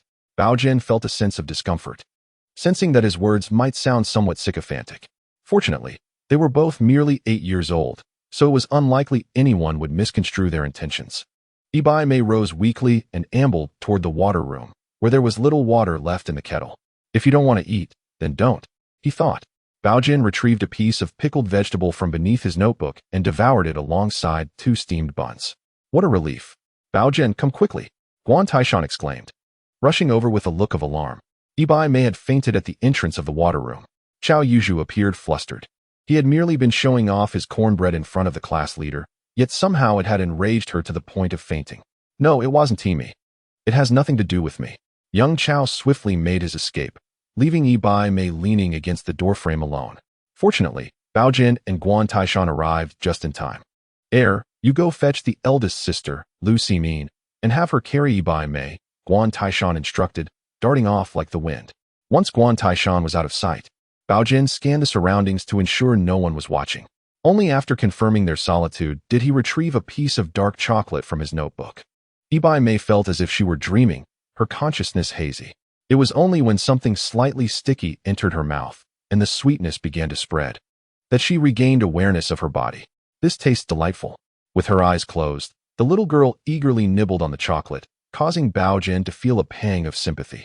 Was she truly fainting or merely pretending? He had initially intended to give her half, but now very little remained. It was only when her tiny pink tongue wistfully licked the air in search of more that Baimei slowly opened her eyes. What was that? As soon as she opened her eyes and saw Bao Jin, she immediately became wary. Had he taken the opportunity to draw a turtle on her face? Bao Jin, silently mourning the loss of the large piece of chocolate, shot her a glance. "What else with that expression? Did you draw a turtle on my face?" "Of course not, it was me," Bao Jin suddenly realized, gritting his teeth as he asked, "Baimei, was it you who drew the turtle on my face during our nap the day before yesterday?"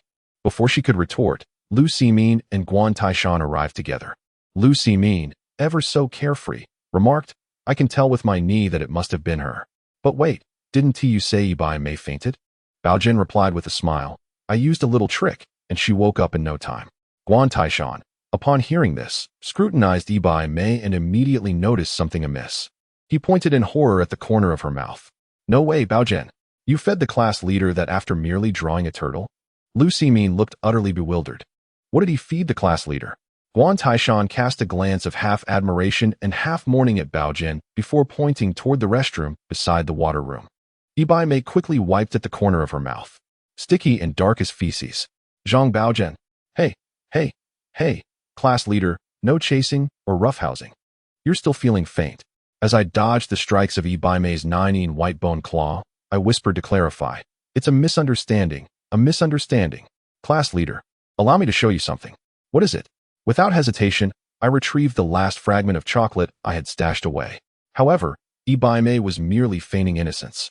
Seizing the moment, she kicked out, striking a vital area. I clutched my groin, howling and hopping down the corridor. Bai Mei scrutinized the item in her hand. Perhaps, just perhaps, it truly was chocolate. She took a bite and exclaimed, how sweet. Under the warm sunlight, the corridor glowed with golden hues. And in the gentle spring breeze, the young girl unfurled her brows in delight. I, in a voiceover, declared, Bai Mei, just you wait. I shall avenge this grievance. Chapter 50. How intriguing. Don't sulk. I have already apologized. Today, Bai Mei took the initiative to grasp my hand as we walked back. Yet, I resolutely refused. The scene was as follows. Bai Mei tugged at my clothing, attempting to pull me backward, while I clung stubbornly to a lamppost. Location: the entrance of Bai Mei's courtyard. I had come, quite justifiably, to report to Aunt Lu, my future mother-in-law, but Bai Mei adamantly barred my entry, insisting I return to my own yard. Passers-by in the alley chuckled at the sight. Mayor, are you pulling up radishes here? Indeed. Xiaomei, do you wish to drag Baogen home or drive him away? Bai Mei appeared perplexed, while I wore a look of confusion. Auntie, what do you mean? I don't understand. Ultimately, the day concluded with a rather surprising outcome. As long as there was no parental report, Bai Mei agreed to nearly all of my conditions, aside from the inevitable challenges of adulthood. For instance, we would redraw the boundary line, and she would refrain from reporting me to others. Why do you all look so disappointed? What can an 8-year-old truly promise? Those with lofty expectations should reflect in silence. I am a serious author, after all. As I strolled back to the steps of Courtyard 67, I spotted Uncle Gao speeding towards me on his bicycle. Curiously, I glanced into the courtyard. There's no fire, is there? Uncle Gao dismounted and continued pushing his bike up the steps. Everyone, gather in the courtyard. Upon hearing Gao Shannon's call, Old Yang led the way as the courtyard quickly filled with people. Xiao Gao, did you hear something at work? Aunt Lu had just visited the hospital for malnutrition, so today she was particularly anxious. Gao Shannon, being a minor leader at his workplace, was the most informed in the courtyard. While drinking from a ladle at the water tank, he announced loudly, prepare your bags, after midnight. We'll head to the grain store in Mao or Alley to queue up. A friend informed me that new rice will be available tonight, starting at 5 o'clock. Let us all go early. Old Yang chuckled and patted Gao Shannon on the shoulder. We owe you a debt of gratitude, otherwise we would all go home empty-handed each time we attempted to buy rice. Gao Shannon, perched on the edge of the flower bed, shook his head with a hint of exasperation. Once upon a time, I have received precise news. In 3 days, Uncle Gao raised 3 fingers. In 3 days, the implementation of the ban on cross-district grain purchases will officially commence. The grain coupons in our possession must be stamped by the street and alley authorities before they can be used. Upon hearing this, Sister Hier felt increasingly anxious. What shall we do? Gao Shannon glanced at He Hongfang, offering a reassuring smile. We will take it one step at a time. Let us first focus on reclaiming our share tonight. What can a 5-year-old do? In later generations, children of such age still cling to their parents, yearning for the stars and moon. Yet in 1960, 5-year-old Lin Yongjun often found himself kicked in the rear by his second sister. Off you go to the street corner for soy sauce. All right. The 5-year-old dashed away with the soy sauce bottle in hand. If a 5-year-old can be of use, how much more so can an 8-year-old like Baogen? At 3 in the morning, he was quietly roused by his elder brother and sister, taking the family's bag and grain book as they stepped outside. The yard was shrouded in darkness, filled with a crowd of people, all carrying bags and grain books. With a wave of his hand, Old Yang called out, All right, everyone is here, let us set off. From Xiao Suzhou Alley to Mao Alley, they would traverse D.M. Street and Nanluoguxiang. As they walked in the darkness, their numbers surprisingly grew. Evidently, the news had reached more than just us. Everyone was hastening to keep up. At Old Yang's local, all quickened their pace. Upon arriving at the grain store at Mauer Alley, an ominous feeling crept in, for long lines had already formed. Baogen, take Aihong and Yongjun's grain books and queue in that line to the east. Make sure you have the money and coupons ready. Do not drop them. If anything happens, shout loudly. Jia Weijun hurriedly distributed several grain books to Lu Rian and Baogen. Inzi, you go to the middle line. I will take the one at the edge. The three siblings lined up behind their respective queues, and before long, the line behind them seemed endless. Baogen stood on tiptoe to count the people ahead of him. 17, not too bad. Uncle Gao said they would open at 5. But in reality, they had started as early as 4. After only half an hour, the wooden boards at the grain store entrance were lifted. The staff, holding a tin horn, began to shout. Today, only food powder and a small amount of coarse grain are available. Comrades at the back, do not rush, do not push. Do not speak to me about quotas. Today, each person may purchase a maximum of half their share. Let us begin. The order at the entrance of the grain store was initially maintained, but as those at the front began to leave with their portions, the crowd behind grew increasingly restless. Just as it was nearly Baogen's turn, the first person attempted to cut in line.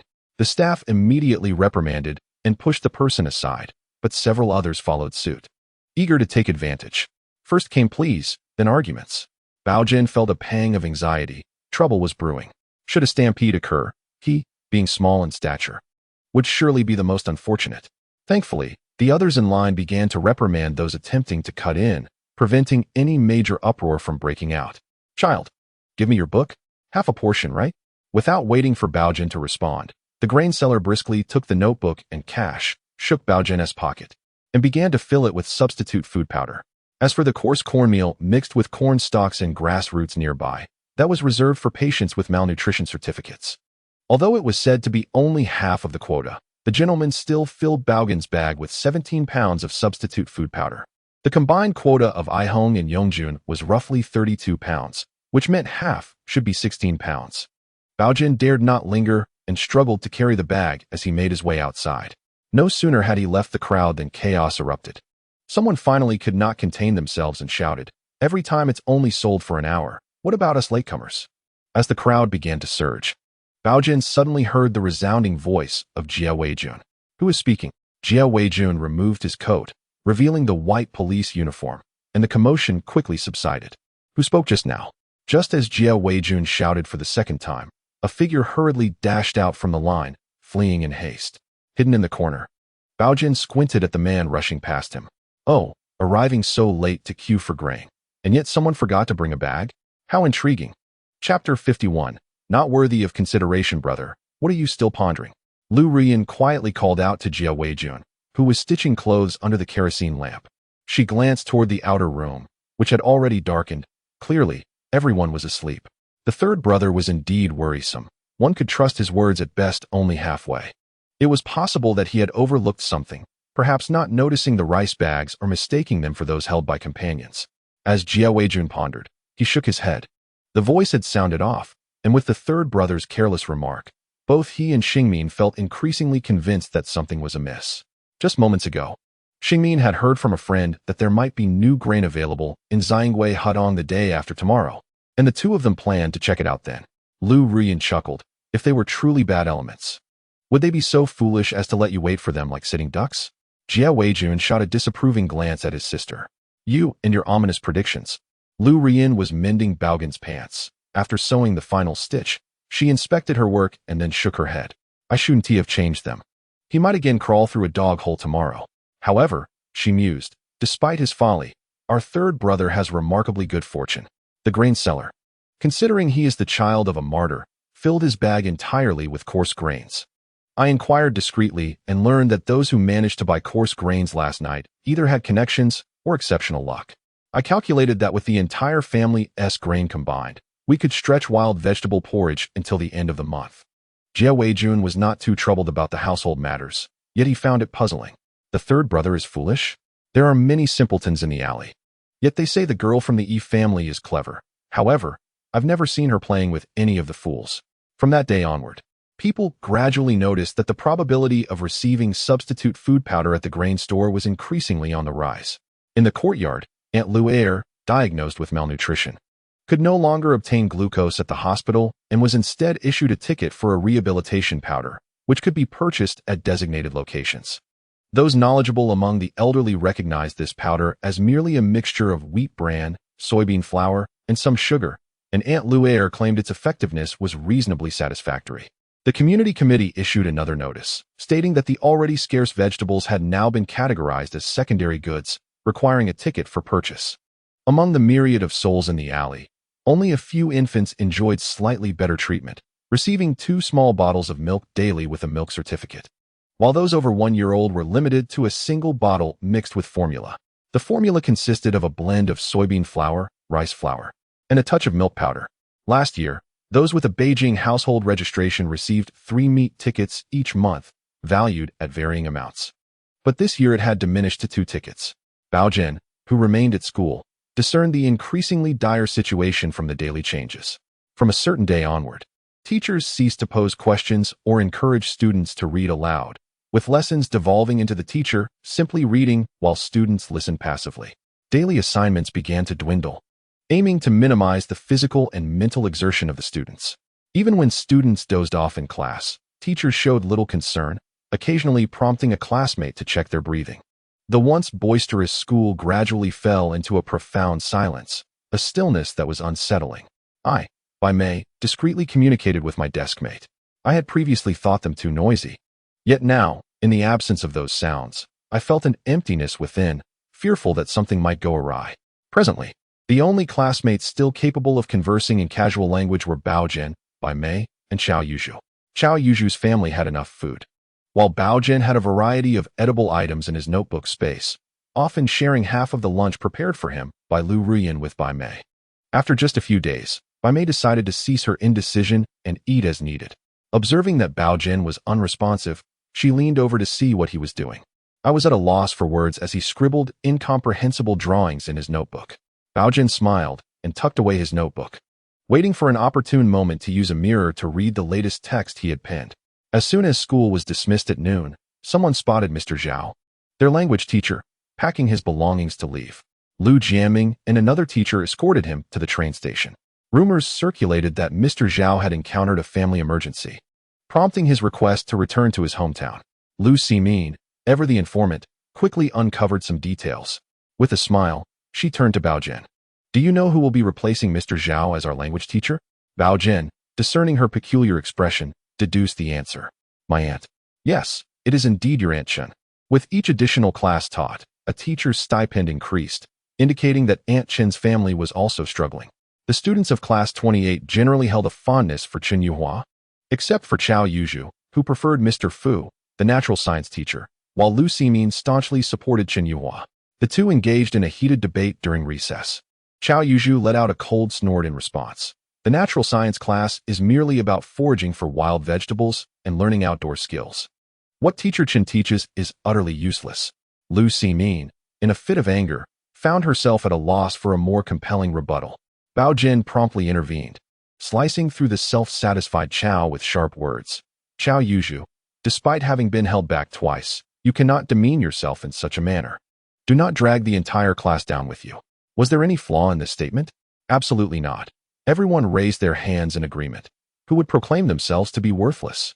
That is not my point. I mean the things that teacher Chen teaches are of no value. Baogen shrugged. "Indeed. Are you not the very thing that teacher Chen aims to teach?" Laughter erupted throughout the classroom. Xiao Yuzhu, scratching his head in frustration, felt his face flush crimson, at a loss for words. Suddenly, Guan Taishan interjected, "Zhang Baogen, you are mistaken. Xiao Yuzhu is a person, not an object." The class erupted into uncontrollable laughter. Infuriated, Xiao Yuzhu shouted in exasperation. Ultimately, the class monitor, Ibaime, stepped in to quell the uproar. This incident clearly illustrated the significance of language arts. The students of class 28 wholeheartedly concurred, including the recently humiliated Xiao Yuzhu. Document No. B1063, this month. During the grain distribution process at various grain shops around East Diamond Street, there have been reports of 4 suspected instances of human incitement. These occurred on the 7th at Lianzi Ku Hutong, the 11th at Mauer Hutong, the 14th at Yuer Hutong, and the 17th at Bea Hutong. Although none were successful, they have already drawn the attention of various precincts. Unfortunately, these individuals have not reappeared since the 17th. Baogen's finger pointed to the record concerning Mauer Hutong. Isn't this just the day before yesterday? Does this not suggest that fresh rice will arrive at the Yuer Hutong grain shop tomorrow? Who told you that?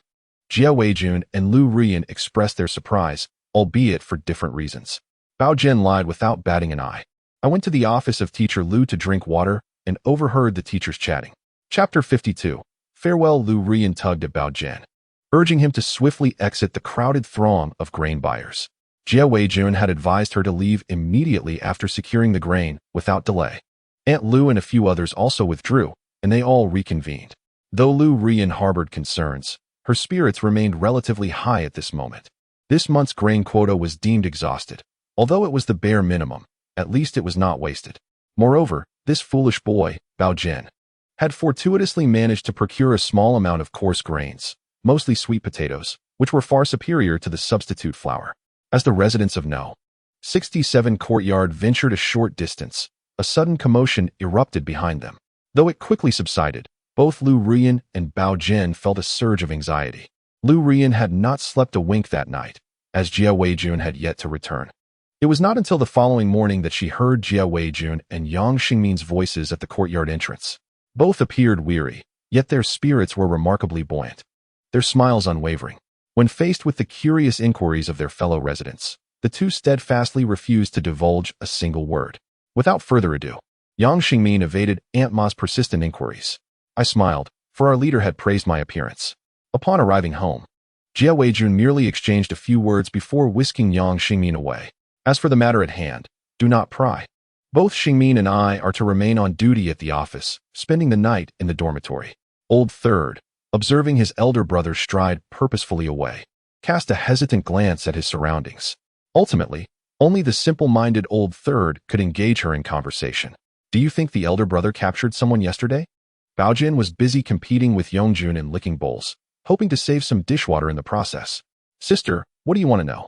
I have no idea what the eldest did last night, Lu Rian replied with exasperation. Indeed, why should I inquire about his affairs? The answer, of course, was known to Baogen, for the fifth small star had appeared on the notebook's front page, indicating a fundamental shift in the situation due to Jia Weijun and his companion's involvement. Jia Weijun had undoubtedly earned his share of credit, though the extent remained uncertain. This was indeed a significant achievement. Old Lu from the police station grinned broadly, his eyebrows nearly soaring with delight. He, being the mentor of Jia Weijun and Yang Xingmin, had taken residence in the station chief's office, refusing to leave. Come on, Lao Ding, give me a straightforward answer. My two apprentices' merits cannot be diminished, he insisted. Chief Lao Ding, with a wry smile, glanced at his old friend, feeling a mix of pride and frustration. It was gratifying to think that they might have genuinely accomplished something substantial. As this thought crossed his mind, a bead of cold sweat trickled down his back. The individual Jia Weijun and Yang Xingmin had apprehended was, astonishingly, armed with a pistol at his waist. The suspect was interrogated by superior officers who arrived in the early hours, breaking his silence around 4 a.m. Subsequently, they, along with officers from their station, apprehended 3 more individuals. Among the seized items was an unopened new-style radio transmitter. It seemed this fellow was also a courier. This merit was not only significant for the 2 newcomers, but could even warrant a collective commendation for their station. Yet, the frustration lay in the station's poverty. They simply could not afford to reward the newcomers adequately. Stop your grumbling. You know the station's circumstances better than I do. If rewards are to be given, I promise your 2 apprentices will be the first to choose. Old Lu chuckled. I'll remember that.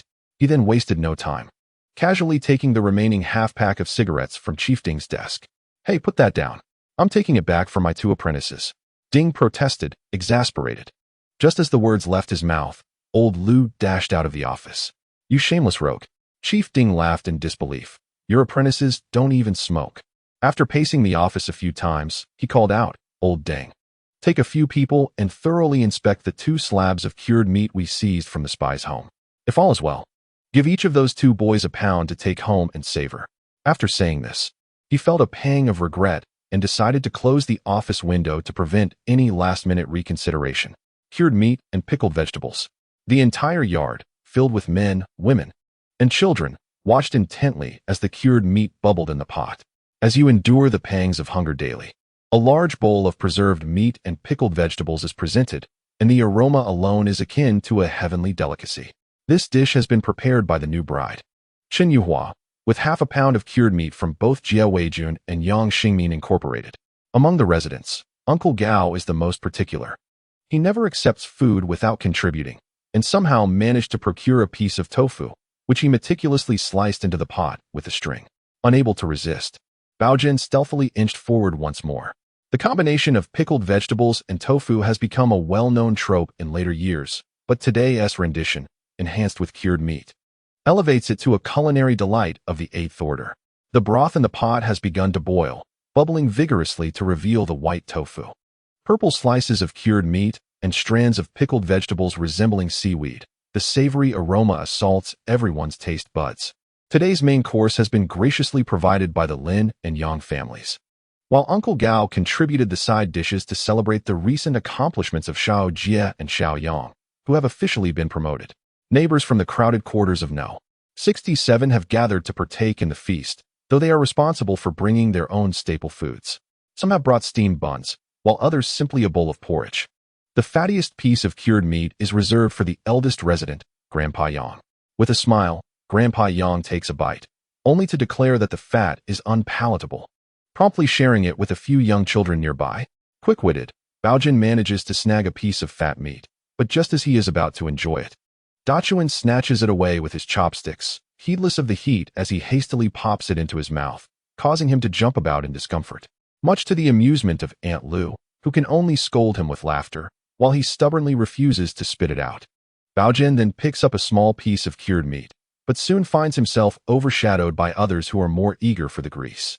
Yet, the most delectable experience is pouring the broth over the steamed buns, especially since the buns they brought are only filled on the outer layer, making each bite a delight. After relishing the pickled vegetable and tofu dish, Baogen pretends to hum a tune, which elicits laughter from Dachuan. Baogen, do you also sing Peking opera? Don't make us laugh to death. Baogen rolls his eyes. What did you call me?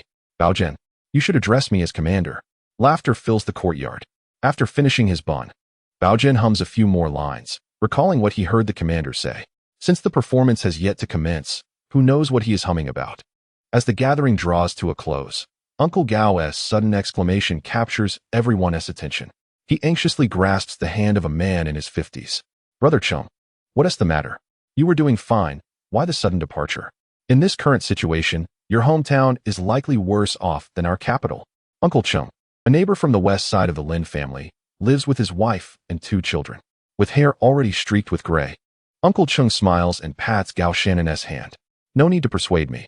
I appreciate everyone's kindness. You all know my family situation. I am the only one with a job. My children are grown, but finding work in the capital is exceedingly difficult. This time, I am returning to my roots, contributing technically to local development, and my house and my wife's temporary job have been arranged accordingly. And your 2 children? Uncle Chung pauses for a brief moment, revealing a bittersweet smile. A few days prior, they had already registered to work in the countryside of Jiangnan, merely over 100 miles from our hometown. The yard fell silent in an instant. Though old Chung spoke lightly of the matter, everyone understood that this path was chosen out of desperation by his family. Old Chung chuckled. Now that the family was impoverished, they could only shamelessly seize the opportunity to bid farewell to everyone through a banquet hosted by the 2 families. The following day, old Cheng's family departed, leaving without hesitation or delay. The residents of the courtyard sent representatives to accompany them to the train station. Baogen also mingled among the farewell crowd. Currently, he alone comprehended that, with the passage of time, the policy of sending educated youth to the countryside would alter the fates and lives of countless individuals. An era belonging to the educated youth was about to unfold for all. Upon returning home, he idly caressed the small 5-pointed stars on the front page of his notebook. Suddenly, his heart stirred slightly. The 5 hard-earned stars gradually vanished. Chapter 53. It's broken. In the days since acquiring the miraculous notebook, Baogen had conducted various tests. For instance, living beings could not be stored in the space, nor could preserved items undergo a second evolution, among other observations. Just moments ago, while tracing the small stars with his finger, a thought unexpectedly crossed his mind. Could he possibly expend all 5 stars at once? No sooner had the thought arisen than the notebook underwent a transformation, with all 5 stars disappearing. Baogen hurriedly checked around himself, meticulously observing the items stored in the space, yet found nothing had changed. But where have my 5 stars gone? At that precise moment, the notebook accidentally brushed against his belly. In the next instant, the entire notebook vanished. Startled, Baogen nearly cried out. He could not allow his precious possession to simply disappear. Fortunately, he quickly covered his mouth, for in that very second the outline of the notebook materialized within him. This peculiar object was, astonishingly, concealed within his body.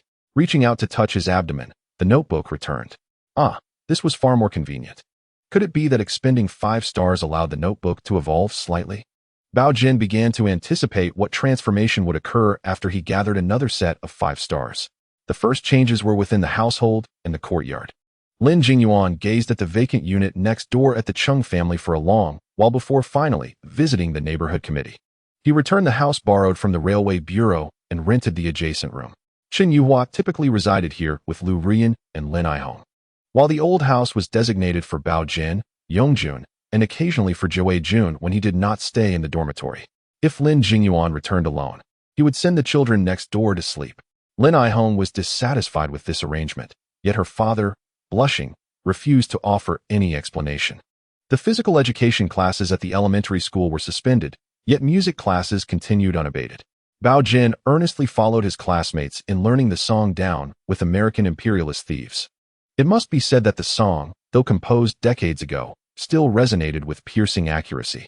The evolved notebook seemingly has broadened its capacity to gather textual content, leaving Bao Jin in a state of dismay after perusing 3 consecutive foreign articles. At the end of February, a much-anticipated competition finally commenced, the East City Elementary School Table Tennis Finals. The team from Fushua Hudong Primary School faced off against the team from Tailu Primary School. Prior to the match, both the district and knowledgeable individuals believed that Fushua Hudong Primary School stood little chance of victory, especially since 2 of the players from Tailu Primary School were seeds of the city team. However, the final outcome shattered expectations. The players from Tailu Primary School were thoroughly dominated throughout the match. Even their strongest player managed to secure only a single game. The playing style of Fushua Hudong Primary School was unlike anything they had encountered before. Fierce, commanding, and cunningly executed, leaving Tailu Primary School trembling. After the match, Tailu Primary School promptly reported alleged issues with their opponents' paddles. However, the inspection results were disappointingly inconclusive. Several referees meticulously disassembled the paddles from Fushua Hudong Primary School and, after extensive deliberation, ultimately deemed them permissible under the principle of unspecified restrictions. Coach Wu and several others were overwhelmed with a mix of tears, laughter, and disbelief. How could this be? We agreed on a maximum of 20 gene of sausages, yet they sent a staggering 30. Coach Wu exclaimed, his face aglow with joy. You probably have no idea how highly regarded your playing style and paddles are. I'm about to become a teaching assistant at the sports university. Ah, just a token of appreciation, just a token. Baogen congratulated his counterpart and cheerfully accepted the sausages along with a small star. This time, the sausages arrived with full transparency, allowing him to take them home without issue. Jia Weijun and Lu Ruyan exchanged glances for an extended period before Lu Ruyan finally spoke up. Baogen, why not just pursue table tennis full-time? After all, you. Before Lu Ruyan could finish her thought, Baogen abruptly turned and dashed away. This time, he ran quite a distance, meandering to Taoyao Hutong, located in the northeast direction across from Diamond Street. Seizing a moment of solitude, he discreetly slipped a letter into a nearby mailbox. Recently, Baogen had been attempting to practice writing with his left hand, and his efforts had yielded rather mediocre results. Coincidentally, the content updated in his notebook yesterday morning was unsuitable for newspaper clippings, perfectly matching his left-handed scrawl that was somewhat crooked. If circumstances permitted, Baogen would have preferred to avoid such risks. Yet, the freshly updated content began with an alarming announcement. Classified, the latest password update from the Intelligence Bureau's Beijing station. Dated February 29, 1949, is as follows. The notebook had delivered a substantial revelation today, having disclosed the new password content that the capital's operatives were set to adopt a week in advance.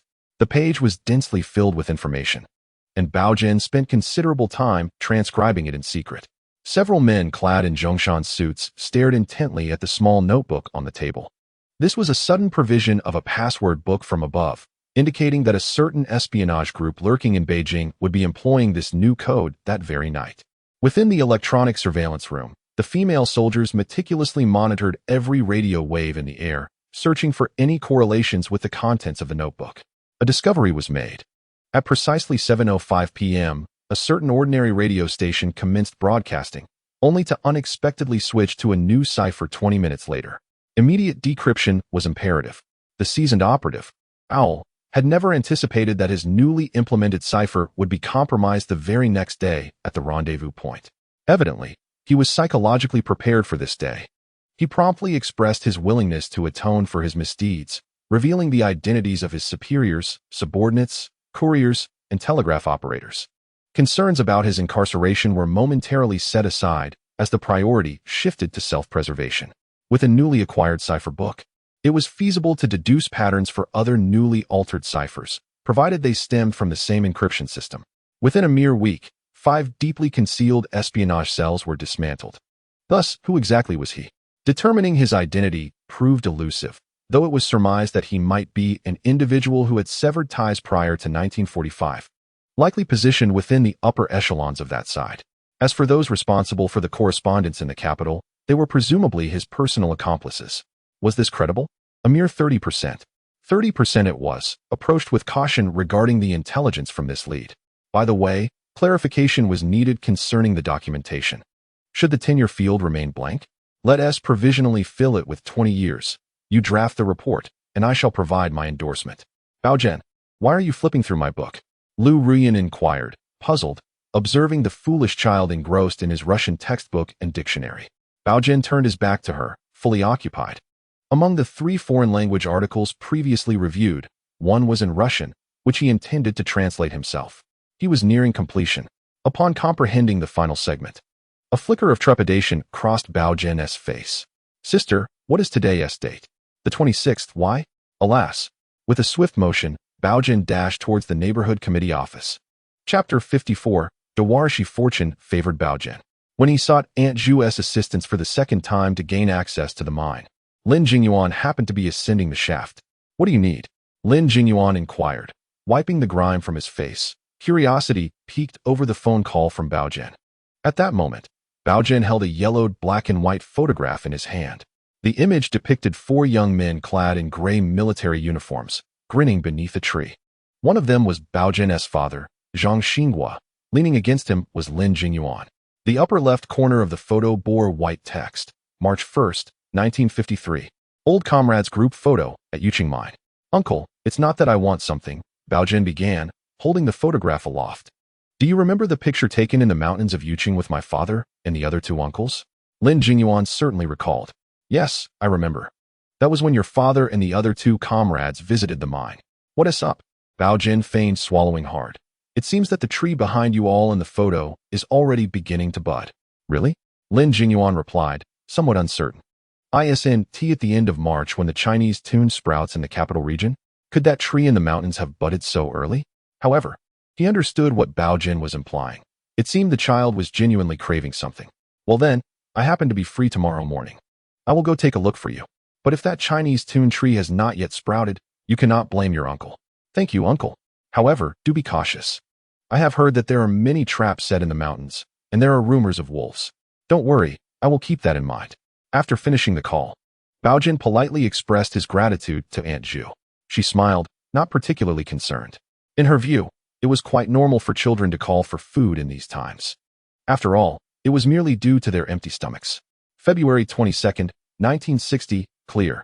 This marks my 312th day working in Longwa. The new machinery at the Musity mine is nearly assembled, and the comrades in Longwa are progressing swiftly in their studies. I must say they are indeed diligent and intelligent.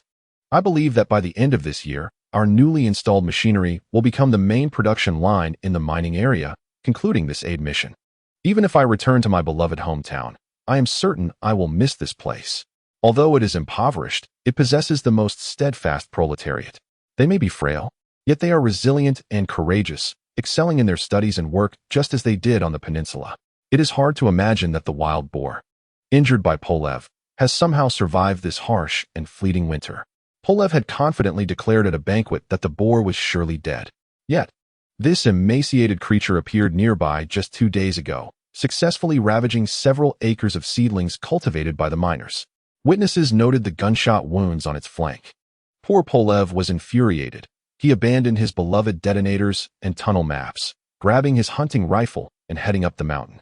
I also plan to give it a try, for when it comes to hunting, I am more adept than Polev. I initially thought that the hunting rifle I brought from home would rust during this time. Considering that the people of Nanluoguxiang are everywhere in search of food, I once believed that the wilderness species had been completely consumed by them. It is truly remarkable that the wild boar managed to survive the searches and has once again dared to provoke. February 24th, 1960, light rain turning overcast. My grandfather once taught me that such weather presents the best hunting opportunities. The rain-soaked jungle abounds with forage for herbivores, while carnivores would not miss such an excellent ambush chance. In the post-rain forest, the traces left by animals become quite evident. The lingering moisture carries their scents to your nostrils. If they are preparing to ambush you, the trembling dewdrops on branches and grass will betray their location. I set out for the mountains that day. Forgive me for not informing my guard comrades. My obedient behavior over the past 300 days led them to believe I was entirely different from Polev. After all, it was merely hunting. Having too many people would only scare away my prey, and besides, due to dietary issues, they might not endure for long. I believe they would appreciate the rabbit meat I bring back. February 25th, 1960, overcast. Alas, I found myself ensnared by a cruel trap while en route to retrieve a hapless rabbit. The rust upon it, I suspect, has lingered for at least 2 decades. As I tended to my wound, a gaunt wolf, astonishingly emaciated, materialized before me. It absconded with my rabbit. February 26th, 1960, a sunny day. A fever enveloped me, indicating my dire predicament. The gravest concern was that I had lost my way. My pack and shotgun had vanished amidst the scuffle with the wolf last night, and I sensed it stealthily trailing behind me. Anna, Alyosha, I hold you dear in my heart. Perhaps fortune smiled upon me, for I stumbled upon a modest Chinese tun tree before a stone pit. The dampness of the valley had coaxed forth tender shoots upon its branches. I now had sustenance. Yet, the wolf still lurked nearby. Who will come to my aid? Veterans and old employees at the mine often borrowed firearms to hunt in the mountains. However, since a cadre of expert bear hunters had taken up residence at the mine, acquiring a weapon had become a daunting task. Yet today, he successfully secured a gun with ease. The head of the armed department, unable to speak plainly, discreetly pulled Lin Jingyuan aside. Shaolin, I know you've just returned from the battlefield, and the organization places utmost trust in you. There has been an incident at the mine today, but it's not something I can disclose openly. Remain vigilant on your ascent. Listen closely to any rustle of grass or whisper of wind. The sooner you depart, the better. Lin Jingyuan, perplexed, was accustomed to receiving clear directives for his missions. He detested ambiguous instructions. Suddenly, he found himself reminiscing about the clever Zhang Xinghua, who was undoubtedly the sharpest in their class.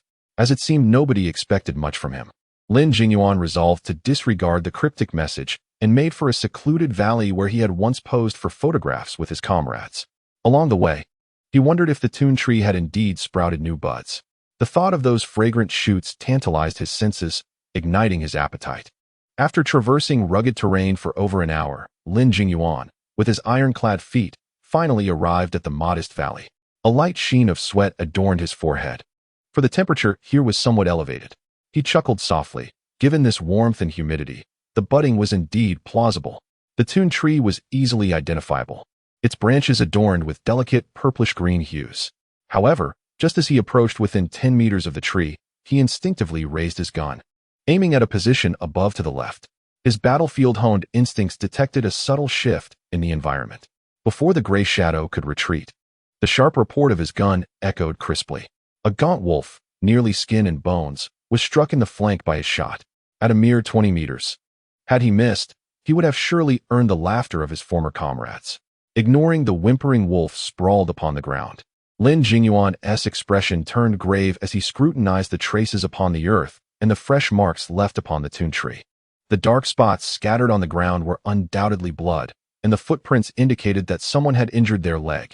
Ultimately, he discovered a few inconspicuous hairs, not black, Associating this with the unusual activities at the armed department earlier that day, Lin Jingyuan seemed to have pieced together the puzzle. He raised his gun and gently called out into the surroundings, "Davarisky? Davarisky?" At the sound of the gunfire and the mention of Davarisky, Bikivsky, who had been hiding in the grass, finally breathed a sigh of relief and fainted in peace. Chapter 55. Canned pork. Lin Jingyuan was embraced tightly by several old Russians, as if they wished to crush him into pieces. When they saw Lin Jingyuan returning to the mining area with Bikivsky on his back, the expressions of everyone present were far from pleasant. It was only after Bikivsky regained consciousness post-treatment that the leaders in the mining area began to show some semblance of relief. They had nearly been scared to death. Bikivsky was to be held accountable by the expert group, and his guards would not escape scrutiny either. The only one who had truly performed a great service was Lin Jingyuan, who earned newfound respect from the leaders. "Shaolin, you should frequent the expert group. Bikivsky has been clamoring to see you." Unfortunately, the straightforward Lin Jingyuan did not grasp the underlying implications. Fortunately, his direct superior understood his temperament and decided to explain the situation candidly. "Old Lin, it seems the comrades in the mining security system are in for a rough time. The leaders hope you can gain some favor with the expert group, so they might advocate on your behalf." Lin Jingyuan nodded in agreement. 7 or 8 years ago, they had all been comrades in arms. He felt it was his duty to assist. The old Russian expert group could be accommodating or challenging, especially during work hours when they were prone to cursing due to a lack of resources. Lin Jingyuan had long heard that those technicians who managed to excel under the expert group had remarkably strong psychological resilience. Fortunately, the old Russians had a very favorable impression of him, greeting him with a series of bear hugs. Seeing Lin Jingyuan's surprise, the translator discreetly informed him that Bikivsky's father held a notable position in their homeland, allowing for a slightly more lenient approach. However, Lin Jingyuan scoffed at this notion. There was no remedy. In these times, the public's perception of the old Russians was excessively favorable. No favors were necessary. Everyone was Davarisky, and that was that. His resolute attitude endeared him even more to the experts. Yet Bikivsky, lying on the hospital bed, was unwilling to relent. "If you wish to be Davarisky, you must accept my gift. I made this vow with my beloved wife and son." Lin Jingyuan wanted to refute this as superstition. The expert group, in fact, did not wish for matters to escalate, as it would also pose trouble for their superiors. Thus, an unspoken agreement was reached between the expert group and the mining area. Bikivsky had been injured due to an operational error during work. "Shaolin, your promotion has been finalized." Just as Lin Jingyuan was lamenting the wolf he had failed to bring back, the leader in charge of organizational matters approached him for a conversation. Originally, they considered promoting him directly to group leader, but after deliberation, the leaders decided instead to increase his responsibilities. The Mining Bureau has recently established a training program for young talents in Dongqing. The journey is somewhat lengthy, and accommodations have been coordinated with the local neighborhood committee.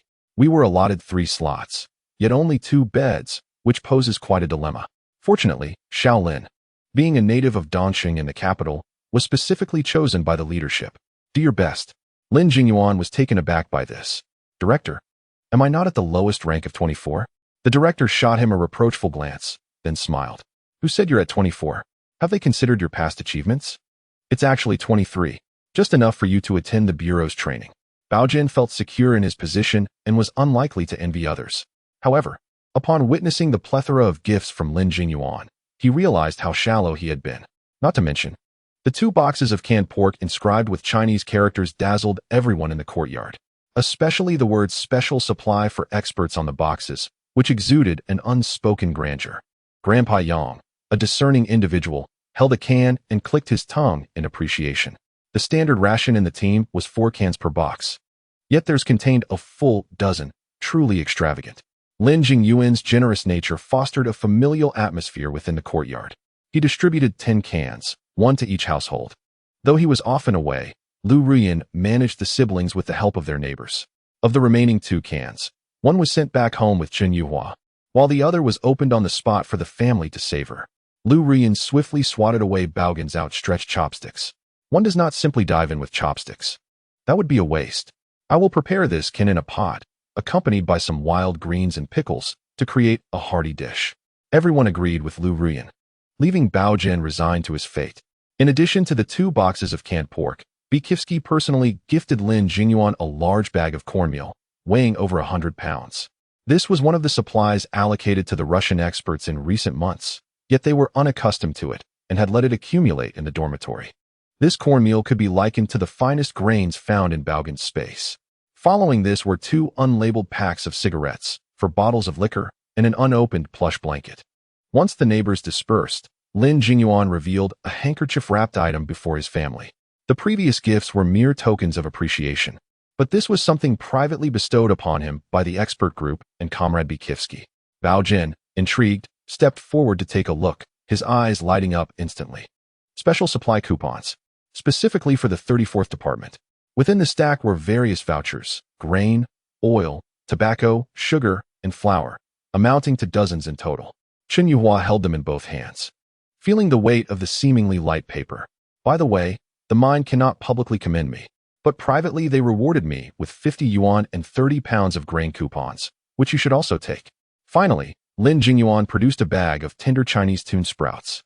Ha ha ha, this time, Baogen is the true hero, thanks to his idea of incorporating tune sprouts, otherwise, Beijing. Chinese tune stew with canned pork. The flavor lingered exquisitely. The young girl opened her mouth wide, savoring a delightful bite. The taste of Chinese tune and pork filled her with uncontainable joy. Baogen had secretly stashed some away in the kitchen, leaving a couple of bites for Yabaimai, and 1 small morsel each for Lu Ximin and Guan Taishan. Due to his training in the capital, Lin Jingyuan had been residing at home for the past few days. He and Chen Yuhua occupied the inner room on the west side, while Lu Ruyan and Lin Aihong stayed in the outer room. Xia Weijun and Lin Yongjun were in the old house's inner room, and the small cot in the outer room was reserved for Baogen alone. As tranquil days passed, Baogen once again gleaned a passage of words from his notebook that seemed to stretch across the horizon. Composed, he returned home from school, only to find the courtyard astonishingly quiet. Upon entering, he noticed a foreign gentleman with flaxen hair gesticulating animatedly with old Lin. A glance at the wheelchair beneath the foreigner gave Baogen an immediate inkling of his identity. It must be Beijing. It turned out that the hospital where the foreigner was recuperating was less than a few hundred meters from Lin Jingyuan's training location, and the bored old Russian had decided to visit the Lin family while taking a stroll in his wheelchair. Chapter 56. A melodious voice. Beijing was remarkably adaptable to local customs. Each time he dined at the Lin household, he insisted on providing a meal stipend.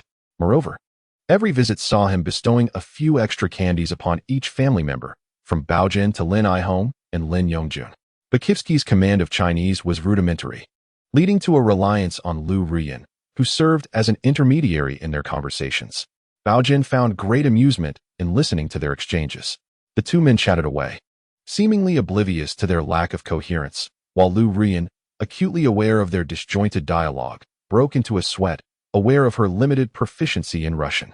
Accompanying Beijing was a security officer who understood Russian, but alas, Beijing forbade him from intervening, leaving him to stifle his laughter from the sidelines. As March approached, the food supply in the capital faced escalating difficulties. Rumors circulated that experts had recently discovered a type of microalgae, which was both edible and filling. Xia Weijun furrowed his brow as he relayed the latest developments from outside. I believe it would be prudent to convert our remaining money and tickets into food as swiftly as possible. Lin Jingyuan was attending training and would not return until after 7, leaving Chen Yuhua in charge of finances and tickets at home. Having just returned from work with Lin Aihong, she heard some unsettling news from Xia Weijun. We should consider using this special supply ticket, shouldn't we? Xia Weijun scratched his head. It can only be redeemed at that shop on Donghua Gate, but I've checked, and they don't operate openly. One needs a permit to enter the courtyard. We can't possibly push old Beijing all the way there, can we? Noticing Lu Lair was absent, Baogen chose not to feign ignorance and straightforwardly inquired, Boss, are there any places nearby that are apprehending those selling this ticket? They aren't apprehending anyone. They're only targeting the sources. Wait, old 3, I think I might have figured out how to utilize it. The elementary classroom was eerily quiet, unlike any typical primary school. During recess, Baogen seized the opportunity to pull Lu Ximin and Guan Taishan to the back of the school, where they ignited a pile of dry leaves and skewered small fish and shrimp on branches to roast and enjoy.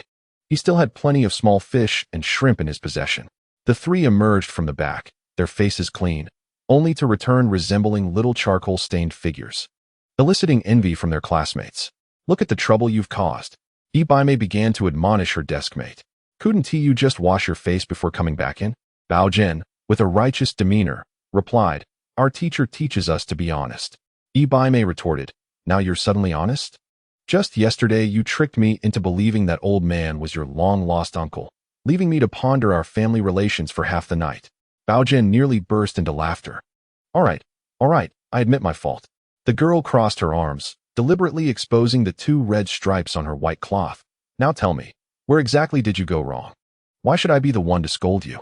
It seemed that regardless of age or era, girls inherently possessed this knack for confrontation. Baogen thumped his chest, exuding a sense of righteousness. Class monitor, don't you think, even if I made no mistake, you could at least say a few words to ease the tension? Guan Taishan, eavesdropping on their banter, felt a wave of nausea. The small fish he had just eaten seemed eager to make a reappearance. Yet, Baimei had already dropped her guard, unable to maintain a serious expression, laughing uncontrollably. Ah, Zhang Baogen, you are utterly shameless. It was likely that every classmate shared this sentiment at that moment. However, only classmate Qiao Yuzhu dared to confront Baogen's audacious behavior.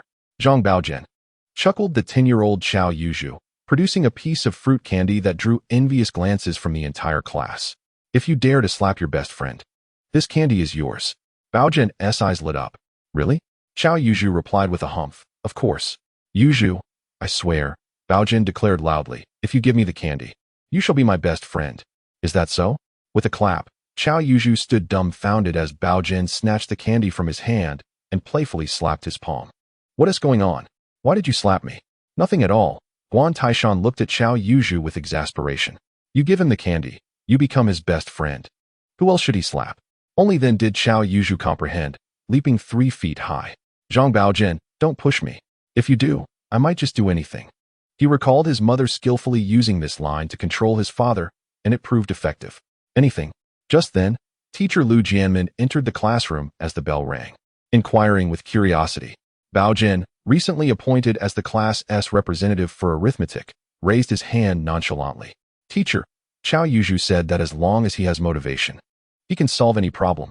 Teacher Lu furrowed his brow, casting a glance at Qiao Yuzhu, who nodded vigorously in response.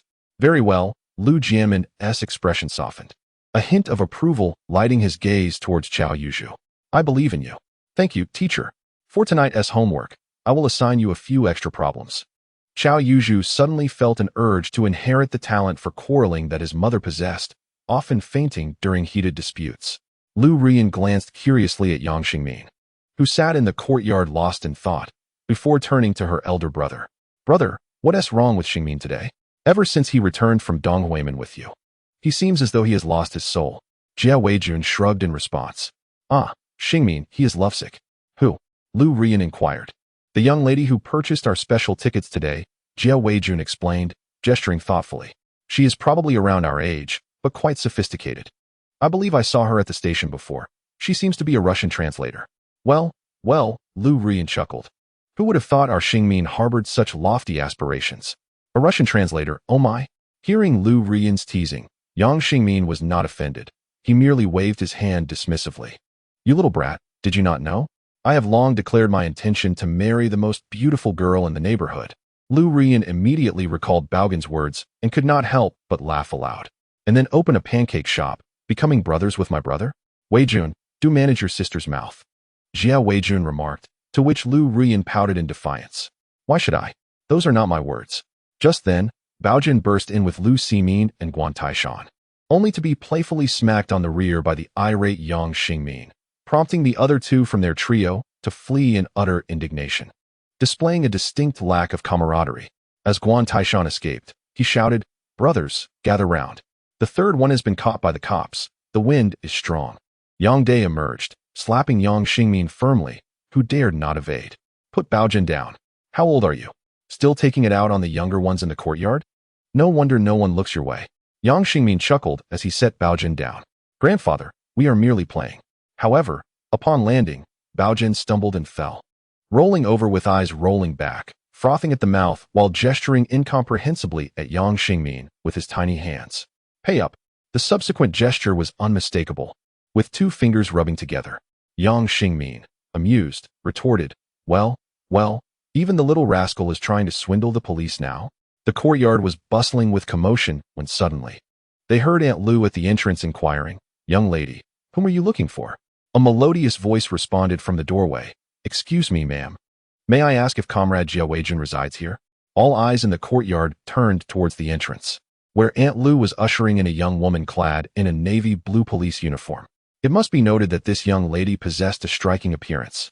Her petite nose and mouth were complemented by dimples at the corners of her lips, and her shoulder-length hair framed her face elegantly. Her eyebrows were delicately arched, beneath which sparkled a pair of charming phoenix eyes. Though her skin bore a slight tan, the exposed skin on her hands, neck, and face glistened with a smooth, almost ethereal quality. She was undeniably a captivating beauty. Upon seeing a new colleague, Jia Weijun and Yang Xingmin both rose, with Yang Xingmin hastily buttoning his half-open shirt. "Greetings, Comrade Jia Weijun. I am Song Jiajun, recently arrived from the sub-bureau." Jia Weijun paused momentarily before extending his hand for a gentle shake. "I am indeed Jia Weijun, and this is my colleague Yang Xingmin." After their introductions, the female officer led them aside for a hushed conversation, prompting the neighbors in the courtyard to discreetly depart. Only Baogen, with a curious disposition, concealed himself behind a pillar to eavesdrop. "Both my mentor and I are members of the 014 Special Investigation Team," Song Jiajun declared, presenting her credentials and letter of introduction. "Our purpose in visiting the small Suzhou alley is to inquire into the situations of two individuals, Comrade He Chili, who works in the security department of the Palace Museum, and Comrade Lu Fong, responsible for the museum's cartographic tasks." Without beating around the bush, Song Jiajun made her intentions clear. "There are 4 police colleagues residing in this alley, so we decided to first gather information regarding their circumstances. My mentor and I split our efforts." He went to the other end of the alley to speak with the other 2 colleagues. While I would liaise with the 2 in question, Jia Weijun and Yang Xingmin exchanged glances. Though the credentials and introduction letter appeared legitimate, they were taken aback by the implication that he and Lu had committed some wrongdoing. Their surprise mirrored that of Baogen, who was astonished behind the pillar. While He Chili might have been a lesser concern, Lu Fong was none other than the mother of Ibaimei. Baogen held his breath and strained to listen. Last year marked the 10th anniversary of the founding of the nation, and in August, the Palace Museum urgently assembled a collection of artifacts for public exhibition. Due to the rushed timeline, some exhibits were not even encased in glass, and the security measures within the halls were insufficiently implemented. This resulted in 2 incidents of artifact theft occurring within mere days. The first stolen item was the official standard measuring instrument, shikangi, from the Western Zhou period, a bronze piece measuring 7 centimeters in height and 11 centimeters in width. Days later, artifacts including the Qianlong Golden Book were again pilfered. Fortunately, 3 months later, the culprits behind the theft of the Qianlong Golden Book were apprehended on a train, yet the whereabouts of shikangi remained a mystery. The police narrowed the suspect pool to personnel within the museum. Although there were numerous potential suspects, they could only engage in speculation, as repeated investigations yielded no substantial evidence. Song Jiajun's mentor, a key member of the Special Investigation Team, had now turned his attention to the 2 museum staff residing in the small Suzhou alley. He and Lu Fong were well regarded in the neighborhood, and their conduct was widely acknowledged, prompting Jia Weijun and Yang Xingmin to speak candidly. After documenting the necessary information, Song Jiajun furrowed her brow in concern. Just from the data at hand, she sensed that this endeavor might end in futility. Both Lu Fong and He Chili did not appear to be in any significant financial distress, nor had they exhibited extravagant behaviors lately, and their overall demeanor seemed quite normal. The following day in class, Baogen indeed noticed that Ibaimei seemed somewhat distracted. It appeared that Song Jiajun and her mentor had already visited the household. Baogen firmly believed that this matter could not possibly involve Ibaimei's mother, as he had skimmed through this case in later years. During his ventures in the underworld, he found delight in listening to tales of yore, particularly those concerning the illustrious figures of the 8 factions. When one speaks of the 8 factions, one cannot overlook a certain Wang, who, in March of 1960, undertook a significant endeavor. Although he ultimately faced a rather ignoble fate, this incident became widely circulated within the community. While researching this narrative online, Baogen stumbled upon information regarding the Palace Museum case, primarily due to the proximity of the 2 events in time, which an author utilized to illustrate the societal context of that era. Baogen possesses an exceptional memory, And he faintly recalls that the suspect in the story bore the surname Zhao, not Liu, and was indeed a middle-aged man. This individual even had a prior record of theft, and the article noted that the police had classified him as a prime suspect, yet evidence remained elusive. Just yesterday, Song Jiajin and her mentor visited Lu Fong, a peripheral figure associated with the Palace Museum, evidently indicating that the special investigation team had reached an impasse. Should they fail to solve the case, the team might face an unfortunate fate akin to historical precedents, leading to a temporary suspension of the investigation. The apprehension of the suspect, Zhao, would have to await his own folly. Among Baogen's companions, the only ones troubled by this matter, aside from Bai Mei, were his elder brother, Xia Weijun. Since learning about the case, he has been engrossed in unraveling its complexities, preferring this pursuit over mediating neighborhood disputes. In contrast, Yang Xingmin exhibited an utter disinterest in such cases, instead focusing his energies on the feuds and dramas of the local residents, his curiosity ablaze. Do not entertain such thoughts.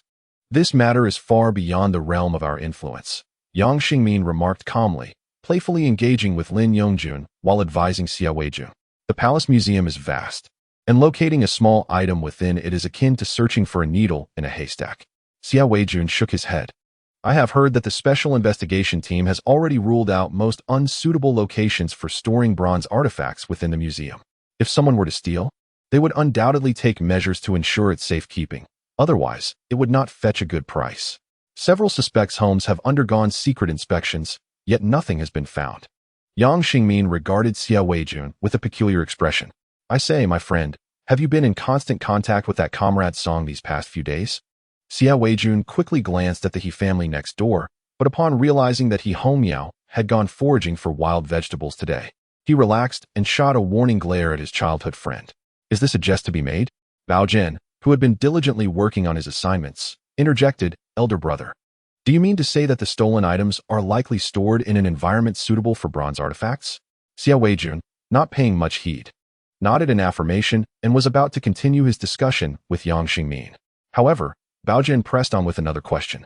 Could they be concealed within the belly of other bronze artifacts, akin to Sun Wukong entering the 8-trigram furnace? Enough of this nonsense, Xia Weijun chuckled, ruffling Baogen's hair. Comrade Song has already stated that the large bronze artifacts in the Palace Museum require regular cleaning both inside and out for exhibition purposes. What about those in the storage? Baogen countered. I refuse to believe they would be subjected to the same care. Xia Weijun laughed lightly. Just as he was about to respond, his gaze suddenly sharpened, and his hand, which had been tousling Baogen's hair, gradually came to a halt. In the storeroom lie those ancient bronze artifacts. A case analysis presented by a young police officer, who had only recently been confirmed in his position, caught the attention of several leaders within the Shikangi investigation team. They promptly dispatched personnel to collaborate with staff from the Palace Museum to secretly inspect the storeroom housing the bronze pieces. After merely half a day's search, they indeed discovered a moderately valuable bronze artifact, approximately half a meter in height, composed of 2 tiers. The missing Shikangi was quietly concealed within the lower section of this artifact. By collecting and comparing fingerprints left on the 2 bronze pieces, the investigation team swiftly apprehended one of the prime suspects, Zhao, an individual third-class merit. When Xia Weijun cheerfully uttered this phrase, Lu Ruyan and her younger companions leaped with joy, including the dramatic Zhang Laosan. Chapter 58. The graceful woman Baogen silently closed his notebook once more. For reasons unknown. Ever since he utilized those 5 small stars, the events refreshed in the notebook seemed to bear little relation to the capital, instead randomly spanning across the country. Half of March had already passed, and the notebook now contained an additional 5 pages of indelible scribbles. Bakivsky had not returned, rumored to be confined by an elderly Russian doctor in the hospital. During this time, Yang Xingmin often returned home, spending solitary hours in the courtyard in a daze. This infuriated old man Yang, who resolved to let him go hungry for a few meals. In such times, when every household struggled to fill their bellies, how could he afford to be so distracted? While sipping his porridge, Yang Xingmin was lost in thought. Grandfather, don't mind me. I simply feel out of sorts these days. Suddenly, he erupted into a violent fit of coughing. Oh dear, Minzi, are you choking? Aunt Lu, who was gathering laundry, stepped forward to gently pat his back, easing his breath. No, cough, it's not that. As he stirred his porridge with chopsticks, he discovered, to his astonishment, a red chili pepper hidden within. Baogen. Yang Xingmin angrily pointed at Zhang Baogen, who was keeping his distance. Has your brain been kicked by a mule? Do you not know I cannot handle spicy food? Cough, cough, cough. Baogen feigned ignorance and replied foolishly, Xingmin ge, do remember to go easy on me next time you kick. This was an open mockery of Yang Xingmin as a donkey. After chasing Baogen around the courtyard a couple of laps, Yang Xingmin finally felt a surge of vitality. Wiping the sweat from his forehead, with a bitter smile, he turned to his grandfather. Grandfather, there is no need for Baogen to provoke me. I am fine. Old man Yang chuckled coldly, uninterested in engaging further. Baogen, feeling the tension, swiftly fled the courtyard and encountered Yi Baimei, Lu Ximin, and Guan Taishan conversing in a corner. What are you discussing? Baogen inquired. Today, Yi Baimei shared a fascinating piece of knowledge with us. Lu Ximin responded, her face beaming with pride. What knowledge? Guan Taishan boasted confidently. I assure you, you've never heard of it before. Baogen looked at Yi Baimei, who raised her eyebrows in a silent plea. I have matters to attend to. I must take my leave. As Baogen was about to leave, Lu Ximin and Yi Baimei immediately broke the silence. Don't go, he exclaimed. Let me tell you, Lu added. Lu Ximin, known for her inability to keep secrets, promptly began to explain. Do you know why dogs react so quickly? Today, when Yi Baimei was at the library, she read in a nature magazine that, to dogs, our movements appear to be in slow motion. Baogen suddenly understood. This easily explained why Lu Lao always complained about his sluggishness. Not only did he think this in his mind, but he also voiced it out loud, prompting laughter from Yi and the others. Just as Baogen was basking in his cleverness, he felt an ominous darkness overhead. Looking up, he saw the clear blue sky with wispy clouds. Nothing seemed amiss, until a hand pinched his ear. Zhang Baogen, say that again. Ouch, that hurts. When did Lu Lao master the art of silent stealth? Lu Ruyin had merely stepped out to throw away some trash. Yet she overheard the third brother's audacious remarks about her, and she was furious. Excuse me, is Comrade Yang Xingmin residing here? At that moment, a melodious voice rang out, instantly silencing the scene. Both Baogen and Lu Ruyin were taken aback, recognizing the familiar lines. Yang Xingmin looked somewhat flustered as he faced the rather fashionable young woman, while Xie Xianyu standing before him appeared remarkably composed. Dressed in a light gray Soviet-style overcoat with black leather shoes and softly curled hair, Xie Xianyu stood out distinctly. Thank you very much, Comrade Yang, for your affection. I have read your 3 letters with great care. However, to avoid misunderstandings, I felt it necessary to come in person to clarify matters. The typically loquacious Yang Xingmin now struggled to articulate a coherent sentence, merely managing an awkward smile. Please, Comrade Xie, go ahead. Xie Xianyu nodded. Firstly, I am grateful for your kind feelings. Perhaps due to my work, I must maintain this rather fashionable appearance. Besides you, there are a few other male comrades who have shown interest in me, but you are the only one bold enough to write directly to me rather than resorting to intermediaries for matchmaking. That is where you excel compared to others.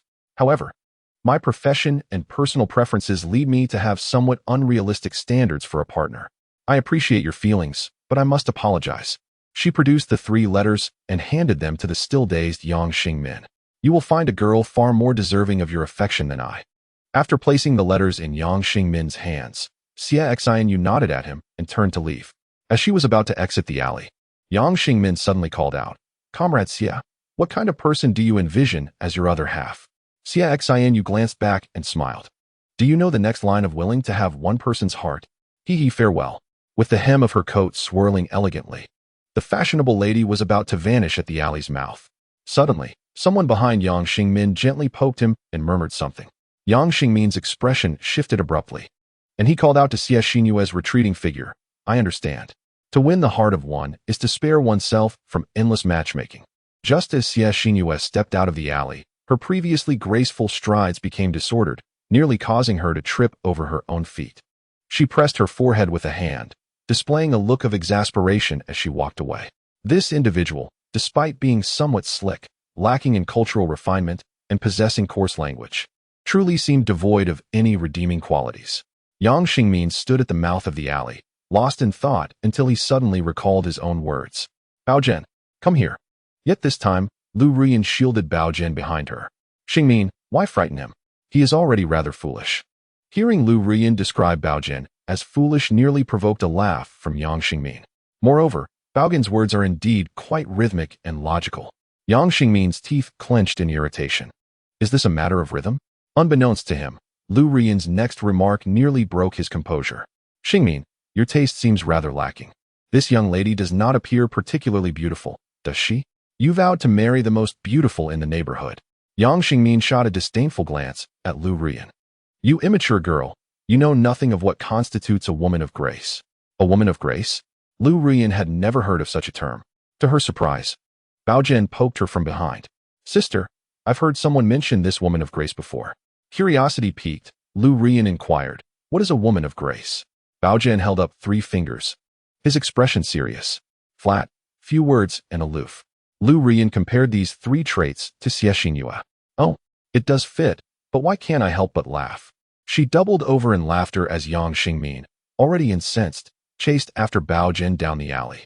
You little rascal, where are you looking? Flat, few words. Today, I shall teach you a lesson. Chapter 59. Must report Baogen was being deliberate. He did not wish for Yang Xingmin to truly develop feelings for the translator named Xie Xingyue. The honeymoon period between Longhua and the old Maoists was nearing its end. While Lin Jingyuan's assistance to the old Maoist experts was somewhat acceptable, if Yang Xingmin truly became entangled with Xie Xingyue, any change in circumstances would lead to tragedy, regardless of the choices made. Thus, he intentionally used the phrase to spare oneself from endless matchmaking to provoke Xie Xingyue, hoping she would not genuinely entertain feelings for the loquacious Yang. At 67 Xiaosu Alley, the primary concern for everyone throughout March remained food. Several more individuals in the courtyard suffered from malnutrition. However, amidst mid-March, a piece of good news arrived. Lin Jingyuan and Zhang Xingguo's former unit had donated funds to establish a new vocational school in the capital, officially named the Beijing Agricultural Mechanization School. The school adopted a half-work, half-study model, with students recommended from the tractor stations in the suburbs, functioning as a secondary vocational institution. Vice Principal Zhuo and her husband promptly engaged with the old military unit, seeking assistance to secure a position for their son. The military unit was generous, not only granting her child's request, but also, upon learning of Lin Jingyuan's adoption of a fallen comrade's orphan, unhesitatingly providing him with a position as well. Yet, who would fill it? The only suitable candidate was Lu Rian. However, Lu Rian excelled academically and was on the verge of graduation, aspiring to attend the best vocational schools in the capital. Would it be reasonable to send her to study tractor maintenance in a half-work, half-study arrangement?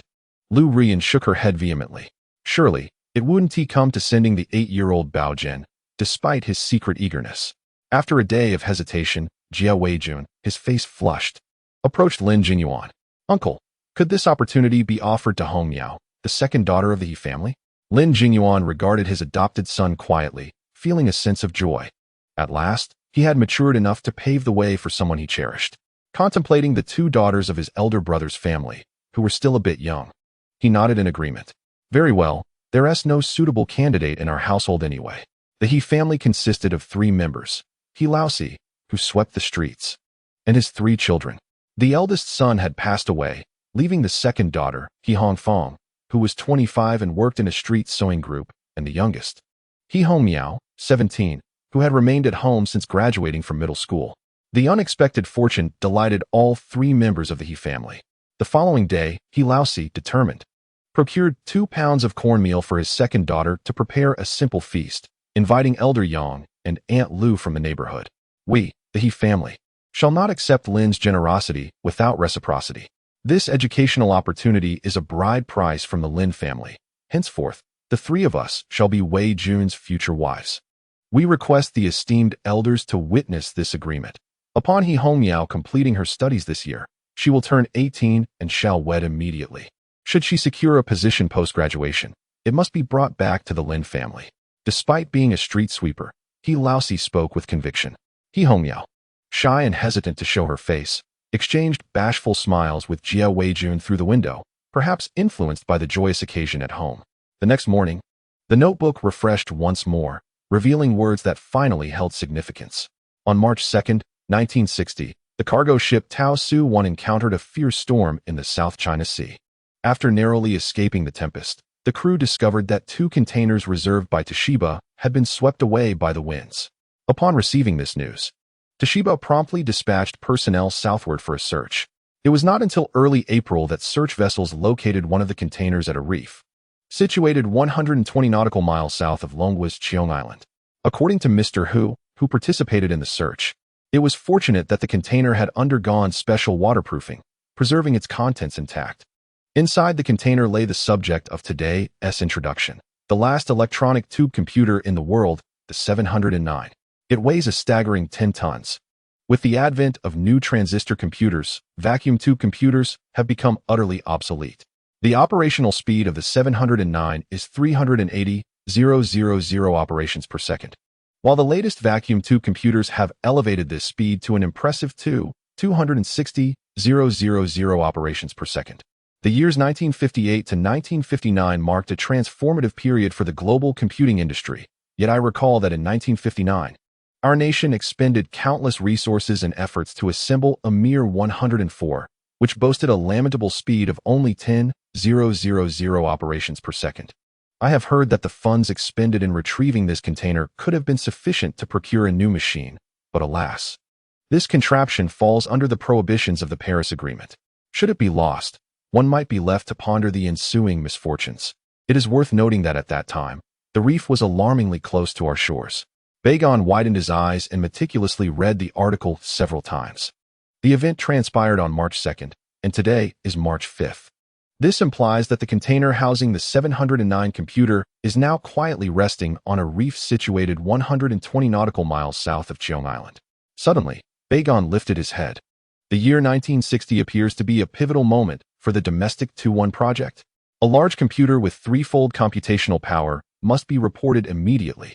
East City Post and Telecommunications Bureau of the capital. It is uncertain when it became standard procedure for all incoming correspondence to first pass through an airtight inspection room before being transferred to the distribution office. The employees at the Postal Bureau seldom catch a glimpse of the individuals within that office. They are always the first to arrive and the last to leave. Letters are swiftly inspected by two men, their movements rapid until one of them suddenly halts, producing an unremarkable letter that differs from the others. The cover bears characters meticulously transcribed in Songhai script. Report. Discovery of letter number 7. The two guards stationed by the doorway immediately sealed the entrance. As if facing a formidable adversary, the supervisor took the envelope from his subordinate and cast a brief glance at its surface. Despite his extensive experience, a faint change of expression crossed his face, for the envelope bore an additional 2 words: urgent. Prepare the vehicle and immediately request additional security in a dedicated route.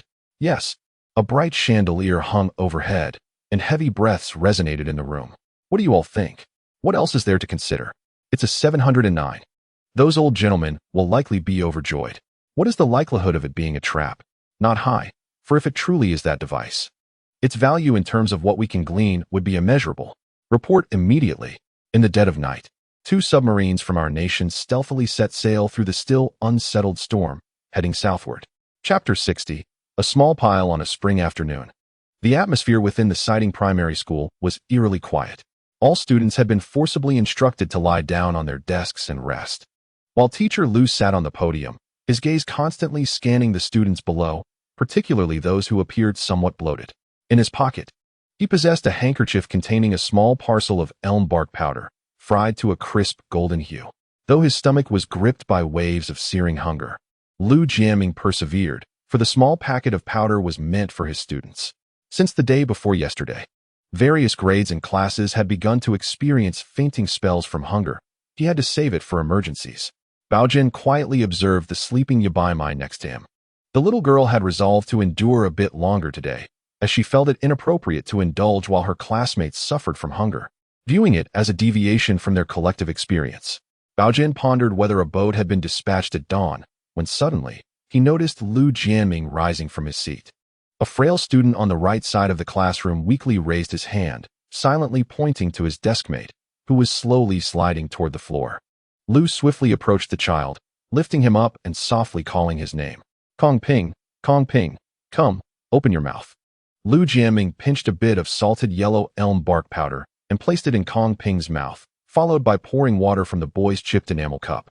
After 10 minutes, Kong Ping weakly opened his eyes and shyly smiled at his teacher. During the entire nap period, Lu Jiaming had fed 3 children with the powder, leaving only a small portion in the handkerchief. Baogen forced himself not to look. It was hard to ignore. Now, even the small 5-star notes were difficult to earn. And after several days, he had only managed to collect 2. After the nap came the break, and nearly no one in the class stood up to move. Lu Jianming took a large sip of water to quell the protests from his stomach before heading to the office. He felt troubled. The little powder might not last through the day. He recalled that he had one life-saving fruit candy left in his desk.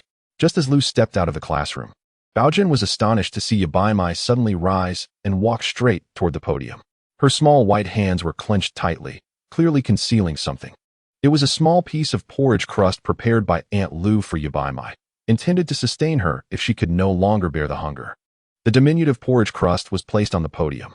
Watching Yabaimai's petite figure, Baogen felt she was becoming increasingly lovely.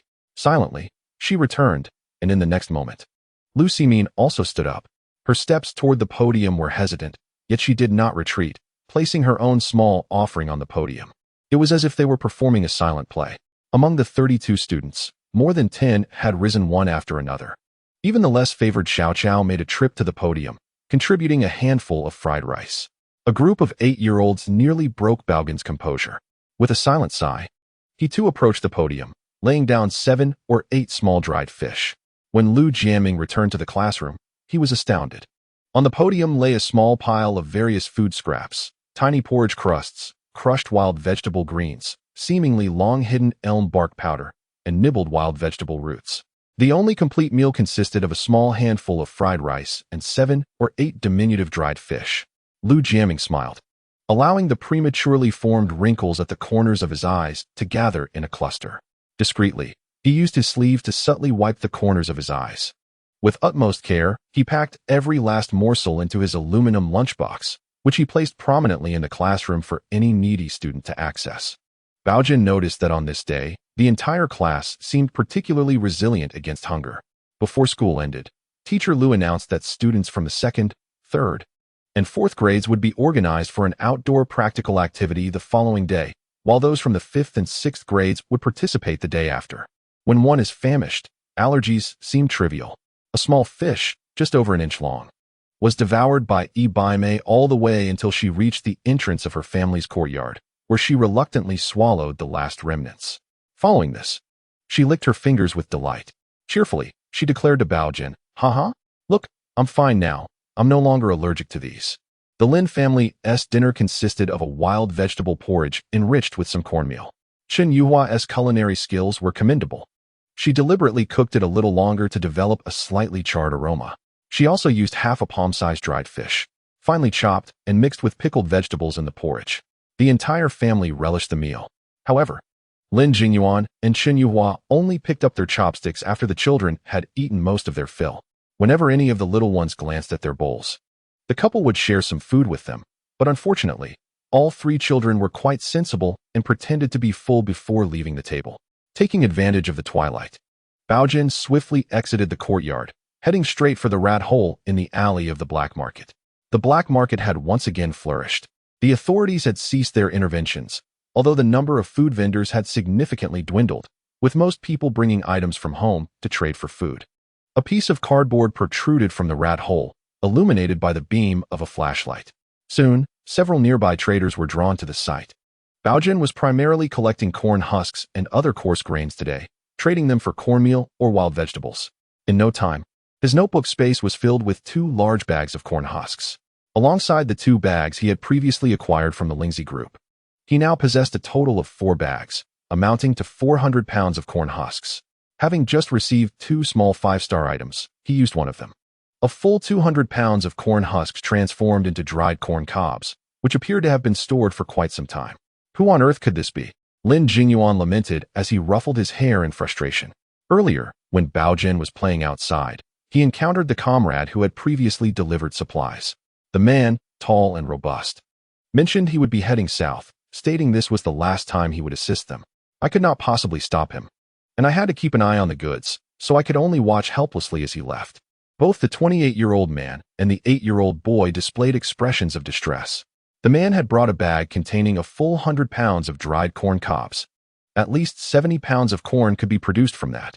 Lu Rian paid no mind to the trivialities, cheerfully assisting Chen Yuhua in tidying up, eager to commence shelling corn kernels. Early the next morning, Baogen and Yi Baimei arrived at school, discovering a large pot steaming on the playground. Students from the 2nd, 3rd, and 4th grades gathered to receive bowls of vegetable soup to satiate their hunger, as they were to embark shortly.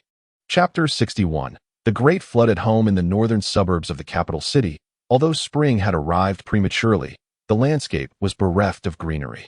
Pockmarked with various depressions and holes, the area bore testament to the residents foraging for wild vegetables. The student cohort from Siding Primary School had already strayed far from the main road, advancing toward a secluded valley where the greenery was more vibrant than elsewhere. The 4th graders ventured to the opposite hillside, 3rd graders descended to the valley floor, while the 2nd graders remained on the small hillock. Led by Director Xing from the teaching office, he surveyed the terrain briefly before decisively gesturing for the students to settle down. The already weary young pupils immediately plopped down. Several male teachers, burdened with pots, began to set up a cooking station, while a few female teachers took buckets to a nearby stream.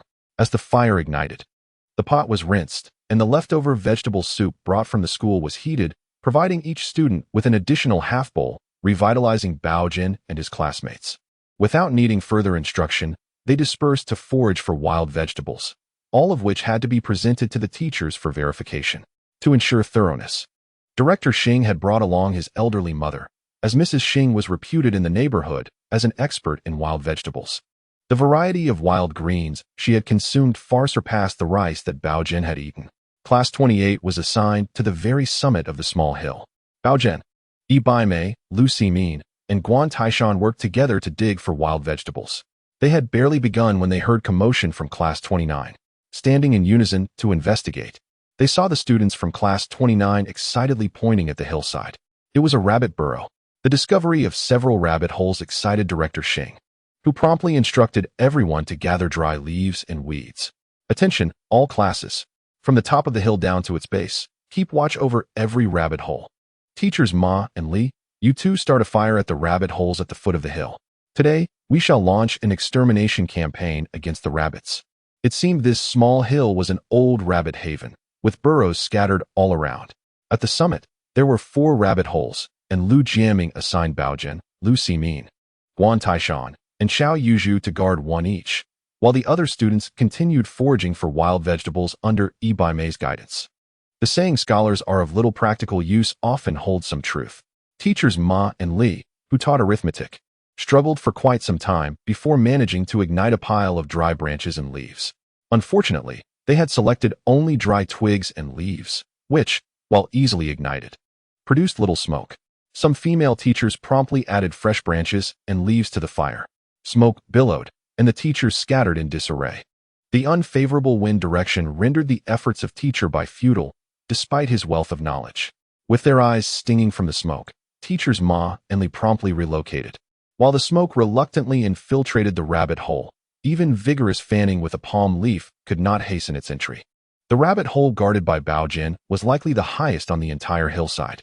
Bored, he took out his notebook and placed it at the entrance of the rabbit hole before sitting down. Xiao Yuzhu, watching from a lower elevation, observed Baogen's actions intently. A sudden realization struck him, causing him to exclaim, "Why didn't I think of that?"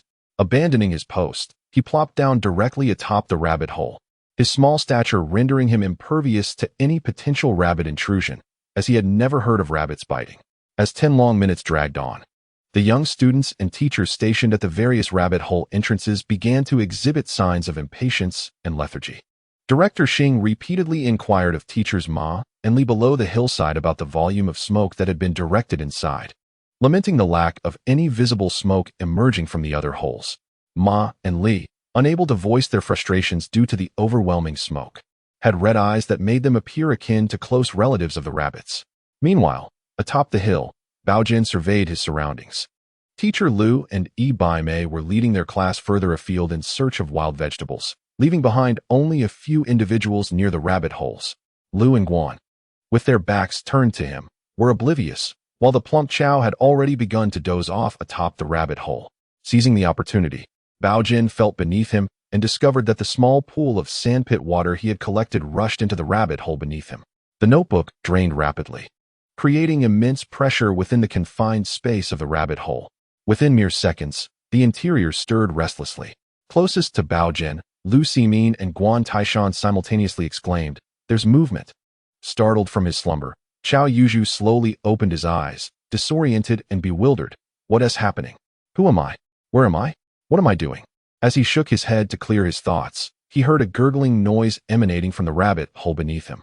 The next moment, a tremendous force propelled him off his feet, sending him tumbling backward onto the grass in shock. Where he had once sat, a fountain erupted to a height of 3 meters. Chao Yuzhu's backside became entirely soaked, and before he could fully comprehend the situation, a damp rabbit fell from above, landing squarely on his belly, its legs twitching before it succumbed.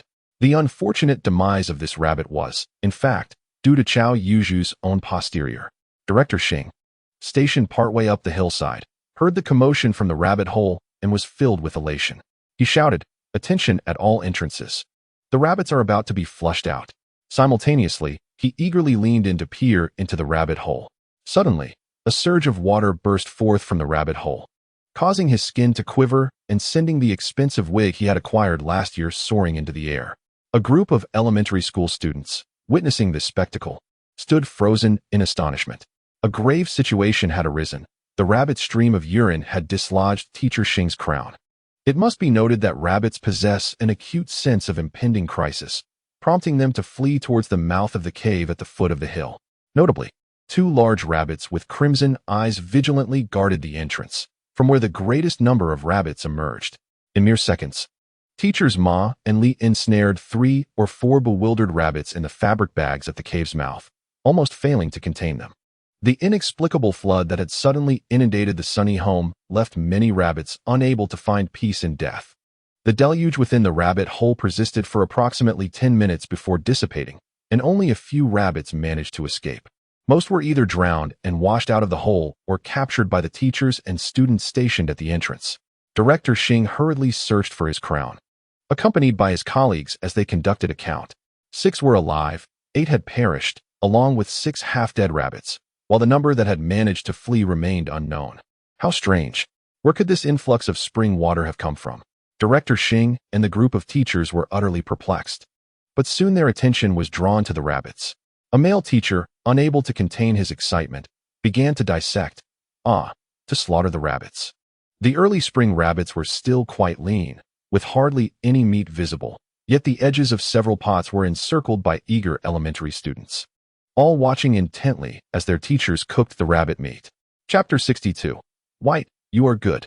When the first pot of rabbit meat was ready, the teachers served it to the second graders first, providing each child with a small piece of rabbit meat and a large bowl of wild vegetable soup.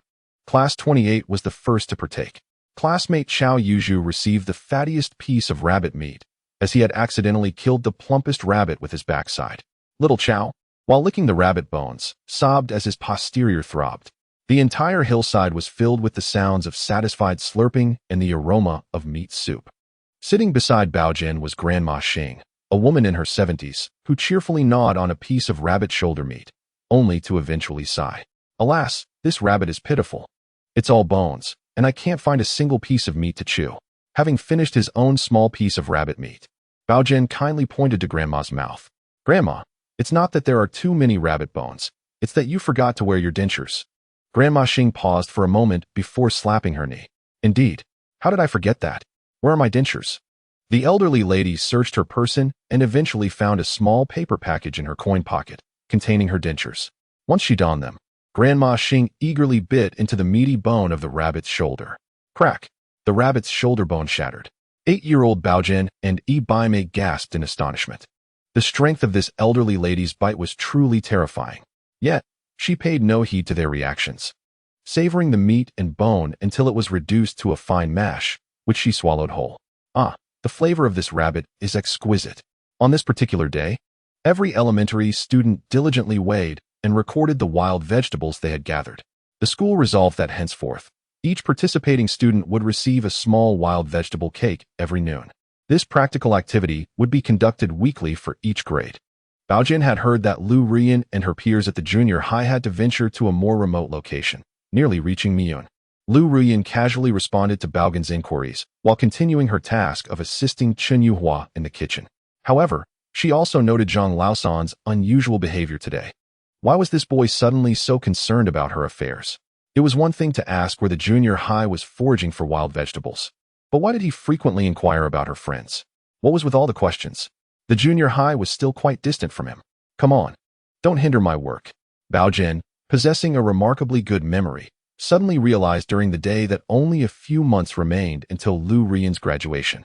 According to the book, Lu Ruyan encountered problems when filling out her application forms prior to graduation, resulting in her failure to gain admission to the vocational school of her choice. The entire narrative surrounding this issue would not be unveiled until the conclusion of the book. The reason Lu Ruyan was labeled as cannon fodder was that she had misplaced her trust from the very beginning. The Capital Material Vocational School had always maintained a cordial relationship with the junior high and typically granted 1 or 2 exemption recommendation slots each year. During these times, vocational schools in the materials department were highly sought after. Thus, these 1 or 2 recommendation slots were generally awarded to the top-performing students of the entire grade. Lu Ruyan was indeed a formidable contender for one of these slots. In a few days, the Material Vocational School would send teachers to assess the top students in the 3rd year of junior high to determine which 2 would be exempted from entrance exams. There were 7 students being evaluated, and Baogen had heard from Chen Yuhua that Lu Ruyan had a significant chance. This was not merely Chen Yuhua's opinion. She had discreetly inquired with Vice Principal Zhua to obtain this information. Consequently, the whole family was filled with confidence, except for Baogen, who already knew the outcome. Lu Ruyan was indeed a cautious individual, yet on that fateful day, she made a grave mistake by allowing a friend to submit the application form issued by the vocational school on her behalf. As a result, the checkbox indicating her consent for early admission had been altered, causing her nearly secured qualification to be claimed by another girl. Lu Ruyan had always believed that a powerful girl from a well-connected family was behind this mischief, harboring resentment against her for a lifetime. However, she remained oblivious to the fact that it was her so-called best friend who truly coveted her qualification. This friend, after ensuring Lu Ruyan's loss, failed to outcompete the other girl. Baogen was determined to prevent Lu Ruyan from repeating such a fate. Pan Min, a girl with a far more profound scheming nature than Lu Ruyan, should, under unchanged circumstances, currently be one of Lu Ruyan's closest confidants. Perhaps due to her background, Lu Ruyan was reluctant to bring her friends back to the communal courtyard. Baogen resolved to take action through his new aunt, Chen Yuhua. The following day after school, he intentionally brought Yi Baimei and Lu Ximin to the courtyard to play. As night fell and preparations for sleep began, he discreetly seized Chen Yuhua's arm. Aunt, why does my second sister never invite her classmates over to play? Could it be that she fears their ridicule? He scoffed. Lu Lair is utterly pathetic. Look at me. I remain indifferent to others' opinions. Chen Yuhua, being an educator, found herself pondering his words. She could discern that despite Lu Ruyan's usual busyness, a peculiar sense of unease seemed to envelop her. This anxiety, a fear of loss and gain, was evident in Lu Ruyan's every word and gesture. It was possible that Chen Yuhua had shared something with Lu Ruyan afterward. The next day, as school ended, Baogen deliberately walked slowly with Yi Baimei. They lingered at the alley entrance, and from a distance, they spotted Lu Ruyan bidding farewell to 2 other girls. Baogen scrutinized one of the round-faced girls among the 8th graders. If he was not mistaken, this girl was none other than Pan Min, Lu Ruyan's close friend, who had repeatedly disrupted her life. Hey, Yi Baimei frowned, glaring at Baogen. Why are you staring at that girl? Baogen blinked. I don't recognize her. So I'm curious. That girl? I think she lives in the neighboring Zhangwei alley. Yi Baimei replied, tossing aside the sand in her hands and brushing them off. Wow, you even know middle schoolers? Baogen teased. Humph, Yi Baimei beamed with pride. Don't forget my father is a middle school homeroom teacher. Why haven't you 2 returned to do your homework? Just then, Yi Baimei's father arrived, accompanied by Aunt Lu. He affectionately ruffled Baogen's hair with a certain vigor, and Baogen could swear that Uncle Yi was doing it on purpose. You haven't had the chance to court my daughter yet, have you? Is that necessary? Aunt Lu quickly interrupted, while Yi Baimei looked at Baogen with pride. See how formidable my father is. Take it easy. He's just a child. Aunt Lu chided lightly. Ah, boys, what does it matter? Xia chuckled, giving Baogen a hearty pat on the shoulder. I heard from your aunt that your Chinese is quite good. Come now. Since I teach Chinese too, Let us see you form a sentence using uncle and aunt. Under normal circumstances, Baogen would have readily flattered them with charming phrases about how uncles and aunts are a perfect pair or similar sentiments. However, this time, Yixia's jest was a bit too harsh. Only someone like aunt would find a man like uncle appealing. Baogen blurted out. Yixia and Lu Feng were momentarily taken aback, while Baogen, who had intended to be clever, was now at a loss. Wait, that is not right. I meant to say, even Aunt Wen Ti looked twice at someone like uncle. Aunt Lu's expression darkened. Game over. Lu Feng grasped Baogen's ear, both amused and exasperated. This naughty child, does Aunt Bai treat you well? Just as Baogen struggled to find a way to defend himself, Guan Taishan rushed in like a gust of wind. Baogen, the community's transmission room has received a letter for your family. With tears welling in his eyes, Baogen exclaimed, Second brother, your arrival is most timely. Your loyalty is commendable. However, upon realizing that it was Aunt Lu pinching Baogen's ear, Guan Taishan immediately turned to leave. Baogen, I shall deliver your family's letter home. There is no need for gratitude. Chapter 63. Friends coming from afar. The letter Guan Taishan delivered to the Lin family brought immense joy to Lin Jingyuan, as it was addressed to his former military unit. Due to Baogen's peculiar actions, Lin Jingyuan genuinely believed that an old comrade was secretly providing for him, prompting him to send a letter to his former unit requesting assistance in uncovering the identity of the culprit. Upon opening the letter, the first sentence brought tears to Lin Jingyuan's eyes. Lin Yuan, upon receiving this letter, you better stand at attention. Lin Jingyuan felt an involuntary urge to obey, but seeing his family watching him, he suppressed the impulse. I am now the head of my household. I am no longer your subordinate. If you have the guts, keep hiding. Having changed his name from Lin Yuan to Lin Jingyuan, he had indeed made progress. What happened to Zhang Xinghua? Did a stone crush him? The notification of the martyrs has reached my old unit, and I have not had a drink in days. Is that young lad of his doing well? If anything arises, inform me. This is an order. I have inquired. There are no tycoons in your squad, but it may be different at the regiment level. After all, your company is a model unit, and many officers have moved on from you. Do not concern yourself too much with the source of the support. Just ensure the well-being of your children at home. Regardless of who is responsible, I believe they have done well, at least forcing you to reveal your address. Coincidentally, your former instructor has transferred to the area and is now facing reassignment. Upon learning that you are still hiding in the capital, he immediately opted for a position there. I have asked him to bring some supplies for you and the children. Refusal is not an option. You, insufferable clerk, disregard any notions of elegance. Write precisely as I instruct without altering a single word, or you shall see how I deal with you. Lin Jingyuan, with reddened eyes, finished reading the letter, overwhelmed by a torrent of emotions. He had intended to sever ties with his former unit for life. Apart from Zhang Xinghua, no one knew of his name change, of his defiance against his father, or of his adoption into the family of his uncle, living as a minor in the capital. Who would have thought that the company commander still remembered him? Most surprising and exhilarating was the news that the company instructor was transferring to the capital. Baogen found the camaraderie among veterans intriguing. Their cleverness was spent on mutual understanding and caution. The day after receiving the letter, on a Sunday afternoon, two travel-worn individuals unexpectedly appeared at his door. Upon sending the letter, the company commander calculated the timing, prompting me to depart 2 days early, and here you are. Caught right in the act. The booming voice of the visitor piqued Baogen's curiosity, but upon seeing the man's appearance, he felt his worldview shift. The man, dressed in a crisp and neat Zhongshan suit, appeared to be in his 30s, exuding an air of refinement, yet his voice boomed like that of Zhang Fei. Seeing the visitor, Lin Jingyuan was equally elated. Instructor, you have truly erred in colluding with the company commander to pilfer my post. With that, Lin Jingyuan bypassed the refined instructor and fiercely embraced another robust man. The two burst into a cacophony of laughter and playful banter. Seeing you alive and well is indeed a stroke of bad luck. Chen Yuhua, who had been amicably assisting on the side, was momentarily taken aback by this unexpected side of Lin Jingyuan.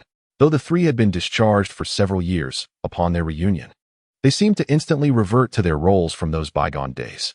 The elegant gentleman was Wei Shuyan, who had served as Lin Jingyuan's squad leader, platoon leader, and company instructor. The towering man was Zhou Qingsheng, who, during Lin Jingyuan's tenure as a squad deputy, was the deputy of the adjacent squad. Both had journeyed from the windswept northwest to the capital, with Wei Shuyan rushing directly to visit without even reporting to his new unit, bringing Zhou Qingsheng along.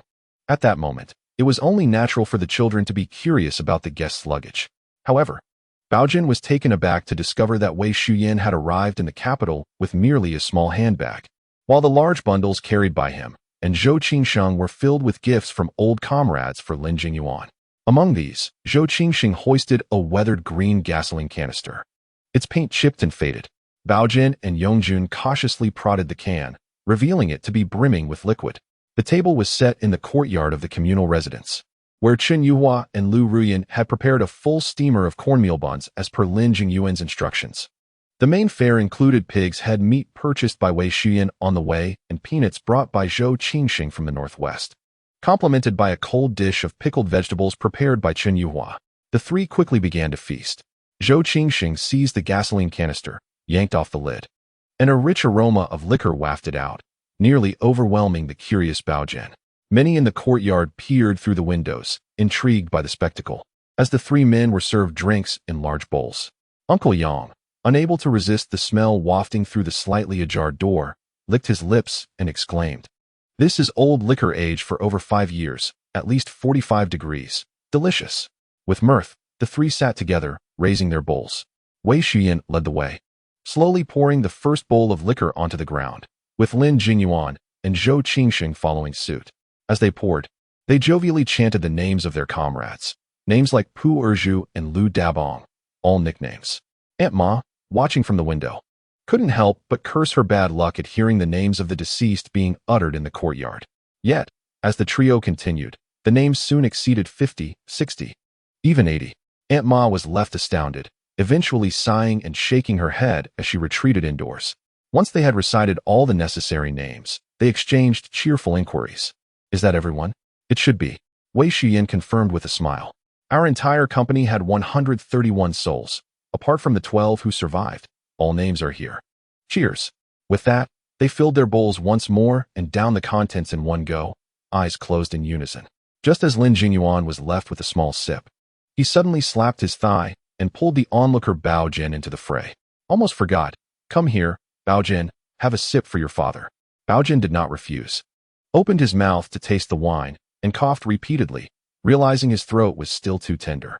Chen Yuhua was taken aback and hurriedly pulled Baogen back. "The child is only 8 years old. What is wrong with this person today?" After each having a handful of peanuts and a bite of pig's head meat, Zhou Qingsheng picked up the gasoline barrel to refill Wei Shuyan's bowl once more. Wei Shuyan quickly covered the bowl's mouth and shook his head. "Enough. I have been abstaining from alcohol for 7 or 8 years. Today I have already made an exception." Zhou Qingsheng and Lin Jingyuan exchanged glances, and without hesitation, one of them seized Wei Shuyan by the neck from behind, while the other held the bowl and forced the wine into his mouth. Baogen watched with wide eyes. "Hey, Uncle Zhou has such a standard capturing move." After the second bowl was downed, Wei Shuyan stopped pretending and began to curse while preparing for a showdown. Fine, fine. You too. Today you may as well not escape." He lifted the gasoline barrel to pour the third bowl. Lin Jingyuan hurriedly pressed his hand down, and Zhou Qingsheng also attempted to snatch the gasoline barrel. "Enough, instructor, according to our company's rules. Anyone who dares to let you drink a third bowl will have to bear a 50-kilometer load." "No way." Wei Shuyan was clearly feeling tipsy, and after becoming intoxicated, his strength was frightening. He grabbed one person and declared that anyone who dared to stop today would no longer be one of my fourth company. Chapter 64. Whose bones are tough? The drinking session lasted from noon until after 4 in the afternoon. Through the drunken conversations of the group, Baogen learned that Uncle Wei's unit after retirement could not be disclosed, while Uncle Zhou was quite straightforward, working at the local slaughterhouse as a deputy manager. Uncle Wei had several choices for his transfer, with the best position even higher than his previous one, but upon hearing that Lin Jingyuan was in the capital, he chose without hesitation to take a demotion to work in a less demanding position in Beijing. Zhou Qingsheng had come over on leave, partly to meet old comrades and partly to help Wei Shuyan carry his luggage. The three of them were thoroughly intoxicated, babbling nonsensically, causing Chen Yuhua and Lu Ruyan, who were taking care of them, to laugh uncontrollably. The tipsy Zhou Qingsheng began to complain while pointing at the entrance of the courtyard. "I say, Lindsay, hasn't it just been New Year's South at your place? Why is there not even a couplet hung up?" Drunken Lin Jingyuan was not shy either. slurring as he explained. There are many people in our courtyard. Every household wants to hang one at the entrance. How would that work? The elegantly tipsy middle-aged man, flushed in the face, glared. How would that work? Lin Jingyuan slapped his thigh and lowered his voice. So you think our courtyard is a wishing pond at a temple? Wei Xuyin and Zhou Qingsheng, two intoxicated souls, suddenly realized. Right, we cannot be superstitious. Yet, Zhou Qingsheng, feeling a bit uneasy from the drink, insisted. I say, it can't be left bare. Brothers, dear comrades, we want to say a second word. He rummaged through his luggage and, somewhat begrudgingly, handed a couplet to Lin Jingyuan. Go, hang it up, lest I regret it later. Lin Jingyuan, a bit unsteady, trembled as he unfolded the couplet. It's already past the new year. Why are you still carrying this? Ah, the words of the captain. You, dear Zhou, still revel in your ostentatious displays. Wei Shiyuan chuckled heartily as he stood up, dragging Lin Jingyuan towards the entrance. Let us hasten and post it. Soon enough, he shall regret it. That scoundrel has flaunted this couplet all the way here. Grabbing a handful of mush from the military support bowl, the two inebriated souls staggered towards the courtyard gate. Zhou Qingsheng, wincing as he pinched his own arm, refrained from looking, drowning his sorrows in drink while muttering, No need to feel remorse. We can always ask the captain to write another. Baogen sprinted after the two to the gate, just in time to see Ibaime curiously watching them from the steps. Hush, don't make a sound. Baogen seized the little girl's hand in an effort to frighten her. They had too much to drink. If you make a noise, they might force you to drink too. Ibaime was not convinced. She was no toddler. If you don't believe me, then smell my breath. A faint scent of alcohol indeed startled the little girl. I was just too close when they poured it down my throat. Still don't believe me? Come, Yongjun. You tell her. Lin Yongjun, who had followed out of curiosity, nodded vigorously. This time, Ibaime was genuinely frightened and contemplated going home, but alas. Baogen held her hand tightly. Stay still, lest we draw their attention. What is Uncle Lin doing? It's nearly March. Why are they still putting up spring festival couplets? Baogen remained silent, for the two drunkards were remarkably adept, having affixed both the upper and lower couplets along with the horizontal inscription with ease. He and Ibaime glanced at the couplets. The sounds of roosters and horses herald prosperity, and with robust cattle and plump pigs, songs echo everywhere. Then they saw the horizontal inscription, prosperity of livestock. Well, it seems our courtyard is now bustling with fowl. Upon seeing the inscription, Ibaime could no longer contain herself, her small hand covering her mouth as she stifled giggles. Yet the two drunkards remained puffed with pride until another swaying companion ambled over for a look. Why do I feel like something is amiss? The purplish-skinned Wei Shiyuan suddenly slapped his forehead. Ah, it was old Zhou who reminded me. Indeed, something is wrong. This is not how we post them at our unit. With that, he expertly approached and yanked open the two large doors of the courtyard, tearing down the couplets and reaffixing them correctly. Once finished, Wei Xun exhaled a breath of alcohol, triumphantly eyeing the other two drunkards. Well, how does it look? Lin Jingyuan and Zhou Qingsheng, arms draped over each other's shoulders, gazed at the couplets with furrowed brows, still sensing something was off. Just then, Aunt Lu Air returned from outside, and as she mounted the steps, she caught sight of the courtyard gate. Oh, I've only been gone for a moment. How is it that our courtyard has been sealed? Huh, and this seal is a festive red. Even as Wei Shiyuan crossed the couplets to affix them to the door, Baogen and Ibaime had already succumbed to laughter. The 5-year-old Yongjun, bewildered by the sealed gate, cried out loudly. After causing a ruckus in the courtyard, the three hot-headed drunkards, now clad only in vests, felt quite embarrassed and ambled out to clear their heads. Chen Yuhua and Lu Rian busied themselves tidying the courtyard, while Jia Weijun and Yang Xingmin were absent, prompting an urgent call for Baogen to follow suit. Baogen, stay close to your uncle and the others. Do not wander out to the street. If anything arises, call for help. Baogen grasped Ibaime's hand as they followed the three inebriates along the alley wall. Zhou Qingsheng, having indulged the most, stumbled slightly, while Wei Shuyin and Lin Jingyuan each supported one of his arms. They ambled forward, reminiscing and alternating between laughter and tears.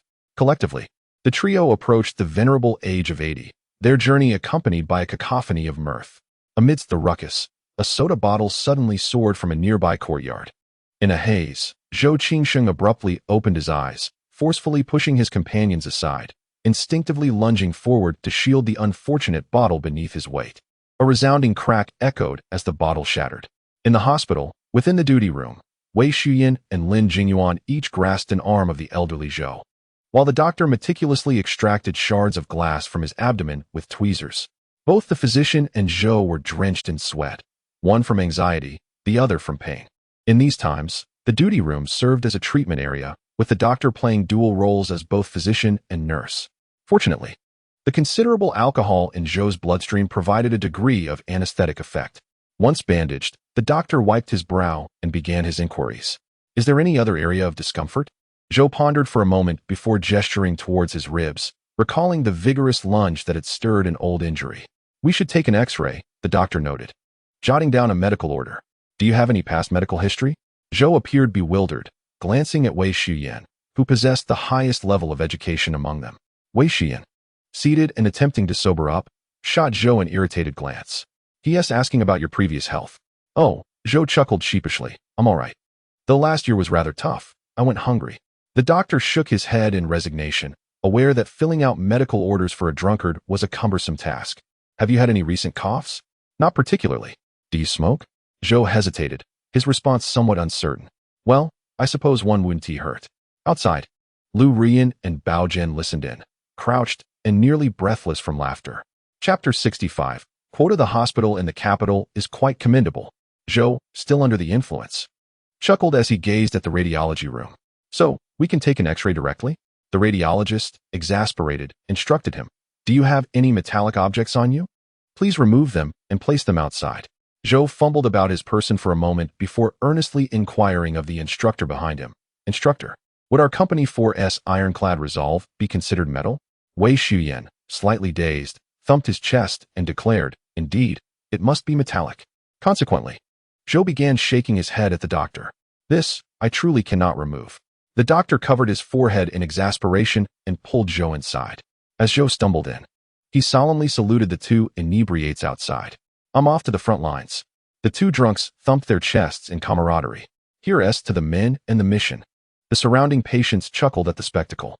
In these times, the radiology room lacked adequate soundproofing, allowing those outside to overhear the conversations within.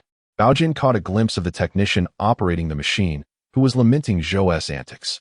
Comrade, please refrain from moving about so much. Old Zhou's voice was somewhat indistinct. Remaining perfectly still is akin to being a turtle. After much effort to capture an image, old Zhou succumbed to slumber atop the machine. The doctor hastily summoned the family members to assist in transferring him to the injection room.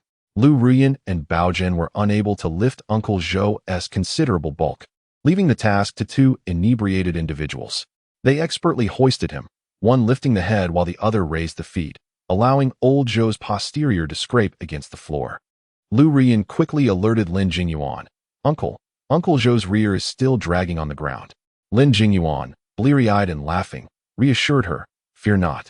This method of dragging is the safest. The enemy cannot strike him this way. Once he was unceremoniously tossed onto the hospital bed, old Zhou finally stirred from his stupor. Oh dear, has the nurse already administered a shot to my backside? The nurse, amused and exasperated, replied, Comrade, please wait a moment. I am still preparing the medication. First, I shall give you an injection, and then you will require an 4. Upon hearing that the injection had yet to be administered, old Zhou regretted awakening at such an inopportune time.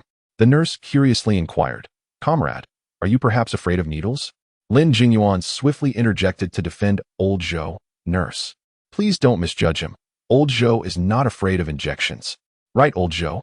Old Zhou gritted his teeth and nodded in agreement. Lin Jingyuan, in a drunken stupor, turned to comfort the nurse. Nurse, do not fear. If you are apprehensive, simply close your eyes while you administer the shot. He is not afraid. The nurse shot a disapproving glance at the drunken man. Close my eyes while injecting?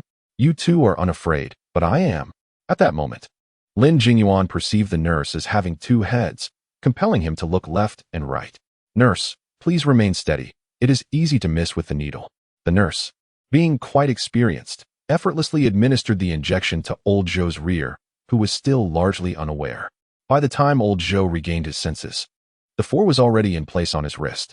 A total of 2 bottles. Remember to call for me when they run out. Only 2 bottles. Wei Xian, who had nearly dozed off, suddenly regained alertness and promptly began rummaging through his wallet. Add 2 more for him. 2 bottles are hardly sufficient for this rascal. I have the funds. The nurse paid him no mind, preoccupied with attending to other patients. Old Zhou lay in bed, feeling quite pleased. This hospital has commendable skills. Why don't you 2 get checked as well? We agreed to share both fortunes and misfortunes. The 2 inebriated men nodded in agreement. Baogen and Lu Rian found it nearly impossible to stifle their laughter, lacking the strength to dissuade the 2 drunken individuals. Ultimately, they barged into the doctor's duty room, where the on-call physician, having no patients to attend to, could only receive them with a mix of humor and exasperation. What seems to be troubling you? Lin Jingyuan rubbed his head and suddenly pointed to his arm, saying, I constantly feel pain when I lift my arm. You must examine it. The doctor furrowed his brow, pondering if this drunken man had also sustained an injury. Raise your hand so I may see. Observing Lin Jingyuan's demeanor, it appeared that lifting his arm indeed caused him some discomfort, which worried Baogen and Lu Rian. What is your occupation? I work at the Muqing coal mine. Please, unbutton your shirt so I may take a look. A moment later, the doctor, with a stern expression, picked up a pair of scissors and began his operation. Comrade, your arm is perfectly fine. It is merely the underarm hair that has become tangled. Remember to attend to your body hair more frequently in the future. Lu Rian lowered her head, feeling both embarrassed and exasperated on behalf of her uncle. Meanwhile, Baogen simply squatted down and did not rise, laughing uncontrollably. When it was Wei Shiyuan's turn to be examined, he had learned from Lin Jingyuan's experience and spoke at a measured pace and tone. He couldn't quite place the cause, but today he felt as if an unseen force were constricting his throat, making it somewhat difficult to breathe, and the back of his neck felt persistently cold. Was he unwell? The doctor, indeed skilled, promptly prescribed a remedy for Wei Shiyuan and then ushered everyone out. Lin Jingyuan, curious about Wei Shiyuan's ailment, leaned in with Baogen, both alcohol enthusiasts peering at the prescription. Patient's report: difficulty in breathing with a constricting sensation around the neck and a chill at the back of the neck. Treatment recommendation: wear the autumn shirt correctly, not inside out. Lu Rian embraced Baogen, laughing heartily, only for the 2 to suddenly slap their thighs in astonishment. Goodness, a miraculous doctor. The next day, after sobering up, the trio felt quite awkward. In contrast, the surrounding patients and nurses seemed to find amusement in their presence. Old Zhou had only taken 1 day of injections before fleeing, feeling embarrassed. Old Wei also touched his nose as he reported to his new workplace. Baogen had initially thought that Uncle Wei would avoid appearing in the communal courtyard for some time due to his drunken escapade, but to his surprise, the man returned after work the very next day. Here's the situation. Wei Shiyuan, with a smile, gazed at Baogen and Lu Rian. Though my new workplace is rather mundane, I happen to have a quota for a child to attend school. The affiliated school is decent. A bit more suitable for Rian than for you, Baogen. What do you think? Would you like to give it a try? Lu Rian immediately shook her head. She had already charted her course, with her grades. Entering the vocational school for materials was well within her grasp, and she did not wish to owe Uncle Wei any favors. Lin Jingyuan chuckled. Stop holding back. Let me clarify. The school affiliated with your Uncle Wei's workplace isn't a vocational school, but rather a high school, Shida affiliated high school. Your Uncle Wei isn't married, but Rian. You could certainly recognize him as a godparent and enter the high school under the name of a cadre's child. Wei Shiyuan nodded. Rian, I have spoken to the teachers about your grades, and they remarked that it would be a pity for you to attend a vocational school with your capabilities. Spending 3 years at their school would significantly enhance your chances of entering university. Shida affiliated high school. Lu Rian trembled, her expression one of disbelief. University. Chapter 66. Secondment. To everyone's surprise, Lu Rian did not agree to this proposition. It was evident that she was quite concerned about the matter of relocating her household registration. In other words, Lu Rian recognized only Lin Jingyuan as her father. Lin Jingyuan and Wei Shiyuan did not press Lu Rian for an immediate response, opting instead to give the child more time to contemplate and prepare psychologically. Baogen privately conversed with Lu Rian for a few moments, only to discover that her decision was resolute. Firstly, Lu Rian would never acknowledge anyone as a second father aside from Lin Jingyuan. Secondly, she did not intend to burden her family for 3 years. The high school is not located in the East City. If she were to attend, it would necessitate boarding, resulting in significant additional expenses for her family. Moreover, the distance would render returning home a challenging endeavor. Nevertheless, It would be disingenuous to claim that the prospect of enrolling in the affiliated school of the normal university holds no allure for Lu Ruiyan. It took her several days to fully come to terms with this reality. Upon regaining her composure, Lu Ruiyan swiftly discerned an anomaly. Zhang Baogen had seemingly been clinging to her these past few days. She promptly organized her belongings and noticed that her second-hand Russian dictionary had become even more tattered. What could possibly pique this child's interest in the Russian language? Baogen, too, found himself in an unintended predicament. His notebook had inexplicably accumulated 5 or 6 entries unrelated to the capital, 2 of which were in Russian. He had been poring over the dictionary privately, clutching at the faint hope that perhaps the Russian entries contained insights about the capital or Huagua. The solitary small star on the cover page of his notebook left him feeling particularly unsettled. How unfortunate. Baogen languidly slumped onto a bench. He had approximately translated both Russian articles, but the results were rather disappointing.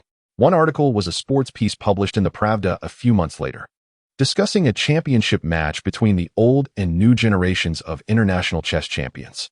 The match featured the audacious newcomer Tao, who employed a risky sacrificing strategy against the seasoned world champion Botvinnik. This article appeared to be one of a series of reports, extending congratulations to the new champion and asserting that the development of chess in the Soviet Union exemplified the intellectual superiority of their people over those of rival factions. The other article also pertained to chess, recounting the joy of a Russian high school student who received a chess set as a birthday gift. Chess had become a nationwide phenomenon in the Soviet Union, and this student had waited in line multiple times without success before his father finally procured a set for him as a present in early June. While Baogen had seen chess before, he had never engaged in the game. It lay unused in the senior activity center, gathering dust. He sensed that he might have surpassed the novice phase dictated by his notebook, making it significantly more challenging to influence the content therein. In recent days, Jia Weijun had been preoccupied with external affairs, and whenever Lu Ruiyan encountered an adult at home, she felt an urge to retreat, coupled with Baogen's recent silence. This left Lin Jingyuan and Chen Yuhua somewhat disoriented, particularly for Chen Yuhua. The absence of Lu Ruiyan's reprimands toward Laosan over the past few days rendered their new home strikingly unfamiliar. Lin Jingyuan had also noticed this change, prompting him to seek an opportunity to converse with the two children. Unfortunately, before he could broach the subject, he found himself in a state of distress. He was nearing the completion of a training program at the Mining Bureau, and his superiors had begun summoning numerous individuals for discussions. Initially, Lin Jingyuan believed he was not among those of concern, yet to his surprise, he was also called in. Xiaolin, I urge you to contemplate this matter thoroughly. The speaker is the head of the training program and a leader within the personnel department of our bureau. Our mining bureau has already achieved a remarkable presence in production, leading to a surplus in personnel arrangements recently. You are well aware of the current socio-economic climate, where the foremost concern is the livelihood of the populace. To address some inquiries from fellow readers, it was indeed the case that during that period, grain was purchased based on food rations. However, this policy was altered in 1959, transitioning to the use of grain tickets for purchasing staple food. During the arduous 3 years of hardship, grain tickets became the sole means of acquiring food, a detail I previously overlooked. In recent years, many issues were resolved through community committees, yet the circumstances have changed. Higher authorities anticipate another year of calamity. Thus, they are preparing to bolster grassroots management. Not only our mining bureau, but also other departments and units are tasked with dispatching a cadre of politically qualified and ethically sound officials to reinforce frontline resident management. Given your status as a longtime resident of the capital and your military background, the Bureau has decided to assign you to the local street committee for a period to effectively collaborate on stabilizing the residents. Please feel free to express any thoughts or concerns you may have. What could Lin Jingyuan possibly say? Though he held a deep attachment to the mine, he understood that he would ultimately choose to comply instinctively. Consequently, the additional salary expected from a promotion would be nullified by the absence of the mine's subsidy, leaving his financial situation unchanged. Baogen's comment was immediately met with a reprimand from Lu Ruiyan. What was he saying? Uncle is now closer to home, with lighter responsibilities. Is it truly a blessing to descend into the mine daily? Have you forgotten about your father? After being lightly chastised by his sibling, Baogen, feeling indignant, resolved to indulge in more meat from that day forward, aiming to triumph over his rival by the age of 12. Upon hearing Lu Ruiyan mention Baogen's father, Lin Jingyuan quickly admonished her, anxious that it might evoke painful memories for Bao General Chen Yuhua, also handed Bao Jin a couple of colorful candies. A gift from old B. Such kindness from old B was overwhelming. He had once again brought treats for the children. Lin Jingyuan shifted the conversation to discuss a suitable gesture of gratitude for B. Jafusky, pondering what would be appropriate, as we could not accept his generosity without reciprocation. Though it was challenging to determine what would please him, it is important to understand that for the foreign experts aiding our domestic development, their needs are already abundantly met. As Bao Jin was in the midst of losing his baby teeth and had little appetite for sweets, he shared one candy with Ai Hong and Yongjun, saving the other to crush with a stone to impress a young girl the following day. At that moment, he overheard Lin Jingyuan's words, and a brilliant idea struck him. "Uncle, may I ask a favor of you?" Floating Cloud Studio, prior to liberation, was one of the most renowned establishments in the small Suzhou Alley, specializing in root carvings from Jiangnan. Such artifacts were favored by dignitaries and literati. However, after the founding of the nation, business dwindled, prompting the owner to apply for a public-private partnership. Later, to meet the needs of the broader populace, it was briefly transformed into a furniture processing workshop. Thus, it is now known as the Wooden Factory in Small Suzhou Alley. The newly appointed street officer, Lin Jingyuan, raised his gaze to the sign of the shop, which was coated in dust. It was said to have been closed for nearly a year. Reflecting on how others in the street shook their heads when mentioning this place, Lin Jingyuan felt that perhaps his visit was ill-timed. The artisans and apprentices at Fuyin Studio were adept at crafting root carvings. Even a small stool they made was as intricate as embroidery, rendering their labor and prices unaffordable for anyone in the alley. Long before the calamities of '59, this place had extinguished its fire. Nevertheless, Lin Jingyuan decided to knock on the door, for it was suggested by Bao Jin that only the craftsmen here could create a suitable gift for Bakivsky. To his surprise, after just 2 knocks, the door swung open. A man in his 50s stood before him, with salt and pepper hair, wearing a work apron and sleeves, appearing quite slender. "Comrade, whom are you looking for?" he inquired. Lin Jingyuan smiled. "I am seeking Master Xiecheng or Master Song Yinian." Upon hearing this, the man scrutinized Lin Jingyuan closely, particularly noting the pin tucked into the pocket of his shirt. "I haven't seen you before." "Ah, I am Xiecheng. I am from the courtyard at No. 67 on the west side of the alley. My surname is Lin. I was just assigned to our street from the Wood City." Master Xie stepped aside. "Comrade Lin, please come in." As Lin Jingyuan stepped inside, Master Xie, with a hint of eagerness, asked, "Comrade Lin, has there been any news regarding our shop or factory?" Lin Jingyuan understood his inquiry, as his colleagues had forewarned him. "I'm afraid that matter falls under the purview of Comrade Ma. I am here for a personal request." Upon hearing this, Master Xie's expression darkened. "Well then, what would you like to make? There is not much material left in the shop. Choose as you see fit." He gestured vaguely towards the scattered wood in the empty shop. "However, we cannot undertake large pieces, as our resources and strength are limited." Lin Jingyuan waved his hand dismissively. Who is still making furniture these days? In truth, he was hoping to enlist Master Xie's assistance in carving a chess set. "Chess pieces, you mean? I suppose chess is chess. Never mind. Do you have a reference image?" Lin Jingyuan had long since borrowed a relevant book from the library and opened it to reveal an illustration of a chess set, which he presented to Master Xie. After a brief glance, Master Xie grasped the concept. He suppressed a blush and quietly quoted a price. 2 days hence, 1.5 gene of cornmeal will suffice. Or 1 gene will do. Alternatively, 3 gene of substitute flour is acceptable. Comrade Lin, I assure you, my pricing is not exorbitant. The intricacy of this work demands considerable effort. Lin Jingyuan felt the price was indeed somewhat steep, yet given that this item was intended as a gesture of goodwill, he gritted his teeth and agreed. Just 1.5 gene of cornmeal? When Bao Jin beheld the finished chess set, he could not contain his astonishment. Each piece was not only carved with remarkable realism, but also felt exquisitely smooth to the touch, with the wood's natural grain artfully incorporated into the design. The 2-tone pieces, one in black lacquer and the other in white stone grain, resembled exquisite works of art. The black and white checkered chessboard has been ingeniously crafted into a foldable box, allowing the pieces to be neatly stored within when not in use. This brilliant concept was proposed by Bao Jin and executed flawlessly by Master Xie.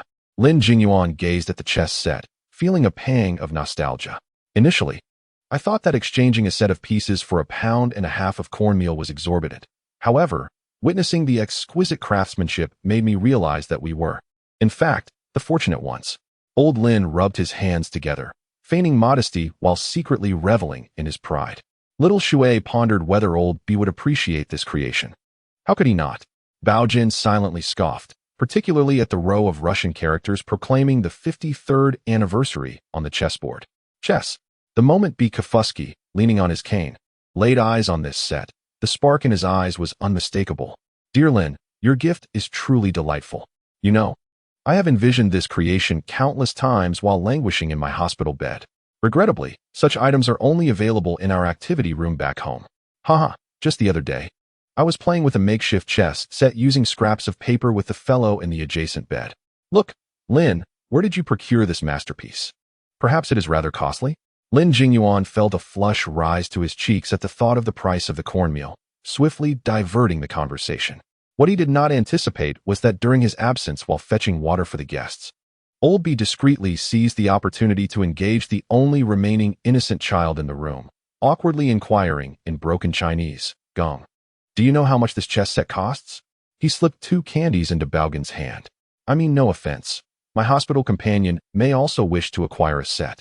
Baogen blinked, extending both hands. One palm opened with 4 fingers splayed, the other upright with a single finger raised. My uncle hired an artist. The price is 140. Old B quickly calculated in his mind. On the black market, the exchange rate for rubles is approximately 133, making the cost of this chess set just over 42 rubles. Quite affordable. Lin, I would like to procure several more sets, Old B said, grasping Lin Jingyuan's sleeve as their visit drew to a close. I believe many of my colleagues who work with you would also desire a set. Lin Jingyuan felt a twinge of confusion. Is this item truly in high demand? You have no idea. B. Kafusky exclaimed with fervor. All our newspapers are reporting on a singular event, the chess championship between the 2 Mikhails. There is a nationwide call to engage in chess activities that highlight our superiority as a nation. Just a few days ago, I spoke with a friend who informed me that in Moscow, one must wait in line for days on end to purchase a chess set. The store signs always read, "Please be patient. The increase in chess production is currently under planning." By the time they remember those of us working abroad, the ice in the Arctic will have melted. Lin Jingyuan promptly declined. What is there to buy? It's merely a few sets. No.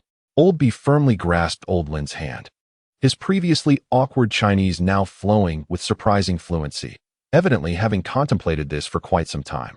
I graciously accepted the gift from my friend, yet for others, payment must be rendered.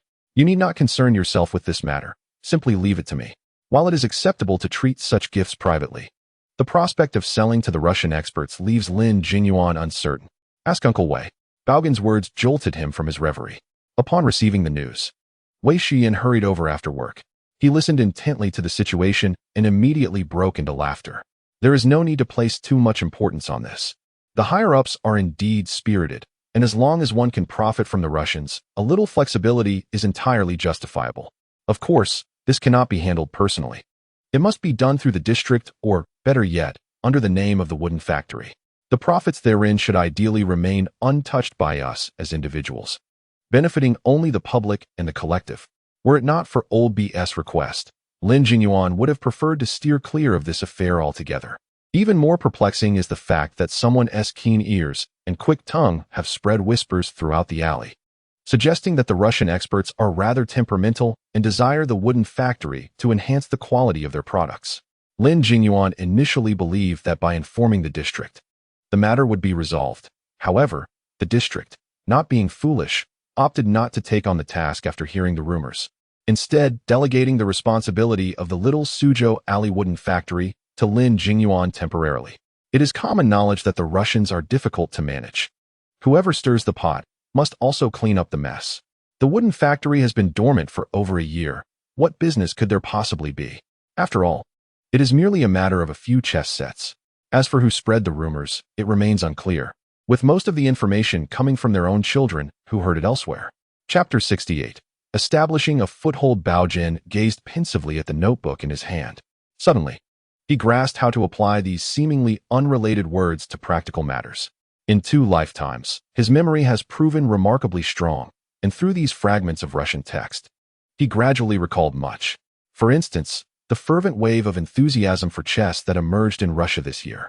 If in the future, the most popular sport among the people of Nanluoguxiang is table tennis, then in the late 1960s Russia, it can only be chess.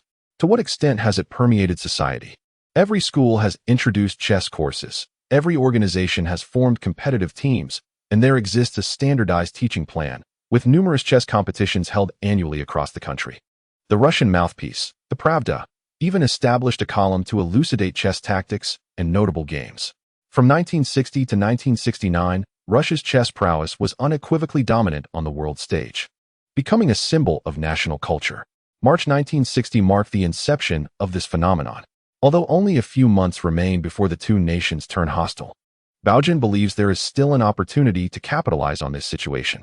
While he cannot partake in the domestic chess buying frenzy, he sees potential in subtly maneuvering among the nearly 10,000 Russian experts receiving aid in Nanluoguxiang. As the Russians ignite the chess craze, those working abroad will undoubtedly follow suit.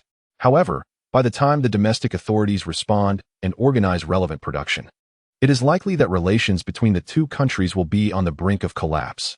Lin Jingyuan and his family felt unfortunate, with the sole exception of the instigator. Nevertheless, they had no choice but to reach out to the craftsmen and apprentices at the wooden factory to return to work. 2 master craftsmen accompanied by 6 apprentices were tasked with creating merely 6 chess sets, a workload hardly sufficient to distribute among them. The Floating Cloud Workshop, a nearly disbanded collective, saw its members bringing their own provisions to work.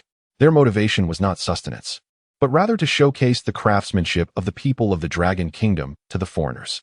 Within just 2 days, Lin Jingyuan delivered 6 sets of international chess to Old B.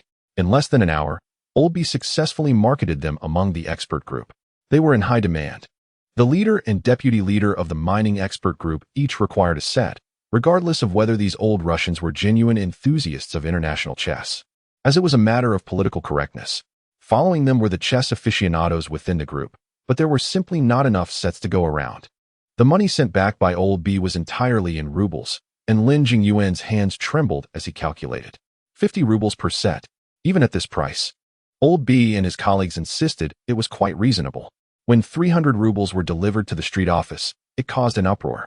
Such items were considered the most coveted foreign currency in 1960. The street immediately reported to the district, and within half an hour, an additional report was made stating that other members of the expert group were commissioning Comrade Bakivsky to order this Chinese gift-grade international chess from the Zayas's Hudong wooden factory. Approximately over 100 sets, totaling more than 5,000 rubles. Foreign currency. The street was elated for an entire day, as was the district. But then both were left feeling repressed. The funds were earmarked for specific use. The foreign currency obtained by the Zaya Hudong wooden factory was to be managed uniformly by the city government, and this trade had already been registered with the Business Bureau. The accounts receivable for the factory were directly allocated by the Business Bureau. It was estimated that the city was also attempting to conceal the situation, hoping to profit as much as possible. Thus, the funds from the Business Bureau arrived ahead of schedule, with the actual payment amounting to 990 rubles, plus a subsequent deposit of 700 to expedite production. The sooner they delivered, the better. When the truth could no longer be concealed, it was likely that some department would swoop in and claim it all. The more challenging the collective, the better the policies granted from above. For instance, prior to Lin Jingyuan's stewardship, the Zayas Hudong wooden factory had an unbeatable policy of retaining 70% of profits for the collective, while 30% was allocated to the Hudong Committee for community support expenses. Before this, the wooden factory could hardly distribute profits and often required assistance from the Hudong Committee. With only 2 masters and 6 apprentices, lacking even a proper manager, Lin Jingyuan, as the street's appointed officer at the factory, had the final say. He reserved 1,000 rubles for subsequent production, distributing the remaining 690 rubles proportionately. The factory was entitled to 483 rubles, while the Hudong Committee was due 207 rubles. He promptly issued salaries for the month based on the factory's original standards. Each master received 90 rubles, while each apprentice received 50. Lin Jingyuan's salary was provided by the street, leaving him with nothing. Master Xie and Master Song were immensely grateful to Lin Jingyuan. Yet the street officials felt a pang of loss. Little Lin, oh dear, the most important task now is to complete the subsequent orders. Upon returning home, Baogen was visibly dismayed after hearing Uncle Lin's methods. My uncle seems rather ill-suited for a leadership role, he thought. Chen Yuhua and Lu Ruyan appeared to possess a broader perspective than Lin Jingyuan. How could you make such a unilateral decision without consulting the street committee? Lin Jingyuan chuckled, scratching his head. In this situation, well, if we don't allow the workers to have money to exchange for grain, the subsequent production capacity will inevitably falter, won't it? Chen Yuhua, troubled and pondering how to assist her husband in redemption, was suddenly interrupted by Baogen's murmurs with Ihome. Uncle is boasting, he scoffed. Impossible. My dad would never do that. How can 8 people produce even a few sets? I doubt they can meet the deadline. He recalled Uncle's words regarding the time-consuming tasks of carving, painting, and polishing, alongside various other chores. I'll help Dad. The 5-year-old boy stood up, eager to support his sister. Baogen let out a dismissive sound. Come on, you're barely taller than a piece of wood. If anyone is to make sacrifices, I reckon there are plenty of older siblings over at the street committee who could step up. They have nothing else to do. While Chen Yuhua was still pondering Baogen's remarks, Lu Ruyan suddenly gave him a playful tap on the head. You silly boy, why don't you think of it from a different angle? She initially scolded Baogen, then turned to Chen Yuhua with excitement. Aunt, I have an idea. We can do this. Baogen could only silently move his small stool away, recognizing that the desired effect had already been achieved. Early the next morning, Lin Jingyuan hurried to consult the street committee, suggesting the addition of 5 temporary workers to the wood factory. To his surprise, several leaders from the street committee received him warmly. As for the funds he had disbursed impulsively the previous day, nonsense, such matters were trivial. Moving forward, it was essential to maintain equality between new and old employees. Numbers were straightforward. With 122 sets completed, that amounted to just over 20,000. According to Lin Jingyuan's plan, adding 5 temporary workers, with wages and allowances totaling just 50 each, was hardly substantial. He stated that the factory was overwhelmed with recruitment tasks and requested the street committee to resolve it. What truly required discussion was whether the collective at the wood factory should reconsider its distribution policies, as retaining excessive funds was wasteful. After all, where didn't the street committee need money? The city's concerns proved valid. On the very day Lin Jingyuan delivered again, a department within the Ministry of Foreign Affairs sent an internal order for 600 sets to the factory. Naturally, the price had significantly dropped. Nevertheless, Lin Jingyuan, the newly appointed temporary worker, had firmly established himself within the street committee. Meanwhile, the behind-the-scenes instigator, Baogen, chose to ignore this affair for the moment and instead frowned at the new doodles that had appeared in his notebook. This is utterly unfair. Chapter 69. The Master Cultivation Plan. March 18, 1960, sunny. Today marked the day of our district's singing competition, and both our classmates and teacher felt a wave of anxiety. This was the final assessment for our class this semester. Fortunately, due to our diligent practice, we ultimately secured a commendable ranking. The homeroom teacher, Ms. Li, recently received the prestigious title of Outstanding Teacher in the district. The principal announced that our class remains the benchmark class of Erlaton Primary School. Each day, we are provided with 1/3 of an apple, a small cup of milk, 2 cornmeal buns, and a bun every 2 days, and this arrangement remains unchanged. Everyone cheered for quite some time. In truth, I longed to take the bun home for my sister, but alas, the principal insisted that everyone must consume their meal on site, for the district officials to witness. These provisions are allocated by the district, and only a select few classes, such as those at Yueying Primary School, have access to them. We all need to maintain our condition, ready to face foreign guests at any moment. Baogen struggled to lift his head, quietly wiping the drool from the corner of his mouth. 1/3 of an apple, a small cup of milk, 2 cornmeal buns, and a bun every 2 days. Even with a notebook, he couldn't help but gaze longingly at the food. After all, it was merely a matter of hosting foreign guests. I believe our class 28 is quite commendable as well. He glanced at Ibaime, who was diligently working on her problems, and his confidence seemed to swell slightly. Yet, in the next moment, Guantaishan leaned in closer. Baogen, here, chew on this. It's sour, he said, holding out a few small, round leaves. His hands caked in mud. A glance at Guantai's face revealed a half-green visage, with snot dangling beneath his nose. Don't influence Zhang Laosan, Lu Simin, who also bore a green streak on her cheek, yanked Guantai's hair from behind, pulling him back. After eating that sour stuff, I feel even hungrier. Redirecting his attention from these two, Baogen turned back to the notes in his notebook. and his earlier ambitions began to fade. Forget about others. Just these two are enough to exhaust anyone. The classroom door swung open, the patched gaps in the wooden door quivering, the mismatched door creaking as it sang. Just returning from the restroom, Xiao Yuzhu entered the classroom, carrying the scent of grains. His clothes appeared somewhat awkward, with one button missing at the top and an extra one at the bottom, creating a comical sight. It seemed he could hardly bear the weight. But then Baogen sighed again, realizing that even Xiao, the chubby boy, had slimmed down within just a month at school. He shut his eyes, and visions of apples, buns, and milk swirled before him. It was unbearable. Suddenly, Baogen opened his eyes wide, pulled out a pencil, and grabbed a scrap of paper that was mostly used, beginning to write and doodle. A benchmark class, indeed. Perhaps, just perhaps it could be achieved. In the realm of primary education in 1960, the most vital subjects were language and arithmetic. The academic level of a class primarily depended on these two subjects' results. As noted by a student of Earleton Primary School, to become a renowned benchmark class throughout the capital, the teachers responsible for language and arithmetic must be exceptionally skilled or famous. Throughout the language class, Baogen found himself daydreaming about his aunt. Could Chen Yuhua become a celebrated teacher in the capital?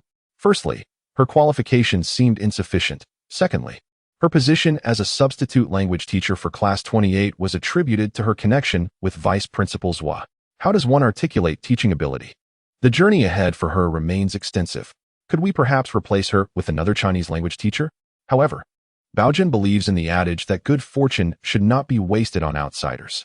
After much contemplation, Baogen ultimately identified a singular strength of Chen Yuhua. Her calligraphy is remarkably elegant, standing out among her peers in the field of Chinese teaching. When Baogen first enrolled, he had showcased his penmanship several times, yet regrettably, due to insufficient wrist strength, he did not continue to display it thereafter. Should he, perhaps, disregard Comrade Pang for once? Let Aunt train him in the style of Chen Zhonghua's calligraphy. If only the characters could be disseminated widely, surely he could secure a commendation as an outstanding teacher from the local district, right? Aunt, I can't write this character. Hearing Baogen's plea for assistance while doing his homework, Chen Yuhua found it rather peculiar. Wasn't he, this child, typically adept at everything? However, she soon discovered that today, Baogen seemed to be stuck in a rut, his handwriting appearing rather awkward and unsteady. After attempting to guide him a few times, Chen Yuhua was astonished to see his writing deteriorate further. What is wrong with my hand? Baogen feigned innocence. How about this, Aunt? Could you hold my hand and teach me a few strokes? Why not? Chen Yuhua grasped Baogen's hand from behind, guiding his pencil with gentle precision. This little fellow had quite a strong grip, making it somewhat challenging to maneuver. Yet, as a character was formed, Baogen exclaimed in exaggerated awe, Aunt, your handwriting is truly beautiful. Chen Yuhua, glancing at the character she had just inscribed, was equally surprised. Had her penmanship improved recently? The two continued to write several more characters, with Baogen exclaiming in astonishment multiple times, drawing the attention of others in the household. Lin Jingyuan, upon catching a glimpse, paused mid-sweat. Yuhua, your handwriting is unexpectedly lovely. Chen Yuhua's face lit up with delight. I'm not quite sure what happened. Writing alongside Baogen has certainly smoothed my strokes.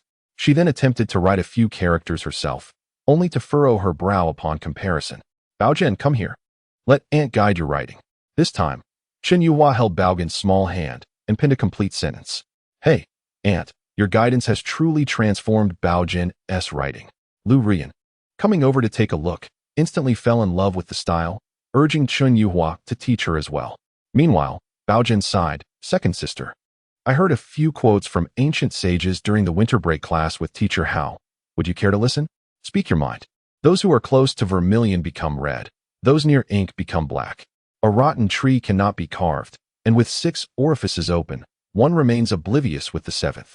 You rascal, don't run away. Stay still. Baogen swiftly darted out. How na vi? Remaining motionless is akin to being a turtle. In the next instant, he returned swiftly, as if on clouds, just as Xia Weijun entered. Xia casually grabbed him and brought him back, handing the third child over to the second. Xia Weijun cheerfully greeted Lin Jingyuan and Chen Yuhua. Uncle, Aunt, I'm back. Chen Yuhua hastily retrieved the meal she had just set aside to reheat. Why have you been so busy these days? Xia Weijun, settling down, shook his head. Aunt, just a quick reheat will suffice. I'll eat and have to leave again. I'll probably be gone for several days. Lin Jingyuan, curious, inquired, "What has kept you so occupied? Where is Xingmin?" The voice of the guard lowered. "Recently, a considerable number of refugees from other regions have arrived in the capital, and every police station on the streets is now bustling with activity. A few days ago, we set up a relief station on the outskirts, nearly exhausting ourselves in the process. Xingmin was so fatigued that he chose to sleep directly at the duty point instead of returning home." Lin Jingyuan furrowed his brow and nodded, casting another glance at the sky outside. Since the early onset of spring in the capital, a sporadic light rain had fallen, yet each day was characterized by intense sunshine. While the news broadcast from the loudspeakers reported that the rain in the south had not ceased. Chapter 70. When I was born, Baogen thought that Baimei looked particularly beautiful today. Had she not sought him out earlier, it is likely that Lu Lauer would not have let him off so easily. Baogen, Baimei, Lu Ximin, and Guan Taishan squatted in a corner of the alley, with a brick placed in the center of the four. On the brick lay a broken piece of candy, its wrapper peeled away, and the fragmented candy glimmered like amber, captivating the attention of the four children. They all focused on the largest piece. The quiet atmosphere was shattered by Guan Taishan, who sniffled and feigned a pitiful expression. "I've only seen such fruit candy before. I never expected to taste it today.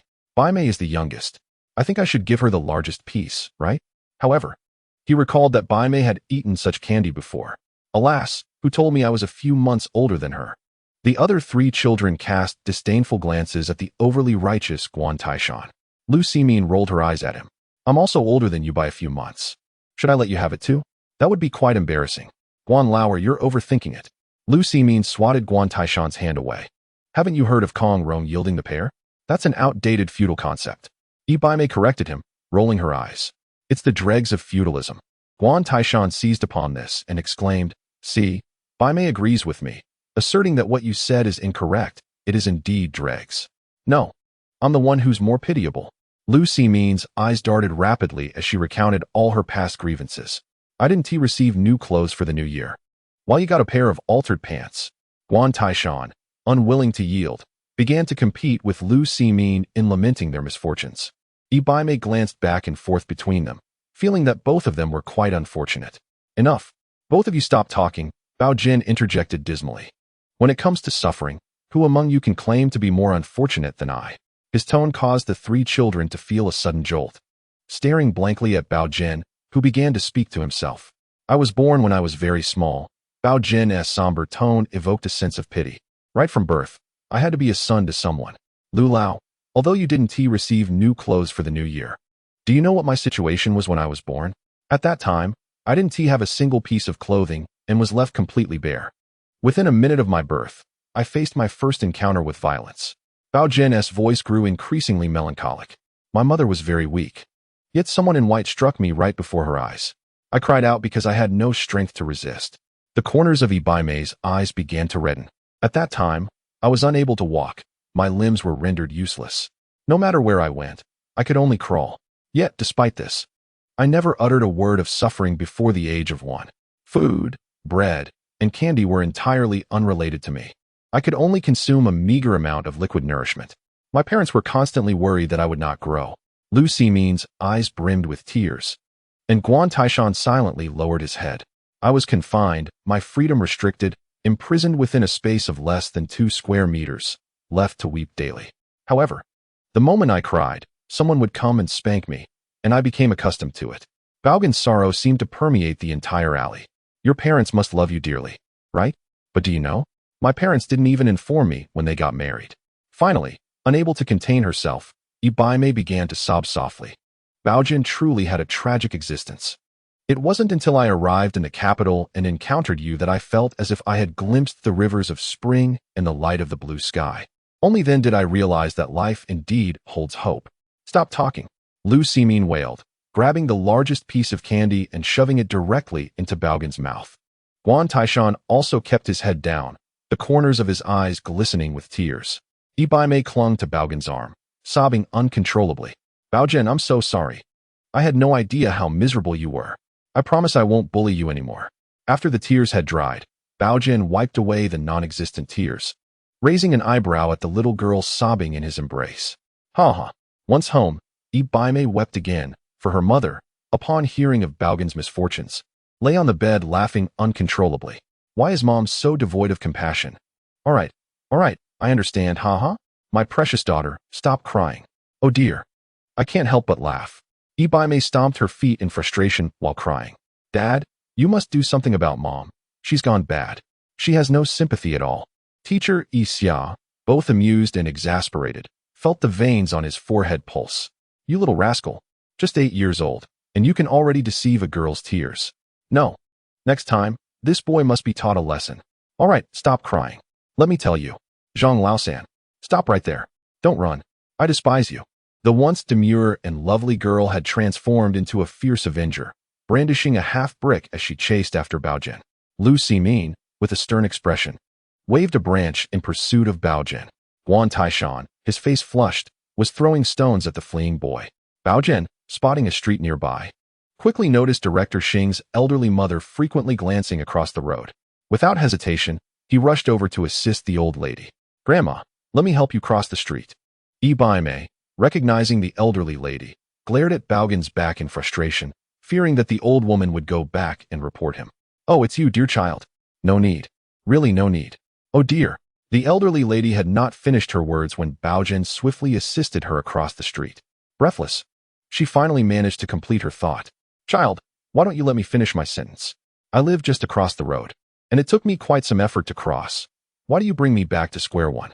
She reached out, but her hand grasped nothing but air. Oh, where has that unfortunate child gone? Why does he run so swiftly? Throughout the entire day, Baogen had not ventured outside. Ibaime and Lu Ximin had been watching him closely, while Guan Laonyo had already gone out to play. A few sour fruits had fallen from the trees and lay upon the steps of the teaching building. Guan Taishan, Chao Yuzhu, and several classmates eyed these fruits hungrily. Suddenly, Guan Laonyo sighed. I remember when I was just born. Chapter 71. Will Baogen go? The wooden chess factory in Zayasizu Alley had become quite popular. Following the second batch of deliveries, news reached the expert groups across the land. Although Longhua had promised to provide each expert with a set and had placed an order with large wood carving units, everyone was eager to acquire the commemorative chess sets for the 53rd anniversary of the October Revolution as soon as possible. The chess craze initiated by the Russians had extended to the assisting experts as well. Various expert groups had participated in several meetings aimed at disseminating this spirit from the Russians. This matter had ascended to a new level in the minds of the Russian experts.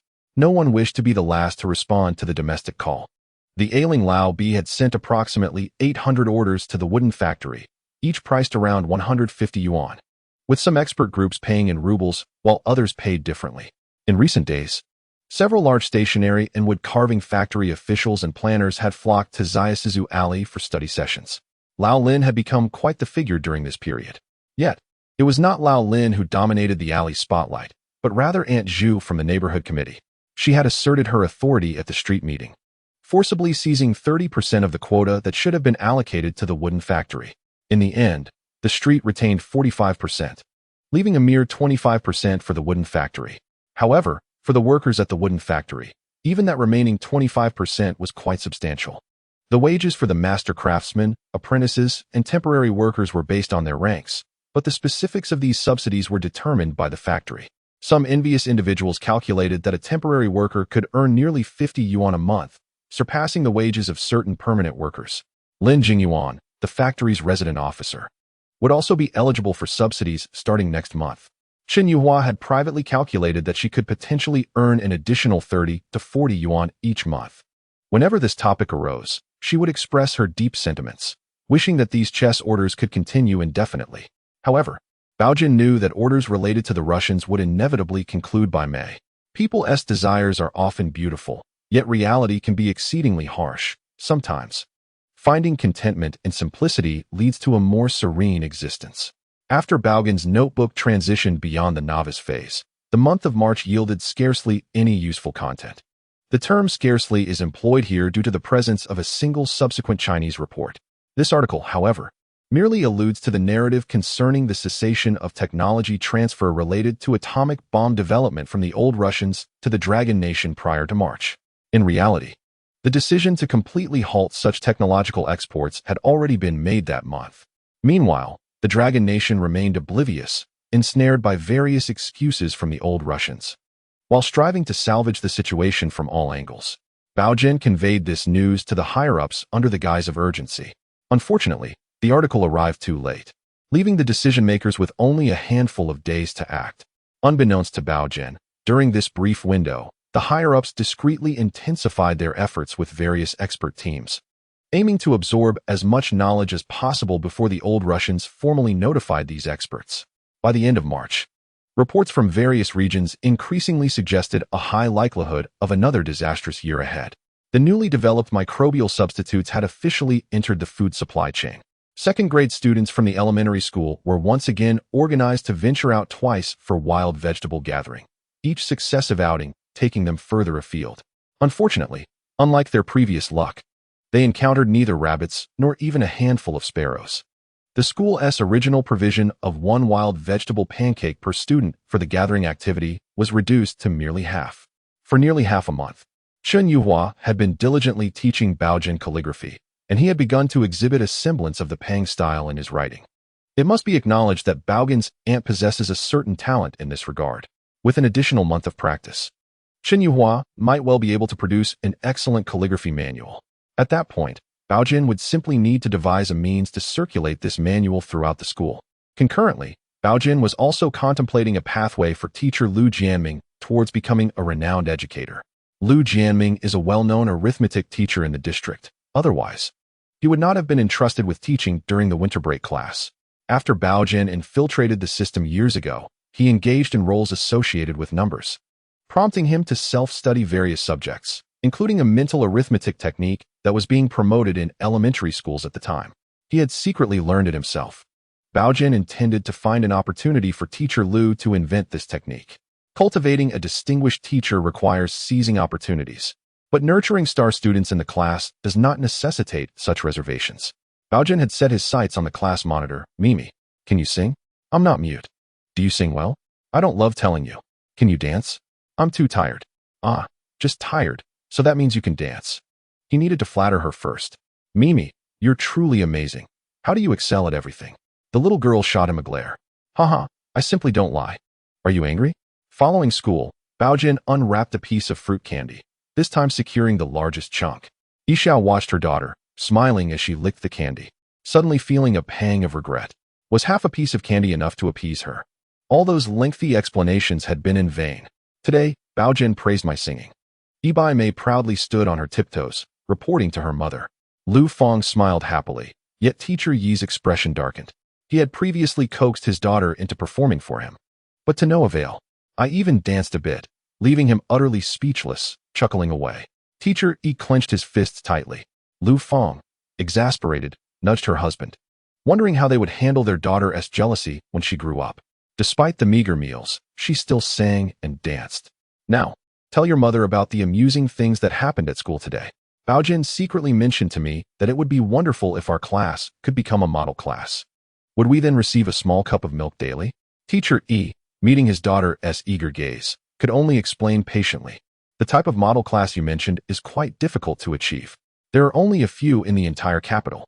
Although our elementary school is commendable, it still falls short of the best. Not to mention, the teachers at those schools, the students are meticulously selected. Yixia took a moment to encourage his daughter. I believe that among your entire class, you are the only one who might meet the criteria for such a class.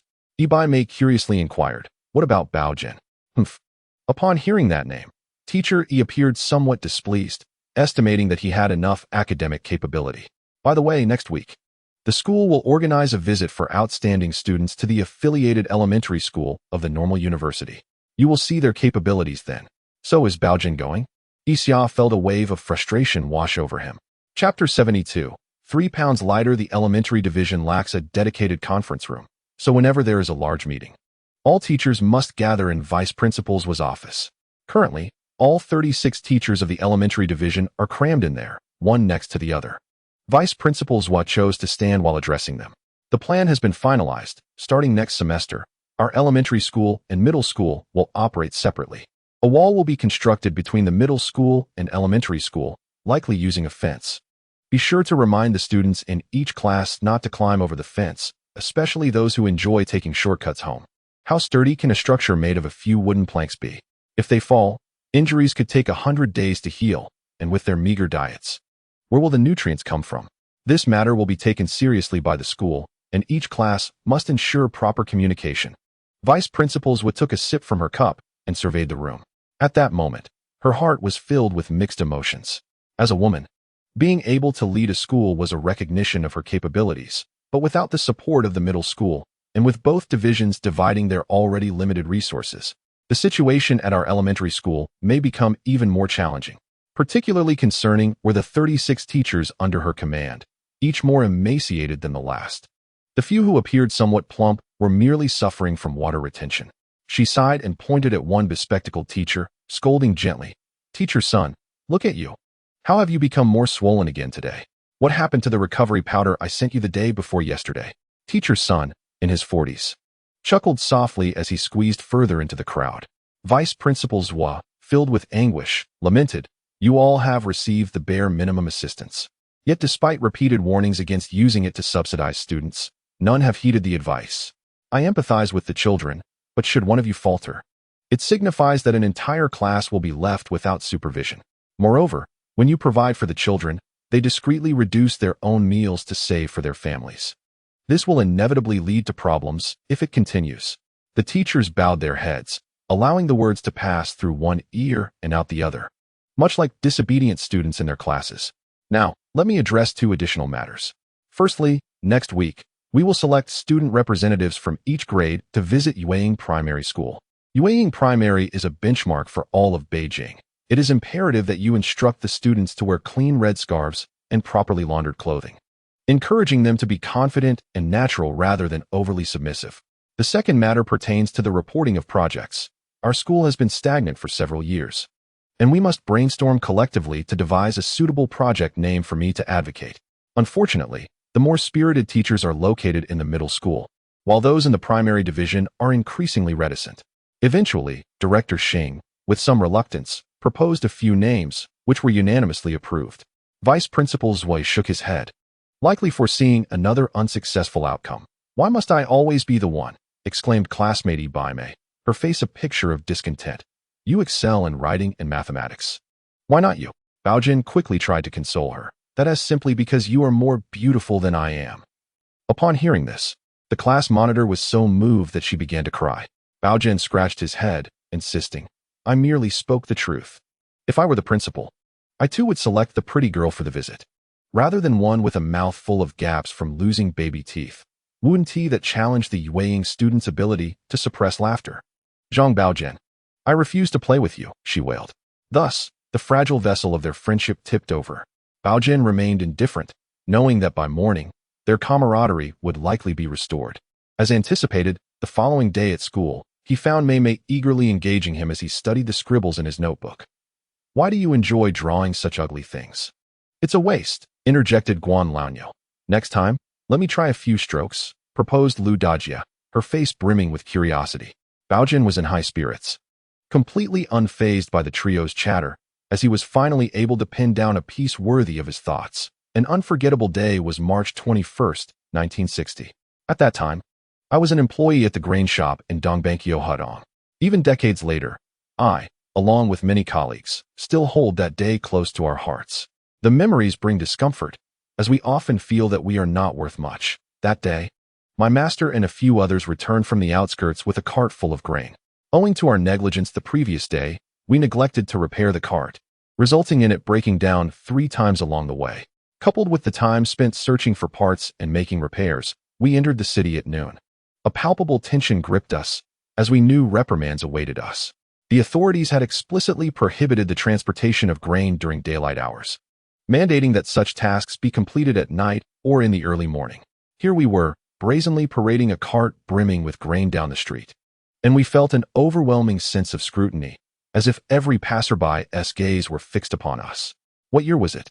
We still recall that desperate time when people would do anything for a morsel of food. The most harrowing moment came when we were merely 2 miles from the grain store, and the carts fell off once more, scattering several bags of grain across the ground. My master and I were momentarily stunned, and the street fell eerily silent. Almost every pedestrian halted in their tracks, and a cold sweat enveloped me. When the first passerby approached, My instinct was to reach for the stick on the cart. Yet, I still remember the elderly gentleman's words. "Comrade, do you need assistance?" With that, a crowd gathered around us, and my master and I felt a chill of despair. However, half an hour later, the scattered rice was returned to the bags, with over a dozen comrades helping us push the cart back to the store. Afterward, we discreetly re-weighed the bags, discovering a total shortfall of 3 pounds. This discrepancy was ultimately shared among all the employees at our store, leading me to grumble about it for the next 6 months, harboring resentment towards those who seized the opportunity. It wasn't until the 1970s, when I encountered my master again, that he imparted a revelation that made me realize my mistake. Baogen blinked. Wasn't this akin to the events of that very noon? His eyes darted, and he mused that if handled well, perhaps this situation could yield some rewards. Chapter 73. Not what they intended. Li Feng and a few others anxiously watched their cart wobble down the street. The wheel, which had already been repaired 3 times that day, was leaning precariously. "Hold it tight. We are not far from the grain store. I hope this will hold up until we reach our destination," he urged.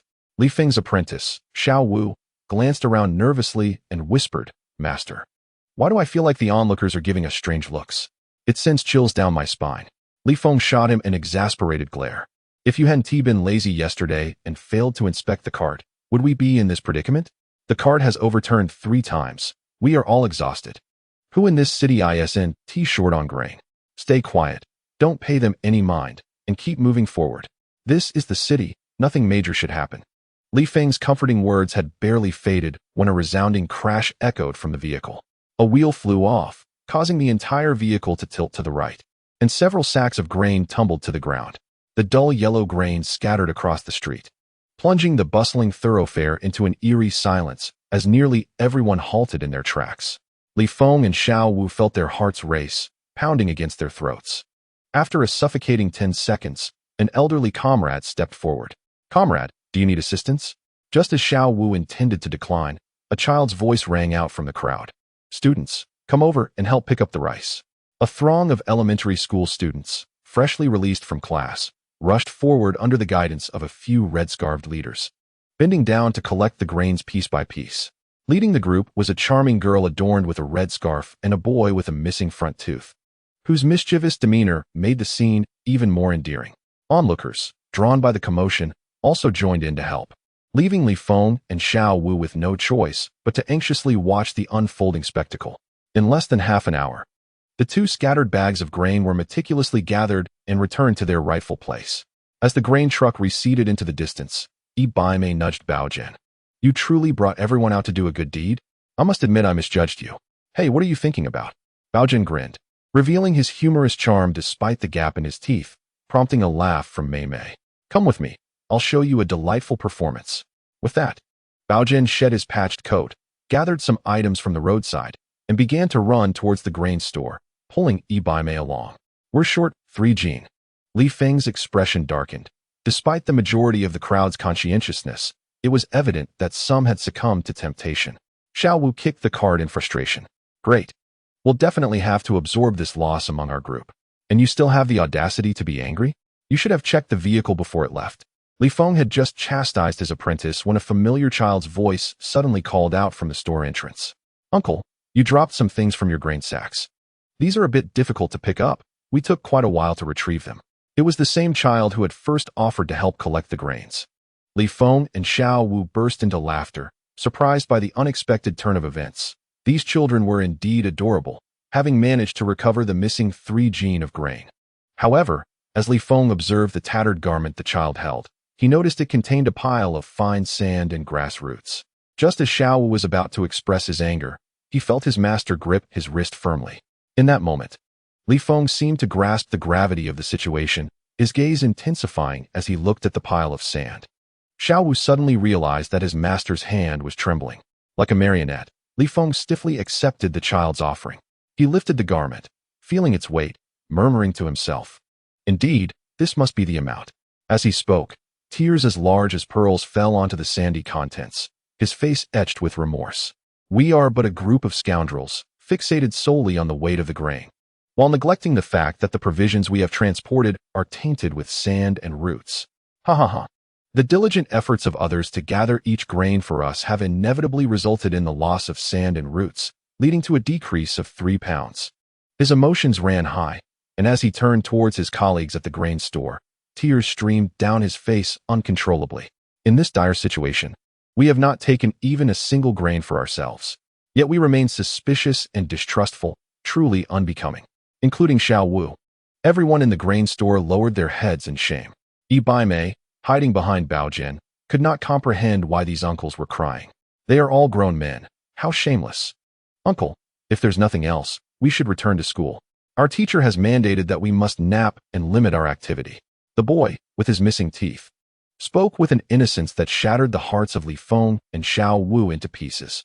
Indeed, the children should be resting in their classroom during lunch, reducing their activity to avoid hunger, yet they selflessly gathered grains and roots scattered on the ground. Don't worry, young one, I will give you something. However, Baogen had no desire for his offer, for it was not what he sought. Without further ado, he took Bai Mei's hand and dashed away. Yet, no one noticed that as he turned to flee, Baogen's small hand deliberately rummaged through his pocket. The second-rate fabric tag he had borrowed from Bai Mei for a visit had inadvertently fallen to the ground. The inscription on the back, Class 28, Citing Primary School, stood out distinctly. In Baogen's calculations, the true influence of this incident would not stem from the apparent authority of Li Feng, but rather from his apprentice, Xiao Wu. According to the account in Xiao Wu's memoir, his brother-in-law is the deputy director of the neighborhood.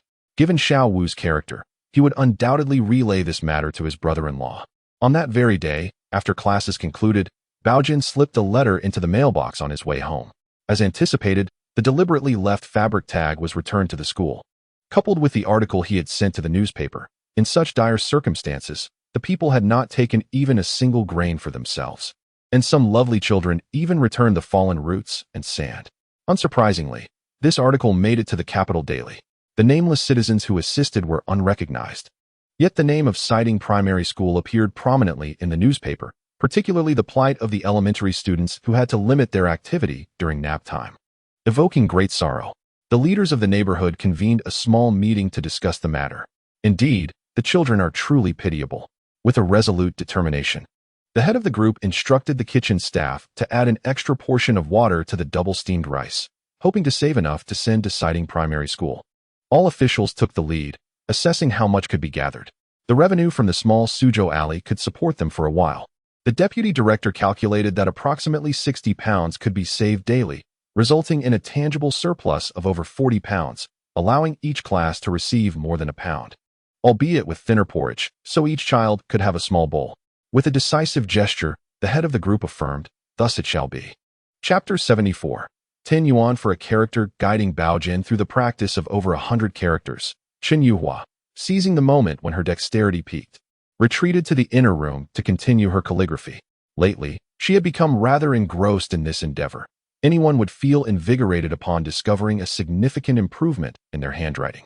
Lin Jingyuan had just returned from the street, casting a puzzled glance at Baogen in the outer room, and, lowering his voice, inquired of Chen Yuhua, "What exactly is going on with Baogen? Did you not previously mention that he had a solid foundation? Why is he now practicing characters with you every day?" Chen Yuhua paused her pen, feeling somewhat perplexed by the situation herself. Baogen's aptitude for arithmetic was undeniable, and his prowess in composition was equally impressive. Teacher Hao from the external school had communicated with me several times, remarking that Baogen's memory and comprehension of articles were unparalleled by that of typical children. As for the characters we are teaching, I have observed that he has no difficulty with the vocabulary and phonetics required for 5th and 6th grade. Rather, he is simply lazy. Perhaps it is due to his extensive memory that he often confuses characters while writing. Lin Jingyuan nodded in agreement. Then let the child memorize less and play more. That should not be a problem. Chen Yuhua, biting the end of her pen, found herself in agreement with her partner's perspective, yet, as a teacher, she truly did not wish to squander Baogen's potential. To be honest, I believe Baogen simply enjoys being lazy, which results in his unreliable retention of information. For instance, the school bulletin board announced the 515 simplified characters established by the department. Even the best-performing 6th grade students occasionally make mistakes with these characters, yet Baogen manages to get them all right. Ironically, he tends to simplify those with more strokes when writing. Just the other day in a Chinese language test, he scored only 1 point less than Mimi, achieving a score of 91. The 9 points he lost were all due to stroke count. It truly is a mix of laughter and tears. Lin Jingyuan shook his head upon hearing this. I've noticed as well. This child appears foolish yet is quite astute inside, just like his father. Only Inzi still perceives him as a simpleton. Qin Yuhua chuckled at this remark. In contrast to other children who would create quite a fuss if their sibling called them foolish, Baogen played along with Inzi's words, grinning all the while. Come next month's midterm exam results, Inzi's jaw might very well drop in shock. Lin Jingyuan laughed. Let us not interfere in their sibling affairs. Let them engage in their own antics. After speaking, he cautiously glanced outside, lowering his voice further. Yuhua, what are you still busy with? Qin Yuhua's ears flushed crimson.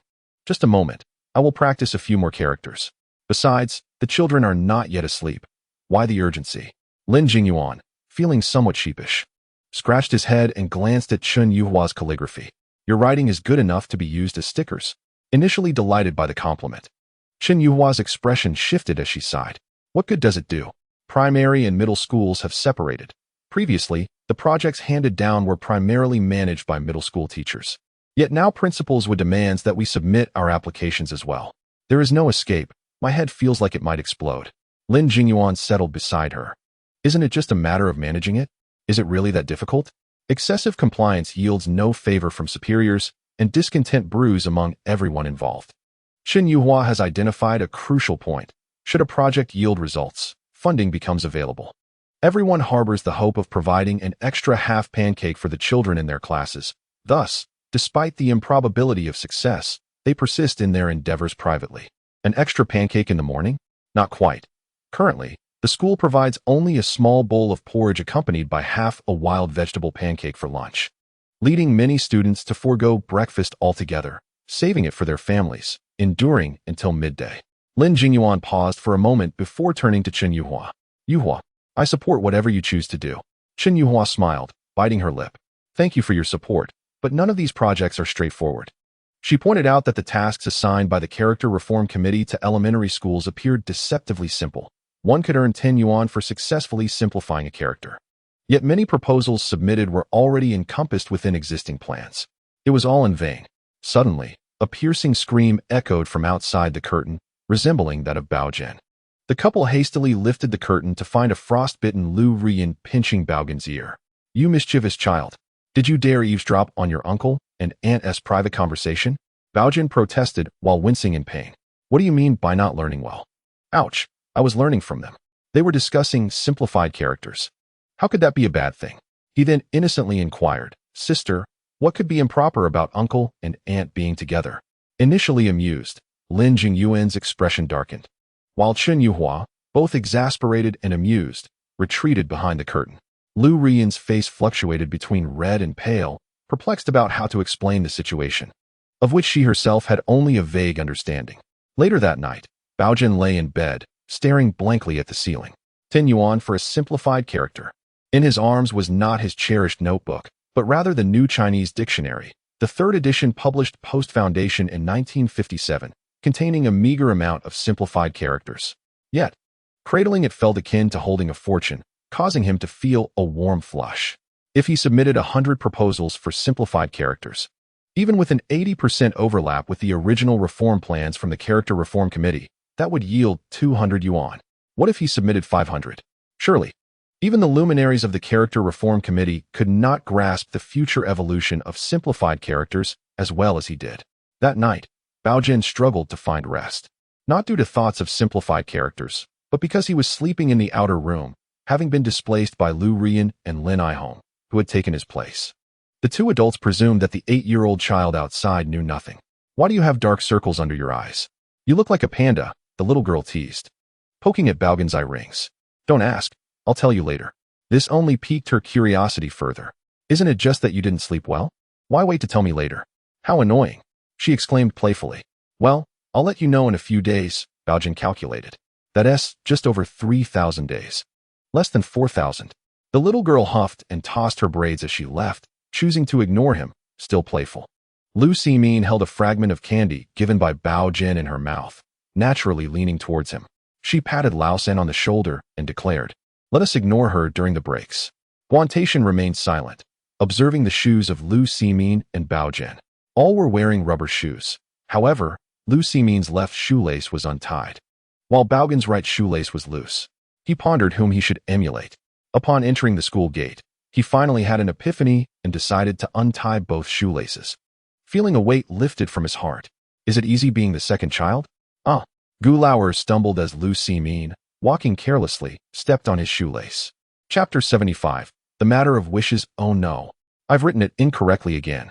Chen Yuhua patiently assisted Baogen in correcting his characters. Yet, Baogen voiced his dissent. No, Auntie. This is my proposal for the simplification of Chinese characters. You're just being lazy. Chen Yuhua, annoyed, poked Baogen's forehead. With a smile, Baogen asked his aunt to write the correct characters beside his mistakes so that he could memorize them during the break. Chen Yuhua, though weary, complied, as she had no choice.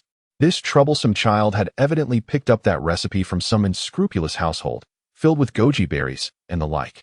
Lin Jingyuan, that fellow, even wasted money to concoct a batch. Thinking of this, Chen Yuhua gritted her teeth, wishing to spit on that person, akin to a beast. Auntie, why are you getting flustered while writing? Your face is all red. Go finish your homework. Chen Yuhua shooed Baogen out, and he left promptly to seize the opportunity in the adjoining room. Lu Ruyan, feeling aggrieved, hesitated for a long while before ultimately retreating with the two younger ones to sleep in the inner room of the old house, leaving the outer room empty. Chen Yuhua, exasperated, gave Lin Jingyuan a few light punches. This is all you're doing. Initially, it was believed that the visit to Beijing primary school would be swift, but it dragged on due to the possibility of receiving foreign guests there. Baogen immediately discreetly shared news about buns, milk, and apples, causing the primary school staff to covetously eye Beijing primary, unaware that only one exemplary class enjoyed such privileges. By the end of March, teachers in the primary department were due to submit project reports, each one less competent than their students, hesitating to proceed. With a kind heart, Baogen ran to the second-grade office. Auntie, I'm thick-skinned. Let me help you deliver this. In front of his colleagues, Chen Yuhua felt somewhat embarrassed and almost scolded him. However, other teachers intervened. I think Baogen is quite a good kid. Let me help you deliver this as well, teacher he. Baogen, be a dear. And take along your Uncle Chen's materials too. Before long, Baogen dashed off, clutching a pile of documents towards Principal's office. The teachers collectively sighed in relief. During the Chinese lesson that day, Baogen earnestly conversed in the local dialect with a young girl. Mimi, have you seen the post where my aunt corrected my mistakes? I haven't seen it. Didn't you just look at it this morning? Where did it go? Zhang Baogen, stand up. Chen Yuhua's face darkened. During class, two students were engaged in casual chatter, prompting a young girl to hurriedly explain, he lost his spelling paper and is quite anxious about it. Chen Yuhua shot a disapproving glance at Baogen. Look for it after class. Stand for 10 minutes. Principals would curiously examine the materials before him. Is this Chen's handwriting? How beautifully it has improved. I never expected she had proposed so many simplified character schemes. Although aware of the slim chance of success for these proposals, Principals would chose not to intervene, believing that having aspirations is preferable to being aimless. She promptly signed her name, ready to submit the documents. Recently, Chao Yuzhu had been rather arrogant in Class 28. After all, who could match his unique talent? Who else could crush a fruit candy wrapped in paper into over 30 pieces with a single brick, ensuring every classmate received a share? Only he, Chao Yuzhu, possessed such remarkable skill. His status in the class was soaring. Chao Yuzhu felt his standing in this social circle had risen significantly. Apart from the class monitor and their deskmate, he hardly regarded anyone else. Savoring the largest candy while shaking his leg, he relished the pinnacle of life during the last minute of recess. Dao Gang found such behavior utterly detestable and stormed over. The bell is about to ring. Ibai Mei pointed at his mouth and then at his feet sprawled across the corridor. Spit out the candy and put your feet away. Chao Yuzhu was taken aback, rendered speechless. You're bullying me. What have I done to bully you? I could never fit my foot in my mouth. Why don't you give it a try? You are bullying me. Amidst the laughter of the class, Ibai Mei covered her forehead in defeat, realizing she had forgotten that this fellow had never scored above 30 in Chinese. While the other students laughed, her deskmate joined in, chuckling heartily. Just then, Teacher Lu entered the classroom, witnessing Baogen springing to his feet amid the laughter. What is going on? Zhang Baogen, are you that excited to see the teacher? Oh, On the monitor, everyone, please stand. The entire class stood. Hello, teacher. Today's monitor, Guan Taishan, looked bewildered. When did Baogen switch with me? Once seated. The young girl smiled. Today is Guan Taishan's turn as monitor. Has a donkey kicked your brain? Baogen chuckled. Just be gentle next time when you kick. The girl nodded proudly. All right. A moment later, she furrowed her brow, feeling that the previous exchange was somewhat off. Never mind, let me step on him. With a squeak, Baogen suddenly stood up again, trembling as he faced Teacher Lu's inquisitive gaze, pointing at the blackboard. Teacher, you made a mistake on this problem.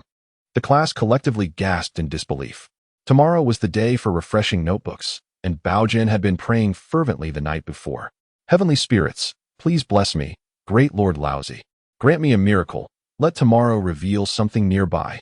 Recently, the neighborhood committee had been promoting the eradication of superstitions, so Baogen was only reciting these words silently, unsure if they would actually work.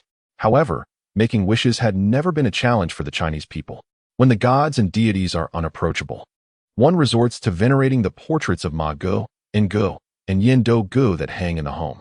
In the realm of the Dragon Kingdom, the unwritten rule dictates that once one ascends the wall, they must engage in matters beyond the mundane. Here, the passage of time is not the sole culprit for photographs fading. The ephemeral nature of life itself may also play a part. Baogen stands before a photograph of his father, making silent wishes. He gazes at the beaming smile of comrade Zhang Xinguo within the frame. Father, are you truly capable? If tomorrow does not yield fruitful endeavors, my tender heart will surely suffer another blow. As an orphan, you understand the propensity for emotional turmoil. In my past life, I may have harbored an affection for youthful maidens. Perhaps a remnant of that era remains. Those enchanting young ladies are genuinely sincere. Yet I find myself doubting whether it is my character they admire or merely my penchant. Alas, my thoughts are troubled. Dear Father, lend me your support. With but 2 small stars to my name, what can I accomplish? The distance to summon the divine dragon for your resurrection is still quite substantial. Baogen gently caresses the little star on the page, filled with reflection. My aspirations are modest. In these times, an additional morsel of food is a blessing. Our class is set to embark on a foraging expedition for wild vegetables tomorrow, and I am nearing the point of nausea. Suddenly, a peculiar sensation grips him. How is it that only a single small star remains? Concurrently, the notebook, stirred by an unseen force, flips open to a new page, revealing a plethora of doodles that should not have appeared until tomorrow. A fresh illustration materializes before his eyes. Chapter 76. No free lunch in the outskirts of the capital. Numerous military divisions are stationed. During their drills, they typically inform the locals in advance and position sentries and signage at several key entrances. The team from the elementary school, venturing out to forage for wild vegetables, has chosen a new area alarmingly close to a training site. According to a certain physical education teacher, absent these drills, that very site would have been the preferred foraging ground for their elementary department. Naturally, the military would seek out areas with denser vegetation for their exercises. Leading the charge today is Class 28 of the 2nd grade, propelled by an unknown source of motivation instilled by Teacher Lu, causing the students to march ahead with fervor. In truth, many are unaware that Lu Jianming himself is puzzled, compelled to follow in the wake of his spirited pupils. This morning, a delivery from the wooden factory in Shao Suzhou brought a pot of porridge for the entire Class 28, a suggestion from Bao Jin to Uncle Lin, who believed the students needed sustenance before their foraging venture. However, none anticipated that Bao Jin had secretly slipped in some slices of sausage into the pot. Lu Jianming and the students assumed it was a gift from the factory. This meal invigorated them, and with Bao Jin's subtle encouragement, the entire class effortlessly broke free from Lu's oversight. 3x3 formation. We are the vanguard of the school, exclaimed classmate Chao Yuzhu, exuberantly leading the way. Bao Jin, the first to respond, incited a ripple of laughter and enthusiasm, causing his classmates to surge ahead, leaving the larger group far behind. Bao Jin, why are you following Chao Yuzhu's antics? Teacher Lu inquired, having noticed the shift in dynamics. Teacher, arriving early allows us to forage sooner. Each time, the prime spots are seized by the upperclassmen. This time, it simply cannot be allowed. Lu Jianming pondered for a moment, finding some merit in this. What is this nonsense? He angrily slammed his military cap onto the ammunition crate, while the commander of the 3rd Battalion paced back and forth, visibly agitated. The instructor, also perturbed, contemplated his duties, and could only suppress his ire to pacify the battalion commander. There was no alternative. If the cancellation was necessary, then so be it. The battalion commander furiously pointed at the stony-faced cooks, exclaiming, "It was agreed that our battalion would provide the meals, and my rice and flour are already in the pot. Where are they? Surely, we cannot expect one battalion to consume food meant for two." The instructor shook his head. "We'll retrieve the rice and flour. A little clumping is inconsequential. Let us add some spices, and we can eat tonight." They claimed they would cover the losses this time. The battalion commander remained incensed. "I've spent an entire day digging trenches, waiting for the 2nd Battalion to attack. How can this be treated so frivolously? A top-secret mission indeed. They may have emerged from the old 7th Company, but do they truly believe they are the Imperial Guard?" The instructor shooed away the soldiers who had gathered to witness the commotion. Fortunately, the liaison officer from the 2nd Battalion had already departed. Otherwise, the battalion commander's words could have strained relations. Seeing the commander unable to regain his composure, the instructor felt compelled to issue orders directly. "Withdraw the sentry posts at the intersection. Prepare for the meal in half an hour." Before long, 500 men from the 3rd Battalion were gathered near the cooking unit, eagerly awaiting their meal. Just as the first mouthful was lifted, a cacophony suddenly erupted from the distant road. What was happening? The battalion commander looked over, exasperated, only to discover a group of primary school students approaching, each carrying a small basket. "Instructor, you've withdrawn the sentries and even taken down the temporary signposts?" The instructor, still holding his bowl, also stood up. "No, I didn't. There was a notification that local primary school students would be foraging for wild vegetables. Perhaps they've lost their way." The two exchanged puzzled glances. While the students may not have been adept at reading, it was clear a teacher accompanied them. Did the teacher not recognize the signposts? The first to react was the reconnaissance platoon. The platoon leader had contacted the scouts on the hill as soon as the students appeared. The scouts had been signaling for quite some time that our signposts had suddenly vanished. The soldiers held steaming bowls filled with noodles and vegetable soup. The eyes of the children from Class 28 widened in astonishment. Aside from the soldiers who had already taken a few bites, everyone else felt hesitant to continue eating, their attention captivated by the eager little faces. The missing signposts lay, of course, within Baogen's notebook space. He deliberately murmured in close proximity to Baime. "Having walked for so long, it must be nearly lunchtime, right?" His words had barely left his lips when a chorus of little stomachs instinctively grumbled. After being nudged by Baogen several times, Baime, biting her lip, timidly stood up. After all, she was the class monitor. "Excuse me, sir, what are you eating?" A few young soldiers blushed and lowered their heads, their eyes glistening with emotion. The battalion commander and instructor exchanged wry smiles, realizing there was nothing more to say. They had leftovers today, after all. "What are you all standing around for?" The battalion commander called out. "Did you not hear the children calling us uncle? Cook team, bring the bowls for the little ones." "Simpleton." Baogen chuckled and smiled at Baime. "Oh dear, how embarrassing." Lu Simin and Guan Taishan nodded in agreement. "Indeed, how embarrassing." Baime, feeling exasperated, thought to herself, "It was clearly you who pushed me out here, and now you feel embarrassed?" The soldiers were enthusiastic, handing out bowls filled to the brim with noodles to each child. Lu Jiaming, his face flushed, was also handed a bowl. Just as they settled in, a throng of several hundred elementary school students appeared, causing the camp commander and the instructor to turn pale. "Old buddy, what should we do?" "Oh, it's just around 400 children. Their appetites aren't that large. The leftovers from the 2nd Battalion won't be enough for them anyway. I'll just turn back and report it as a military-civilian exchange." The hundreds of students happily sat down, their mouths filled with "Thank you, uncle." The soldiers beamed with joy as they eagerly distributed bowls, chopsticks, and noodles, pushing the cook team to their limits. Eating noodles under the adoring gaze of the students was an exquisite experience. Baogen would not take advantage of their generosity.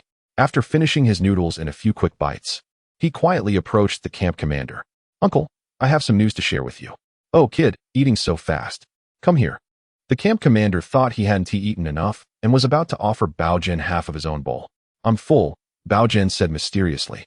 "I saw two uncles secretly taking down a road sign while I was in the bushes. I also heard they were from the 2nd Battalion." "Uncle, you are from the 2nd Battalion, right?" The 3rd Battalion commander was taken aback, a flash of insight in his eyes. "Baogen, tell me more. What else did they say?" "They mentioned something about tricking people today and felt a bit guilty," saying they would come for a surprise attack later. The 3rd Battalion commander was stunned, nearly jumping up. "You 2nd Battalion are outrageous. How dare you use such a trick?" But the instructor quickly grabbed him, lowering his voice. With that old rascal as the 2nd Battalion commander, he could very well pull something like that. The 3rd Battalion commander pondered for a moment and then smiled. "Today, our good deed was indeed the right thing to do. We must teach the 2nd Battalion a profound lesson. I just fear that the 2nd Battalion commander will keep whining and refusing to concede." The instructor chuckled. "We rely on the strength of the masses. This is a victory for the unity of the military and the civilians. If they refuse to accept it, let them jump." Chapter 77. Commander, you need not worry. The soldiers of 1960 were quite unruly. Members of the directing team from the regiment were all shaking their heads. They had agreed not to play any games. Yet as soon as they returned to the regiment's entrance, they were summoned back by the instructor of the 2nd Battalion, who had been waiting there. It turned out that the 2nd Battalion commander not only deceived the 3rd Battalion, but also managed to trick the entire regiment to secure a victory. How could you have the audacity to pull that off? You've been comrades with Lao Pao for over a decade, and you handed over an entire day's rations, shamelessly claiming that your cook team had been reassigned to ask for help cooking, all just to distract him? Amid the Chief of Staff's complaints, the 2nd Battalion commander remained cheerful. "Of course, in this year's circumstances, I'd be willing to part with a day's rations to ensure that Lao Pao falls right into my trap." The Chief of Staff shook his head in silence, feeling exasperated. "Damn it. Next time, I must be more cautious with you and the commander. I am not as generous as you. I wouldn't waste a whole day's rations like that." Little did he know, the 2nd Battalion commander, suppressing his voice, was feeling quite pleased with himself. "Although he helped me cook, his men won't be able to eat it anyway. Once I finish my surprise attack, those rations will belong to me," he thought. The Chief of Staff clenched his fists, barely suppressing his anger. The commander was worried that these youngsters hadn't seen battle in 7 or 8 years. Their focus had strayed. But it appeared his concerns were unfounded. Indeed, the 2nd Battalion commander, in his attempt to win over the old soldier, could only resort to shamelessly leveraging their camaraderie. 2 eliminated scouts from the 3rd Battalion sat silently with their eyes closed. According to the exercise rules, they were considered dead, and they feared that if they opened their eyes, they'd be unable to restrain their expletives. The ruffians from the 2nd Battalion were truly something else, audaciously masquerading as members of the regiment's directing team to scout. Just then, the 2nd Battalion commander, Old Lu's, radio crackled to life. "Commander, the personnel at the high ground have retreated. We have secured the high ground." Old Lu clapped the ground with delight. "Heh, old soldier, I must apologize." The radio buzzed again. "Something's not right. They've discovered us. Commander, the 3rd Battalion troops have hunkered down in their trenches, and there are more than 400 steel helmets scrambling about." Old Lu's eyes darted, and he spoke into the radio with a hint of suspicion. "You better be certain. Those figures in the trench are indeed people, not just wooden sticks propping up helmets? Commander, you still doubt my eyesight? The frequency and speed of those helmets moving indicate they are very much alive. The only thing puzzling me is their chaotic movement." Old Lu grinned. "A chaotic retreat is to be expected. Who wouldn't lose their mind in such a situation? Chief of Staff, it's time for your directing team to notify the opposition, isn't it?" The Chief of Staff, disapproving of Old Lu's smug demeanor, had no choice but to follow protocol and opened the dedicated radio to inform the 3rd Battalion below. "3rd Battalion, this is the directing team. The 2nd Battalion has unpredictably pushed forward again, and it has been determined that your battalion has lost all high ground, with firepower suppressed by 70%. Sound the charge." Old Lu laughed heartily, leading his men downhill. It wasn't until they were 50 meters from the 3rd Battalion's trenches that they noticed the opposing position remained eerily silent. Old Lu chuckled. "The old soldier is surprisingly composed. Everyone spread out. Be wary of the enemy's concentrated grenades." However, when they reached the trench, no fake grenades came raining down. Just as doubt began to creep into Old Lu's mind, he saw the 3rd Battalion's 2nd Company commander, a trusted aide of the old soldier, shout and lead the charge out of the trench. "Brothers, it's time for close combat." This man, usually the loudest, seemed oddly muffled today. Suddenly, a chorus of giggles erupted, and Old Lu and his soldiers stood in stunned silence as a group of small figures, donning oversized helmets, crawled out of the pit. One of the boys, Chao Yuzhu, had a circle of small wooden sticks tied around his waist, wailing as he demanded to join him in a mutual demise. Old Lu, taken aback, turned sharply. He beheld the machine gunner he had left atop the hill, now being tossed into the air repeatedly by the rascals of the 3rd Battalion, flailing about. It was evident that old Pao had somehow seen through his ruse today. Instinctively, he intended to lead the entire battalion into the trenches, only to discover they were brimming with small wooden signs, each crookedly inscribed with the words landmine. The strokes appeared naively crafted, yet struck a poignant chord. The entire battalion found themselves in the open, having lost the trenches, with the high ground firmly in the hands of the enemy's machine gunners. The chief of staff could hardly contain his astonishment as he watched the 3rd Battalion commander sneak up with a grin. He muttered to himself, "My dear commander, what on earth are you worried about? It's been years since we've seen true prowess, and even old Pao, that simpleton, has learned the art of deception." The soldiers of the 2nd Battalion, disheartened, scoured the hills for wild vegetables. Today's exercise had resulted in defeat, and according to the rules, the victorious 3rd Battalion could impose a task upon them. The 3rd Battalion soldiers had instructed them to gather wild vegetables for their children. A fair wager must be honored. As for the promise made by their commander, Old Lu, that the 3rd Battalion would prepare noodles for them, that had long since disappeared into the bellies of those little rascals. They were left to nibble on their rations. They toiled tirelessly across the mountains, while the 3rd Battalion merrily engaged the children in games, charging in threes, crawling forward, and cleaning their rifles. Laughter and cheer permeated the air, creating a serene atmosphere. Among this jovial group, only the 2nd Battalion commander Old Lu, mocked by old Pao, and the sullen Baogen appeared less than pleased.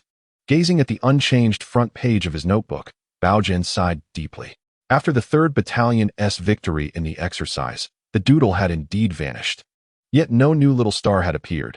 It seemed that the content exchanged for the little star, even if he altered the outcome, could not yield a new star. Such a pity. He glanced down at his stomach, yet the noodles he had consumed were undeniably satisfying. What Baogen remained unaware of was that from that day until old Lu's retirement, the 2nd Battalion commander had persistently pondered which rascal had unilaterally removed that signpost. Alas, this enigma would remain forever unsolved. Within the compound of a certain ministry in the Dongqing Choingmen district, an elderly man, well beyond 60, was organizing a stack of documents, surrounded by others of similar age diligently attending to their tasks. Each individual was focused and earnest. This was the office of the Committee for the Reform of Written Language, an establishment that had been in operation for 6 years, where only renowned scholars or educational luminaries could secure a position. The simplification of characters had actually begun prior to liberation, but it was only after the founding of the nation that the effort was wholeheartedly propelled. Today, Old, who had already labored for over 6 hours, at his age, he ought to have stepped back from such laborious duties, yet he showed no signs of respite. Even as office clerks repeatedly urged him to take a break. Do not rush, just a little more. Mr. Hu chuckled as he delayed, saying that he would rest after finishing these documents. No need to hurry, my young comrade. All of this feedback comes from frontline teachers, and I cannot rest easy without reviewing it. The legacy of our Chinese characters, with every stroke and nuance, is vital to our heritage, and we must treat it with the utmost seriousness. The female clerk, caught between laughter and exasperation, remarked, I haven't even begun your lesson yet, and you're already pressing down with such heavy expectations. Mr. Hu, with a twinkle in his eye reminiscent of a mischievous child, replied, Who is pressing down on you? Tell me, and I shall write a letter to report them.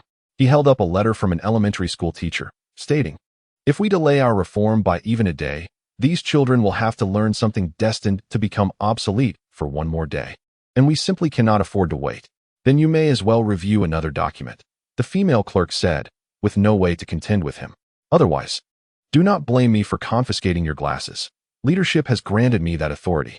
Mr. Hu nodded, and, as the young lady turned away, he set aside the unfinished document and selected one with the most pages. Chapter 78. Remember to present it this way, Mr. Hu opened the material and glanced at its origin. It is a project from the Dongqing Education Committee. Upon seeing the title, he suddenly felt a bit sheepish and flushed with embarrassment. Why was Mr. Hu blushing? It was all due to the 10 yuan per character arrangement. With so many talented individuals at the committee, how could there be no drafts for the majority of character improvements? The reason for promoting this, for instance, to elementary school language teachers, at 10 yuan per character, was to gather the experiences and feedback from frontline educators as they taught children to recognize characters. The suggestions submitted by these teachers hold considerable reference value. If most frontline teachers' opinions align with the committee's drafts, the improvement of those characters could almost be guaranteed. Mr. Who felt sheepish because the committee's funding was limited, and very few teachers had received any compensation from them. The document he held was a suggestion proposal from a language teacher at Sitong Elementary School, forwarded by the Dongqing Education Committee, and it surprisingly involved over 400 characters. The teacher evidently had a thoughtful approach. Mr. Hu reviewed the proposed simplifications for the first 3 characters and couldn't help but nod slightly, as their simplification proposals were largely consistent with the committee's drafts. Next, he examined 4 more characters. This young Chun has quite the penmanship. Their simplification ideas are also rather conventional. Mr. Hu continued to review the subsequent 7 or 8 characters and found delight in the fact that they were all new simplified characters that the committee had already covertly decided to publish. He felt a twinge of guilt for having caused this young Chun to exert so much effort, only to find that their suggestions had already been predetermined. The simplest 500 characters had been published earlier in the year, and thus, to witness 30 or so simplification proposals aligning with the expert group's vote was a first for Mr. Hu. However, upon reaching the 50th character, Mr. Hu suddenly became unsettled, for there emerged 4 proposals that did not align with the expert group's opinions. What unsettled him was the realization that he found the proposals before him to be superior to his own drafts. The simplification of Chinese characters is not a task that can be accomplished with a mere snap of the fingers. Firstly, each simplified character must trace its origins back to historical instances of simplification, ideally backed by documented evidence. Additionally, it is imperative to retain the pictographic essence of Chinese characters, preserving their function of recognition through strokes. Furthermore, these characters must correlate with the phonetics established in the previous year's Mandarin pinyin system. The final step involves a committee of calligraphic experts crafting renowned works featuring these simplified characters, ensuring that their aesthetic appeal matches that of their ancient counterparts. Unlike the English language, which allows for the whimsical creation of new words, each Chinese character is steeped in historical context and possesses the capability to combine into new characters or terms. For instance, in the modern age of the internet, the English language adds over 10,000 new words annually, creating a linguistic chasm that necessitates the relearning of specific terminology across various fields. In contrast, the thousands of commonly used Chinese characters can be combined with ease to elucidate concepts from other disciplines. Particularly, there is a preference for the logical derivation inherent in the Chinese language. It is worth noting that had it not been for the reforms initiated in the 1950s regarding simplified characters, future generations would likely still regard the intricate strokes of traditional Chinese characters with trepidation. The selfless contributions of those individuals have enabled Chinese characters to surpass English words in terms of writing speed. When Baogen was coaxing Chun Yuhua to teach him how to write, he deliberately asked her to instruct him in the intricacies of the complex traditional characters, leading to a flurry of proposals for the improvement of those characters exceeding 28 strokes, much to the chagrin of the expert committee. Old Hu became utterly captivated. "What did you say?" The usually stoic Principal Zwen nearly tossed the microphone in his hand in disbelief. "How many did the committee adopt?" The teachers in the adjoining office quietly perked up their ears, astonished to hear the tremor in Principal Zwen's voice. 121. Principal Zwen slammed his hand on the table, the exclamation resonating with startling intensity. Every teacher who heard her enthusiastic outburst hurriedly prepared to return to their respective classrooms, fearing the principal's wrath as it marked the first time she had banged the table in frustration. Quickly, those who are slow will surely be in trouble."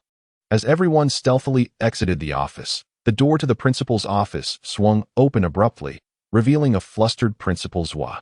A few teachers who were lagging glanced up at the sky or down at the ground, hastily attempting to slip away, silently wishing to remain unseen. Who was that?" One teacher hurriedly averted their gaze and began to sprint, feigning interest in their wristwatch. "It's nearly time for class."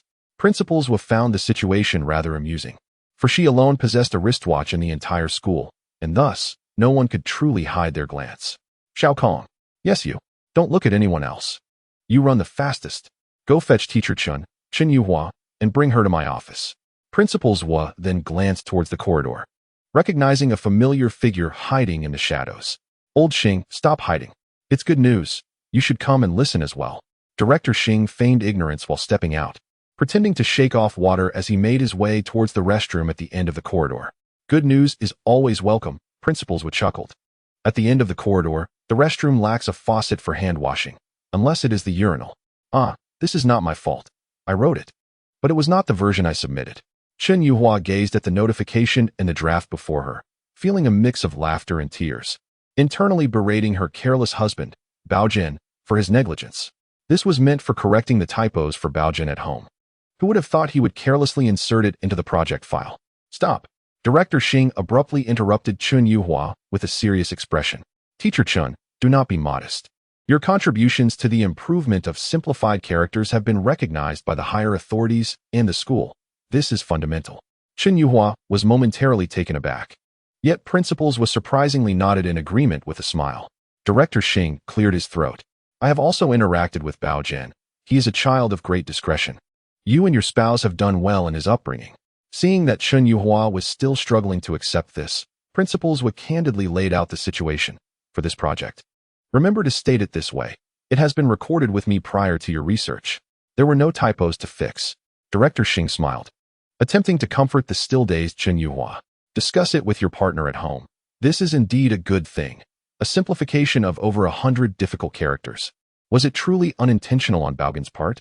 Do not be modest. Was he not influenced by you? Did you not hear Principals Wa? Each character is worth 10 yuan. It will be dispersed soon. Are you truly not interested? Over 1,000 yuan. Chen Yuhua was momentarily stunned. She truly could not bring herself to decline. With many children at home and 2 elderly parents to support, it was a heavy burden. Chapter 79. Me, at the bottom of the class. The number 67 courtyard was abuzz with excitement, even more surprising than when Lin Jingyuan revitalized the wooden factory. Aunt Lu and sister, he chatted while preparing vegetables. Oh, I never realized that little Chun had such talent. Correcting characters, over 100 of them. Soon the children will have to learn the characters she revised. He Hongfang nodded with a smile, sharing in the Lin family's joy. Aunt Lin was indeed a hidden gem. In the Lin family's west room, the whole family was present. Oh, and there was an additional Yang Xingmin, being forcefully pushed out by Jia Weijun. Hey, how come we aren't family anymore? I'm curious, Junzi. Let me listen too. Ouch, that really burns. The bemused Jia Weijun finally managed to push him out, not treating him as an outsider, but rather because this fellow's mouth was notoriously loose. Off-screen, Lu Ruyan quietly set down the red-hot tongs while Baogen and the 2 little ones sat quietly, not daring to breathe. We cannot take it all. After comprehending Jia Weijun's thoughts, Lu Ruyan's concerns, and Baogen's unintentional reminder, Lin Jingyuan ultimately proposed a suggestion. From the total of 1,210 yuan, set aside 300 for Baogen to save Yuhua. You take 500 to give to the school as a joint effort of the language department, and the remaining amount, split it evenly with your in-laws. I believe this is a good arrangement. Jia Weijun and Lu Ruyan quickly raised their hands in agreement, while the usually lively Lin Aihong and Lin Yongjun refrained from speaking. Unlike Baogen, the siblings had some reservations regarding Chen Yuhua. Chen Yuhua found it somewhat amusing yet understood that her husband was indeed correct. After she delivered the funds to the school, Principals Wa, Director Xing, and the teachers from the Chinese language department convened and decided to discreetly send a few physical education teachers to exchange the money for rice, in order to subsidize the students' breakfast and assist teachers suffering from edema. Under Principals Wa's deliberate arrangement, the commendable efforts of teacher Chen Yuhua from Siding Primary School, who spearheaded the simplification of over 100 difficult characters, swiftly gained recognition. The district even awarded a bonus of 100 yuan for this achievement.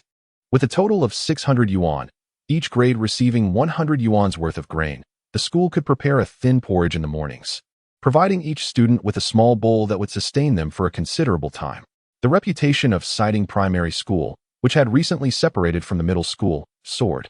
Even Yueying Primary School, which had previously delayed visits to Siding Primary, suddenly called, requesting that the school send representatives on Sunday to discuss the visit of Siding's outstanding students to Yueying. With this invitation for a preliminary meeting, Principals Wa felt reassured that they would not be stood up this time. However, apart from the reluctantly obligated Director Xing, none of the teachers were eager to visit Yueying for discussions. Principal, it's not that we are unwilling to cooperate, Lu Jianming, chosen by the others to speak. carefully articulated his thoughts. Beijing is indeed a fine school, and their teachers are quite amiable. It's just that some of their specialized class instructors, well, principals was sighed, exasperated. Is it just a bit of arrogance on their part? Everyone is so timid. How will we educate our children in the future? Fine. I don't expect much from you all, she said, directly addressing Chen Yuhua. Yes, Yuhua, you will accompany Director Xing on this trip. What is there to fear?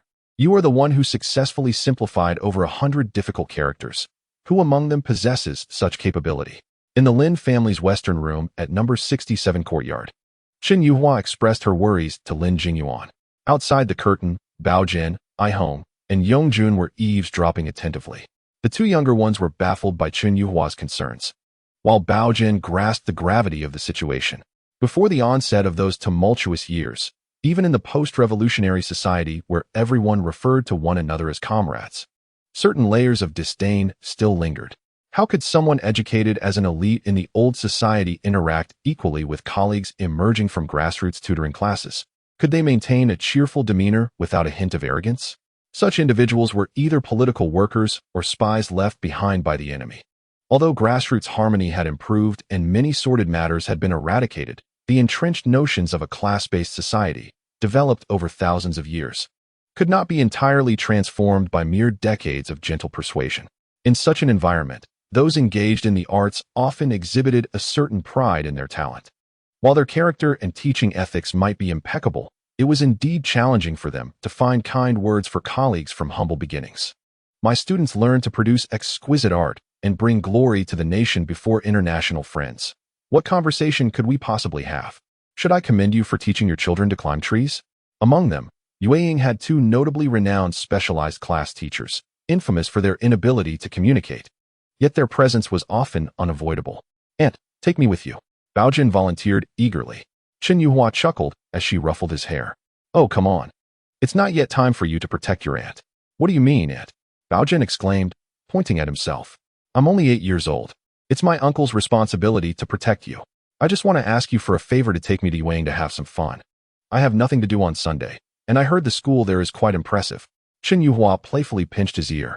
Well, how bold you are to ask for a favor so shamelessly. Lin Jingyuan thought it would be a good idea to take Baogen along. In the presence of the children at home, she probably wouldn't say anything too inappropriate. Baogen had hardly ventured out since arriving in the capital. Why not let him explore a bit? Ihong and Yongjun protested, as they themselves had scarcely explored the city despite being born there. Chen Yuhua found it amusing yet exasperating. That's merely a guess, and they aren't nearly as ferocious as you imagine. You all are overthinking it. She patted Baogen on the shoulder and suddenly recalled that he could write those recently proposed simplified characters incorrectly. However, taking Baogen along could be beneficial, not for any other reason, but because he truly had potential. Lu Ruyan immediately understood and smiled at the silly third child. Indeed, our little third has good fortune. Characters he once wrote incorrectly are now all correct. Deep down, she felt a bit frustrated. Just a few days ago, she had scolded Baogen for his mistakes, and now she would have to follow his erroneous writing to correct her own. It was infuriating. The school had borrowed 2 bicycles, one for Director Xing and one for Chen Yuhua. Baogen promptly jumped onto the back seat of Director Xing's bicycle. Hey, why don't you sit on your aunt's bike? Baogen obediently called out to Teacher Xing and waved at the curious little girl by the roadside. Mimi, hurry and hop on my aunt's bike. The little girl, responding with an "oh," swiftly jumped onto Chen Yuhua's back seat and then curiously asked Baogen, where are we going? Chen Yuhua was left speechless with laughter. You silly girl. When I tell you to jump, you just jump. We're going to sell you off. Director Xing chuckled as well, believing that with a diligent student like Ibai Mei around, Baogen would be well looked after, so they might as well take them along. Teacher Chen and I have matters to attend to at another school. You two can play on the playground while keeping an eye on Baogen. Ibai Mei huffed in response. Don't worry, Teacher Xing. With me around, he will definitely behave. Yueying Primary School was considerably larger than Siding Primary School. Director Xing and Chen Yuhua went to the academic office, leaving Baogen and Ibai Mei in an activity room near the playground to play. The activity room also housed students from special classes. Someone curiously asked them, what special skills do you both study? Ibai Mei glanced at Baogen first. With utmost seriousness, Baogen replied, I came with my aunt to sneak in and take a look at your school. Aren't you students with good grades? Baogen interrupted Ibai Mei, who was about to respond. My grades are a long story. In our last primary school final exams, the entire class performed better than me. Upon hearing Baogen's response, the special class students visibly relaxed. There have been many who sought to gain access through the back door, yet encountering such audacity is a first. You shall remain here. One student hesitated before adding. Do not emerge regardless of any noise. Baogen and Yabaimai did not object, for it was precisely the instruction given by the aforementioned teacher. A few students from Yueying Primary School exited and began to whisper among themselves. What should we do? How could the teacher bring children from another school to the reading room to rest? We must notify them to refrain from coming. They need to change locations. The group hurriedly departed. Baogen and Yabaimai had only perused their extracurricular reading materials for a brief moment when they heard the sound of scattered footsteps approaching the entrance. 7 or 8 upper-grade students gradually made their way inside. Why are there people here? Who brought their younger siblings? The leading student, appearing to be around 11 or 12 years of age, cast a cursory glance at the inquisitive Baogen and the quietly reading Yabaimai, then returned his gaze elsewhere. No matter, he declared as he unfastened his red scarf and began to stretch, preparing himself for the arrival of the others from the school. A boy with a somewhat arrogant expression feigned a knowing adult's sneer, saying, I fear they might not show up. His companion boisterously echoed his sentiment. Indeed, there are plenty who look down upon our Yueying. Soon they shall witness the prowess of our various specialized classes. Keep your voice down, the leader admonished. Pulling at his friend, we don't want to attract the attention of the supervising teacher. He then glanced at a girl who trailed behind. Who brought them into the school? We must not let the teacher catch wind of this. Rest assured, I directed them through the southern gap. Today is a holiday, and there are few teachers present. This animated chatter piqued Baogen's curiosity. In the entire capital, there are only 4 distinguished primary schools like Yueying, capable of hosting foreign guests. These include the 1st and 2nd experimental primary schools, both located in the Western District. The other 2 are Yueying and the affiliated primary school of Normal University, situated in Haidian. According to the Education Department's arrangements, primary schools in the Eastern District typically engage in comparative activities with the excellent schools in Haidian, such as cross-district competitions and mutual visits for learning purposes. However, the presence of Yueying and the affiliated primary school has led to a rather humiliating experience for the outstanding students from the Eastern District whenever they come to exchange ideas. The affiliated primary school tends to show a degree of decorum in its dealings, yet Yueying operates under a philosophy of relentless pursuit of excellence. Consequently, teachers and students from the Eastern District have become reluctant to engage with Yueying. Yet, there remains a compulsory exchange task each semester. Over time, the outstanding students from the Eastern District have nurtured a sense of frustration. Recently, a promising group of students has emerged in the Eastern District. These children are among the best from various schools, unable to tolerate the routine educational exchanges with Yueying each semester. While individual schools may struggle against Yueying, if the top students from several renowned primary schools in the Eastern District were to unite and compete against Yueying, the outcome remains uncertain. During this period, teachers would refrain from instigating such matters. It would be far more prudent to focus on providing students with nourishment. Consequently, this event was privately organized by the top students from Yueying and a few exceptional students from Dongqing. A notable characteristic of the diligent students in the capital is their commendable organizational skills. Within just a few days, they had discreetly coordinated all the arrangements. It was quite a coincidence that Baogen and Yabaimai arrived today, just in time to witness the formal competition between the two sides. Dongqing would be sending 8 participants. Some were analyzing the competition. 2 from Dongjiao Minxiang Primary School, 2 from TU Road Primary School, and 1 from the First Normal University affiliated primary school. Totaling 8 students from 6 primary schools, claimed to be their most skilled individuals. Our side also consisted of 8 participants, with the leader from Yueying being Guajizuan, who exhibited a remarkable calmness compared to the others.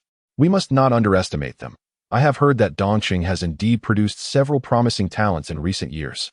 In previous encounters, their side had gone back and forth quite well with ours. After sharing this, he pulled a few items from his backpack, an unremarkable apple and a few candies. It was previously agreed that the stakes would be something tangible. These were secretly saved from my class's nutritional supplies last week. What about yours? The other 7 students also began to retrieve their prepared items, which they piled together. Baogen and Yabaimai looked on with gleaming eyes at the small assortment of snacks. Indeed, the treatment of the benchmark class at Yueying Primary School is quite generous. Maisie's envy resonated deeply with Baogen. Among the 8 individuals present, while none were overweight, each child's face was flushed with health, starkly contrasting with the gaunt appearances of him and Maisie. It is worth noting that he and Maisie were considered relatively chubby at school. Just as the snacks were gathered, 5 boys and girls of similar height entered the reading room. Guojizuan, we have arrived. Only 5 of you. Aren't there still 3 more? The leader from the other side chuckled. They are too lazy to come up. After all, their competition venue is in the activity room on the 1st floor. So they are waiting there for you to join them. He then patted his backpack. All the snacks they brought are with me. The Yueying side did not linger on words and immediately sent 3 individuals downstairs to face the challenge. We must act swiftly, Longkuan. What do you suggest we compete in first among the remaining participants? Guojizuan raised his voice slightly.